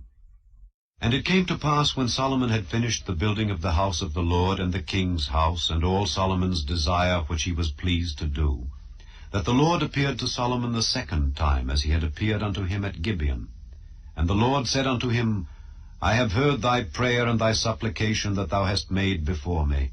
I have hallowed this house which thou hast built, to put my name there forever, and mine eyes and mine heart shall be there perpetually. And if thou wilt walk before me as David thy father walked, in integrity of heart and in uprightness, to do according to all that I have commanded thee, and wilt keep my statutes and my judgments, then I will establish the throne of thy kingdom upon Israel forever, as I promised to David thy father, saying, There shall not fail thee a man upon the throne of Israel. But if ye shall at all turn from following me, ye or your children, and will not keep my commandments and my statutes which I have set before you, but go and serve other gods and worship them, then will I cut off Israel out of the land which I have given them, and this house which I have hallowed for my name will I cast out of my sight, and Israel shall be a proverb and a byword among all people. And at this house which is high, every one that passeth by it shall be astonished, and shall hiss, and they shall say, Why hath the Lord done thus unto this land and to this house? And they shall answer, Because they forsook the Lord their God, who brought forth their fathers out of the land of Egypt, and have taken hold upon other gods, and have worshipped them and served them. Therefore hath the Lord brought upon them all this evil. And it came to pass at the end of 20 years, when Solomon had built the 2 houses, the house of the Lord and the king's house. Now Hiram the king of Tyre had furnished Solomon with cedar trees and fir trees, and with gold, according to all his desire, that then King Solomon gave Hiram 20 cities in the land of Galilee. And Hiram came out from Tyre to see the cities which Solomon had given him, and they pleased him not. And he said, What cities are these which thou hast given me, my brother? And he called them the land of Cabul unto this day. And Hiram sent to the king 60 talents of gold. And this is the reason of the levy which King Solomon raised, for to build the house of the Lord, and his own house, and Millo, and the wall of Jerusalem, and Hazor, and Megiddo, and Gezer. For Pharaoh king of Egypt had gone up and taken Gezer, and burnt it with fire, and slain the Canaanites that dwelt in the city, and given it for a present unto his daughter, Solomon's wife. And Solomon built Gezer, and Bethhoron the nether, and Baalath, and Tadmor in the wilderness in the land, and all the cities of store that Solomon had, and cities for his chariots, and cities for his horsemen, and that which Solomon desired to build in Jerusalem, and in Lebanon, and in all the land of his dominion. And all the people that were left of the Amorites, Hittites, Perizzites, Hivites, and Jebusites, which were not of the children of Israel, their children that were left after them in the land, whom the children of Israel also were not able utterly to destroy, upon those did Solomon levy a tribute of bond service unto this day. But of the children of Israel did Solomon make no bondmen, but they were men of war, and his servants, and his princes, and his captains, and rulers of his chariots, and his horsemen. These were the chief of the officers that were over Solomon's work, 550, which bare rule over the people that wrought in the work. But Pharaoh's daughter came up out of the city of David unto her house which Solomon had built for her. Then did he build Millo. And 3 times in a year did Solomon offer burnt offerings and peace offerings upon the altar which he built unto the Lord, and he burnt incense upon the altar that was before the Lord. So he finished the house. And King Solomon made a navy of ships in Ezion-Geber, which is beside Eloth, on the shore of the Red Sea, in the land of Edom. And Hiram sent in the navy his servants, shipmen that had knowledge of the sea, with the servants of Solomon. And they came to Ophir, and fetched from thence gold 420 talents, and brought it to King Solomon. Chapter 10.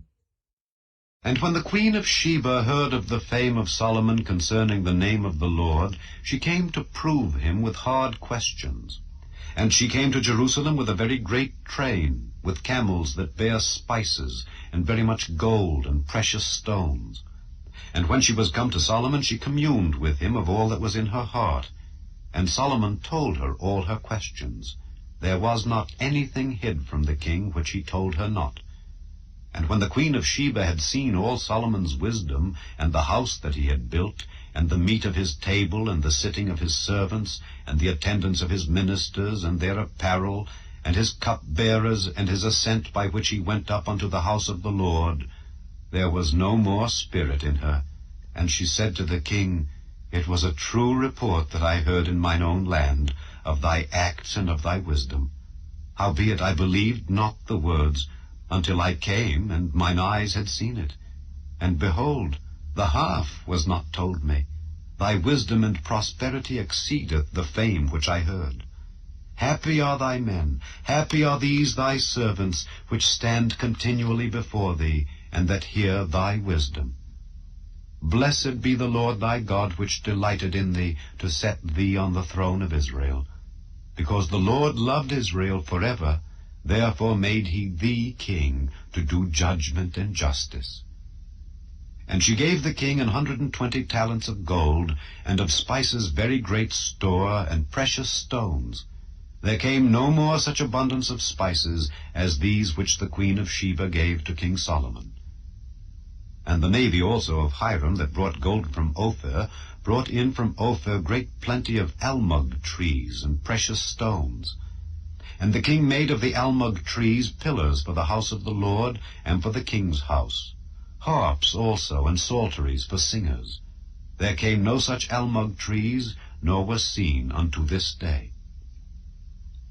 And King Solomon gave unto the queen of Sheba all her desire whatsoever she asked, beside that which Solomon gave her of his royal bounty. So she turned and went to her own country, she and her servants. Now the weight of gold that came to Solomon in 1 year was 666 talents of gold.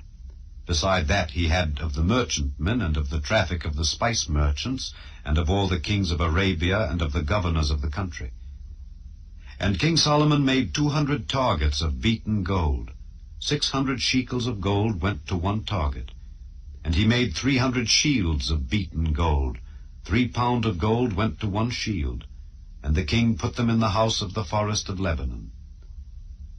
Moreover, the king made a great throne of ivory, and overlaid it with the best gold.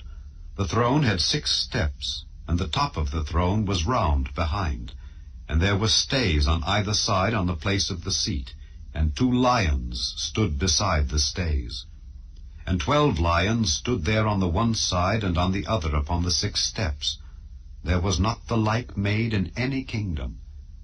And all King Solomon's drinking vessels were of gold, and all the vessels of the house of the forest of Lebanon were of pure gold. None were of silver. It was nothing accounted of in the days of Solomon. For the king had at sea a navy of Tharshish with the navy of Hiram.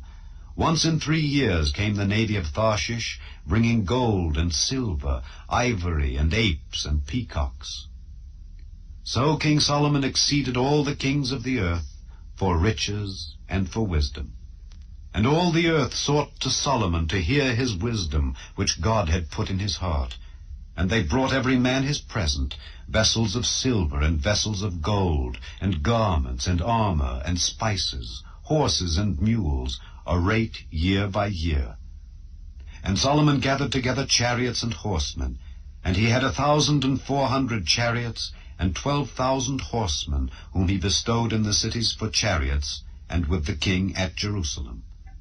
And the king made silver to be in Jerusalem as stones, and cedars made he to be as the sycamore trees that are in the vale for abundance. And Solomon had horses brought out of Egypt, and linen yarn. The king's merchants received the linen yarn at a price. And a chariot came up and went out of Egypt for 600 shekels of silver, and an horse for 150. And so for all the kings of the Hittites and for the kings of Syria did they bring them out by their means. Chapter 11. But King Solomon loved many strange women together with the daughter of Pharaoh, women of the Moabites, Ammonites, Edomites, Zidonians, and Hittites, of the nations concerning which the Lord said unto the children of Israel, Ye shall not go in to them, neither shall they come in unto you, for surely they will turn away your heart after their gods. Solomon clave unto these in love. And he had 700 wives, princesses, and 300 concubines. And his wives turned away his heart. For it came to pass when Solomon was old, that his wives turned away his heart after other gods, and his heart was not perfect with the Lord his God, as was the heart of David his father. For Solomon went after Ashtoreth, the goddess of the Zidonians, and after Milcom, the abomination of the Ammonites. And Solomon did evil in the sight of the Lord, and went not fully after the Lord, as did David his father. Then did Solomon build an high place for Chemosh, the abomination of Moab, in the hill that is before Jerusalem, and for Molech, the abomination of the children of Ammon. And likewise did he for all his strange wives, which burnt incense and sacrificed unto their gods. And the Lord was angry with Solomon, because his heart was turned from the Lord God of Israel, which had appeared unto him twice, and had commanded him concerning this thing, that he should not go after other gods. But he kept not that which the Lord commanded. Wherefore the Lord said unto Solomon, Forasmuch as this is done of thee, and thou hast not kept my covenant and my statutes which I have commanded thee, I will surely rend the kingdom from thee, and will give it to thy servant. Notwithstanding, in thy days I will not do it, for David thy father's sake, but I will rend it out of the hand of thy son. Howbeit, I will not rend away all the kingdom, but will give one tribe to thy son, for David my servant's sake, and for Jerusalem's sake, which I have chosen. And the Lord stirred up an adversary unto Solomon, Hadad the Edomite. He was of the king's seed in Edom. For it came to pass, when David was in Edom, and Joab the captain of the host was gone up to bury the slain, after he had smitten every male in Edom, for 6 months did Joab remain there with all Israel, until he had cut off every male in Edom, that Hadad fled, he and certain Edomites of his father's servants with him, to go into Egypt, Hadad being yet a little child. And they arose out of Midian, and came to Paran. And they took men with them out of Paran, and they came to Egypt, unto Pharaoh king of Egypt, which gave him an house, and appointed him victuals, and gave him land. And Hadad found great favor in the sight of Pharaoh, so that he gave him to wife the sister of his own wife, the sister of Tahpenes the queen. And the sister of Tahpenes bare him Genubath his son, whom Tahpenes weaned in Pharaoh's house. And Genubath was in Pharaoh's household among the sons of Pharaoh. And when Hadad heard in Egypt that David slept with his fathers, and that Joab the captain of the host was dead, Hadad said to Pharaoh, Let me depart, that I may go to mine own country. Then Pharaoh said unto him, But what hast thou lacked with me, that, behold, thou seekest to go to thine own country? And he answered, Nothing. Howbeit, let me go in any wise. And God stirred him up another adversary, Rezon the son of Eliada, which fled from his lord Hadadezer king of Zobah. And he gathered men unto him, and became captain over a band, when David slew them of Zobah. And they went to Damascus, and dwelt therein, and reigned in Damascus. And he was an adversary to Israel all the days of Solomon, beside the mischief that Hadad did. And he abhorred Israel, and reigned over Syria. And Jeroboam the son of Nebat, an Ephrathite of Zereda, Solomon's servant, whose mother's name was Zeruah, a widow woman, even he lifted up his hand against the king. And this was the cause that he lifted up his hand against the king. Solomon built Millo, and repaired the breaches of the city of David his father. And the man Jeroboam was a mighty man of valor. And Solomon, seeing the young man that he was industrious, he made him ruler over all the charge of the house of Joseph. And it came to pass at that time, when Jeroboam went out of Jerusalem, that the prophet Ahijah the Shilonite found him in the way, and he had clad himself with a new garment, and they two were alone in the field. And Ahijah caught the new garment that was on him, and rent it in 12 pieces. And he said to Jeroboam, Take thee 10 pieces, for thus saith the Lord, the God of Israel, Behold, I will rend the kingdom out of the hand of Solomon, and will give 10 tribes to thee. But he shall have 1 tribe for my servant David's sake, and for Jerusalem's sake, the city which I have chosen out of all the tribes of Israel. Because that they have forsaken me, and have worshipped Ashtoreth the goddess of the Zidonians, Chemosh the god of the Moabites, and Milcom the god of the children of Ammon, and have not walked in my ways to do that which is right in mine eyes, and to keep my statutes and my judgments, as did David his father. Howbeit I will not take the whole kingdom out of his hand, but I will make him prince all the days of his life, for David my servant's sake, whom I chose, because he kept my commandments and my statutes.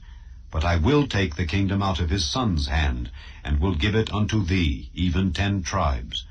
And unto his son will I give 1 tribe, that David my servant may have a light alway before me in Jerusalem, the city which I have chosen me to put my name there.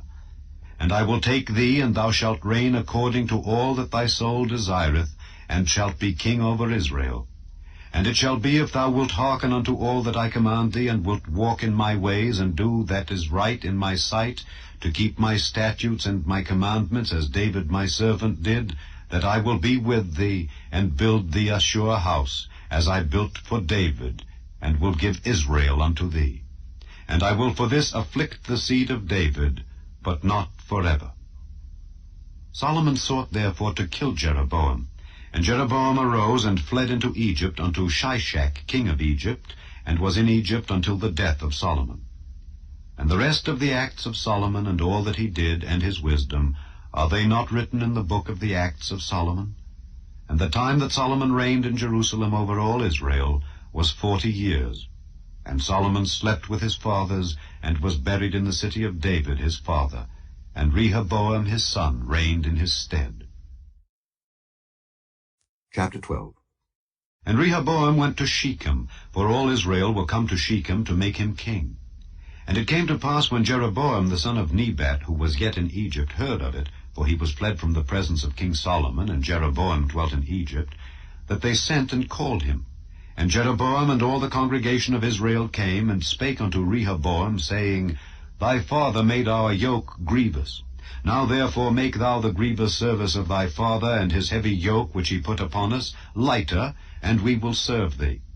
And he said unto them, Depart yet for 3 days, then come again to me. And the people departed. And King Rehoboam consulted with the old men that stood before Solomon his father while he yet lived, and said, How do ye advise that I may answer this people?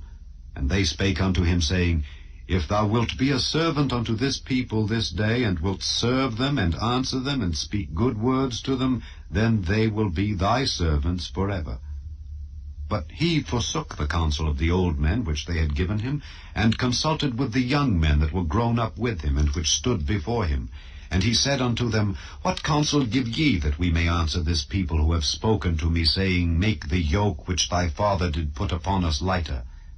And the young men that were grown up with him spake unto him, saying, Thus shalt thou speak unto this people that spake unto thee, saying, Thy father made our yoke heavy, but make thou it lighter unto us. Thus shalt thou say unto them, My little finger shall be thicker than my father's loins. And now, whereas my father did lade you with a heavy yoke, I will add to your yoke. My father hath chastised you with whips, but I will chastise you with scorpions. So Jeroboam and all the people came to Rehoboam the 3rd day, as the king had appointed, saying, Come to me again the 3rd day. And the king answered the people roughly, and forsook the old men's counsel that they gave him, and spake to them after the counsel of the young men, saying, My father made your yoke heavy, and I will add to your yoke. My father also chastised you with whips, but I will chastise you with scorpions. Wherefore the king hearkened not unto the people, for the cause was from the Lord, that he might perform his saying which the Lord spake by Ahijah the Shilonite unto Jeroboam the son of Nebat. So when all Israel saw that the king hearkened not unto them, the people answered the king, saying, What portion have we in David? Neither have we inheritance in the son of Jesse. To your tents, O Israel. Now see to thine own house, David. So Israel departed unto their tents. But as for the children of Israel which dwelt in the cities of Judah, Rehoboam reigned over them. Then King Rehoboam sent Adoram, who was over the tribute, and all Israel stoned him with stones, that he died. Therefore King Rehoboam made speed to get him up to his chariot to flee to Jerusalem. So Israel rebelled against the house of David unto this day. And it came to pass, when all Israel heard that Jeroboam was come again, that they sent and called him unto the congregation, and made him king over all Israel. There was none that followed the house of David, but the tribe of Judah only. And when Rehoboam was come to Jerusalem, he assembled all the house of Judah with the tribe of Benjamin, 180,000 chosen men which were warriors, to fight against the house of Israel, to bring the kingdom again to Rehoboam the son of Solomon. But the word of God came unto Shemaiah the man of God, saying, Speak unto Rehoboam the son of Solomon king of Judah, and unto all the house of Judah and Benjamin, and to the remnant of the people, saying, Thus saith the Lord, Ye shall not go up, nor fight against your brethren the children of Israel. Return every man to his house, for this thing is from me. They hearkened therefore to the word of the Lord, and returned to depart according to the word of the Lord. Then Jeroboam built Shechem in Mount Ephraim, and dwelt therein, and went out from thence, and built Penuel. And Jeroboam said in his heart, Now shall the kingdom return to the house of David. If this people go up to do sacrifice in the house of the Lord at Jerusalem, then shall the heart of this people turn again unto their Lord, even unto Rehoboam king of Judah, and they shall kill me, and go again to Rehoboam king of Judah. Whereupon the king took counsel, and made 2 calves of gold, and said unto them, It is too much for you to go up to Jerusalem. Behold thy gods, O Israel, which brought thee up out of the land of Egypt. And he set the one in Bethel, and the other put he in Dan. And this thing became a sin, for the people went to worship before the one, even unto Dan. And he made an house of high places, and made priests of the lowest of the people, which were not of the sons of Levi. And Jeroboam ordained a feast in the 8th month, on the 15th day of the month, like unto the feast that is in Judah, and he offered upon the altar. So did he in Bethel, sacrificing unto the calves that he had made. And he placed in Bethel the priests of the high places which he had made. So he offered upon the altar which he had made in Bethel the 15th day of the 8th month, even in the month which he had devised of his own heart, and ordained a feast unto the children of Israel. And he offered upon the altar, and burnt incense. Chapter 13. And behold, there came a man of God out of Judah by the word of the Lord unto Bethel, and Jeroboam stood by the altar to burn incense. And he cried against the altar in the word of the Lord, and said, O altar, altar, thus saith the Lord, Behold, a child shall be born unto the house of David, Josiah by name, and upon thee shall he offer the priests of the high places that burn incense upon thee, and men's bones shall be burnt upon thee. And he gave a sign the same day, saying, This is the sign which the Lord hath spoken. Behold, the altar shall be rent, and the ashes that are upon it shall be poured out. And it came to pass, when King Jeroboam heard the saying of the man of God, which he cried against the altar in Bethel, that he put forth his hand from the altar, saying, Lay hold on him. And his hand, which he put forth against him, dried up, so that he could not pull it in again to him. The altar also was rent, and the ashes poured out from the altar, according to the sign which the man of God had given by the word of the Lord. And the king answered and said unto the man of God, Entreat now the face of the Lord thy God, and pray for me, that my hand may be restored me again. And the man of God besought the Lord, and the king's hand was restored him again, and became as it was before. And the king said unto the man of God, Come home with me, and refresh thyself, and I will give thee a reward. And the man of God said unto the king, If thou wilt give me half thine house, I will not go in with thee, neither will I eat bread nor drink water in this place. For so was it charged me by the word of the Lord, saying, Eat no bread nor drink water, nor turn again by the same way that thou camest. So he went another way, and returned not by the way that he came to Bethel. Now there dwelt an old prophet in Bethel, and his sons came and told him all the works that the man of God had done that day in Bethel. The words which he had spoken unto the king, them they told also to their father. And their father said unto them, What way went he? For his sons had seen what way the man of God went, which came from Judah. And he said unto his sons, Saddle me the ass. So they saddled him the ass, and he rode thereon, and went after the man of God, and found him sitting under an oak. And he said unto him, Art thou the man of God that camest from Judah? And he said, I am. Then he said unto him, Come home with me, and eat bread.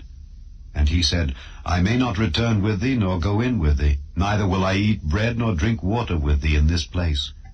For it was said to me by the word of the Lord, Thou shalt eat no bread nor drink water there, nor turn again to go by the way that thou camest. He said unto him, I am a prophet also, as thou art. And an angel spake unto me by the word of the Lord, saying, Bring him back with thee into thine house, that he may eat bread and drink water. But he lied unto him. So he went back with him, and did eat bread in his house, and drank water.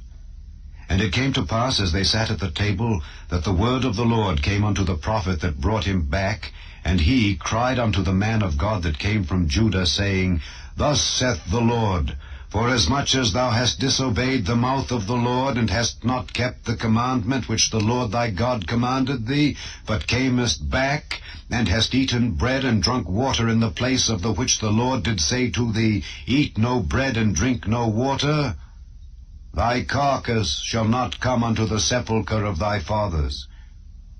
And it came to pass, after he had eaten bread, and after he had drunk, that he saddled for him the ass, to wit, for the prophet whom he had brought back.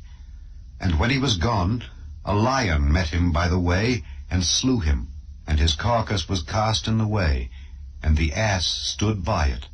The lion also stood by the carcass. And behold, men passed by, and saw the carcass cast in the way, and the lion standing by the carcass, and they came and told it in the city where the old prophet dwelt. And when the prophet that brought him back from the way heard thereof, he said, It is the man of God who was disobedient unto the word of the Lord. Therefore the Lord hath delivered him unto the lion, which hath torn him and slain him, according to the word of the Lord which he spake unto him. And he spake to his son, saying, Saddle me the ass. And they saddled him. And he went and found his carcass cast in the way, and the ass and the lion standing by the carcass. The lion had not eaten the carcass, nor torn the ass.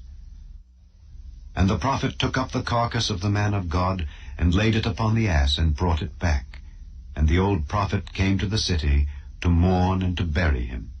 And he laid his carcass in his own grave, and they mourned over him, saying, Alas, my brother. And it came to pass, after he had buried him, that he spake to his sons, saying, When I am dead, then bury me in the sepulchre wherein the man of God is buried. Lay my bones beside his bones. For the saying which he cried by the word of the Lord against the altar in Bethel, and against all the houses of the high places which are in the cities of Samaria, shall surely come to pass. After this thing Jeroboam returned not from his evil way, but made again of the lowest of the people priests of the high places. Whosoever would, he consecrated him, and he became one of the priests of the high places. And this thing became sin unto the house of Jeroboam, even to cut it off, and to destroy it from off the face of the earth. Chapter 14. At that time Abijah the son of Jeroboam fell sick.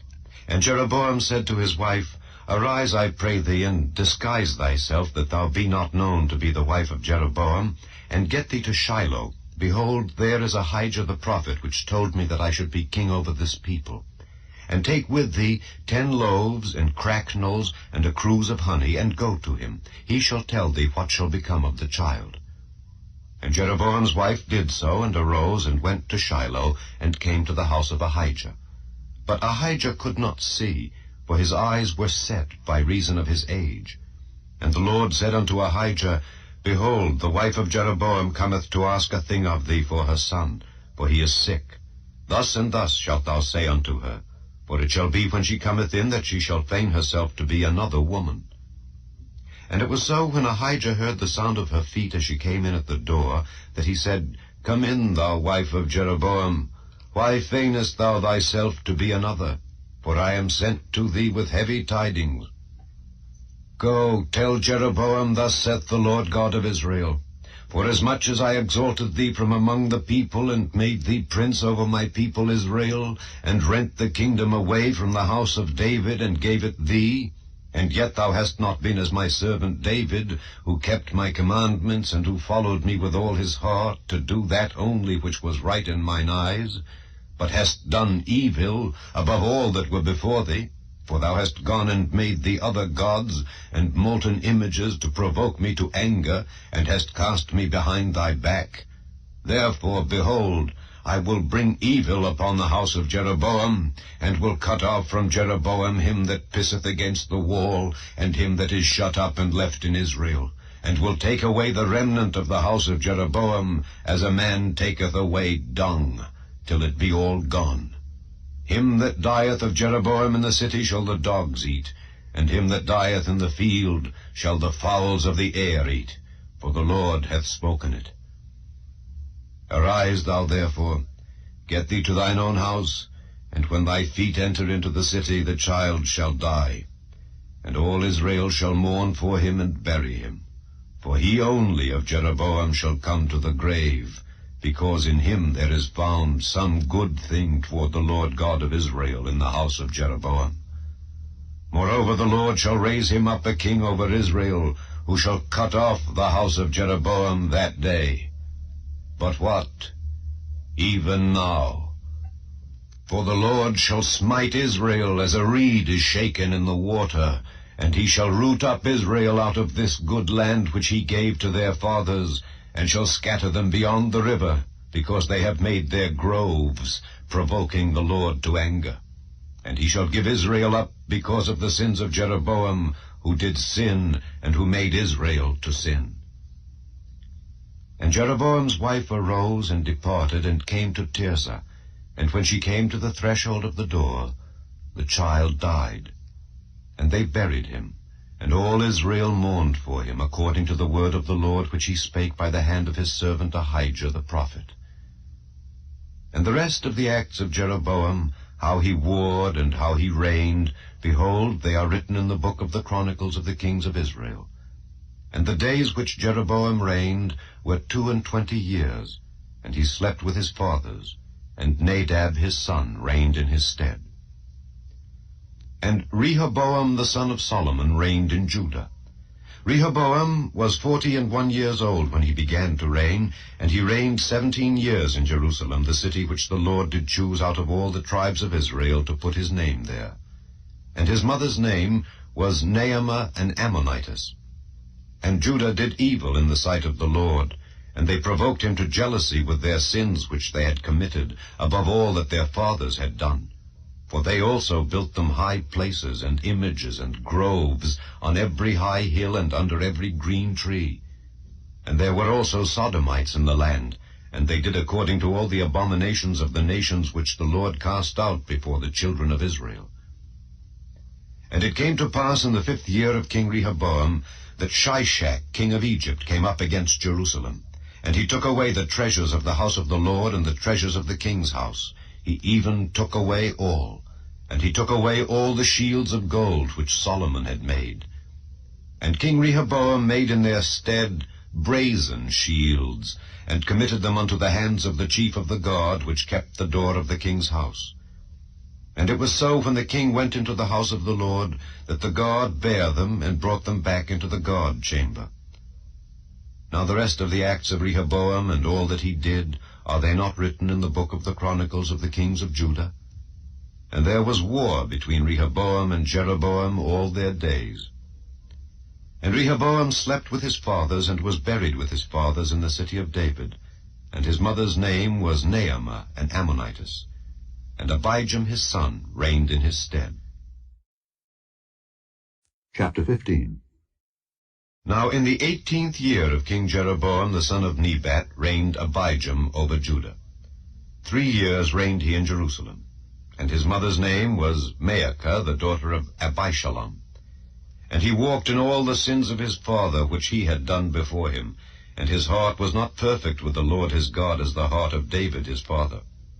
Nevertheless, for David's sake did the Lord his God give him a lamp in Jerusalem, to set up his son after him, and to establish Jerusalem. Because David did that which was right in the eyes of the Lord, and turned not aside from anything that he commanded him all the days of his life, save only in the matter of Uriah the Hittite. And there was war between Rehoboam and Jeroboam all the days of his life. Now the rest of the acts of Abijam, and all that he did, are they not written in the book of the Chronicles of the kings of Judah? And there was war between Abijam and Jeroboam. And Abijam slept with his fathers, and they buried him in the city of David, and Asa his son reigned in his stead. And in the 20th year of Jeroboam king of Israel reigned Asa over Judah. And 41 years reigned he in Jerusalem. And his mother's name was Maacah, the daughter of Abishalom. And Asa did that which was right in the eyes of the Lord, as did David his father. And he took away the Sodomites out of the land, and removed all the idols that his fathers had made. And also Maacah his mother, even her he removed from being queen, because she had made an idol in a grove. And Asa destroyed her idol, and burnt it by the brook Kidron. But the high places were not removed. Nevertheless, Asa's heart was perfect with the Lord all his days. And he brought in the things which his father had dedicated, and the things which himself had dedicated, into the house of the Lord, silver and gold and vessels. And there was war between Asa and Baasha king of Israel all their days.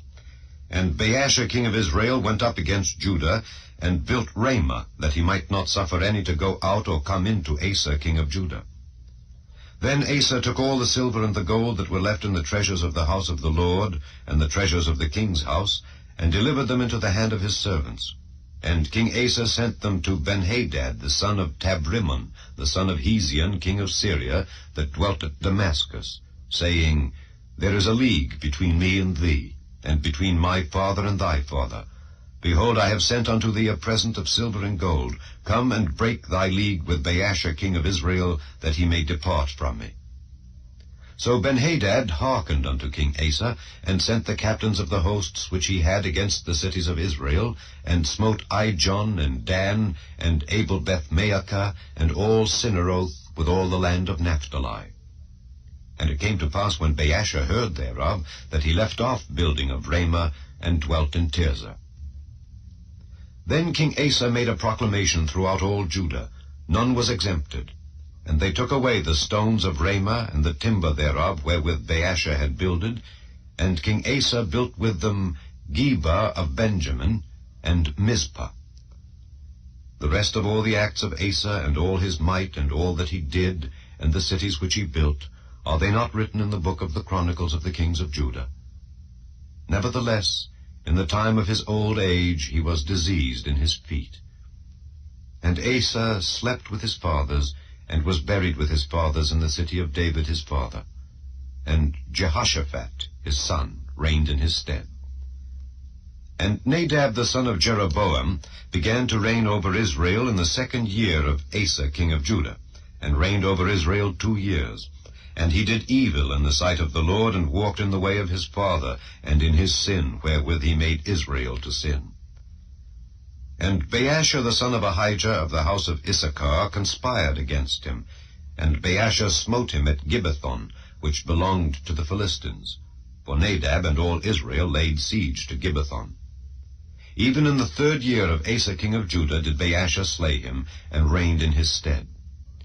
And it came to pass when he reigned, that he smote all the house of Jeroboam. He left not to Jeroboam any that breathed, until he had destroyed him, according unto the saying of the Lord, which he spake by his servant Ahijah the Shilonite, because of the sins of Jeroboam which he sinned, and which he made Israel sin, by his provocation wherewith he provoked the Lord God of Israel to anger.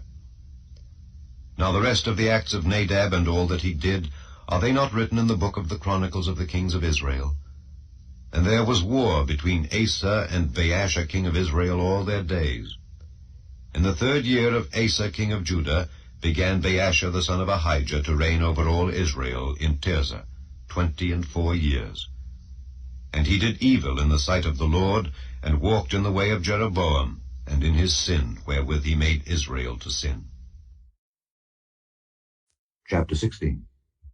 Then the word of the Lord came to Jehu the son of Hanani against Baasha, saying, Forasmuch as I exalted thee out of the dust, and made thee prince over my people Israel, and thou hast walked in the way of Jeroboam, and hast made my people Israel to sin, to provoke me to anger with their sins, behold, I will take away the posterity of Baasha, and the posterity of his house, and will make thy house like the house of Jeroboam the son of Nebat.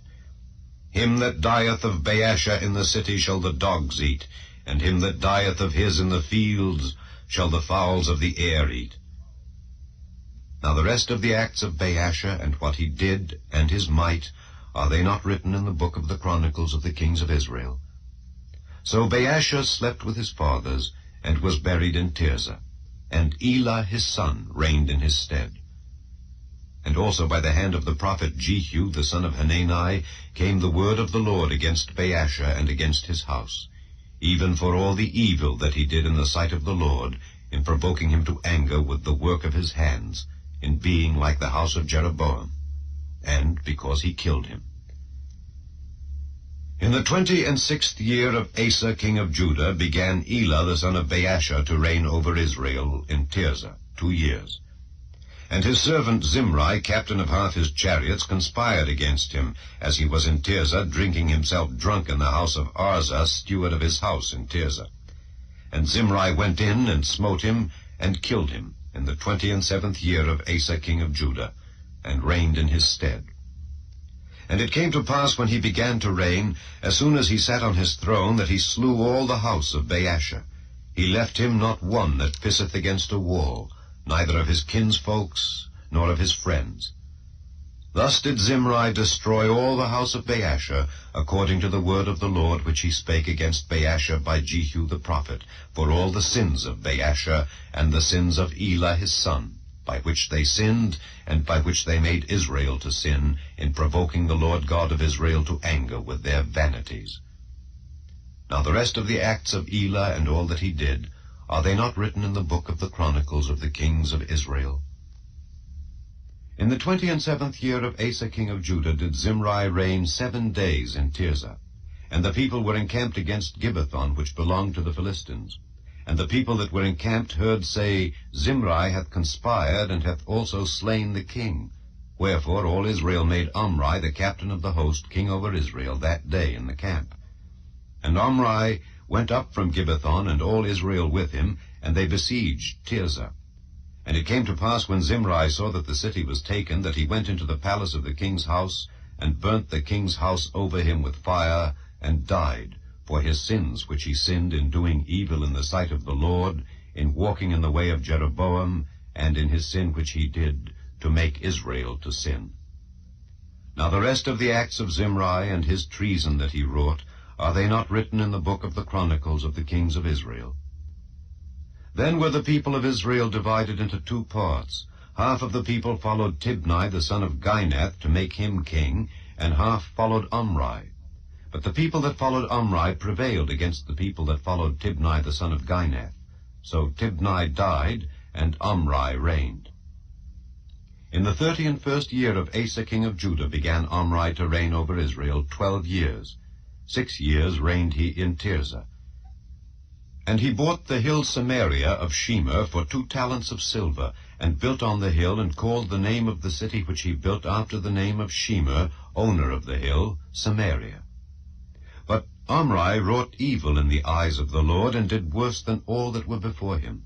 For he walked in all the way of Jeroboam the son of Nebat, and in his sin wherewith he made Israel to sin, to provoke the Lord God of Israel to anger with their vanities. Now the rest of the acts of Omri which he did, and his might that he showed, are they not written in the book of the Chronicles of the kings of Israel? So Omri slept with his fathers, and was buried in Samaria, and Ahab his son reigned in his stead. And in the 38th year of Asa king of Judah began Ahab the son of Omri to reign over Israel. And Ahab the son of Omri reigned over Israel in Samaria 22 years. And Ahab the son of Omri did evil in the sight of the Lord above all that were before him. And it came to pass, as if it had been a light thing for him to walk in the sins of Jeroboam the son of Nebat, that he took to wife Jezebel the daughter of Ethbaal king of the Zidonians, and went and served Baal, and worshipped him. And he reared up an altar for Baal in the house of Baal, which he had built in Samaria. And Ahab made a grove, and Ahab did more to provoke the Lord God of Israel to anger than all the kings of Israel that were before him. In his days did Hiel the Bethelite build Jericho.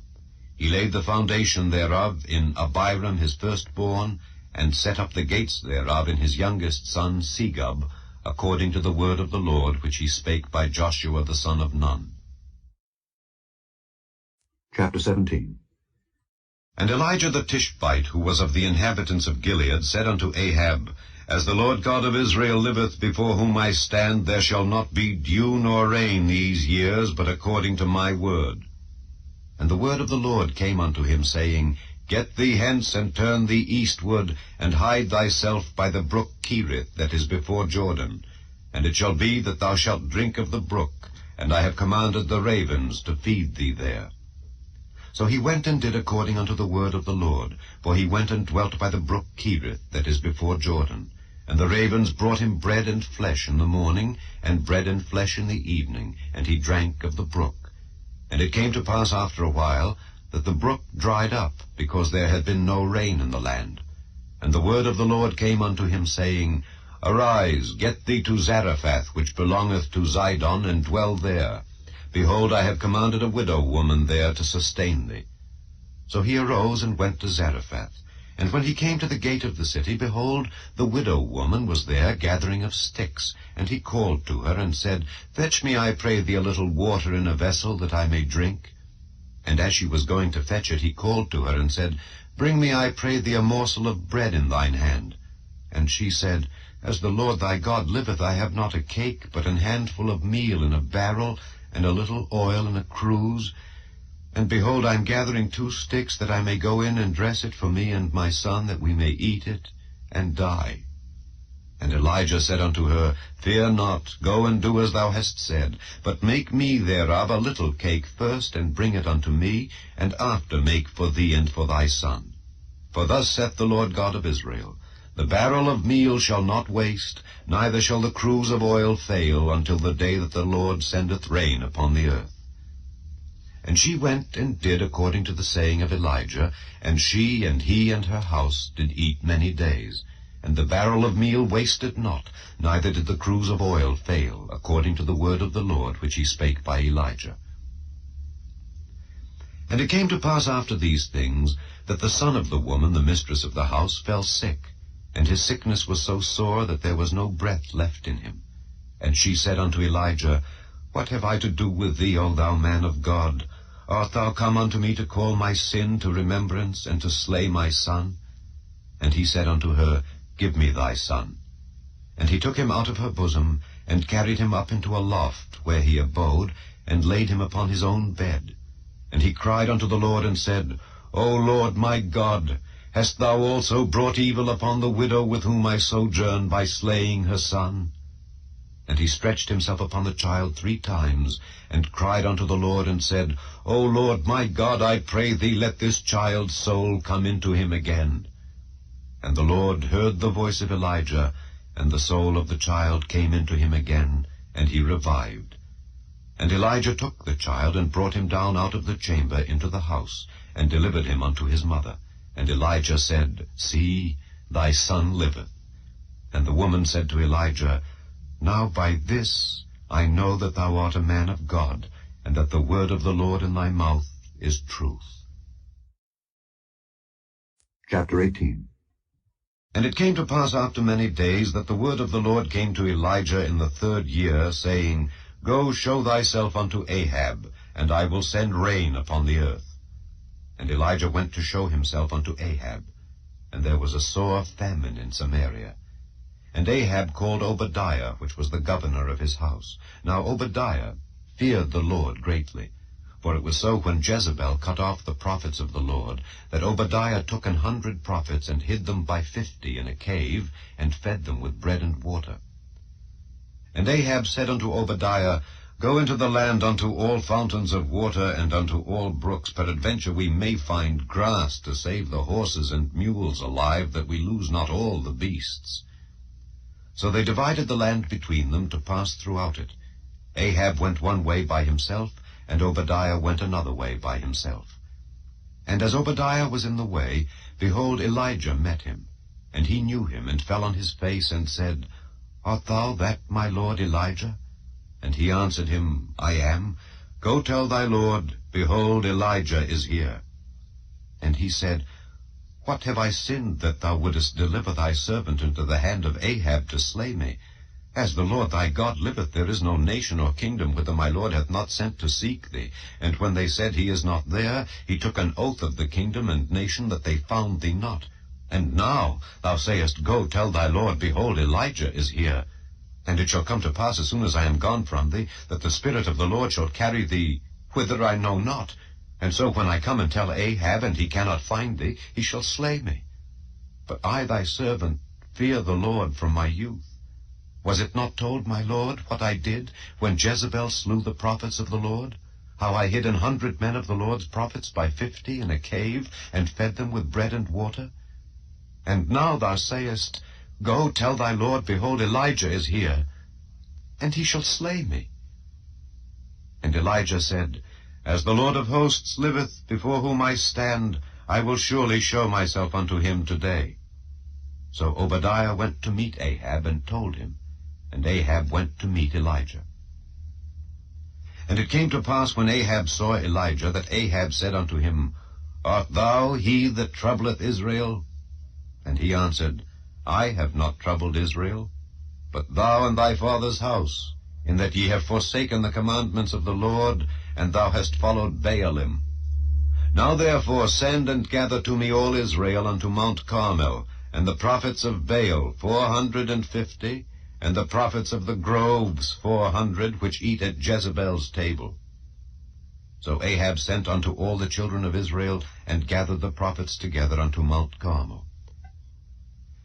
And Elijah came unto all the people, and said, How long halt ye between 2 opinions? If the Lord be God, follow him, but if Baal, then follow him. And the people answered him not a word. Then said Elijah unto the people, I, even I only, remain a prophet of the Lord, but Baal's prophets are 450 men.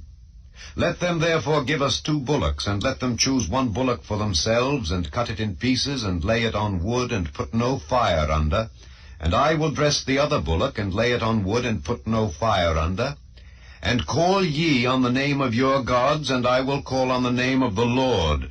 And the God that answereth by fire, let him be God. And all the people answered and said, It is well spoken. And Elijah said unto the prophets of Baal, Choose you 1 bullock for yourselves, and dress it first, for ye are many. And call on the name of your gods, but put no fire under.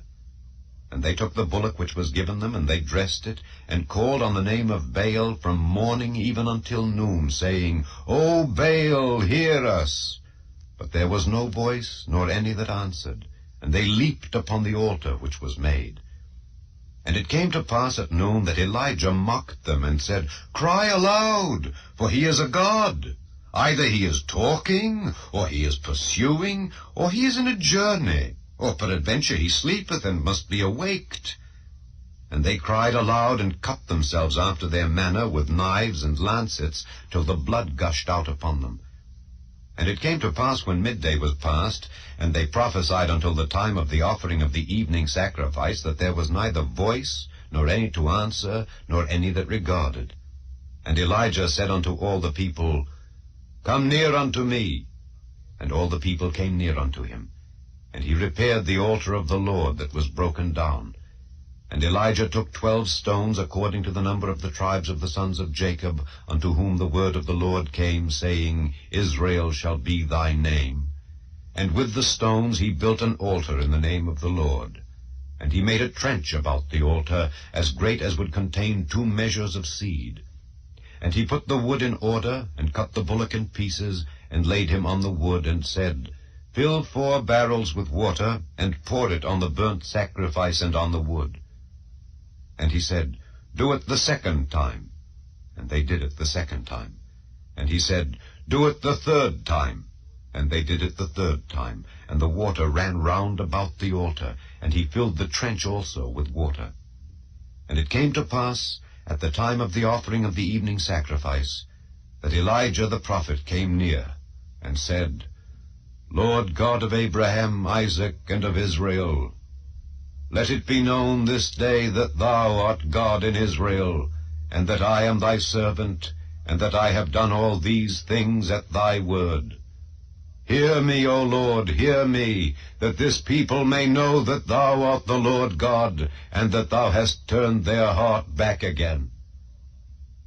Then the fire of the Lord fell, and consumed the burnt sacrifice, and the wood, and the stones, and the dust, and licked up the water that was in the trench. And when all the people saw it, they fell on their faces, and they said, The Lord, he is the God, the Lord, he is the God. And Elijah said unto them, Take the prophets of Baal, let not one of them escape. And they took them, and Elijah brought them down to the brook Kishon, and slew them there. And Elijah said unto Ahab, Get thee up, eat and drink, for there is a sound of abundance of rain. So Ahab went up to eat and to drink, and Elijah went up to the top of Carmel, and he cast himself down upon the earth, and put his face between his knees, and said to his servant, Go up now, look toward the sea. And he went up and looked, and said, There is nothing. And he said, Go again 7 times. And it came to pass at the 7th time that he said, Behold, there ariseth a little cloud out of the sea like a man's hand. And he said, Go up, say unto Ahab, Prepare thy chariot, and get thee down, that the rain stop thee not. And it came to pass in the meanwhile that the heaven was black with clouds and wind, and there was a great rain. And Ahab rode, and went to Jezreel. And the hand of the Lord was on Elijah, and he girded up his loins, and ran before Ahab to the entrance of Jezreel. Chapter 19. And Ahab told Jezebel all that Elijah had done, and withal how he had slain all the prophets with the sword. Then Jezebel sent a messenger unto Elijah, saying, So let the gods do to me, and more also, if I make not thy life as the life of one of them by tomorrow about this time. And when he saw that, he arose and went for his life, and came to Beersheba, which belongeth to Judah, and left his servant there. But he himself went a day's journey into the wilderness, and came and sat down under a juniper tree. And he requested for himself that he might die, and said, It is enough. Now, O Lord, take away my life, for I am not better than my fathers. And as he lay and slept under a juniper tree, behold, then an angel touched him, and said unto him, Arise and eat. And he looked, and behold, there was a cake baken on the coals, and a cruse of water at his head. And he did eat and drink, and laid him down again. And the angel of the Lord came again the 2nd time, and touched him, and said, Arise and eat, because the journey is too great for thee. And he arose, and did eat and drink, and went in the strength of that meat 40 days and 40 nights unto Horeb, the mount of God. And he came thither unto a cave, and lodged there. And behold, the word of the Lord came to him, and he said unto him, What doest thou here, Elijah? And he said, I have been very jealous for the Lord God of hosts. For the children of Israel have forsaken thy covenant, thrown down thine altars, and slain thy prophets with the sword. And I, even I only, am left, and they seek my life to take it away. And he said, Go forth and stand upon the mount before the Lord. And behold, the Lord passed by, and a great and strong wind rent the mountains and brake in pieces the rocks before the Lord. But the Lord was not in the wind. And after the wind an earthquake, but the Lord was not in the earthquake. And after the earthquake a fire, but the Lord was not in the fire. And after the fire a still small voice. And it was so when Elijah heard it, that he wrapped his face in his mantle, and went out, and stood in the entering in of the cave. And behold, there came a voice unto him, and said, What doest thou here, Elijah? And he said, I have been very jealous for the Lord God of hosts, because the children of Israel have forsaken thy covenant, thrown down thine altars, and slain thy prophets with the sword. And I, even I only, am left, and they seek my life to take it away. And the Lord said unto him, Go, return on thy way to the wilderness of Damascus. And when thou comest, anoint Hazael to be king over Syria. And Jehu the son of Nimshi shalt thou anoint to be king over Israel. And Elisha the son of Shaphat of Abel-Maholah shalt thou anoint to be prophet in thy room. And it shall come to pass that him that escapeth the sword of Hazael shall Jehu slay, and him that escapeth from the sword of Jehu shall Elisha slay. Yet I have left me 7,000 in Israel, all the knees which have not bowed unto Baal, and every mouth which hath not kissed him. So he departed thence, and found Elisha the son of Shaphat, who was plowing with 12 yoke of oxen before him, and he with the 12th. And Elijah passed by him, and cast his mantle upon him. And he left the oxen, and ran after Elijah, and said, Let me, I pray thee, kiss my father and my mother, and then I will follow thee. And he said unto him, Go back again, for what have I done to thee? And he returned back from him, and took a yoke of oxen, and slew them, and boiled their flesh with the instruments of the oxen, and gave unto the people, and they did eat. Then he arose, and went after Elijah, and ministered unto him. Chapter 20. And Benhadad the king of Syria gathered all his host together, and there were 32 kings with him, and horses and chariots. And he went up and besieged Samaria, and warred against it. And he sent messengers to Ahab king of Israel into the city, and said unto him, Thus saith Benhadad, Thy silver and thy gold is mine, thy wives also and thy children, even the goodliest, are mine.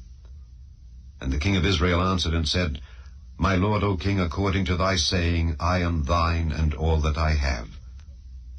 And the messengers came again, and said, Thus speaketh Benhadad, saying, Although I have sent unto thee, saying, Thou shalt deliver me thy silver, and thy gold, and thy wives, and thy children, yet I will send my servants unto thee tomorrow about this time, and they shall search thine house, and the houses of thy servants, and it shall be that whatsoever is pleasant in thine eyes, they shall put it in their hand, and take it away. Then the king of Israel called all the elders of the land, and said, Mark, I pray you, and see how this man seeketh mischief. For he sent unto me for my wives, and for my children, and for my silver, and for my gold, and I denied him not. And all the elders and all the people said unto him, Hearken not unto him, nor consent. Wherefore he said unto the messengers of Benhadad, Tell my lord the king, all that thou didst send for to thy servant at the first I will do, but this thing I may not do. And the messengers departed, and brought him word again. And Benhadad sent unto him, and said, The gods do so unto me, and more also, if the dust of Samaria shall suffice for handfuls for all the people that follow me. And the king of Israel answered and said, Tell him, Let not him that girdeth on his harness boast himself as he that putteth it off. And it came to pass, when Benhadad heard this message, as he was drinking, he and the kings in the pavilions, that he said unto his servants, Set yourselves in array. And they set themselves in array against the city. And behold, there came a prophet unto Ahab king of Israel, saying, Thus saith the Lord, Hast thou seen all this great multitude? Behold, I will deliver it into thine hand this day, and thou shalt know that I am the Lord. And Ahab said, By whom? And he said, Thus saith the Lord, even by the young men of the princes of the provinces. Then he said, Who shall order the battle? And he answered, Thou. Then he numbered the young men of the princes of the provinces, and they were 232. And after them he numbered all the people, even all the children of Israel, being 7,000. And they went out at noon. But Benhadad was drinking himself drunk in the pavilions, he and the kings, the 32 kings that helped him. And the young men of the princes of the provinces went out first, and Benhadad sent out, and they told him, saying, There are men come out of Samaria.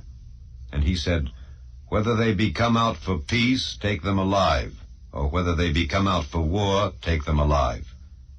So these young men of the princes of the provinces came out of the city, and the army which followed them. And they slew every one his man, and the Syrians fled, and Israel pursued them. And Benhadad the king of Syria escaped on an horse with the horsemen. And the king of Israel went out and smote the horses and chariots, and slew the Syrians with a great slaughter. And the prophet came to the king of Israel, and said unto him, Go, strengthen thyself, and mark, and see what thou doest. For at the return of the year the king of Syria will come up against thee. And the servants of the king of Syria said unto him, Their gods are gods of the hills, therefore they were stronger than we. But let us fight against them in the plain, and surely we shall be stronger than they. And do this thing, take the kings away, every man out of his place, and put captains in their rooms.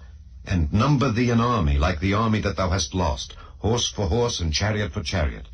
And we will fight against them in the plain, and surely we shall be stronger than they. And he hearkened unto their voice, and did so.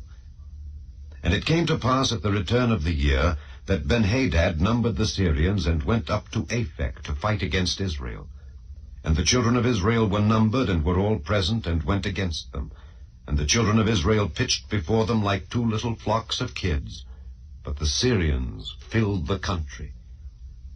And there came a man of God, and spake unto the king of Israel, and said, Thus saith the Lord, Because the Syrians have said, The Lord is God of the hills, but he is not God of the valleys, therefore will I deliver all this great multitude into thine hand, and ye shall know that I am the Lord. And they pitched one over against the other 7 days. And so it was that in the 7th day the battle was joined, and the children of Israel slew of the Syrians 100,000 footmen in 1 day. But the rest fled to Aphek into the city. And there a wall fell upon 27,000 of the men that were left. And Benhadad fled, and came into the city, into an inner chamber. And his servants said unto him, Behold now, we have heard that the kings of the house of Israel are merciful kings. Let us, I pray thee, put sackcloth on our loins, and ropes upon our heads, and go out to the king of Israel. Peradventure he will save thy life. So they girded sackcloth on their loins, and put ropes on their heads, and came to the king of Israel, and said, Thy servant Benhadad saith, I pray thee, let me live. And he said, Is he yet alive? He is my brother. Now the men did diligently observe whether anything would come from him, and did hastily catch it. And they said, Thy brother Benhadad. Then he said, Go ye, bring him. Then Benhadad came forth to him, and he caused him to come up into the chariot. And Benhadad said unto him, The cities which my father took from thy father I will restore, and thou shalt make streets for thee in Damascus, as my father made in Samaria. Then said Ahab, I will send thee away with this covenant. So he made a covenant with him, and sent him away. And a certain man of the sons of the prophets said unto his neighbor in the word of the Lord, Smite me, I pray thee. And the man refused to smite him.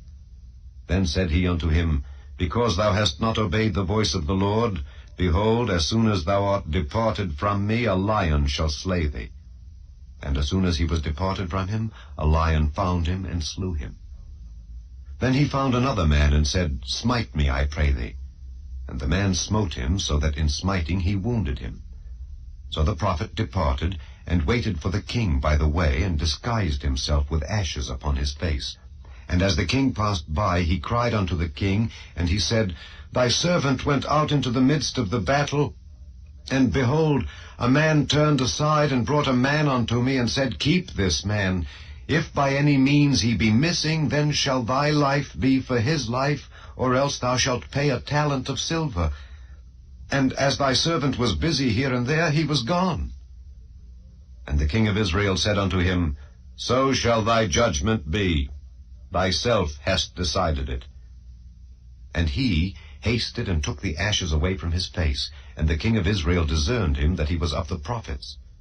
And he said unto him, Thus saith the Lord, Because thou hast let go out of thy hand a man whom I appointed to utter destruction, therefore thy life shall go for his life, and thy people for his people. And the king of Israel went to his house, heavy and displeased, and came to Samaria. Chapter 21. And it came to pass after these things that Naboth the Jezreelite had a vineyard which was in Jezreel, hard by the palace of Ahab king of Samaria. And Ahab spake unto Naboth, saying, Give me thy vineyard, that I may have it for a garden of herbs, because it is near unto my house, and I will give thee for it a better vineyard than it. Or, if it seem good to thee, I will give thee the worth of it in money. And Naboth said to Ahab, The Lord forbid it me that I should give the inheritance of my fathers unto thee. And Ahab came into his house heavy and displeased because of the word which Naboth the Jezreelite had spoken to him. For he had said, I will not give thee the inheritance of my fathers. And he laid him down upon his bed, and turned away his face, and would eat no bread. But Jezebel his wife came to him, and said unto him, Why is thy spirit so sad that thou eatest no bread? And he said unto her, Because I spake unto Naboth the Jezreelite, and said unto him, Give me thy vineyard for money, or else if it please thee I will give thee another vineyard for it. And he answered, I will not give thee my vineyard. And Jezebel his wife said unto him, Dost thou now govern the kingdom of Israel? Arise and eat bread, and let thine heart be merry. I will give thee the vineyard of Naboth the Jezreelite. So she wrote letters in Ahab's name, and sealed them with his seal, and sent the letters unto the elders and to the nobles that were in his city, dwelling with Naboth.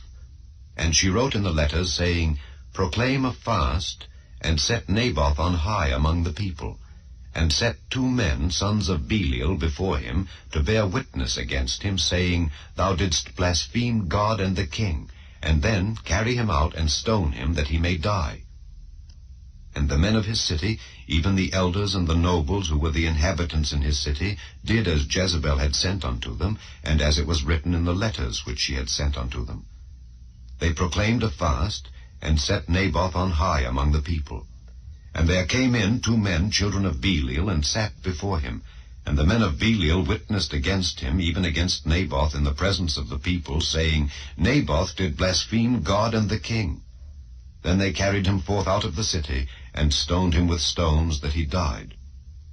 Then they sent to Jezebel, saying, Naboth is stoned and is dead. And it came to pass, when Jezebel heard that Naboth was stoned and was dead, that Jezebel said to Ahab, Arise, take possession of the vineyard of Naboth the Jezreelite, which he refused to give thee for money. For Naboth is not alive, but dead. And it came to pass, when Ahab heard that Naboth was dead, that Ahab rose up to go down to the vineyard of Naboth the Jezreelite, to take possession of it. And the word of the Lord came to Elijah the Tishbite, saying, Arise, go down to meet Ahab king of Israel, which is in Samaria. Behold, he is in the vineyard of Naboth, whither he is gone down to possess it. And thou shalt speak unto him, saying, Thus saith the Lord, Hast thou killed, and also taken possession? And thou shalt speak unto him, saying, Thus saith the Lord, In the place where dogs licked the blood of Naboth, shall dogs lick thy blood, even thine. And Ahab said to Elijah, Hast thou found me, O mine enemy? And he answered, I have found thee, because thou hast sold thyself to work evil in the sight of the Lord.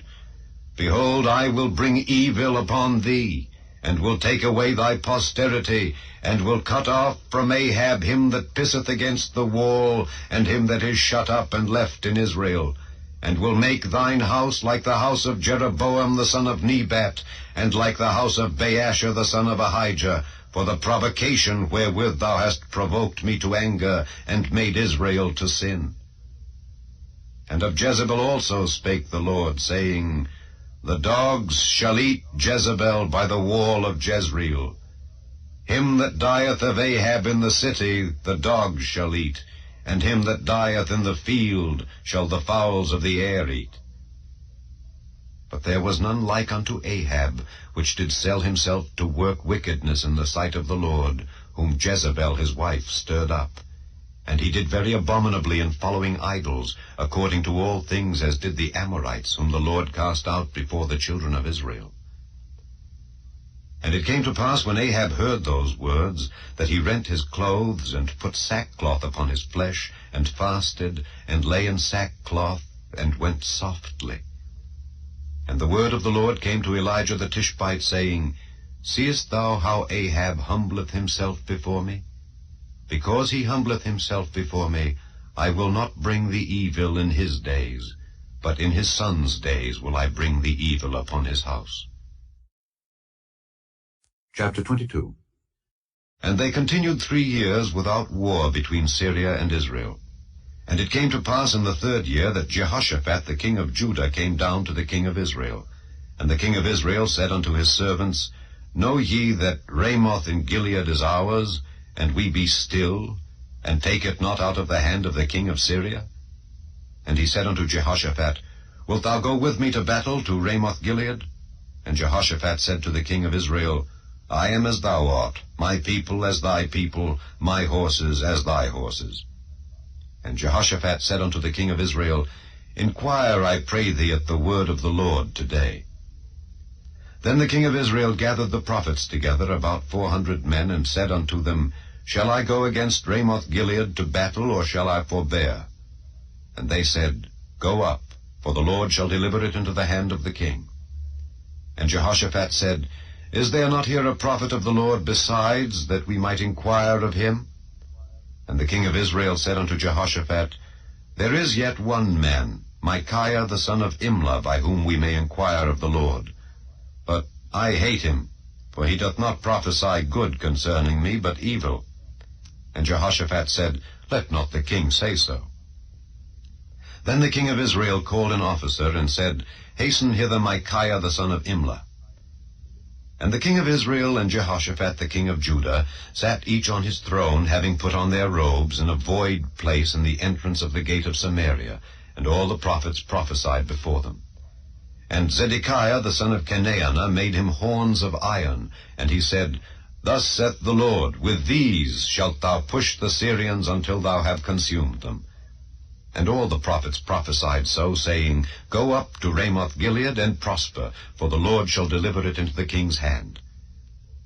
And the messenger that was gone to call Micaiah spake unto him, saying, Behold now, the words of the prophets declare good unto the king with one mouth. Let thy word, I pray thee, be like the word of one of them, and speak that which is good. And Micaiah said, As the Lord liveth, what the Lord saith unto me, that will I speak. So he came to the king, and the king said unto him, Micaiah, shall we go against Ramoth Gilead to battle, or shall we forbear? And he answered him, Go and prosper, for the Lord shall deliver it into the hand of the king.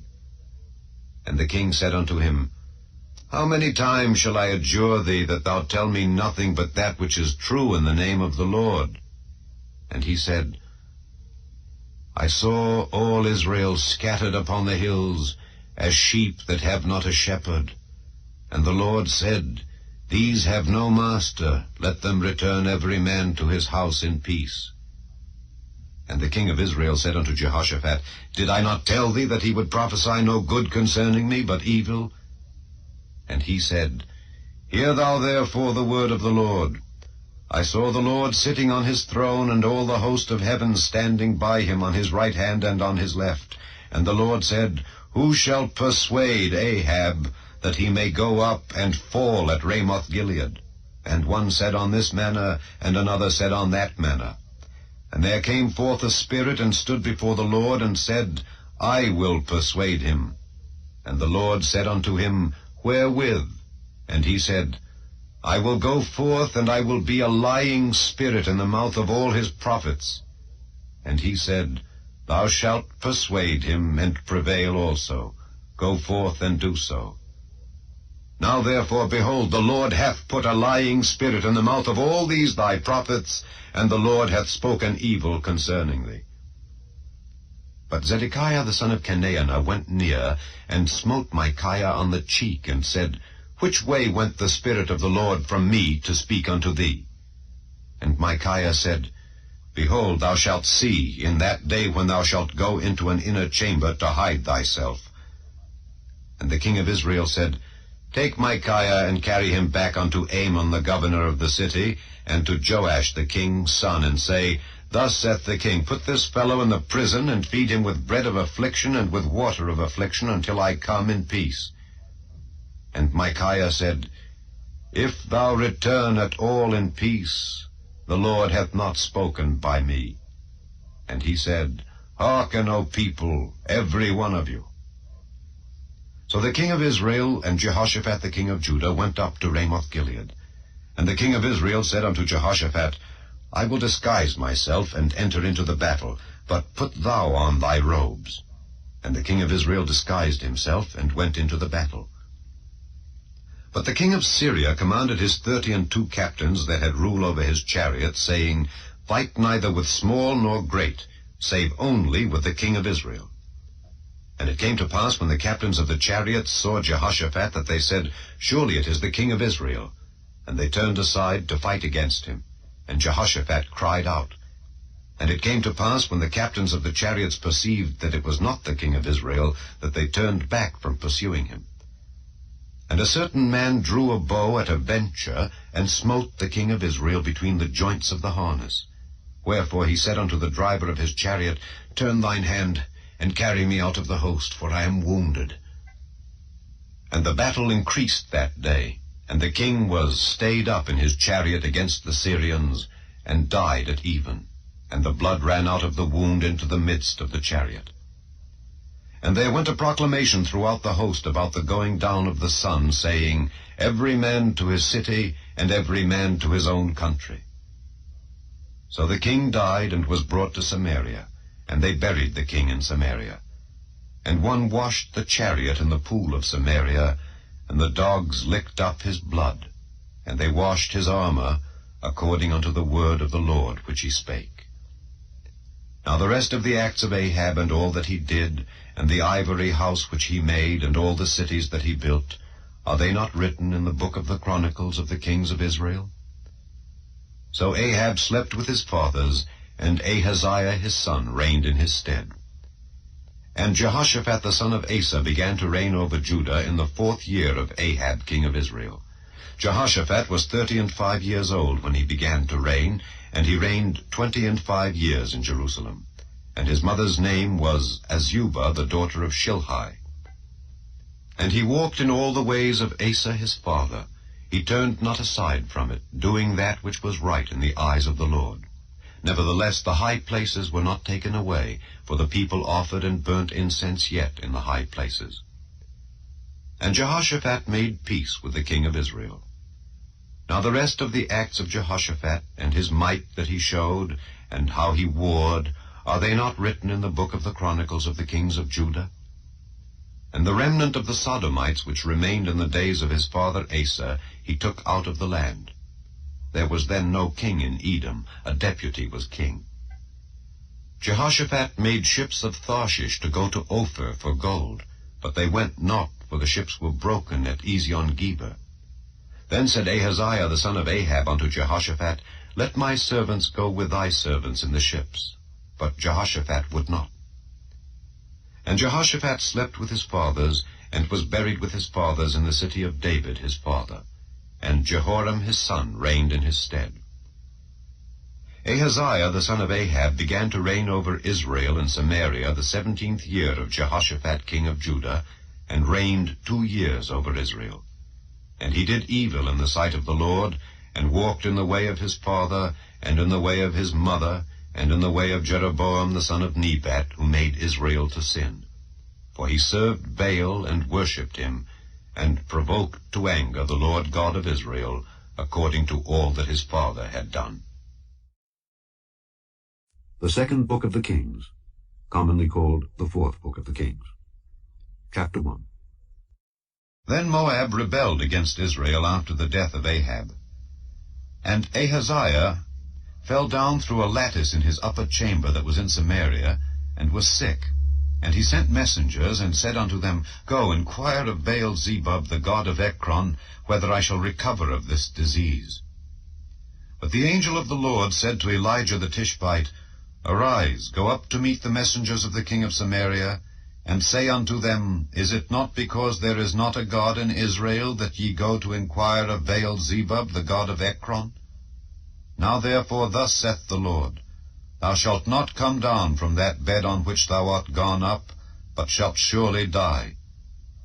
And Elijah departed. And when the messengers turned back unto him, he said unto them, Why are ye now turned back? And they said unto him, There came a man up to meet us, and said unto us, Go, turn again unto the king that sent you, and say unto him, Thus saith the Lord, Is it not because there is not a God in Israel that thou sendest to inquire of Baal-zebub, the god of Ekron? Therefore thou shalt not come down from that bed on which thou art gone up, but shalt surely die. And he said unto them, What manner of man was he which came up to meet you and told you these words? And they answered him, He was an hairy man, and girt with a girdle of leather about his loins. And he said, It is Elijah the Tishbite. Then the king sent unto him a captain of 50 with his 50. And he went up to him, and behold, he sat on the top of an hill. And he spake unto him, Thou man of God, the king hath said, Come down. And Elijah answered and said to the captain of 50, If I be a man of God, then let fire come down from heaven and consume thee and thy 50. And there came down fire from heaven, and consumed him and his 50. Again also he sent unto him another captain of 50 with his 50. And he answered and said unto him, O man of God, thus hath the king said, Come down quickly. And Elijah answered and said unto them, If I be a man of God, let fire come down from heaven and consume thee and thy 50. And the fire of God came down from heaven and consumed him and his 50. And he sent again a captain of the third 50 with his 50. And the third captain of 50 went up and came and fell on his knees before Elijah, and besought him, and said unto him, O man of God, I pray thee, let my life and the life of these 50 thy servants be precious in thy sight. Behold, there came fire down from heaven, and burnt up the two captains of the former 50s with their 50s. Therefore let my life now be precious in thy sight. And the angel of the Lord said unto Elijah, Go down with him, be not afraid of him. And he arose and went down with him unto the king. And he said unto him, Thus saith the Lord, Forasmuch as thou hast sent messengers to inquire of Baal-zebub, the god of Ekron, is it not because there is no God in Israel to inquire of his word? Therefore thou shalt not come down off that bed on which thou art gone up, but shalt surely die. So he died, according to the word of the Lord which Elijah had spoken. And Jehoram reigned in his stead, in the 2nd year of Jehoram the son of Jehoshaphat, king of Judah, because he had no son. Now the rest of the acts of Ahaziah which he did, are they not written in the book of the Chronicles of the kings of Israel? Chapter 2. And it came to pass, when the Lord would take up Elijah into heaven by a whirlwind, that Elijah went with Elisha from Gilgal. And Elijah said unto Elisha, Tarry here, I pray thee, for the Lord hath sent me to Bethel. And Elisha said unto him, As the Lord liveth, and as thy soul liveth, I will not leave thee. So they went down to Bethel. And the sons of the prophets that were at Bethel came forth to Elisha, and said unto him, Knowest thou that the Lord will take away thy master from thy head today? And he said, Yea, I know it. Hold ye your peace. And Elijah said unto him, Elisha, tarry here, I pray thee, for the Lord hath sent me to Jericho. And he said, As the Lord liveth, and as thy soul liveth, I will not leave thee. So they came to Jericho.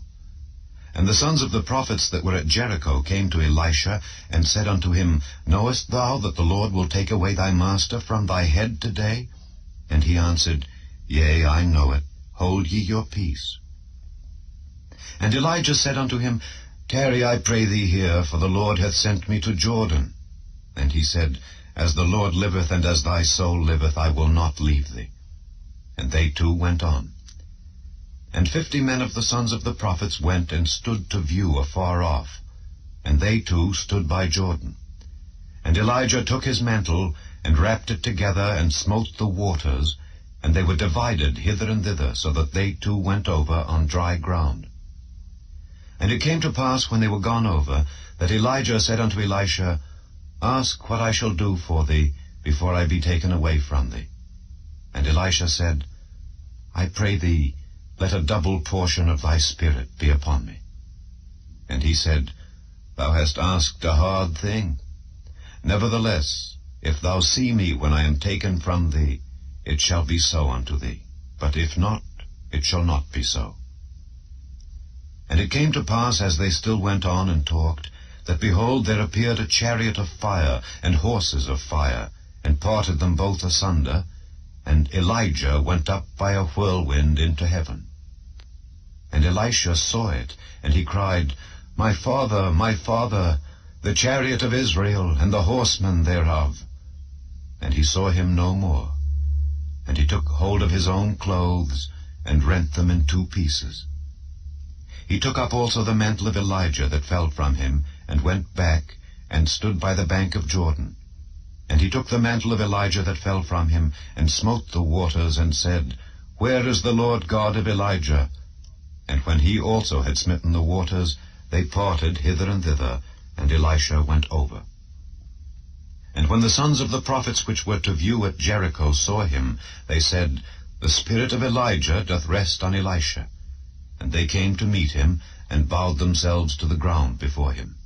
And they said unto him, Behold now, there be with thy servants 50 strong men. Let them go, we pray thee, and seek thy master, lest peradventure the Spirit of the Lord hath taken him up, and cast him upon some mountain, or into some valley. And he said, Ye shall not send. And when they urged him till he was ashamed, he said, Send.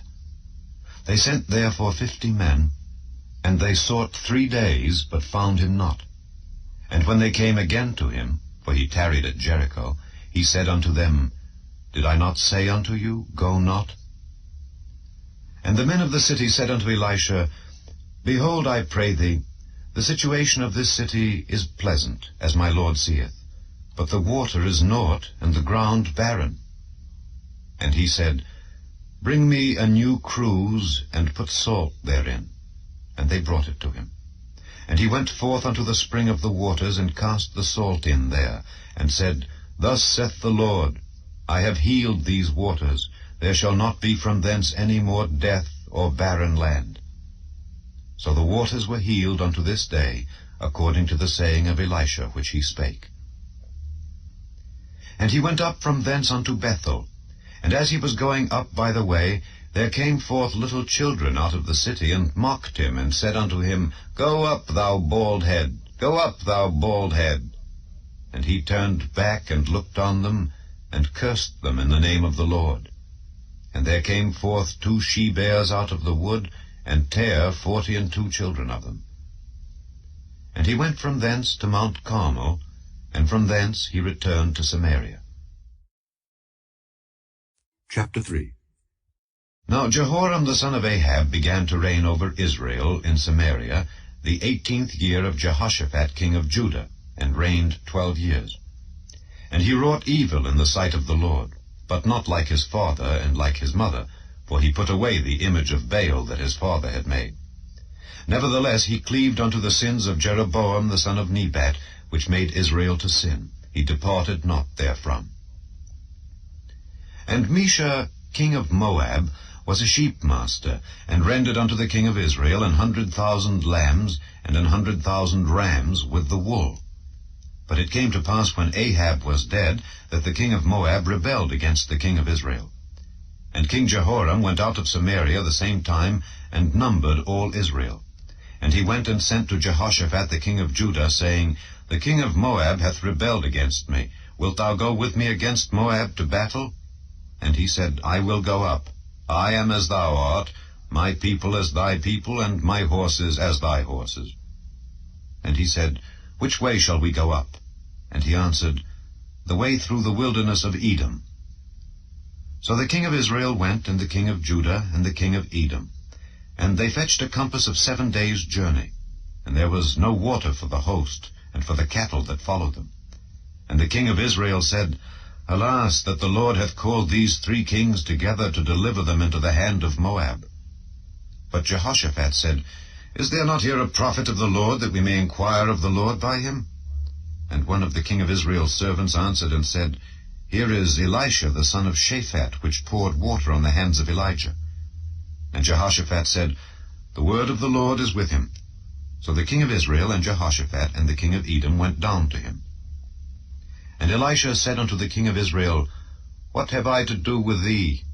Get thee to the prophets of thy father, and to the prophets of thy mother.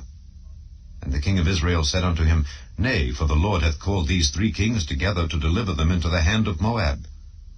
And Elisha said, As the Lord of hosts liveth, before whom I stand, surely were it not that I regard the presence of Jehoshaphat the king of Judah, I would not look toward thee nor see thee.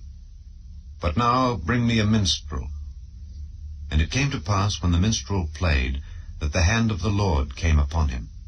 And he said, Thus saith the Lord, Make this valley full of ditches. For thus saith the Lord, Ye shall not see wind, neither shall ye see rain. Yet that valley shall be filled with water, that ye may drink, both ye and your cattle and your beasts. And this is but a light thing in the sight of the Lord. He will deliver the Moabites also into your hand. And ye shall smite every fenced city, and every choice city, and shall fell every good tree, and stop all wells of water, and mar every good piece of land with stones.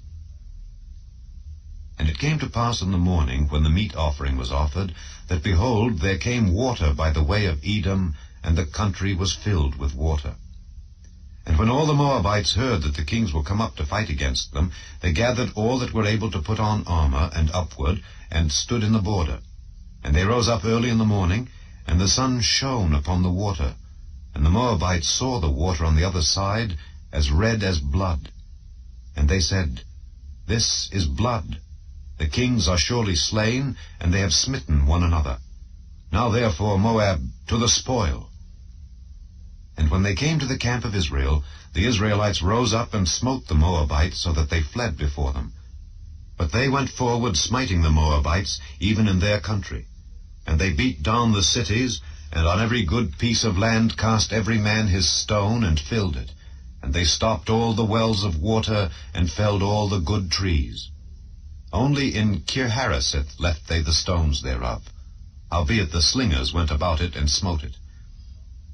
And when the king of Moab saw that the battle was too sore for him, he took with him 700 men that drew swords, to break through even unto the king of Edom, but they could not. Then he took his eldest son that should have reigned in his stead, and offered him for a burnt offering upon the wall. And there was great indignation against Israel. And they departed from him, and returned to their own land. Chapter 4. Now there cried a certain woman of the wives of the sons of the prophets unto Elisha, saying, Thy servant my husband is dead, and thou knowest that thy servant did fear the Lord. And the creditor is come to take unto him my 2 sons to be bondmen. And Elisha said unto her, What shall I do for thee? Tell me, what hast thou in the house? And she said, Thine handmaid hath not anything in the house save a pot of oil. Then he said, Go, borrow thee vessels abroad of all thy neighbors, even empty vessels. Borrow not a few. And when thou art come in, thou shalt shut the door upon thee and upon thy sons, and shalt pour out into all those vessels, and thou shalt set aside that which is full.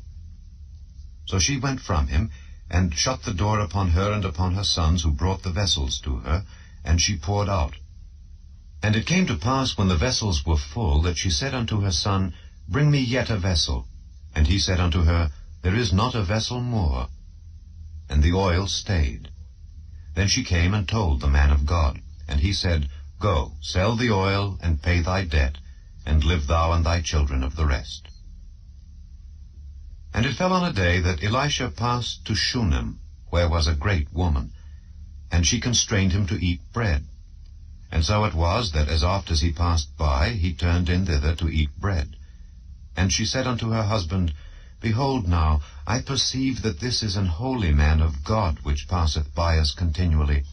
Let us make a little chamber, I pray thee, on the wall, and let us set for him there a bed, and a table, and a stool, and a candlestick. And it shall be, when he cometh to us, that he shall turn in thither. And it fell on a day that he came thither, and he turned into the chamber, and lay there. And he said to Gehazi his servant, Call this Shunammite. And when he had called her, she stood before him. And he said unto him, Say now unto her, Behold, thou hast been careful for us with all this care. What is to be done for thee? Wouldest thou be spoken for to the king, or to the captain of the host? And she answered, I dwell among mine own people. And he said, What then is to be done for her? And Gehazi answered, Verily she hath no child, and her husband is old. And he said, Call her. And when he had called her, she stood in the door. And he said, About this season, according to the time of life, thou shalt embrace a son. And she said, Nay, my lord, thou man of God, do not lie unto thine handmaid. And the woman conceived, and bare a son at that season that Elisha had said unto her, according to the time of life. And when the child was grown, it fell on a day that he went out to his father to the reapers. And he said unto his father, My head, my head. And he said to a lad, Carry him to his mother. And when he had taken him and brought him to his mother, he sat on her knees till noon, and then died. And she went up, and laid him on the bed of the man of God, and shut the door upon him, and went out. And she called unto her husband, and said, Send me, I pray thee, one of the young men and one of the asses, that I may run to the man of God, and come again. And he said, Wherefore wilt thou go to him today? It is neither new moon nor Sabbath. And she said, It shall be well. Then she saddled an ass, and said to her servant, Drive and go forward. Slack not thy riding for me, except I bid thee. So she went and came unto the man of God to Mount Carmel. And it came to pass, when the man of God saw her afar off, that he said to Gehazi his servant, Behold, yonder is that Shunammite. Run now, I pray thee, to meet her, and say unto her, Is it well with thee? Is it well with thy husband? Is it well with the child? And she answered, It is well. And when she came to the man of God to the hill, she caught him by the feet. But Gehazi came near to thrust her away. And the man of God said, Let her alone. For her soul is vexed within her, and the Lord hath hid it from me, and hath not told me. Then she said, Did I desire a son of my Lord? Did I not say, Do not deceive me? Then he said to Gehazi, Gird up thy loins, and take my staff in thine hand, and go thy way. If thou meet any man, salute him not, and if any salute thee, answer him not again. And lay my staff upon the face of the child. And the mother of the child said, As the Lord liveth, and as thy soul liveth, I will not leave thee. And he arose and followed her. And Gehazi passed on before them, and laid the staff upon the face of the child. But there was neither voice nor hearing. Wherefore he went again to meet him, and told him, saying, The child is not awaked. And when Elisha was come into the house, behold, the child was dead, and laid upon his bed. He went in therefore, and shut the door upon them twain, and prayed unto the Lord. And he went up, and lay upon the child, and put his mouth upon his mouth, and his eyes upon his eyes, and his hands upon his hands. And he stretched himself upon the child, and the flesh of the child waxed warm. Then he returned and walked in the house to and fro, and went up and stretched himself upon him. And the child sneezed 7 times, and the child opened his eyes. And he called Gehazi and said, Call this Shunammite. So he called her, and when she was come in unto him, he said, Take up thy son. Then she went in and fell at his feet, and bowed herself to the ground, and took up her son, and went out. And Elisha came again to Gilgal, and there was a dearth in the land, and the sons of the prophets were sitting before him. And he said unto his servant, Set on the great pot, and seethe pottage for the sons of the prophets. And one went out into the field to gather herbs, and found a wild vine, and gathered thereof wild gourds his lap full, and came and shred them into the pot of pottage, for they knew them not. So they poured out for the men to eat. And it came to pass, as they were eating of the pottage, that they cried out and said, O thou man of God, there is death in the pot. And they could not eat thereof. But he said, Then bring meal. And he cast it into the pot, and he said, Pour out for the people that they may eat. And there was no harm in the pot. And there came a man from Baal-Shalisha, and brought the man of God bread of the first fruits, 20 loaves of barley, and full ears of corn in the husk thereof. And he said, Give unto the people, that they may eat. And his servitor said, What, should I set this before 100 men? He said again, Give the people, that they may eat. For thus saith the Lord, They shall eat, and shall leave thereof.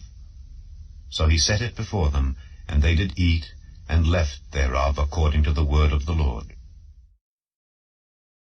Chapter 5. Now Naaman, captain of the host of the king of Syria, was a great man with his master, and honorable, because by him the Lord had given deliverance unto Syria. He was also a mighty man in valor. But he was a leper. And the Syrians had gone out by companies, and had brought away captive out of the land of Israel a little maid, and she waited on Naaman's wife. And she said unto her mistress, Would God my Lord were with the prophet that is in Samaria, for he would recover him of his leprosy. And one went in and told his lord, saying, Thus and thus said the maid that is of the land of Israel. And the king of Syria said, Go, and I will send a letter unto the king of Israel. And he departed, and took with him 10 talents of silver, and 6,000 pieces of gold, and 10 changes of raiment. And he brought the letter to the king of Israel, saying, Now when this letter is come unto thee, behold, I have therewith sent Naaman my servant to thee, that thou mayest recover him of his leprosy. And it came to pass, when the king of Israel had read the letter, that he rent his clothes, and said, Am I God, to kill and to make alive, that this man doth send unto me to recover a man of his leprosy? Wherefore consider, I pray you, and see how he seeketh a quarrel against me. And it was so, when Elisha the man of God had heard that the king of Israel had rent his clothes, that he sent to the king, saying, Wherefore hast thou rent thy clothes? Let him come now to me, and he shall know that there is a prophet in Israel. So Naaman came with his horses and with his chariot, and stood at the door of the house of Elisha. And Elisha sent a messenger unto him, saying, Go and wash in Jordan 7 times, and thy flesh shall come again to thee, and thou shalt be clean. But Naaman was wroth, and went away, and said, Behold, I thought he will surely come out to me, and stand, and call on the name of the Lord his God, and strike his hand over the place, and recover the leper. Are not Abana and Pharpar, rivers of Damascus, better than all the waters of Israel? May I not wash in them, and be clean? So he turned, and went away in a rage. And his servants came near, and spake unto him, and said, My father, if the prophet had bid thee do some great thing, wouldest thou not have done it? How much rather, then, when he saith to thee, Wash, and be clean? Then went he down, and dipped himself 7 times in Jordan, according to the saying of the man of God. And his flesh came again like unto the flesh of a little child, and he was clean. And he returned to the man of God, he and all his company, and came and stood before him. And he said, Behold, now I know that there is no God in all the earth but in Israel. Now therefore I pray thee, take a blessing of thy servant. But he said, As the Lord liveth before whom I stand, I will receive none. And he urged him to take it, but he refused. And Naaman said, Shall there not then, I pray thee, be given to thy servant 2 mules' burden of earth? For thy servant will henceforth offer neither burnt offering nor sacrifice unto other gods, but unto the Lord. In this thing the Lord pardon thy servant, that when my master goeth into the house of Rimmon to worship there, and he leaneth on my hand, and I bow myself in the house of Rimmon. When I bow down myself in the house of Rimmon, the Lord pardon thy servant in this thing. And he said unto him, Go in peace. So he departed from him a little way. But Gehazi, the servant of Elisha, the man of God, said, Behold, my master hath spared Naaman this Syrian, in not receiving at his hands that which he brought. But as the Lord liveth, I will run after him, and take somewhat of him. So Gehazi followed after Naaman. And when Naaman saw him running after him, he lighted down from the chariot to meet him, and said, Is all well? And he said, All is well. My master hath sent me, saying, Behold, even now there be come to me from Mount Ephraim 2 young men of the sons of the prophets. Give them, I pray thee, a talent of silver, and 2 changes of garments. And Naaman said, Be content, take 2 talents. And he urged him, and bound 2 talents of silver in 2 bags, with 2 changes of garments, and laid them upon 2 of his servants. And they bare them before him. And when he came to the tower, he took them from their hand, and bestowed them in the house. And he let the men go, and they departed. But he went in, and stood before his master.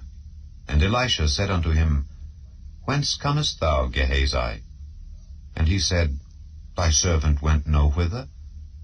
And he said unto him, Went not mine heart with thee, when the man turned again from his chariot to meet thee? Is it a time to receive money, and to receive garments, and oliveyards, and vineyards, and sheep, and oxen, and men servants, and maid servants? The leprosy therefore of Naaman shall cleave unto thee, and unto thy seed forever. And he went out from his presence, a leper as white as snow. Chapter 6. And the sons of the prophets said unto Elisha, Behold now, the place where we dwell with thee is too strait for us. Let us go, we pray thee, unto Jordan, and take thence every man a beam, and let us make us a place there where we may dwell. And he answered, Go ye. And one said, Be content, I pray thee, and go with thy servants. And he answered, I will go. So he went with them. And when they came to Jordan, they cut down wood. But as one was felling a beam, the axe head fell into the water, and he cried and said, Alas, master, for it was borrowed. And the man of God said, Where fell it? And he showed him the place. And he cut down a stick, and cast it in thither, and the iron did swim. Therefore said he, Take it up to thee. And he put out his hand, and took it. Then the king of Syria warred against Israel, and took counsel with his servants, saying, In such and such a place shall be my camp. And the man of God sent unto the king of Israel, saying, Beware that thou pass not such a place, for thither the Syrians are come down. And the king of Israel sent to the place which the man of God told him and warned him of, and saved himself there not once nor twice. Therefore the heart of the king of Syria was sore troubled for this thing. And he called his servants, and said unto them, Will ye not show me which of us is for the king of Israel? And one of his servants said, None, my lord, O king. But Elisha, the prophet that is in Israel, telleth the king of Israel the words that thou speakest in thy bedchamber.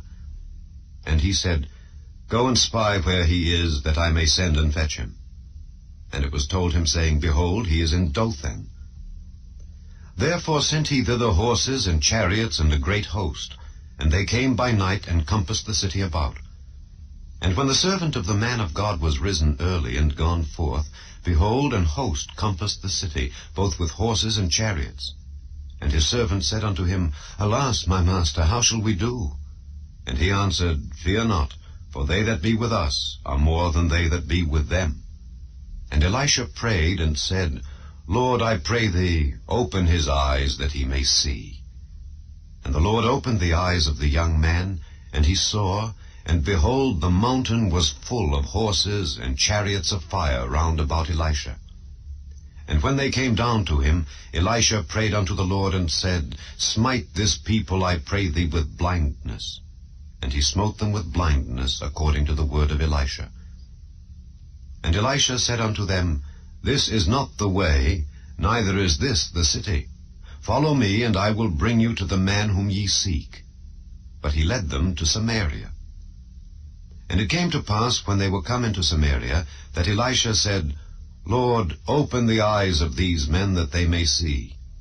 And the Lord opened their eyes, and they saw, and behold, they were in the midst of Samaria. And the king of Israel said unto Elisha, when he saw them, My father, shall I smite them? Shall I smite them? And he answered, Thou shalt not smite them. Wouldest thou smite those whom thou hast taken captive with thy sword and with thy bow? Set bread and water before them, that they may eat and drink, and go to their master. And he prepared great provision for them. And when they had eaten and drunk, he sent them away, and they went to their master. So the bands of Syria came no more into the land of Israel. And it came to pass after this, that Benhadad king of Syria gathered all his host, and went up and besieged Samaria. And there was a great famine in Samaria.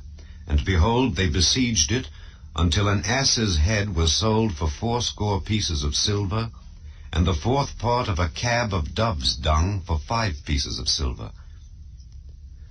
And as the king of Israel was passing by upon the wall, there cried a woman unto him, saying, Help, my lord, O king. And he said, If the Lord do not help thee, whence shall I help thee? Out of the barn floor, or out of the winepress? And the king said unto her, What aileth thee? And she answered, This woman said unto me, Give thy son, that we may eat him today, and we will eat my son tomorrow. So we boiled my son, and did eat him. And I said unto her on the next day, Give thy son, that we may eat him. And she hath hid her son. And it came to pass, when the king heard the words of the woman, that he rent his clothes. And he passed by upon the wall, and the people looked, and behold, he had sackcloth within upon his flesh. Then he said, God do so and more also to me, if the head of Elisha the son of Shaphat shall stand on him this day. But Elisha sat in his house, and the elders sat with him. And the king sent a man from before him, but ere the messenger came to him, he said to the elders, See ye how this son of a murderer hath sent to take away mine head? Look, when the messenger cometh, shut the door, and hold him fast at the door. Is not the sound of his master's feet behind him? And while he yet talked with them, behold, the messenger came down unto him. And he said, Behold, this evil is of the Lord. What should I wait for the Lord any longer? Chapter 7. Then Elisha said, Hear ye the word of the Lord. Thus saith the Lord, Tomorrow about this time shall a measure of fine flour be sold for a shekel, and 2 measures of barley for a shekel, in the gate of Samaria. Then a lord on whose hand the king leaned answered the man of God, and said, Behold, if the Lord would make windows in heaven, might this thing be? And he said, Behold, thou shalt see it with thine eyes, but shalt not eat thereof. And there were 4 leprous men at the entering in of the gate. And they said one to another, Why sit we here until we die?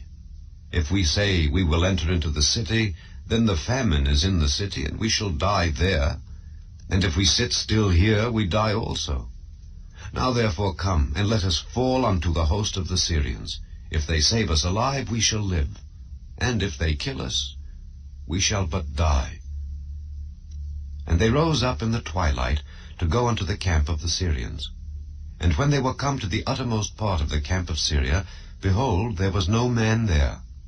For the Lord had made the host of the Syrians to hear a noise of chariots and a noise of horses, even the noise of a great host. And they said one to another, Lo, the king of Israel hath hired against us the kings of the Hittites and the kings of the Egyptians to come upon us. Wherefore they arose and fled in the twilight, and left their tents and their horses and their asses, even the camp as it was, and fled for their life. And when these lepers came to the uttermost part of the camp, they went into one tent, and did eat and drink, and carried thence silver and gold and raiment, and went and hid it, and came again, and entered into another tent, and carried thence also, and went and hid it. Then they said one to another, We do not well. This day is a day of good tidings, and we hold our peace. If we tarry till the morning light, some mischief will come upon us. Now therefore come, that we may go and tell the king's household. So they came and called unto the porter of the city, and they told them, saying, We came to the camp of the Syrians, and behold, there was no man there, neither voice of man, but horses tied and asses tied, and the tents as they were.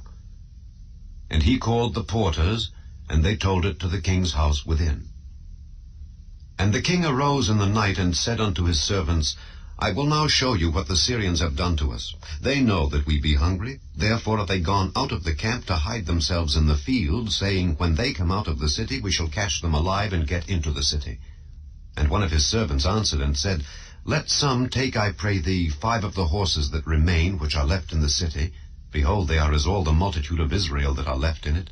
Behold, I say, they are even as all the multitude of the Israelites that are consumed. And let us send and see. They took therefore 2 chariot horses, and the king sent after the host of the Syrians, saying, Go and see. And they went after them unto Jordan. And lo, all the way was full of garments and vessels, which the Syrians had cast away in their haste. And the messengers returned and told the king. And the people went out and spoiled the tents of the Syrians.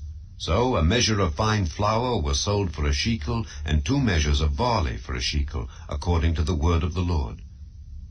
And the king appointed the Lord on whose hand he leaned to have the charge of the gate.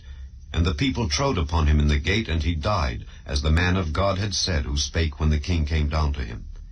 And it came to pass, as the man of God had spoken to the king, saying, 2 measures of barley for a shekel, and a measure of fine flour for a shekel, shall be tomorrow about this time in the gate of Samaria. And that Lord answered the man of God, and said, Now behold, if the Lord should make windows in heaven, might such a thing be? And he said, Behold, thou shalt see it with thine eyes, but shalt not eat thereof. And so it fell out unto him, for the people trode upon him in the gate, and he died. Chapter 8. Then spake Elisha unto the woman whose son he had restored to life, saying, Arise and go, thou and thine household, and sojourn wheresoever thou canst sojourn. For the Lord hath called for a famine, and it shall also come upon the land 7 years. And the woman arose, and did after the saying of the man of God. And she went with her household, and sojourned in the land of the Philistines 7 years. And it came to pass at the 7 years' end, that the woman returned out of the land of the Philistines. And she went forth to cry unto the king for her house and for her land. And the king talked with Gehazi the servant of the man of God, saying, Tell me, I pray thee, all the great things that Elisha hath done. And it came to pass, as he was telling the king how he had restored a dead body to life, that, behold, the woman whose son he had restored to life cried to the king for her house and for her land. And Gehazi said, My lord, O king, this is the woman, and this is her son whom Elisha restored to life. And when the king asked the woman, she told him. So the king appointed unto her a certain officer, saying, Restore all that was hers, and all the fruits of the field, since the day that she left the land, even until now. And Elisha came to Damascus, and Benhadad the king of Syria was sick. And it was told him, saying, The man of God is come hither. And the king said unto Hazael, Take a present in thine hand, and go meet the man of God, and inquire of the Lord by him, saying, Shall I recover of this disease? So Hazael went to meet him, and took a present with him, even of every good thing of Damascus 40 camels' burden, and came and stood before him, and said, Thy son Ben-Hadad, king of Syria, hath sent me to thee, saying, Shall I recover of this disease? And Elisha said unto him, Go, say unto him, Thou mayest certainly recover. Howbeit the Lord hath showed me that he shall surely die. And he settled his countenance steadfastly, until he was ashamed. And the man of God wept. And Hazael said, Why weepeth my lord? And he answered, Because I know the evil that thou wilt do unto the children of Israel. Their strongholds wilt thou set on fire, and their young men wilt thou slay with the sword, and wilt dash their children, and rip up their women with child. And Hazael said, But what? Is thy servant a dog, that he should do this great thing? And Elisha answered, The Lord hath showed me that thou shalt be king over Syria. So he departed from Elisha, and came to his master, who said to him, What said Elisha to thee? And he answered, He told me that thou shouldest surely recover. And it came to pass on the morrow, that he took a thick cloth, and dipped it in water, and spread it on his face, so that he died. And Hazael reigned in his stead. And in the 5th year of Joram the son of Ahab, king of Israel, Jehoshaphat being then king of Judah, Jehoram the son of Jehoshaphat, king of Judah, began to reign. 32 years old was he when he began to reign, and he reigned 8 years in Jerusalem. And he walked in the way of the kings of Israel, as did the house of Ahab. For the daughter of Ahab was his wife, and he did evil in the sight of the Lord. Yet the Lord would not destroy Judah for David his servant's sake, as he promised him to give him alway a light, and to his children. In his days Edom revolted from under the hand of Judah, and made a king over themselves. So Joram went over to Zair, and all the chariots with him. And he rose by night, and smote the Edomites which compassed him about, and the captains of the chariots. And the people fled into their tents. Yet Edom revolted from under the hand of Judah unto this day. Then Libnah revolted at the same time. And the rest of the acts of Joram, and all that he did, are they not written in the book of the Chronicles of the kings of Judah? And Joram slept with his fathers, and was buried with his fathers in the city of David. And Ahaziah his son reigned in his stead. In the 12th year of Joram the son of Ahab king of Israel did Ahaziah the son of Jehoram king of Judah begin to reign. 22 years old was Ahaziah when he began to reign, and he reigned 1 year in Jerusalem. And his mother's name was Athaliah, the daughter of Omri king of Israel. And he walked in the way of the house of Ahab, and did evil in the sight of the Lord, as did the house of Ahab, for he was the son-in-law of the house of Ahab. And he went with Joram the son of Ahab to the war against Hazael king of Syria in Ramoth-Gilead, and the Syrians wounded Joram. And King Joram went back to be healed in Jezreel of the wounds which the Syrians had given him at Ramah, when he fought against Hazael king of Syria. And Ahaziah the son of Jehoram king of Judah went down to see Joram the son of Ahab in Jezreel, because he was sick. Chapter 9. And Elisha the prophet called one of the children of the prophets, and said unto him, Gird up thy loins, and take this box of oil in thine hand, and go to Ramoth-Gilead. And when thou comest thither, look out there Jehu the son of Jehoshaphat the son of Nimshi, and go in, and make him arise up from among his brethren, and carry him to an inner chamber. Then take the box of oil, and pour it on his head, and say, Thus saith the Lord, I have anointed thee king over Israel. Then open the door, and flee, and tarry not. So the young man, even the young man the prophet, went to Ramoth-Gilead. And when he came, behold, the captains of the host were sitting. And he said, I have an errand to thee, O captain. And Jehu said, Unto which of all us? And he said, To thee, O captain. And he arose, and went into the house. And he poured the oil on his head, and said unto him, Thus saith the Lord God of Israel, I have anointed thee king over the people of the Lord, even over Israel. And thou shalt smite the house of Ahab thy master, that I may avenge the blood of my servants the prophets, and the blood of all the servants of the Lord at the hand of Jezebel. For the whole house of Ahab shall perish, and I will cut off from Ahab him that pisseth against the wall, and him that is shut up and left in Israel. And I will make the house of Ahab like the house of Jeroboam the son of Nebat, and like the house of Baasha the son of Ahijah. And the dogs shall eat Jezebel in the portion of Jezreel, and there shall be none to bury her. And he opened the door and fled. Then Jehu came forth to the servants of his lord, and one said unto him, Is all well? Wherefore came this mad fellow to thee? And he said unto them, Ye know the man and his communication. And they said, It is false, tell us now. And he said, Thus and thus spake he to me, saying, Thus saith the Lord, I have anointed thee king over Israel. Then they hasted and took every man his garment, and put it unto him on the top of the stairs, and blew with trumpets, saying, Jehu is king. So Jehu the son of Jehoshaphat the son of Nimshi conspired against Joram. Now Joram had kept Ramoth-Gilead, he and all Israel, because of Hazael king of Syria. But King Joram was returned to be healed in Jezreel of the wounds which the Syrians had given him when he fought with Hazael king of Syria. And Jehu said, If it be your minds, then let none go forth nor escape out of the city to go to tell it in Jezreel. So Jehu rode in a chariot and went to Jezreel, for Joram lay there. And Ahaziah king of Judah was come down to see Joram. And there stood a watchman on the tower in Jezreel, and he spied the company of Jehu as he came, and said, I see a company. And Joram said, Take an horseman, and send to meet them, and let him say, Is it peace? So there went one on horseback to meet him, and said, Thus saith the king, Is it peace? And Jehu said, What hast thou to do with peace? Turn thee behind me. And the watchman told, saying, The messenger came to them, but he cometh not again. Then he sent out a second on horseback, which came to them and said, Thus saith the king, Is it peace? And Jehu answered, What hast thou to do with peace? Turn thee behind me. And the watchman told, saying, He came even unto them, and cometh not again.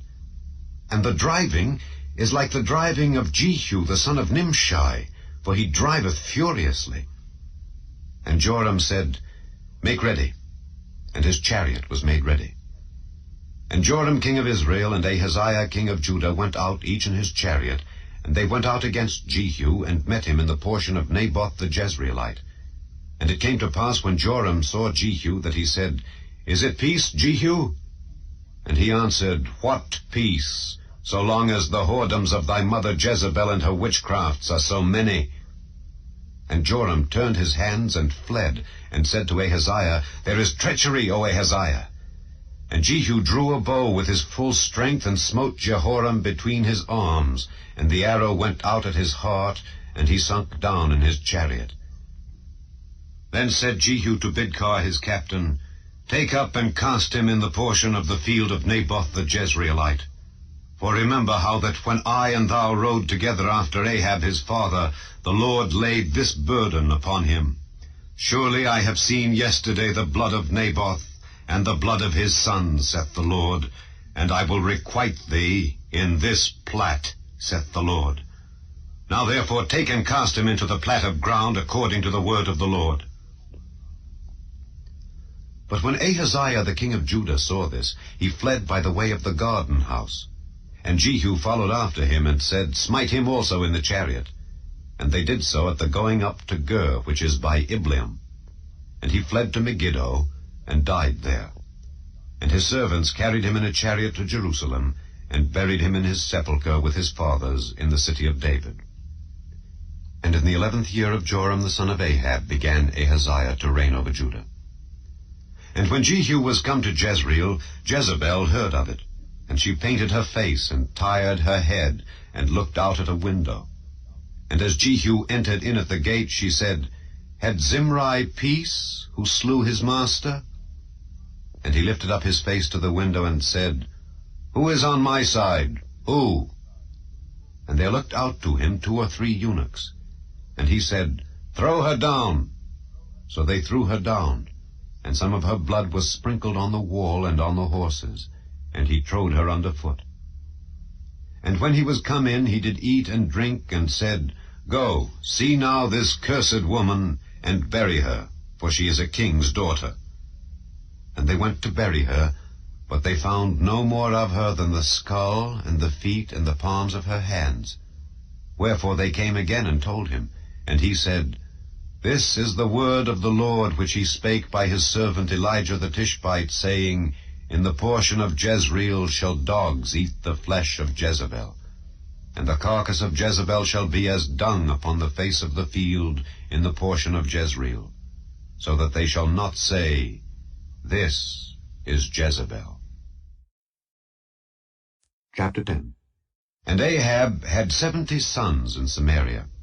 And Jehu wrote letters, and sent to Samaria unto the rulers of Jezreel, to the elders, and to them that brought up Ahab's children, saying, Now as soon as this letter cometh to you, seeing your master's sons are with you, and there are with you chariots and horses, a fenced city also, and armor, look even out the best and meetest of your master's sons, and set him on his father's throne, and fight for your master's house.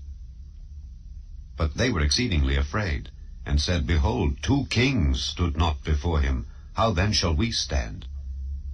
And he that was over the house, and he that was over the city, the elders also, and the bringers up of the children, sent to Jehu, saying, We are thy servants, and will do all that thou shalt bid us. We will not make any king. Do thou that which is good in thine eyes. Then he wrote a letter the second time to them, saying, If ye be mine, and if ye will hearken unto my voice, take ye the heads of the men your master's sons, and come to me to Jezreel by tomorrow this time. Now the king's sons, being 70 persons, were with the great men of the city, which brought them up. And it came to pass, when the letter came to them, that they took the king's sons, and slew 70 persons, and put their heads in baskets, and sent him them to Jezreel.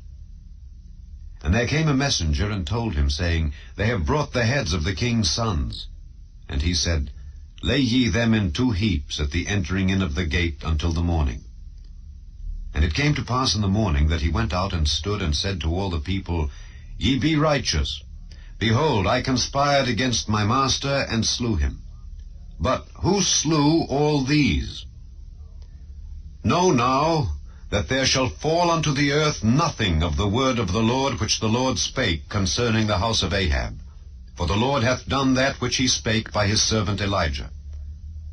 So Jehu slew all that remained of the house of Ahab in Jezreel, and all his great men and his kinsfolks and his priests, until he left him none remaining.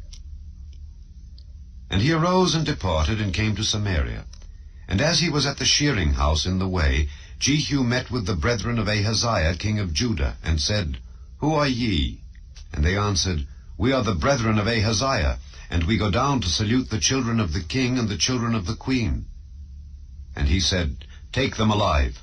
And they took them alive, and slew them at the pit of the shearing house, even 42 men, neither left he any of them. And when he was departed thence, he lighted on Jehonadab the son of Rechab, coming to meet him. And he saluted him, and said to him, Is thine heart right, as my heart is with thy heart?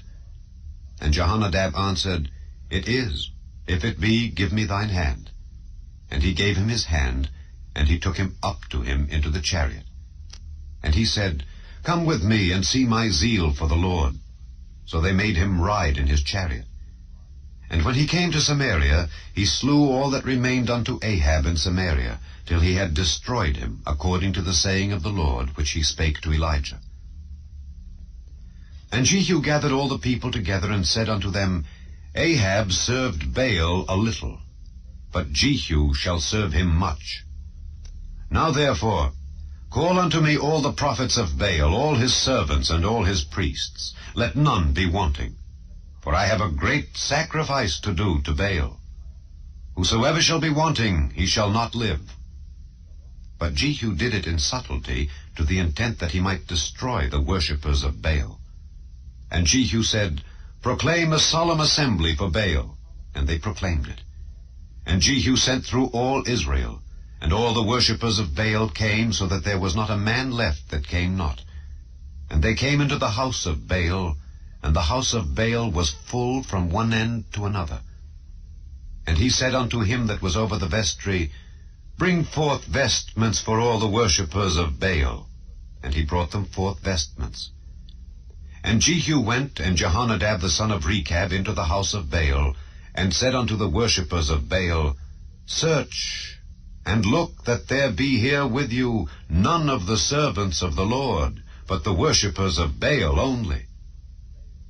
And when they went in to offer sacrifices and burnt offerings, Jehu appointed 80 men without, and said, If any of the men whom I have brought into your hands escape, he that letteth him go, his life shall be for the life of him. And it came to pass, as soon as he had made an end of offering the burnt offering, that Jehu said to the guard and to the captains, Go in and slay them, let none come forth. And they smote them with the edge of the sword, and the guard and the captains cast them out, and went to the city of the house of Baal. And they brought forth the images out of the house of Baal, and burned them. And they brake down the image of Baal, and brake down the house of Baal, and made it a draught house unto this day. Thus Jehu destroyed Baal out of Israel. Howbeit, from the sins of Jeroboam the son of Nebat, who made Israel to sin, Jehu departed not from after them, to wit, the golden calves that were in Bethel and that were in Dan. And the Lord said unto Jehu, Because thou hast done well in executing that which is right in mine eyes, and hast done unto the house of Ahab according to all that was in mine heart, thy children of the 4th generation shall sit on the throne of Israel. But Jehu took no heed to walk in the law of the Lord God of Israel with all his heart, for he departed not from the sins of Jeroboam, which made Israel to sin. In those days the Lord began to cut Israel short, and Hazael smote them in all the coasts of Israel, from Jordan eastward, all the land of Gilead, the Gadites and the Reubenites and the Manassites, from Aroer, which is by the river Arnon, even Gilead and Bashan. Now the rest of the acts of Jehu, and all that he did, and all his might, are they not written in the book of the Chronicles of the kings of Israel? And Jehu slept with his fathers, and they buried him in Samaria. And Jehoahaz his son reigned in his stead. And the time that Jehu reigned over Israel in Samaria was 28 years. Chapter 11. And when Athaliah the mother of Ahaziah saw that her son was dead, she arose and destroyed all the seed royal. But Jehosheba the daughter of King Joram, sister of Ahaziah, took Joash the son of Ahaziah, and stole him from among the king's sons which were slain. And they hid him, even him and his nurse, in the bedchamber from Athaliah, so that he was not slain. And he was with her hid in the house of the Lord 6 years. And Athaliah did reign over the land. And the 7th year Jehoiada sent and fetched the rulers over hundreds with the captains and the guard, and brought them to him into the house of the Lord, and made a covenant with them, and took an oath of them in the house of the Lord, and showed them the king's son. And he commanded them, saying, This is the thing that ye shall do. 1/3 part of you that enter in on the Sabbath shall even be keepers of the watch of the king's house. And 1/3 part shall be at the gate of Sur, and 1/3 part at the gate behind the guard. So shall ye keep the watch of the house, that it be not broken down. And 2 parts of all you that go forth on the Sabbath, even they shall keep the watch of the house of the Lord about the king. And ye shall compass the king round about, every man with his weapons in his hand. And he that cometh within the ranges, let him be slain. And be ye with the king, as he goeth out, and as he cometh in. And the captains over the hundreds did according to all things that Jehoiada the priest commanded. And they took every man his men that were to come in on the Sabbath, with them that should go out on the Sabbath, and came to Jehoiada the priest.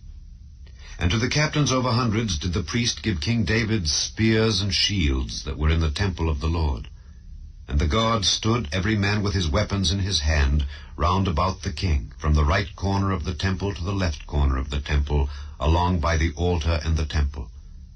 And he brought forth the king's son, and put the crown upon him, and gave him the testimony. And they made him king, and anointed him, and they clapped their hands, and said, God save the king. And when Athaliah heard the noise of the guard and of the people, she came to the people into the temple of the Lord. And when she looked, behold, the king stood by a pillar, as the manner was, and the princes and the trumpeters by the king, and all the people of the land rejoiced, and blew with trumpets. And Athaliah rent her clothes, and cried, Treason, treason! But Jehoiada the priest commanded the captains of the hundreds, the officers of the host, and said unto them, Have her forth without the ranges, and him that followeth her kill with the sword. For the priest had said, Let her not be slain in the house of the Lord. And they laid hands on her, and she went by the way by the which the horses came into the king's house, and there was she slain. And Jehoiada made a covenant between the Lord and the king and the people, that they should be the Lord's people, between the king also and the people. And all the people of the land went into the house of Baal, and brake it down. His altars and his images brake they in pieces thoroughly, and slew Mattan the priest of Baal before the altars. And the priest appointed officers over the house of the Lord. And he took the rulers over hundreds, and the captains, and the guard, and all the people of the land, and they brought down the king from the house of the Lord, and came by the way of the gate of the guard to the king's house. And he sat on the throne of the kings. And all the people of the land rejoiced, and the city was in quiet, and they slew Athaliah with the sword beside the king's house. 7 years old was Jehoash when he began to reign. Chapter 12. In the 7th year of Jehu, Jehoash began to reign, and 40 years reigned he in Jerusalem. And his mother's name was Zibiah of Beersheba. And Jehoash did that which was right in the sight of the Lord all his days, wherein Jehoiada the priest instructed him. But the high places were not taken away. The people still sacrificed and burnt incense in the high places. And Jehoash said to the priests, All the money of the dedicated things that is brought into the house of the Lord, even the money of every one that passeth the account, the money that every man is set at, and all the money that cometh into any man's heart to bring into the house of the Lord, let the priests take it to them, every man of his acquaintance, and let them repair the breaches of the house, wheresoever any breach shall be found. But it was so that in the 23 year of King Jehoash, the priests had not repaired the breaches of the house. Then King Jehoash called for Jehoiada the priest and the other priests, and said unto them, Why repair ye not the breaches of the house? Now therefore receive no more money of your acquaintance, but deliver it for the breaches of the house. And the priests consented to receive no more money of the people, neither to repair the breaches of the house.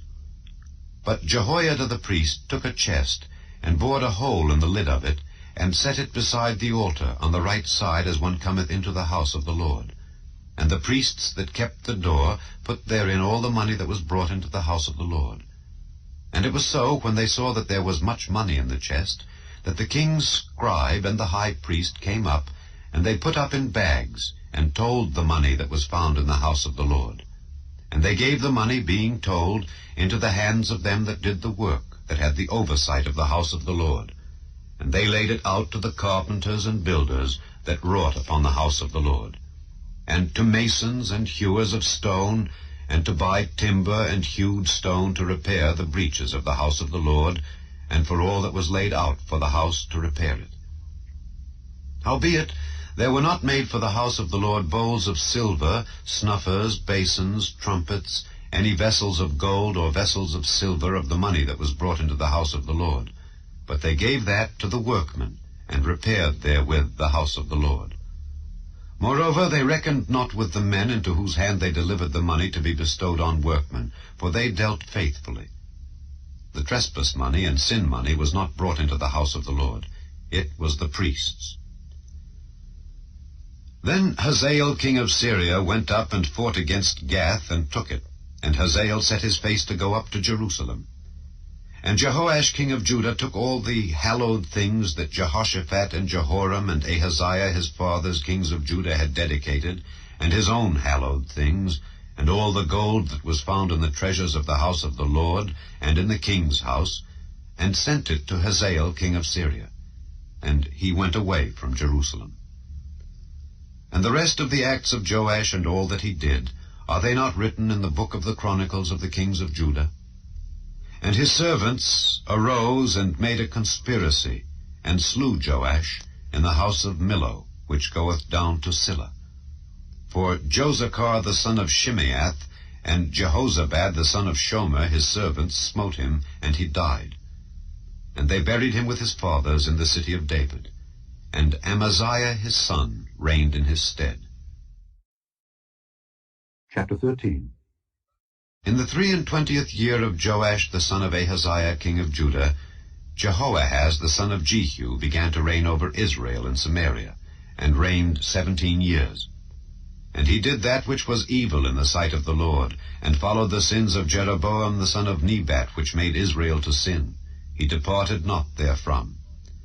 And the anger of the Lord was kindled against Israel, and he delivered them into the hand of Hazael king of Syria, and into the hand of Benhadad the son of Hazael all their days. And Jehoahaz besought the Lord, and the Lord hearkened unto him.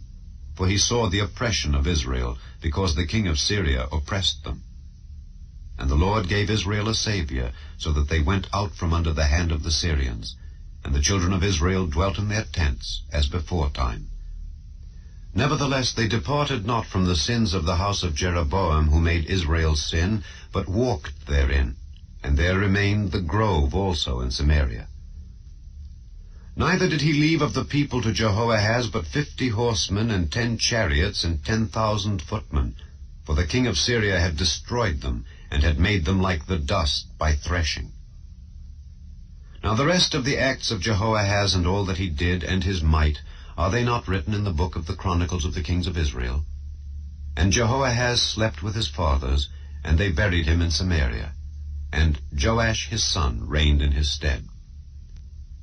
In the 37th year of Joash king of Judah began Jehoash the son of Jehoahaz to reign over Israel in Samaria, and reigned 16 years. And he did that which was evil in the sight of the Lord. He departed not from all the sins of Jeroboam the son of Nebat, who made Israel sin, but he walked therein. And the rest of the acts of Joash, and all that he did, and his might wherewith he fought against Amaziah king of Judah, are they not written in the book of the Chronicles of the kings of Israel? And Joash slept with his fathers, and Jeroboam sat upon his throne. And Joash was buried in Samaria with the kings of Israel. Now Elisha was fallen sick of his sickness, whereof he died. And Joash the king of Israel came down unto him, and wept over his face, and said, O my father, the chariot of Israel, and the horsemen thereof. And Elisha said unto him, Take bow and arrows. And he took unto him bow and arrows. And he said to the king of Israel, Put thine hand upon the bow. And he put his hand upon it. And Elisha put his hands upon the king's hands. And he said, Open the window eastward. And he opened it. Then Elisha said, Shoot. And he shot. And he said, The arrow of the Lord's deliverance, and the arrow of deliverance from Syria. For thou shalt smite the Syrians in Aphek, till thou have consumed them. And he said, Take the arrows. And he took them. And he said unto the king of Israel, Smite upon the ground. And he smote thrice, and stayed. And the man of God was wroth with him, and said, Thou shouldest have smitten 5 or 6 times. Then hadst thou smitten Syria till thou hadst consumed it, whereas now thou shalt smite Syria but thrice.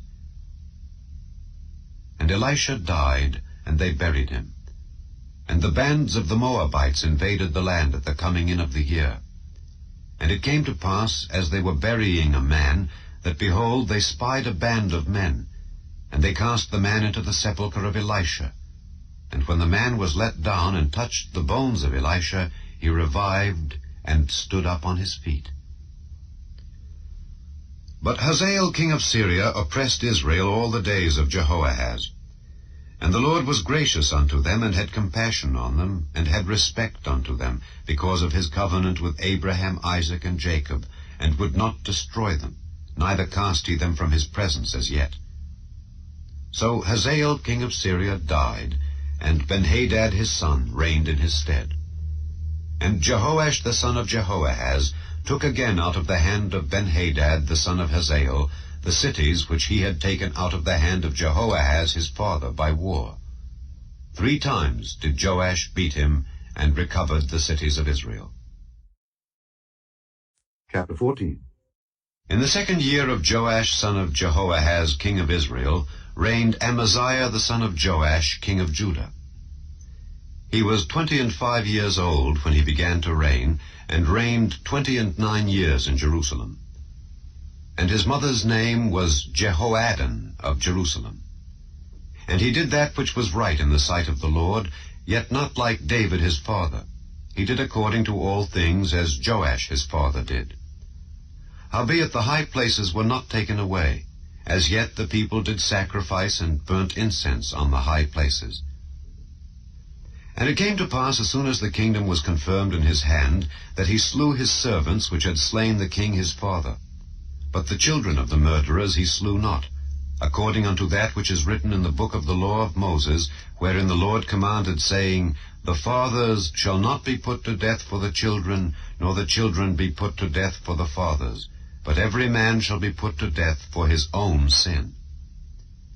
He slew of Edom in the valley of Salt 10,000, and took Selah by war, and called the name of it Joktheel unto this day. Then Amaziah sent messengers to Jehoash, the son of Jehoahaz, son of Jehu, king of Israel, saying, Come, let us look one another in the face. And Jehoash the king of Israel sent to Amaziah king of Judah, saying, The thistle that was in Lebanon sent to the cedar that was in Lebanon, saying, Give thy daughter to my son to wife. And there passed by a wild beast that was in Lebanon, and trode down the thistle. Thou hast indeed smitten Edom, and thine heart hath lifted thee up. Glory of this, and tarry at home. For why shouldest thou meddle to thy hurt, that thou shouldest fall, even thou and Judah with thee? But Amaziah would not hear.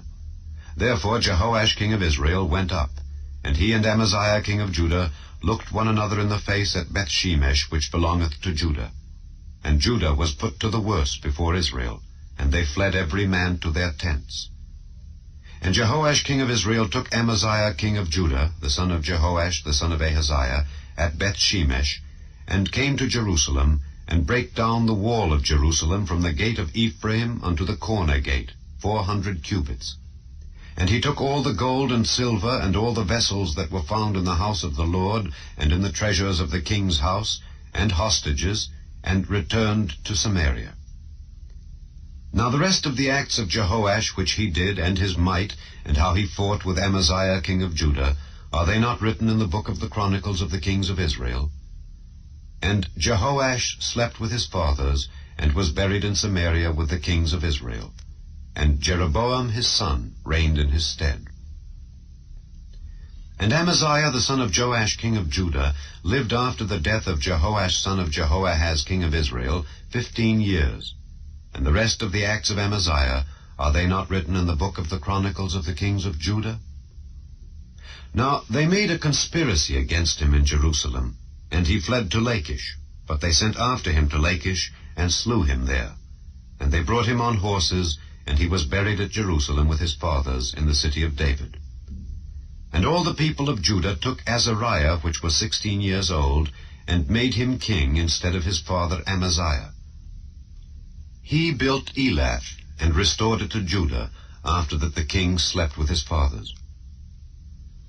In the 15th year of Amaziah the son of Joash king of Judah, Jeroboam the son of Joash king of Israel began to reign in Samaria, and reigned 41 years.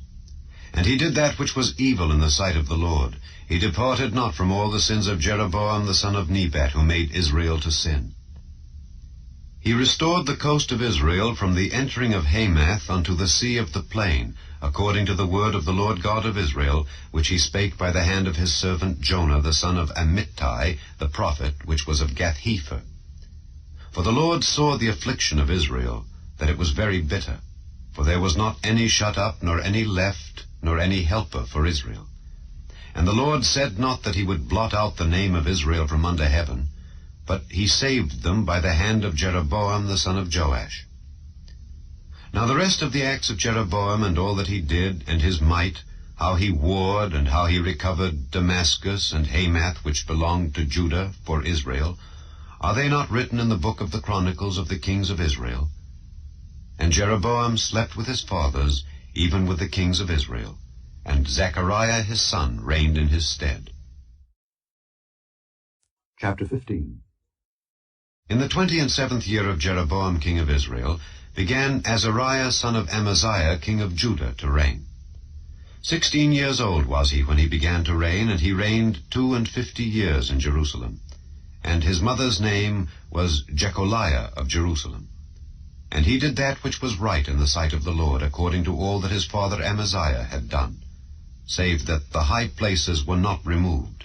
The people sacrificed and burnt incense still on the high places. And the Lord smote the king so that he was a leper unto the day of his death, and dwelt in a several house. And Jotham the king's son was over the house, judging the people of the land. And the rest of the acts of Azariah and all that he did, are they not written in the book of the Chronicles of the kings of Judah? So Azariah slept with his fathers, and they buried him with his fathers in the city of David. And Jotham his son reigned in his stead. In the 38th year of Azariah king of Judah did Zechariah the son of Jeroboam reign over Israel in Samaria 6 months. And he did that which was evil in the sight of the Lord, as his fathers had done. He departed not from the sins of Jeroboam the son of Nebat, who made Israel to sin. And Shallum the son of Jabesh conspired against him, and smote him before the people, and slew him, and reigned in his stead. And the rest of the acts of Zechariah, behold, they are written in the book of the Chronicles of the kings of Israel. This was the word of the Lord which he spake unto Jehu, saying, Thy sons shall sit on the throne of Israel unto the 4th generation. And so it came to pass. Shallum the son of Jabesh began to reign in the 39th year of Uzziah king of Judah, and he reigned a full month in Samaria. For Menahem the son of Gadai went up from Tirzah, and came to Samaria, and smote Shallum the son of Jabesh in Samaria, and slew him, and reigned in his stead. And the rest of the acts of Shallum, and his conspiracy which he made, behold, they are written in the book of the Chronicles of the kings of Israel. Then Menahem smote Tiphsah, and all that were therein, and the coasts thereof from Tirzah, because they opened not to him, therefore he smote it. And all the women therein that were with child he ripped up. In the 39th year of Azariah king of Judah began Menahem the son of Gadai to reign over Israel, and reigned 10 years in Samaria. And he did that which was evil in the sight of the Lord. He departed not all his days from the sins of Jeroboam the son of Nebat, who made Israel to sin. And Pul, the king of Assyria, came against the land. And Menahem gave Pul 1,000 talents of silver, that his hand might be with him to confirm the kingdom in his hand. And Menahem exacted the money of Israel, even of all the mighty men of wealth, of each man 50 shekels of silver to give to the king of Assyria. So the king of Assyria turned back, and stayed not there in the land. And the rest of the acts of Menahem and all that he did, are they not written in the book of the Chronicles of the kings of Israel? And Menahem slept with his fathers, and Pekahiah his son reigned in his stead. In the 50th year of Azariah king of Judah, Pekahiah the son of Menahem began to reign over Israel in Samaria, and reigned 2 years. And he did that which was evil in the sight of the Lord. He departed not from the sins of Jeroboam the son of Nebat, who made Israel to sin. But Pekah the son of Remaliah, a captain of his, conspired against him, and smote him in Samaria in the palace of the king's house, with Argob and Arii, and with him 50 men of the Gileadites. And he killed him, and reigned in his room. And the rest of the acts of Pekahiah, and all that he did, behold, they are written in the book of the Chronicles of the kings of Israel. In the 52nd year of Azariah king of Judah, Pekah the son of Remaliah began to reign over Israel in Samaria, and reigned 20 years. And he did that which was evil in the sight of the Lord. He departed not from the sins of Jeroboam the son of Nebat, who made Israel to sin. In the days of Pekah king of Israel came Tiglath-Pileser king of Assyria, and took Ijon, and Abel-Beth-maachah, and Janoah, and Kedesh, and Hazor, and Gilead, and Galilee, all the land of Naphtali, and carried them captive to Assyria. And Hoshea the son of Elah made a conspiracy against Pekah the son of Remaliah, and smote him, and slew him, and reigned in his stead in the 20th year of Jotham the son of Uzziah. And the rest of the acts of Pekah, and all that he did, behold, they are written in the book of the Chronicles of the kings of Israel. In the 2nd year of Pekah the son of Remaliah king of Israel began Jotham the son of Uzziah king of Judah to reign. 25 years old was he when he began to reign, and he reigned 16 years in Jerusalem. And his mother's name was Jerusha, the daughter of Zadok. And he did that which was right in the sight of the Lord. He did according to all that his father Uzziah had done. Howbeit the high places were not removed. The people sacrificed and burned incense still in the high places. He built the higher gate of the house of the Lord. Now the rest of the acts of Jotham and all that he did, are they not written in the book of the Chronicles of the kings of Judah? In those days the Lord began to send against Judah Rezin the king of Syria, and Pekah the son of Remaliah.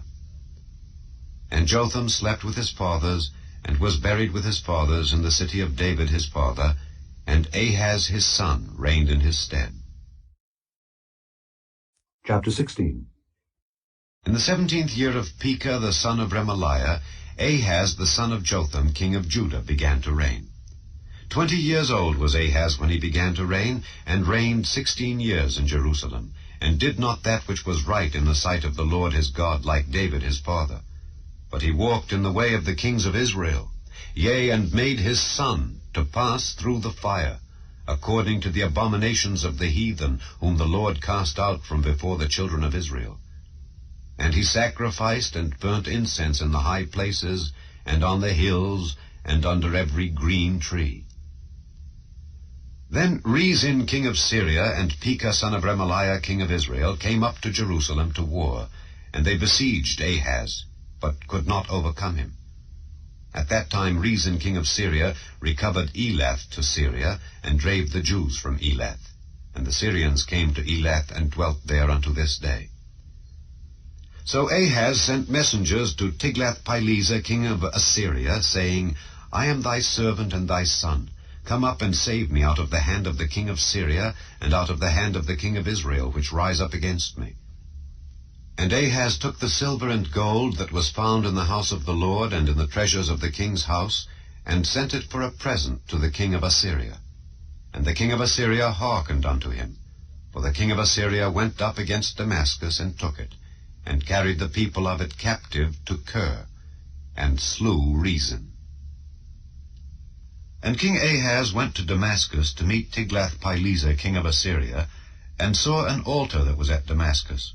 And King Ahaz sent to Urijah the priest the fashion of the altar, and the pattern of it, according to all the workmanship thereof. And Urijah the priest built an altar according to all that King Ahaz had sent from Damascus. So Urijah the priest made it against King Ahaz came from Damascus. And when the king was come from Damascus, the king saw the altar, and the king approached to the altar, and offered thereon. And he burnt his burnt offering and his meat offering, and poured his drink offering, and sprinkled the blood of his peace offerings upon the altar. And he brought also the brazen altar, which was before the Lord, from the forefront of the house, from between the altar and the house of the Lord, and put it on the north side of the altar. And King Ahaz commanded Urijah the priest, saying, Upon the great altar burn the morning burnt offering, and the evening meat offering, and the king's burnt sacrifice, and his meat offering, with the burnt offering of all the people of the land, and their meat offering, and their drink offerings. And sprinkle upon it all the blood of the burnt offering, and all the blood of the sacrifice. And the brazen altar shall be for me to inquire by. Thus did Urijah the priest, according to all that King Ahaz commanded. And King Ahaz cut off the borders of the bases, and removed the laver from off them, and took down the sea from off the brazen oxen that were under it, and put it upon a pavement of stones. And the covert for the Sabbath that they had built in the house, and the king's entry without, turned he from the house of the Lord for the king of Assyria. Now the rest of the acts of Ahaz which he did, are they not written in the book of the Chronicles of the kings of Judah? And Ahaz slept with his fathers, and was buried with his fathers in the city of David, and Hezekiah his son reigned in his stead. Chapter 17. In the 12th year of Ahaz king of Judah began Hoshea the son of Elah to reign in Samaria over Israel 9 years. And he did that which was evil in the sight of the Lord, but not as the kings of Israel that were before him. Against him came up Shalmaneser king of Assyria, and Hoshea became his servant, and gave him presents. And the king of Assyria found conspiracy in Hoshea, for he had sent messengers to So, king of Egypt, and brought no present to the king of Assyria as he had done year by year. Therefore the king of Assyria shut him up, and bound him in prison. Then the king of Assyria came up throughout all the land, and went up to Samaria, and besieged it 3 years. In the 9th year of Hoshea the king of Assyria took Samaria, and carried Israel away into Assyria, and placed them in Halah and in Habor by the river of Gozan, and in the cities of the Medes. For so it was that the children of Israel had sinned against the Lord their God, which had brought them up out of the land of Egypt, from under the hand of Pharaoh king of Egypt, and had feared other gods, and walked in the statutes of the heathen, whom the Lord cast out from before the children of Israel, and of the kings of Israel which they had made. And the children of Israel did secretly those things that were not right against the Lord their God, and they built them high places in all their cities, from the tower of the watchman to the fenced city. And they set them up images and groves in every high hill and under every green tree. And there they burnt incense in all the high places, as did the heathen whom the Lord carried away before them, and wrought wicked things to provoke the Lord to anger. For they served idols, whereof the Lord had said unto them, Ye shall not do this thing. Yet the Lord testified against Israel and against Judah by all the prophets and by all the seers, saying, Turn ye from your evil ways, and keep my commandments and my statutes according to all the law which I commanded your fathers, and which I sent to you by my servants the prophets. Notwithstanding, they would not hear, but hardened their necks, like to the neck of their fathers, that did not believe in the Lord their God. And they rejected his statutes, and his covenant that he made with their fathers, and his testimonies which he testified against them. And they followed vanity, and became vain, and went after the heathen that were round about them, concerning whom the Lord had charged them that they should not do like them. And they left all the commandments of the Lord their God, and made them molten images, even 2 calves, and made a grove, and worshipped all the host of heaven, and served Baal.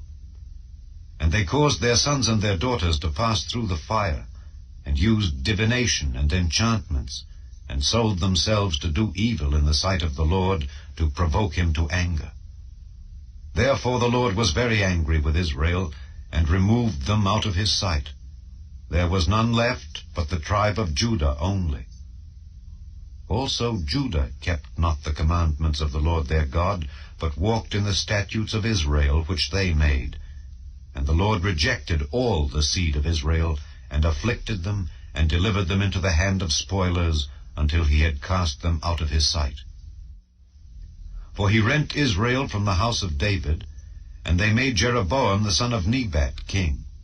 And Jeroboam drave Israel from following the Lord, and made them sin a great sin.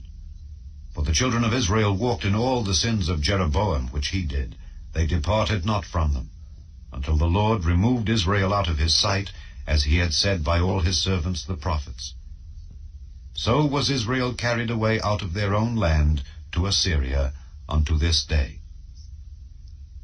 And the king of Assyria brought men from Babylon, and from Cutha, and from Ava, and from Hamath, and from Sepharvaim, and placed them in the cities of Samaria instead of the children of Israel. And they possessed Samaria, and dwelt in the cities thereof.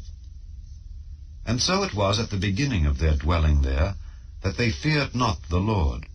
Therefore the Lord sent lions among them, which slew some of them.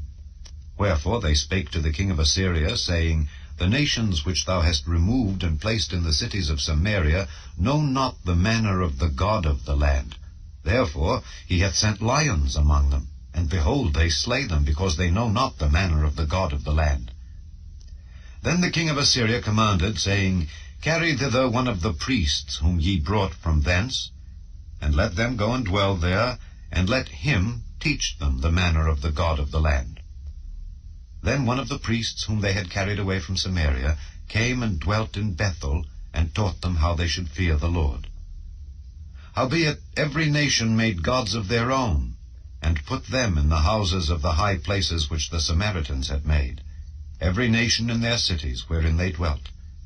And the men of Babylon made Succoth-Benoth, and the men of Cuth made Nergal, and the men of Hamath made Ashima, and the Avites made Nibhaz and Tartak, and the Sepharvites burnt their children in fire to Adramelech and Anamelech, the gods of Sepharvaim. So they feared the Lord, and made unto themselves of the lowest of them priests of the high places, which sacrificed for them in the houses of the high places. They feared the Lord, and served their own gods, after the manner of the nations whom they carried away from thence.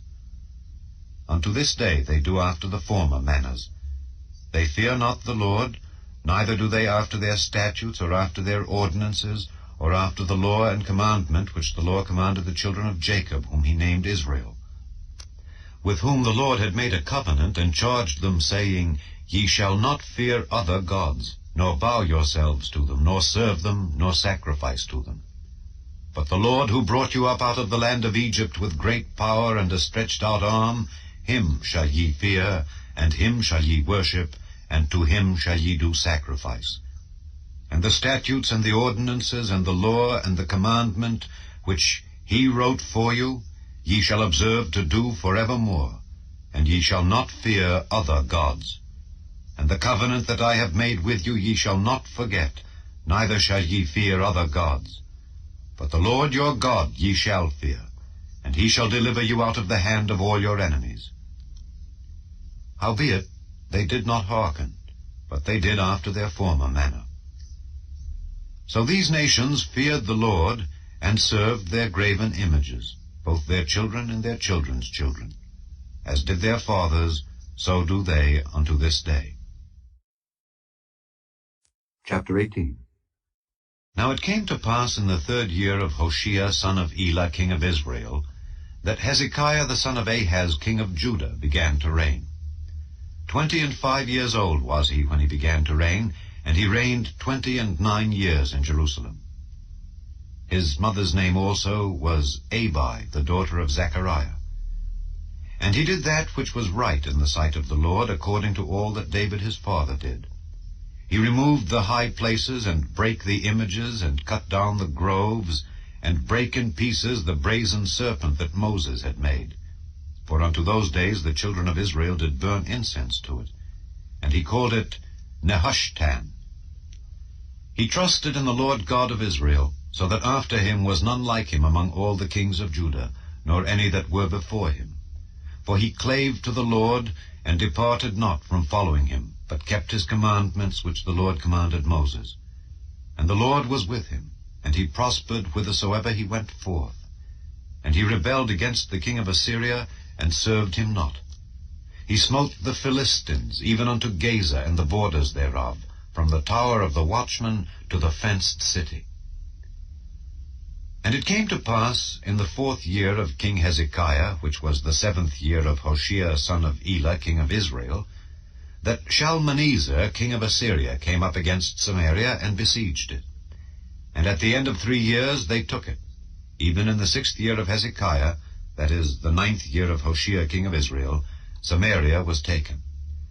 And the king of Assyria did carry away Israel unto Assyria, and put them in Halah and in Habor by the river of Gozan, and in the cities of the Medes, because they obeyed not the voice of the Lord their God, but transgressed his covenant, and all that Moses the servant of the Lord commanded, and would not hear them nor do them. Now in the 14th year of King Hezekiah did Sennacherib king of Assyria come up against all the fenced cities of Judah, and took them. And Hezekiah king of Judah sent to the king of Assyria to Lachish, saying, I have offended, return from me. That which thou puttest on me will I bear. And the king of Assyria appointed unto Hezekiah king of Judah 300 talents of silver and 30 talents of gold. And Hezekiah gave him all the silver that was found in the house of the Lord, and in the treasures of the king's house.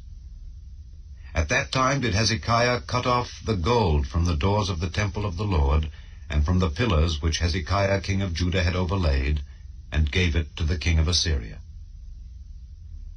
And the king of Assyria sent Tartan and Rabsaris and Rabshakeh from Lachish to King Hezekiah with a great host against Jerusalem. And they went up and came to Jerusalem. And when they were come up, they came and stood by the conduit of the upper pool, which is in the highway of the fuller's field. And when they had called to the king, there came out to them Eliakim the son of Hilkiah, which was over the household, and Shebna the scribe, and Joah the son of Asaph the recorder.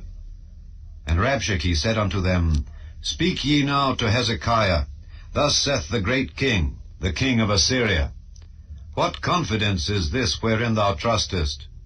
Thou sayest, but they are but vain words, I have counsel and strength for the war. Now on whom dost thou trust that thou rebellest against me?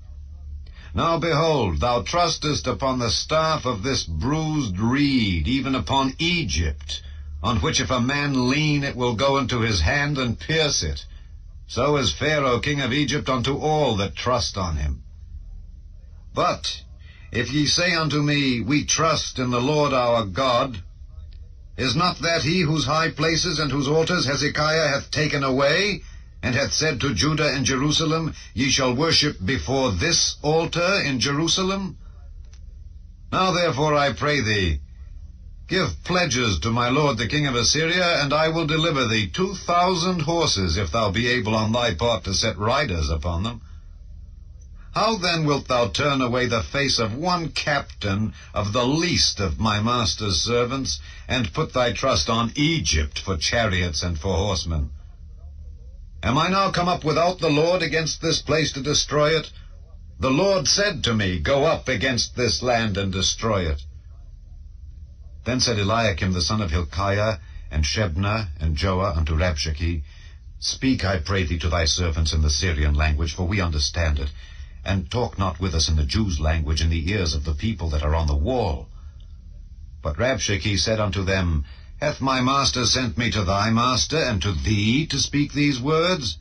Hath he not sent me to the men which sit on the wall, that they may eat their own dung and drink their own piss with you? Then Rabshakeh stood and cried with a loud voice in the Jews' language, and spake, saying, Hear the word of the great king, the king of Assyria. Thus saith the king, Let not Hezekiah deceive you, for he shall not be able to deliver you out of his hand. Neither let Hezekiah make you trust in the Lord, saying, The Lord will surely deliver us, and this city shall not be delivered into the hand of the king of Assyria. Hearken not to Hezekiah, for thus saith the king of Assyria, Make an agreement with me by a present, and come out to me, and then eat ye every man of his own vine, and every one of his fig tree, and drink ye every one the waters of his cistern, until I come and take you away to a land like your own land, a land of corn and wine, a land of bread and vineyards, a land of oil olive and of honey, that ye may live and not die. And hearken not unto Hezekiah when he persuadeth you, saying, The Lord will deliver us. Hath any of the gods of the nations delivered at all his land out of the hand of the king of Assyria? Where are the gods of Hamath and of Arpad? Where are the gods of Sepharvaim, Hena, and Ivah? Have they delivered Samaria out of mine hand? Who are they among all the gods of the countries that have delivered their country out of mine hand, that the Lord should deliver Jerusalem out of mine hand? But the people held their peace, and answered him not a word, for the king's commandment was, saying, Answer him not. Then came Eliakim the son of Hilkiah, which was over the household, and Shebna the scribe, and Joah the son of Asaph, the recorder, to Hezekiah with their clothes rent, and told him the words of Rabshakeh. Chapter 19. And it came to pass, when King Hezekiah heard it, that he rent his clothes, and covered himself with sackcloth, and went into the house of the Lord. And he sent Eliakim, which was over the household, and Shebna the scribe, and the elders of the priests, covered with sackcloth, to Isaiah the prophet, the son of Amoz. And they said unto him, Thus saith Hezekiah, This day is a day of trouble, and of rebuke and blasphemy. For the children are come to the birth, and there is not strength to bring forth. It may be the Lord thy God will hear all the words of Rabshakeh, whom the king of Assyria his master hath sent to reproach the living God, and will reprove the words which the Lord thy God hath heard. Wherefore lift up thy prayer for the remnant that are left. So the servants of King Hezekiah came to Isaiah, and Isaiah said unto them, Thus shall ye say to your master, Thus saith the Lord, Be not afraid of the words which thou hast heard, with which the servants of the king of Assyria have blasphemed me. Behold, I will send a blast upon him, and he shall hear a rumor, and shall return to his own land, and I will cause him to fall by the sword in his own land. So Rabshakeh returned, and found the king of Assyria warring against Libnah, for he had heard that he was departed from Lachish. And when he heard say of Tirhakah, king of Ethiopia, Behold, he is come out to fight against thee, he sent messengers again unto Hezekiah, saying, Thus shall ye speak to Hezekiah, king of Judah, saying, Let not thy God, in whom thou trustest, deceive thee, saying, Jerusalem shall not be delivered into the hand of the king of Assyria. Behold, thou hast heard what the kings of Assyria have done to all lands by destroying them utterly. And shalt thou be delivered? Have the gods of the nations delivered them which my fathers have destroyed, as Gozan and Haran and Rezeph, and the children of Eden which were in Thelasar? Where is the king of Hamath, and the king of Arpad, and the king of the city of Sepharvaim, of Hena and Ivah? And Hezekiah received the letter of the hand of the messengers, and read it. And Hezekiah went up into the house of the Lord, and spread it before the Lord. And Hezekiah prayed before the Lord, and said, O Lord God of Israel, which dwellest between the cherubims, thou art the God, even thou alone, of all the kingdoms of the earth. Thou hast made heaven and earth. Lord, bow down thine ear and hear. Open, Lord, thine eyes, and see, and hear the words of Sennacherib, which hath sent him to reproach the living God. Of a truth, Lord, the kings of Assyria have destroyed the nations and their lands, and have cast their gods into the fire. For they were no gods, but the work of men's hands, wood and stone, therefore they have destroyed them. Now therefore, O Lord our God, I beseech thee, save thou us out of his hand, that all the kingdoms of the earth may know that thou art the Lord God, even thou only. Then Isaiah the son of Amoz sent to Hezekiah, saying, Thus saith the Lord God of Israel, That which thou hast prayed to me against Sennacherib king of Assyria, I have heard. This is the word that the Lord hath spoken concerning him. The virgin, the daughter of Zion, hath despised thee, and laughed thee to scorn. The daughter of Jerusalem hath shaken her head at thee. Whom hast thou reproached and blasphemed? And against whom hast thou exalted thy voice, and lifted up thine eyes on high? Even against the Holy One of Israel. By thy messengers thou hast reproached the Lord, and hast said, With the multitude of my chariots I am come up to the height of the mountains, to the sides of Lebanon, and will cut down the tall cedar trees thereof, and the choice fir trees thereof, and I will enter into the lodgings of his borders, and into the forest of his Carmel. I have digged and drunk strange waters, and with the sole of my feet have I dried up all the rivers of besieged places. Hast thou not heard long ago how I have done it, and of ancient times that I have formed it? Now have I brought it to pass, that thou shouldest be to lay waste fenced cities into ruinous heaps. Therefore their inhabitants were of small power. They were dismayed and confounded.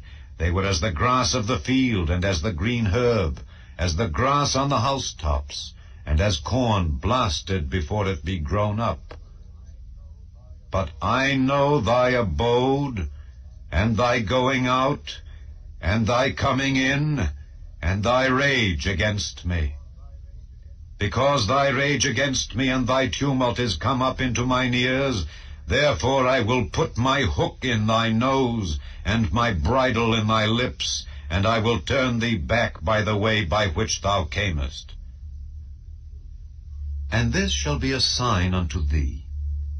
Ye shall eat this year such things as grow of themselves, and in the 2nd year that which springeth of the same, and in the 3rd year sow ye, and reap, and plant vineyards, and eat the fruits thereof. And the remnant that is escaped of the house of Judah shall yet again take root downward, and bear fruit upward. For out of Jerusalem shall go forth a remnant, and they that escape out of Mount Zion. The zeal of the Lord of hosts shall do this. Therefore thus saith the Lord concerning the king of Assyria, He shall not come into this city, nor shoot an arrow there, nor come before it with shield, nor cast a bank against it. By the way that he came, by the same shall he return, and shall not come into this city, saith the Lord. For I will defend this city, to save it for mine own sake, and for my servant David's sake. And it came to pass that night that the angel of the Lord went out, and smote in the camp of the Assyrians 185,000. And when they arose early in the morning, behold, they were all dead corpses. So Sennacherib king of Assyria departed, and went and returned, and dwelt at Nineveh. And it came to pass, as he was worshipping in the house of Nisroch his god, that Adramelech and Sharezer his sons smote him with the sword, and they escaped into the land of Armenia. And Esarhaddon his son reigned in his stead. Chapter 20. In those days was Hezekiah sick unto death. And the prophet Isaiah the son of Amoz came to him, and said unto him, Thus saith the Lord, Set thine house in order, for thou shalt die, and not live. Then he turned his face to the wall, and prayed unto the Lord, saying, I beseech thee, O Lord, remember now how I have walked before thee in truth and with a perfect heart, and have done that which is good in thy sight. And Hezekiah wept sore. And it came to pass, afore Isaiah was gone out into the middle court, that the word of the Lord came to him, saying, Turn again, and tell Hezekiah the captain of my people, Thus saith the Lord, the God of David thy father, I have heard thy prayer, I have seen thy tears. Behold, I will heal thee. On the 3rd day thou shalt go up unto the house of the Lord. And I will add unto thy days 15 years, and I will deliver thee and this city out of the hand of the king of Assyria, and I will defend this city for mine own sake, and for my servant David's sake. And Isaiah said, Take a lump of figs. And they took and laid it on the boil, and he recovered. And Hezekiah said unto Isaiah, What shall be the sign that the Lord will heal me, and that I shall go up into the house of the Lord the 3rd day? And Isaiah said, This sign shalt thou have of the Lord, that the Lord will do the thing that he hath spoken. Shall the shadow go forward 10 degrees, or go back 10 degrees? And Hezekiah answered, It is a light thing for the shadow to go down 10 degrees. Nay, but let the shadow return backward 10 degrees. And Isaiah the prophet cried unto the Lord, and he brought the shadow 10 degrees backward, by which it had gone down in the dial of Ahaz. At that time Berodach Baladan, the son of Baladan king of Babylon, sent letters and a present unto Hezekiah, for he had heard that Hezekiah had been sick. And Hezekiah hearkened unto them, and showed them all the house of his precious things, the silver and the gold, and the spices and the precious ointment, and all the house of his armor, and all that was found in his treasures. There was nothing in his house, nor in all his dominion, that Hezekiah showed them not. Then came Isaiah the prophet unto King Hezekiah, and said unto him, What said these men, and from whence came they unto thee? And Hezekiah said, They are come from a far country, even from Babylon. And he said, What have they seen in thine house? And Hezekiah answered, All the things that are in mine house have they seen. There is nothing among my treasures that I have not showed them. And Isaiah said unto Hezekiah, Hear the word of the Lord. Behold, the days come that all that is in thine house, and that which thy fathers have laid up in store unto this day, shall be carried into Babylon. Nothing shall be left, saith the Lord. And of thy sons that shall issue from thee, which thou shalt beget, shall they take away, and they shall be eunuchs in the palace of the king of Babylon. Then said Hezekiah unto Isaiah, Good is the word of the Lord which thou hast spoken. And he said, Is it not good, if peace and truth be in my days? And the rest of the acts of Hezekiah, and all his might, and how he made a pool and a conduit, and brought water into the city, are they not written in the book of the Chronicles of the kings of Judah? And Hezekiah slept with his fathers, and Manasseh his son reigned in his stead. Chapter 21. Manasseh was 12 years old when he began to reign, and reigned 55 years in Jerusalem. And his mother's name was Hephzibah. And he did that which was evil in the sight of the Lord, after the abominations of the heathen, whom the Lord cast out before the children of Israel. For he built up again the high places which Hezekiah his father had destroyed, and he reared up altars for Baal, and made a grove, as did Ahab king of Israel, and worshipped all the host of heaven, and served them. And he built altars in the house of the Lord, of which the Lord said, In Jerusalem will I put my name. And he built altars for all the host of heaven in the 2 courts of the house of the Lord. And he made his son pass through the fire, and observed times, and used enchantments, and dealt with familiar spirits and wizards. He wrought much wickedness in the sight of the Lord, to provoke him to anger. And he set a graven image of the grove that he had made in the house, of which the Lord said to David and to Solomon his son, In this house and in Jerusalem, which I have chosen out of all tribes of Israel, will I put my name forever. Neither will I make the feet of Israel move any more out of the land which I gave their fathers. Only if they will observe to do according to all that I have commanded them, and according to all the law that my servant Moses commanded them. But they hearkened not, and Manasseh seduced them to do more evil than did the nations whom the Lord destroyed before the children of Israel. And the Lord spake by his servants the prophets, saying, Because Manasseh king of Judah hath done these abominations, and hath done wickedly above all that the Amorites did which were before him, and hath made Judah also to sin with his idols, therefore thus saith the Lord God of Israel, Behold, I am bringing such evil upon Jerusalem and Judah, that whosoever heareth of it, both his ears shall tingle. And I will stretch over Jerusalem the line of Samaria, and the plummet of the house of Ahab. And I will wipe Jerusalem as a man wipeth a dish, wiping it and turning it upside down. And I will forsake the remnant of mine inheritance, and deliver them into the hand of their enemies, and they shall become a prey and a spoil to all their enemies. Because they have done that which was evil in my sight, and have provoked me to anger, since the day their fathers came forth out of Egypt, even unto this day. Moreover, Manasseh shed innocent blood very much, till he had filled Jerusalem from one end to another, beside his sin wherewith he made Judah to sin, in doing that which was evil in the sight of the Lord. Now the rest of the acts of Manasseh, and all that he did, and his sin that he sinned, are they not written in the book of the Chronicles of the kings of Judah? And Manasseh slept with his fathers, and was buried in the garden of his own house, in the garden of Uzzah. and Amon his son reigned in his stead. Amon was 22 years old when he began to reign, and he reigned 2 years in Jerusalem. And his mother's name was Meshullemeth, the daughter of Heres of Jotbah. And he did that which was evil in the sight of the Lord, as his father Manasseh did. And he walked in all the way that his father walked in, and served the idols that his father served, and worshipped them. And he forsook the Lord God of his fathers, and walked not in the way of the Lord. And the servants of Amon conspired against him, and slew the king in his own house.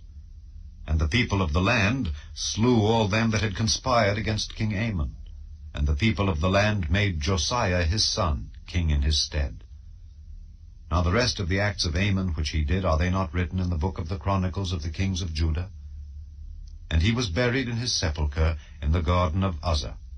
And Josiah his son reigned in his stead. Chapter 22. Josiah was 8 years old when he began to reign, and he reigned 31 years in Jerusalem. And his mother's name was Jedidah, the daughter of Adiah of Boscath. And he did that which was right in the sight of the Lord, and walked in all the way of David his father, and turned not aside to the right hand or to the left. And it came to pass in the 18th year of King Josiah, that the king sent Shaphan the son of Azaliah, the son of Meshullam, the scribe, to the house of the Lord, saying, Go up to Hilkiah the high priest, that he may sum the silver which is brought into the house of the Lord, which the keepers of the door have gathered of the people. And let them deliver it into the hand of the doers of the work that have the oversight of the house of the Lord, and let them give it to the doers of the work which is in the house of the Lord, to repair the breaches of the house, unto carpenters and builders and masons, and to buy timber and hewn stone to repair the house. Howbeit there was no reckoning made with them of the money that was delivered into their hand, because they dealt faithfully. And Hilkiah the high priest said unto Shaphan the scribe, I have found the book of the law in the house of the Lord. And Hilkiah gave the book to Shaphan, and he read it. And Shaphan the scribe came to the king, and brought the king word again, and said, Thy servants have gathered the money that was found in the house, and have delivered it into the hand of them that do the work, that have the oversight of the house of the Lord.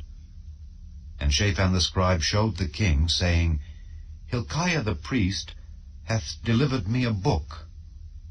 And Shaphan read it before the king.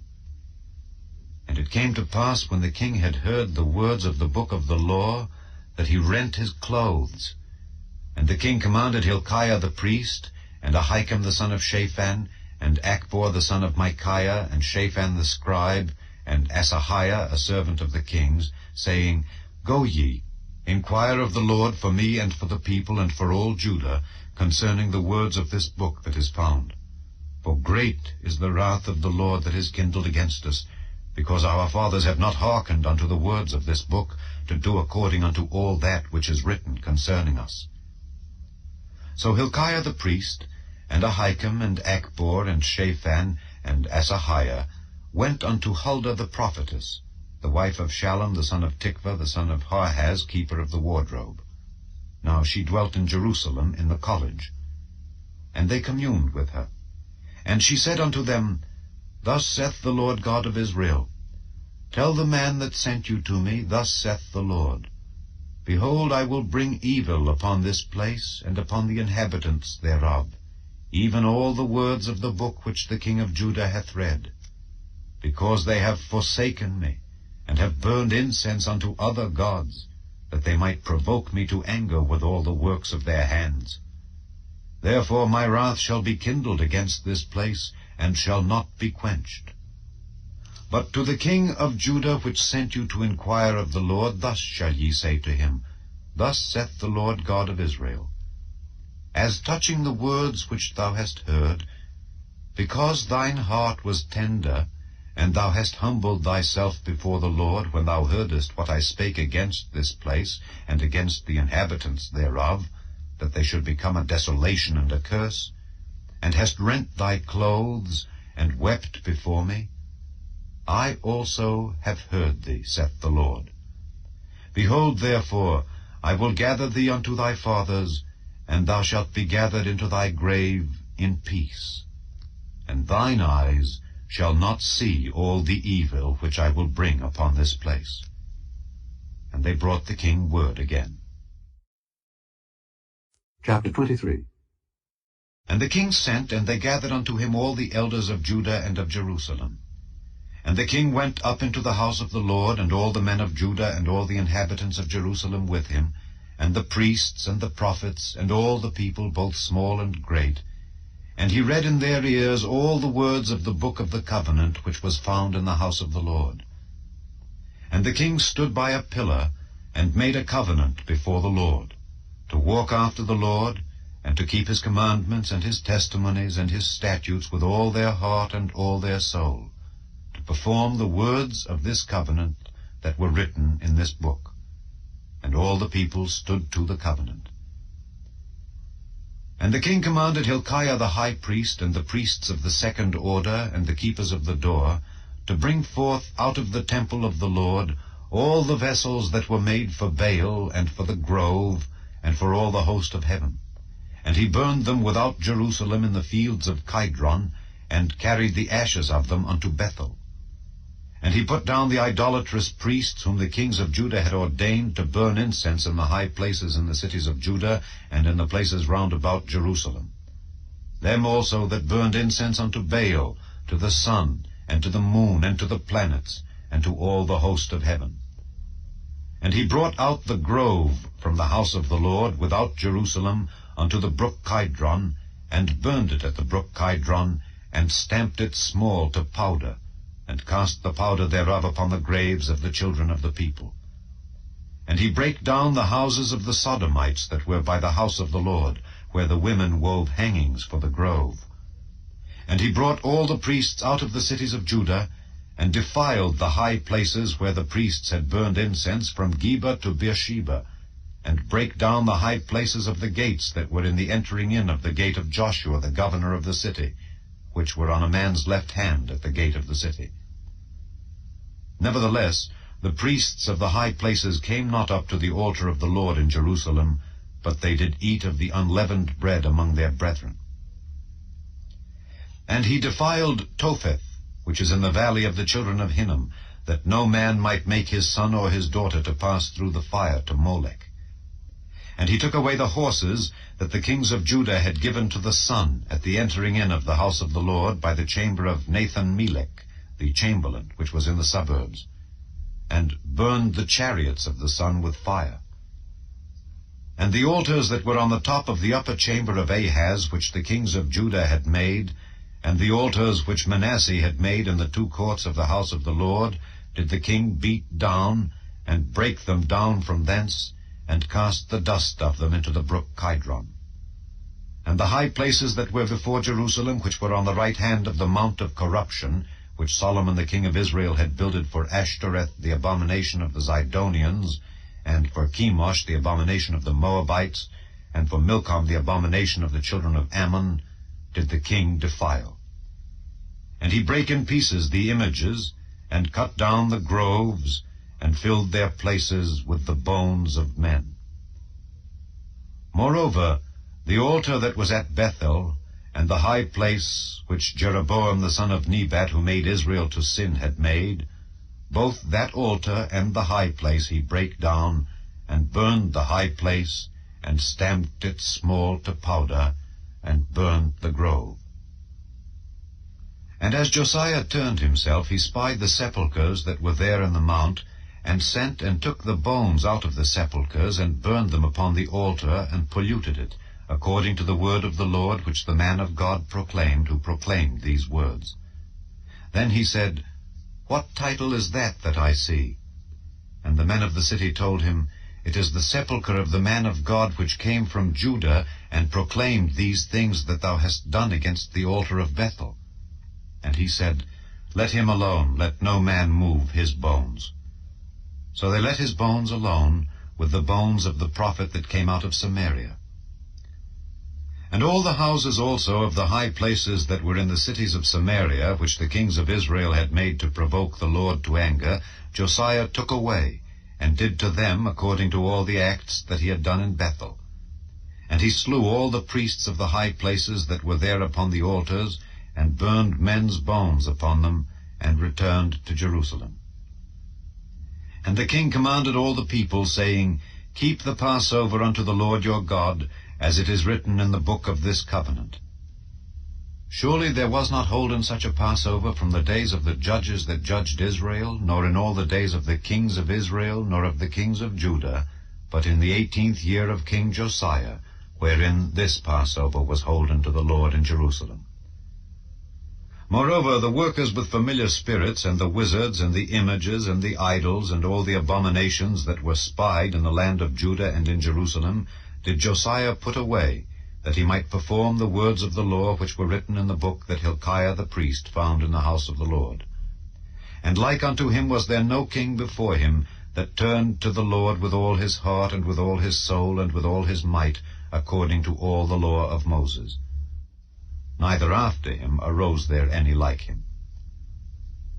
Notwithstanding, the Lord turned not from the fierceness of his great wrath, wherewith his anger was kindled against Judah, because of all the provocations that Manasseh had provoked him withal. And the Lord said, I will remove Judah also out of my sight, as I have removed Israel, and will cast off this city Jerusalem which I have chosen, and the house of which I said, My name shall be there. Now the rest of the acts of Josiah, and all that he did, are they not written in the book of the Chronicles of the kings of Judah? In his days Pharaoh Necho, king of Egypt, went up against the king of Assyria to the river Euphrates, and King Josiah went against him, and he slew him at Megiddo when he had seen him. And his servants carried him in a chariot dead from Megiddo, and brought him to Jerusalem, and buried him in his own sepulchre. And the people of the land took Jehoahaz the son of Josiah, and anointed him, and made him king in his father's stead. Jehoahaz was 23 years old when he began to reign, and he reigned 3 months in Jerusalem. And his mother's name was Hamutal, the daughter of Jeremiah of Libnah. And he did that which was evil in the sight of the Lord, according to all that his fathers had done. And Pharaoh Necho put him in bands at Riblah in the land of Hamath, that he might not reign in Jerusalem, and put the land to a tribute of 100 talents of silver, and a talent of gold. And Pharaoh Necho made Eliakim the son of Josiah king in the room of Josiah his father, and turned his name to Jehoiakim, and took Jehoahaz away. And he came to Egypt, and died there. And Jehoiakim gave the silver and the gold to Pharaoh, but he taxed the land to give the money according to the commandment of Pharaoh. He exacted the silver and the gold of the people of the land, of every one according to his taxation, to give it unto Pharaoh Necho. Jehoiakim was 25 years old when he began to reign, and he reigned 11 years in Jerusalem. And his mother's name was Zebudah, the daughter of Pedaiah of Rumah. And he did that which was evil in the sight of the Lord, according to all that his fathers had done. Chapter 24. In his days Nebuchadnezzar king of Babylon came up, and Jehoiakim became his servant 3 years. Then he turned and rebelled against him. And the Lord sent against him bands of the Chaldees, and bands of the Syrians, and bands of the Moabites, and bands of the children of Ammon, and sent them against Judah to destroy it, according to the word of the Lord which he spake by his servants the prophets.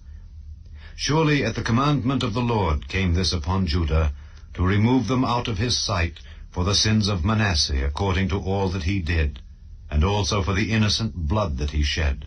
For he filled Jerusalem with innocent blood, which the Lord would not pardon.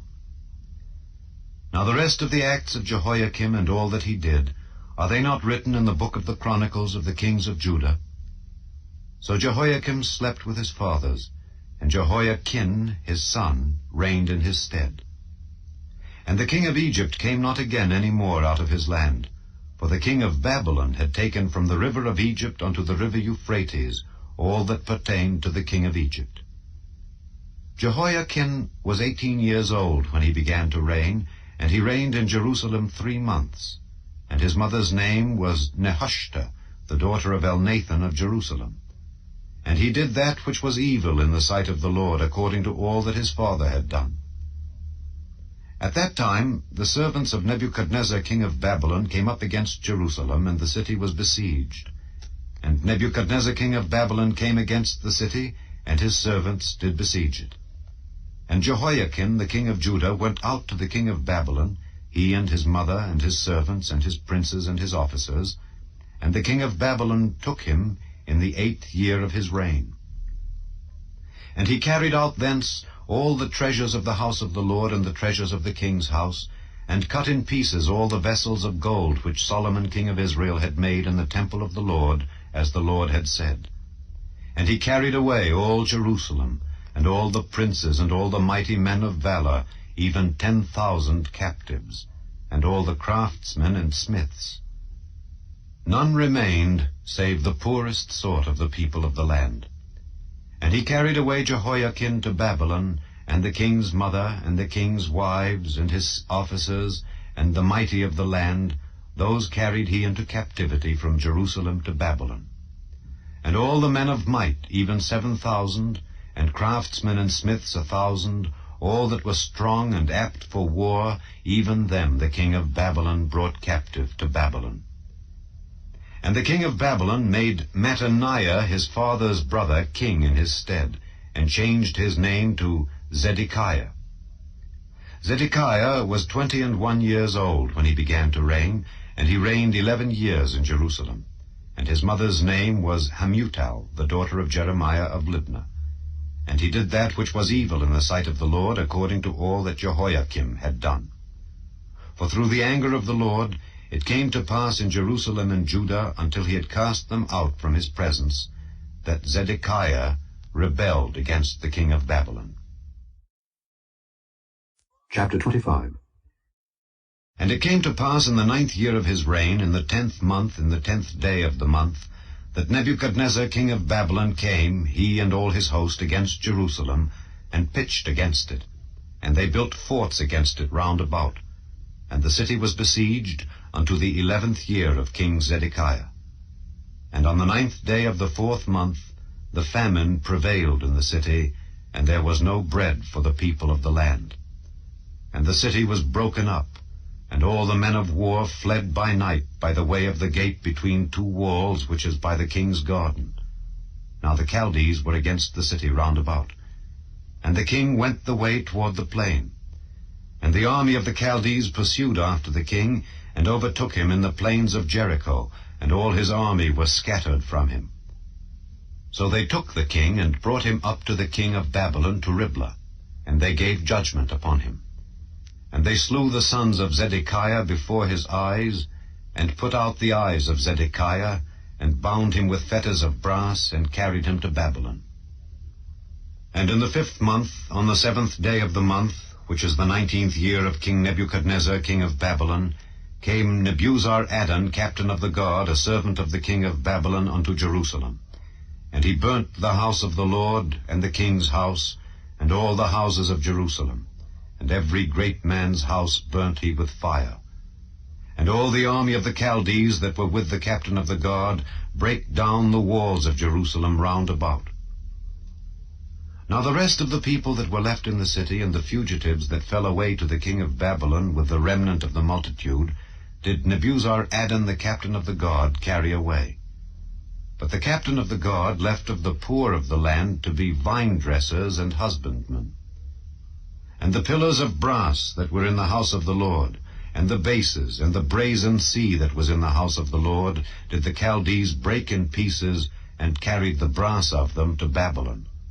And the pots, and the shovels, and the snuffers, and the spoons, and all the vessels of brass wherewith they ministered, took they away.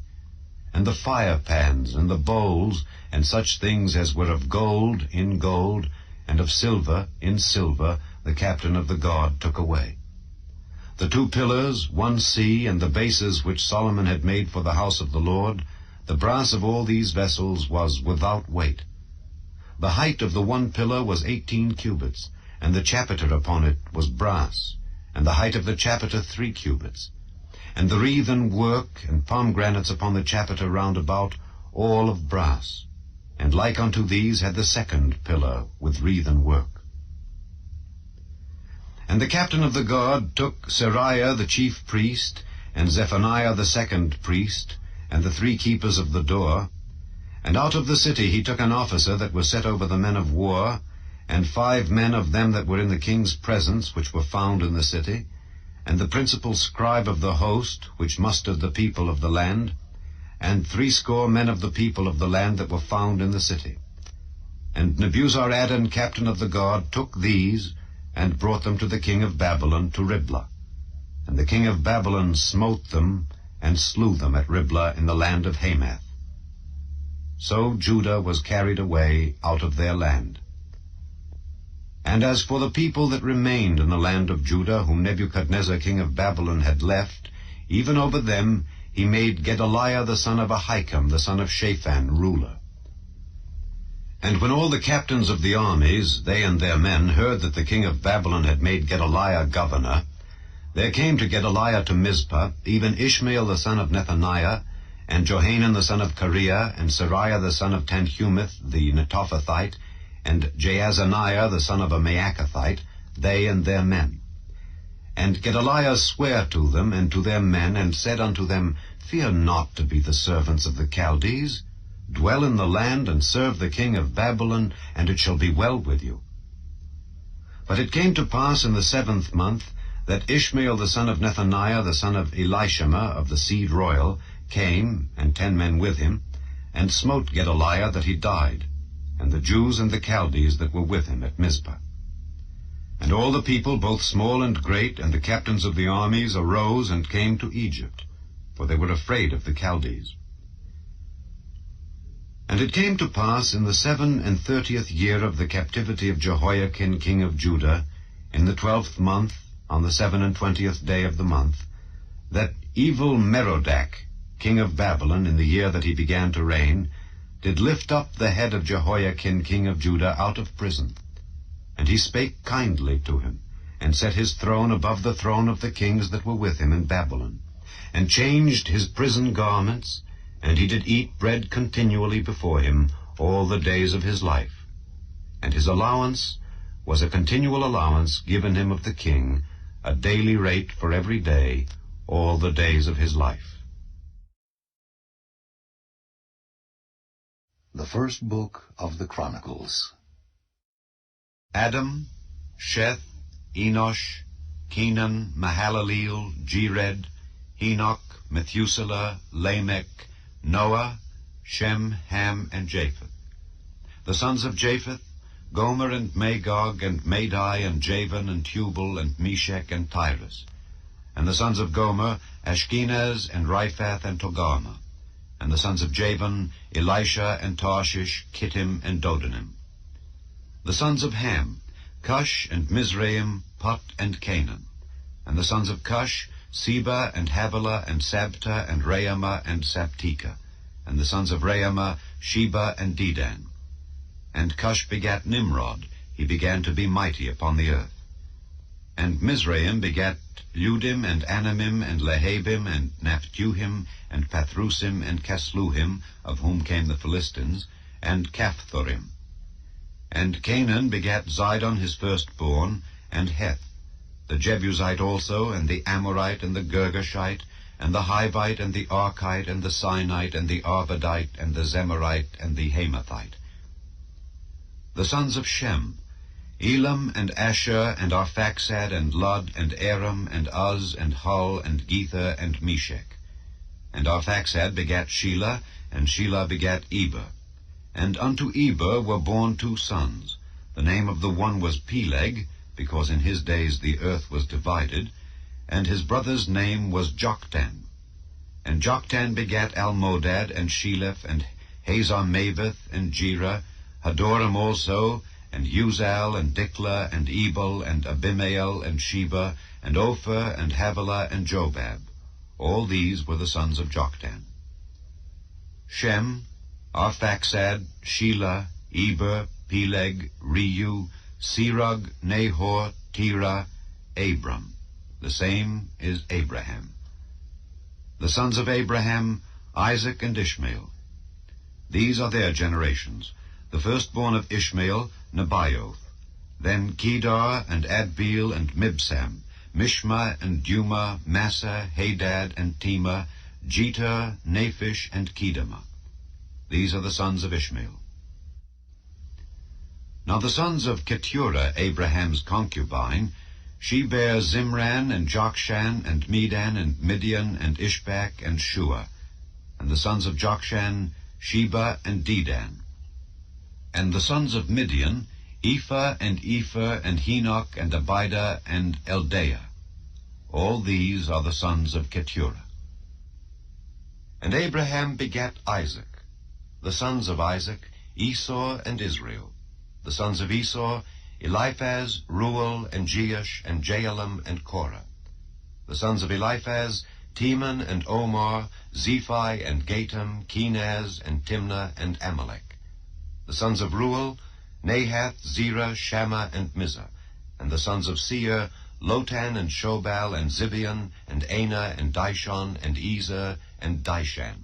And the sons of Lotan, Hori, and Homam. And Timnah was Lotan's sister. The sons of Shobal, Alian, and Manahath, and Ebal, Shephi, and Onam. And the sons of Zibeon, Aiah, and Anah. The sons of Anah, Dishon. And the sons of Dishon, Amram, and Eshban, and Ithran, and Kiran. The sons of Ezer, Bilhan, and Zavan, and Jachin. The sons of Dishan, Uz, and Aaron. Now these are the kings that reigned in the land of Edom before any king reigned over the children of Israel. Bela the son of Beor, and the name of his city was Dinhabah. And when Bela was dead, Jobab the son of Zerah of Bozrah reigned in his stead. And when Jobab was dead, Husham of the land of the Temanites reigned in his stead. And when Husham was dead, Hadad the son of Bedad, which smote Midian in the field of Moab, reigned in his stead. And the name of his city was Avith. And when Hadad was dead, Samlah of Masrekah reigned in his stead. And when Samlah was dead, Shael of Rehoboth by the river reigned in his stead. And when Shael was dead, Baal-Hanan the son of Achbor reigned in his stead. And when Baal-Hanan was dead, Hadad reigned in his stead, and the name of his city was Pai. And his wife's name was Mehetabel, the daughter of Matred, the daughter of Mezahab. Hadad died also. And the dukes of Edom were Duke Timnah, Duke Aliah, Duke Jetheth, Duke Aholibamah, Duke Elah, Duke Pinon, Duke Kenaz, Duke Teman, Duke Mibzar, Duke Magdiel, Duke Iram. These are the dukes of Edom. Chapter 2. These are the sons of Israel: Reuben, Simeon, Levi, and Judah, Issachar and Zebulun, Dan, Joseph, and Benjamin, Naphtali, Gad, and Asher. The sons of Judah: and Onan, and Shelah, which three were born unto him of the daughter of Shua the Canaanitess. And the firstborn of Judah was evil in the sight of the Lord, and he slew him. And Tamar his daughter-in-law bare him Pharez and Zerah. All the sons of Judah were 5. The sons of Pharez, Hezron and Hamel. And the sons of Zerah, Zimri and Ethan and Heman and Calcol and Dara, 5 of them in all. And the sons of Carmi, Achar, the troubler of Israel, who transgressed in the thing accursed. And the sons of Ethan, Azariah. The sons also of Hezron that were born unto him, Jerahmeel and Ram and Kelubai. And Ram begat Aminadab, and Aminadab begat Nahshon, prince of the children of Judah. And Nahshon begat Salma, and Salma begat Boaz, and Boaz begat Obed, and Obed begat Jesse. And Jesse begat his firstborn Eliab, and Abinadab the second, and Shema the third, Nethaneel the fourth, Radai the fifth, Ozem the sixth, David the seventh, whose sisters were Zeruiah and Abigail. And the sons of Zeruiah, Abishai and Joab and Asahel, 3. And Abigail bare Amasa, and the father of Amasa was Jether the Ishmaelite. And Caleb the son of Hezron begat children of Azubah his wife, and of Jerioth. Her sons are these, Jesher and Shobab and Ardon. And when Azubah was dead, Caleb took unto him Ephrath, which bare him Hur. And Hur begat Uri, and Uri begat Bezaleel. And afterward Hezron went in to the daughter of Machir, the father of Gilead, whom he married when he was 80 years old, and she bare him Segub. And Segub begat Jair, who had 23 cities in the land of Gilead. And he took Geshur and Aram with the towns of Jair from them, with Kenath and the towns thereof, even 80 cities. All these belonged to the sons of Machir, the father of Gilead. And after that Hezron was dead in Caleb Ephratah, then Abiah, Hezron's wife, bare him Ashur, the father of Tekoa. And the sons of Jerahmeel, the firstborn of Hezron, were Ram the firstborn, and Bunah, and Oren, and Ozem, and Ahijah. Jerahmeel had also another wife, whose name was Attarah. She was the mother of Onam. And the sons of Ram, the firstborn of Jerahmeel, were Maaz, and Jamin, and Eker. And the sons of Onam were Shammai and Jada. And the sons of Shammai, Nadab and Abishur. And the name of the wife of Abishur was Abihail, and she bare him Arban and Molid. And the sons of Nadab, Seled and Appaim, but Seled died without children. And the sons of Appaim, Ishai, and the sons of Ishai, Sheshan, and the children of Sheshan, Arlai. And the sons of Jada, the brother of Shammai, Jether and Jonathan, and Jether died without children. And the sons of Jonathan, Peleth and Zazah. These were the sons of Jerahmeel. Now Sheshan had no sons, but daughters. And Sheshan had a servant, an Egyptian, whose name was Jarha. And Sheshan gave his daughter to Jarha his servant to wife, and she bare him Attai. And Attai begat Nathan, and Nathan begat Zabad, and Zabad begat Ephlal, and Ephlal begat Obed, and Obed begat Jehu, and Jehu begat Azariah, and Azariah begat Helez, and Helez begat Eleasah. And Eleasah begat Sisamai, and Sisamai begat Shallum, and Shallum begat Jechamiah, and Jechamiah begat Elishama. Now the sons of Caleb, the brother of Jerahmeel, were Mesha his firstborn, which was the father of Ziph, and the sons of Marisha, the father of Hebron. And the sons of Hebron, Korah, and Tapua, and Rechem, and Shema. And Shema begat Raham, the father of Jorkoam, and Rechem begat Shammai. And the son of Shammai was Maon, and Maon was the father of Bethzer. And Ephah, Caleb's concubine, bare Haran, and Mosa, and Gazez, and Haran begat Gazez. And the sons of Jardai, Regem, and Jotham, and Geshan, and Pelet, and Ephah, and Sheath. Maacah, Caleb's concubine, bare Sheba and Terhana. She bare also Sheath, the father of Madmanah, Sheva, the father of Machbenah, and the father of Gibeah. And the daughter of Caleb was Achsah. These were the sons of Caleb, the son of Hur, the firstborn of Ephratah. Shobal, the father of Kirjath-jearim, Salma, the father of Bethlehem, Hareph, the father of Bethgader.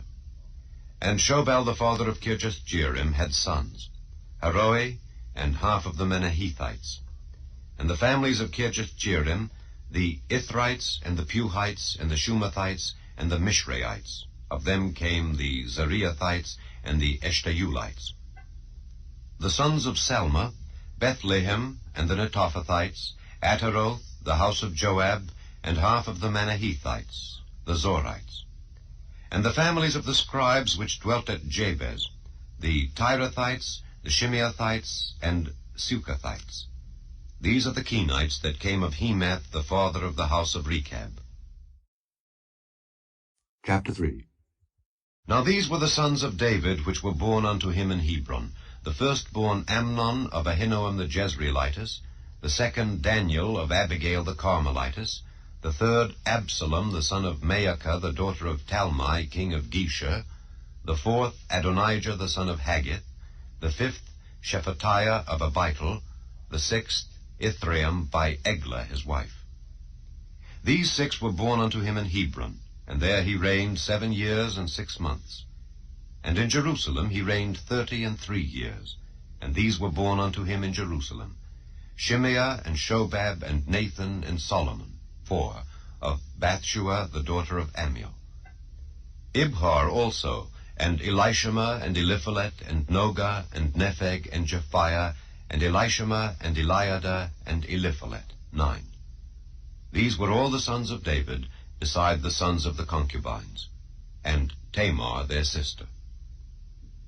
And Solomon's son was Rehoboam, Abiah his son, Asa his son, Jehoshaphat his son, Joram his son, Ahaziah his son, Joash his son, Amaziah his son, Azariah his son, Jotham his son, Ahaz his son, Hezekiah his son, Manasseh his son, Amon his son, Josiah his son.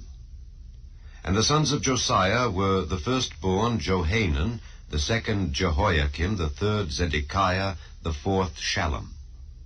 And the sons of Jehoiakim, Jeconiah his son, Zedekiah his son. And the sons of Jeconiah, Asser, Salathiel his son, Malchiram also, and Pedaiah, and Shenazar, Jechamiah, Hoshama, and Nedabiah. And the sons of Pedaiah were Zerubbabel and Shimei. And the sons of Zerubbabel, Meshullam and Hananiah, and Shalomith their sister. And Hashubah and Ohel and Berechiah and Hasadiah, Joshab-Hesed, 5. And the sons of Hananiah, Pelatiah and Jesiah, the sons of Rephiah, the sons of Arnan, the sons of Obadiah, the sons of Shechaniah. And the sons of Shechaniah, Shemaiah.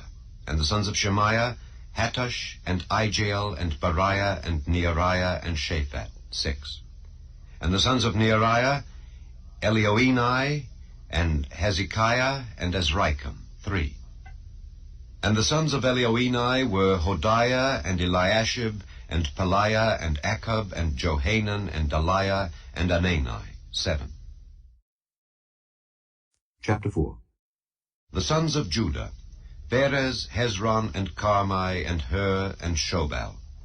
And Reiah the son of Shobal begat Jahath, and Jahath begat Ahumai and Lahad. These are the families of the Zorathites. And these were of the father of Etam, Jezreel, and Ishma, and Idbash. And the name of their sister was Hazelelponi, and Penuel the father of Gedor, and Ezer the father of Husha.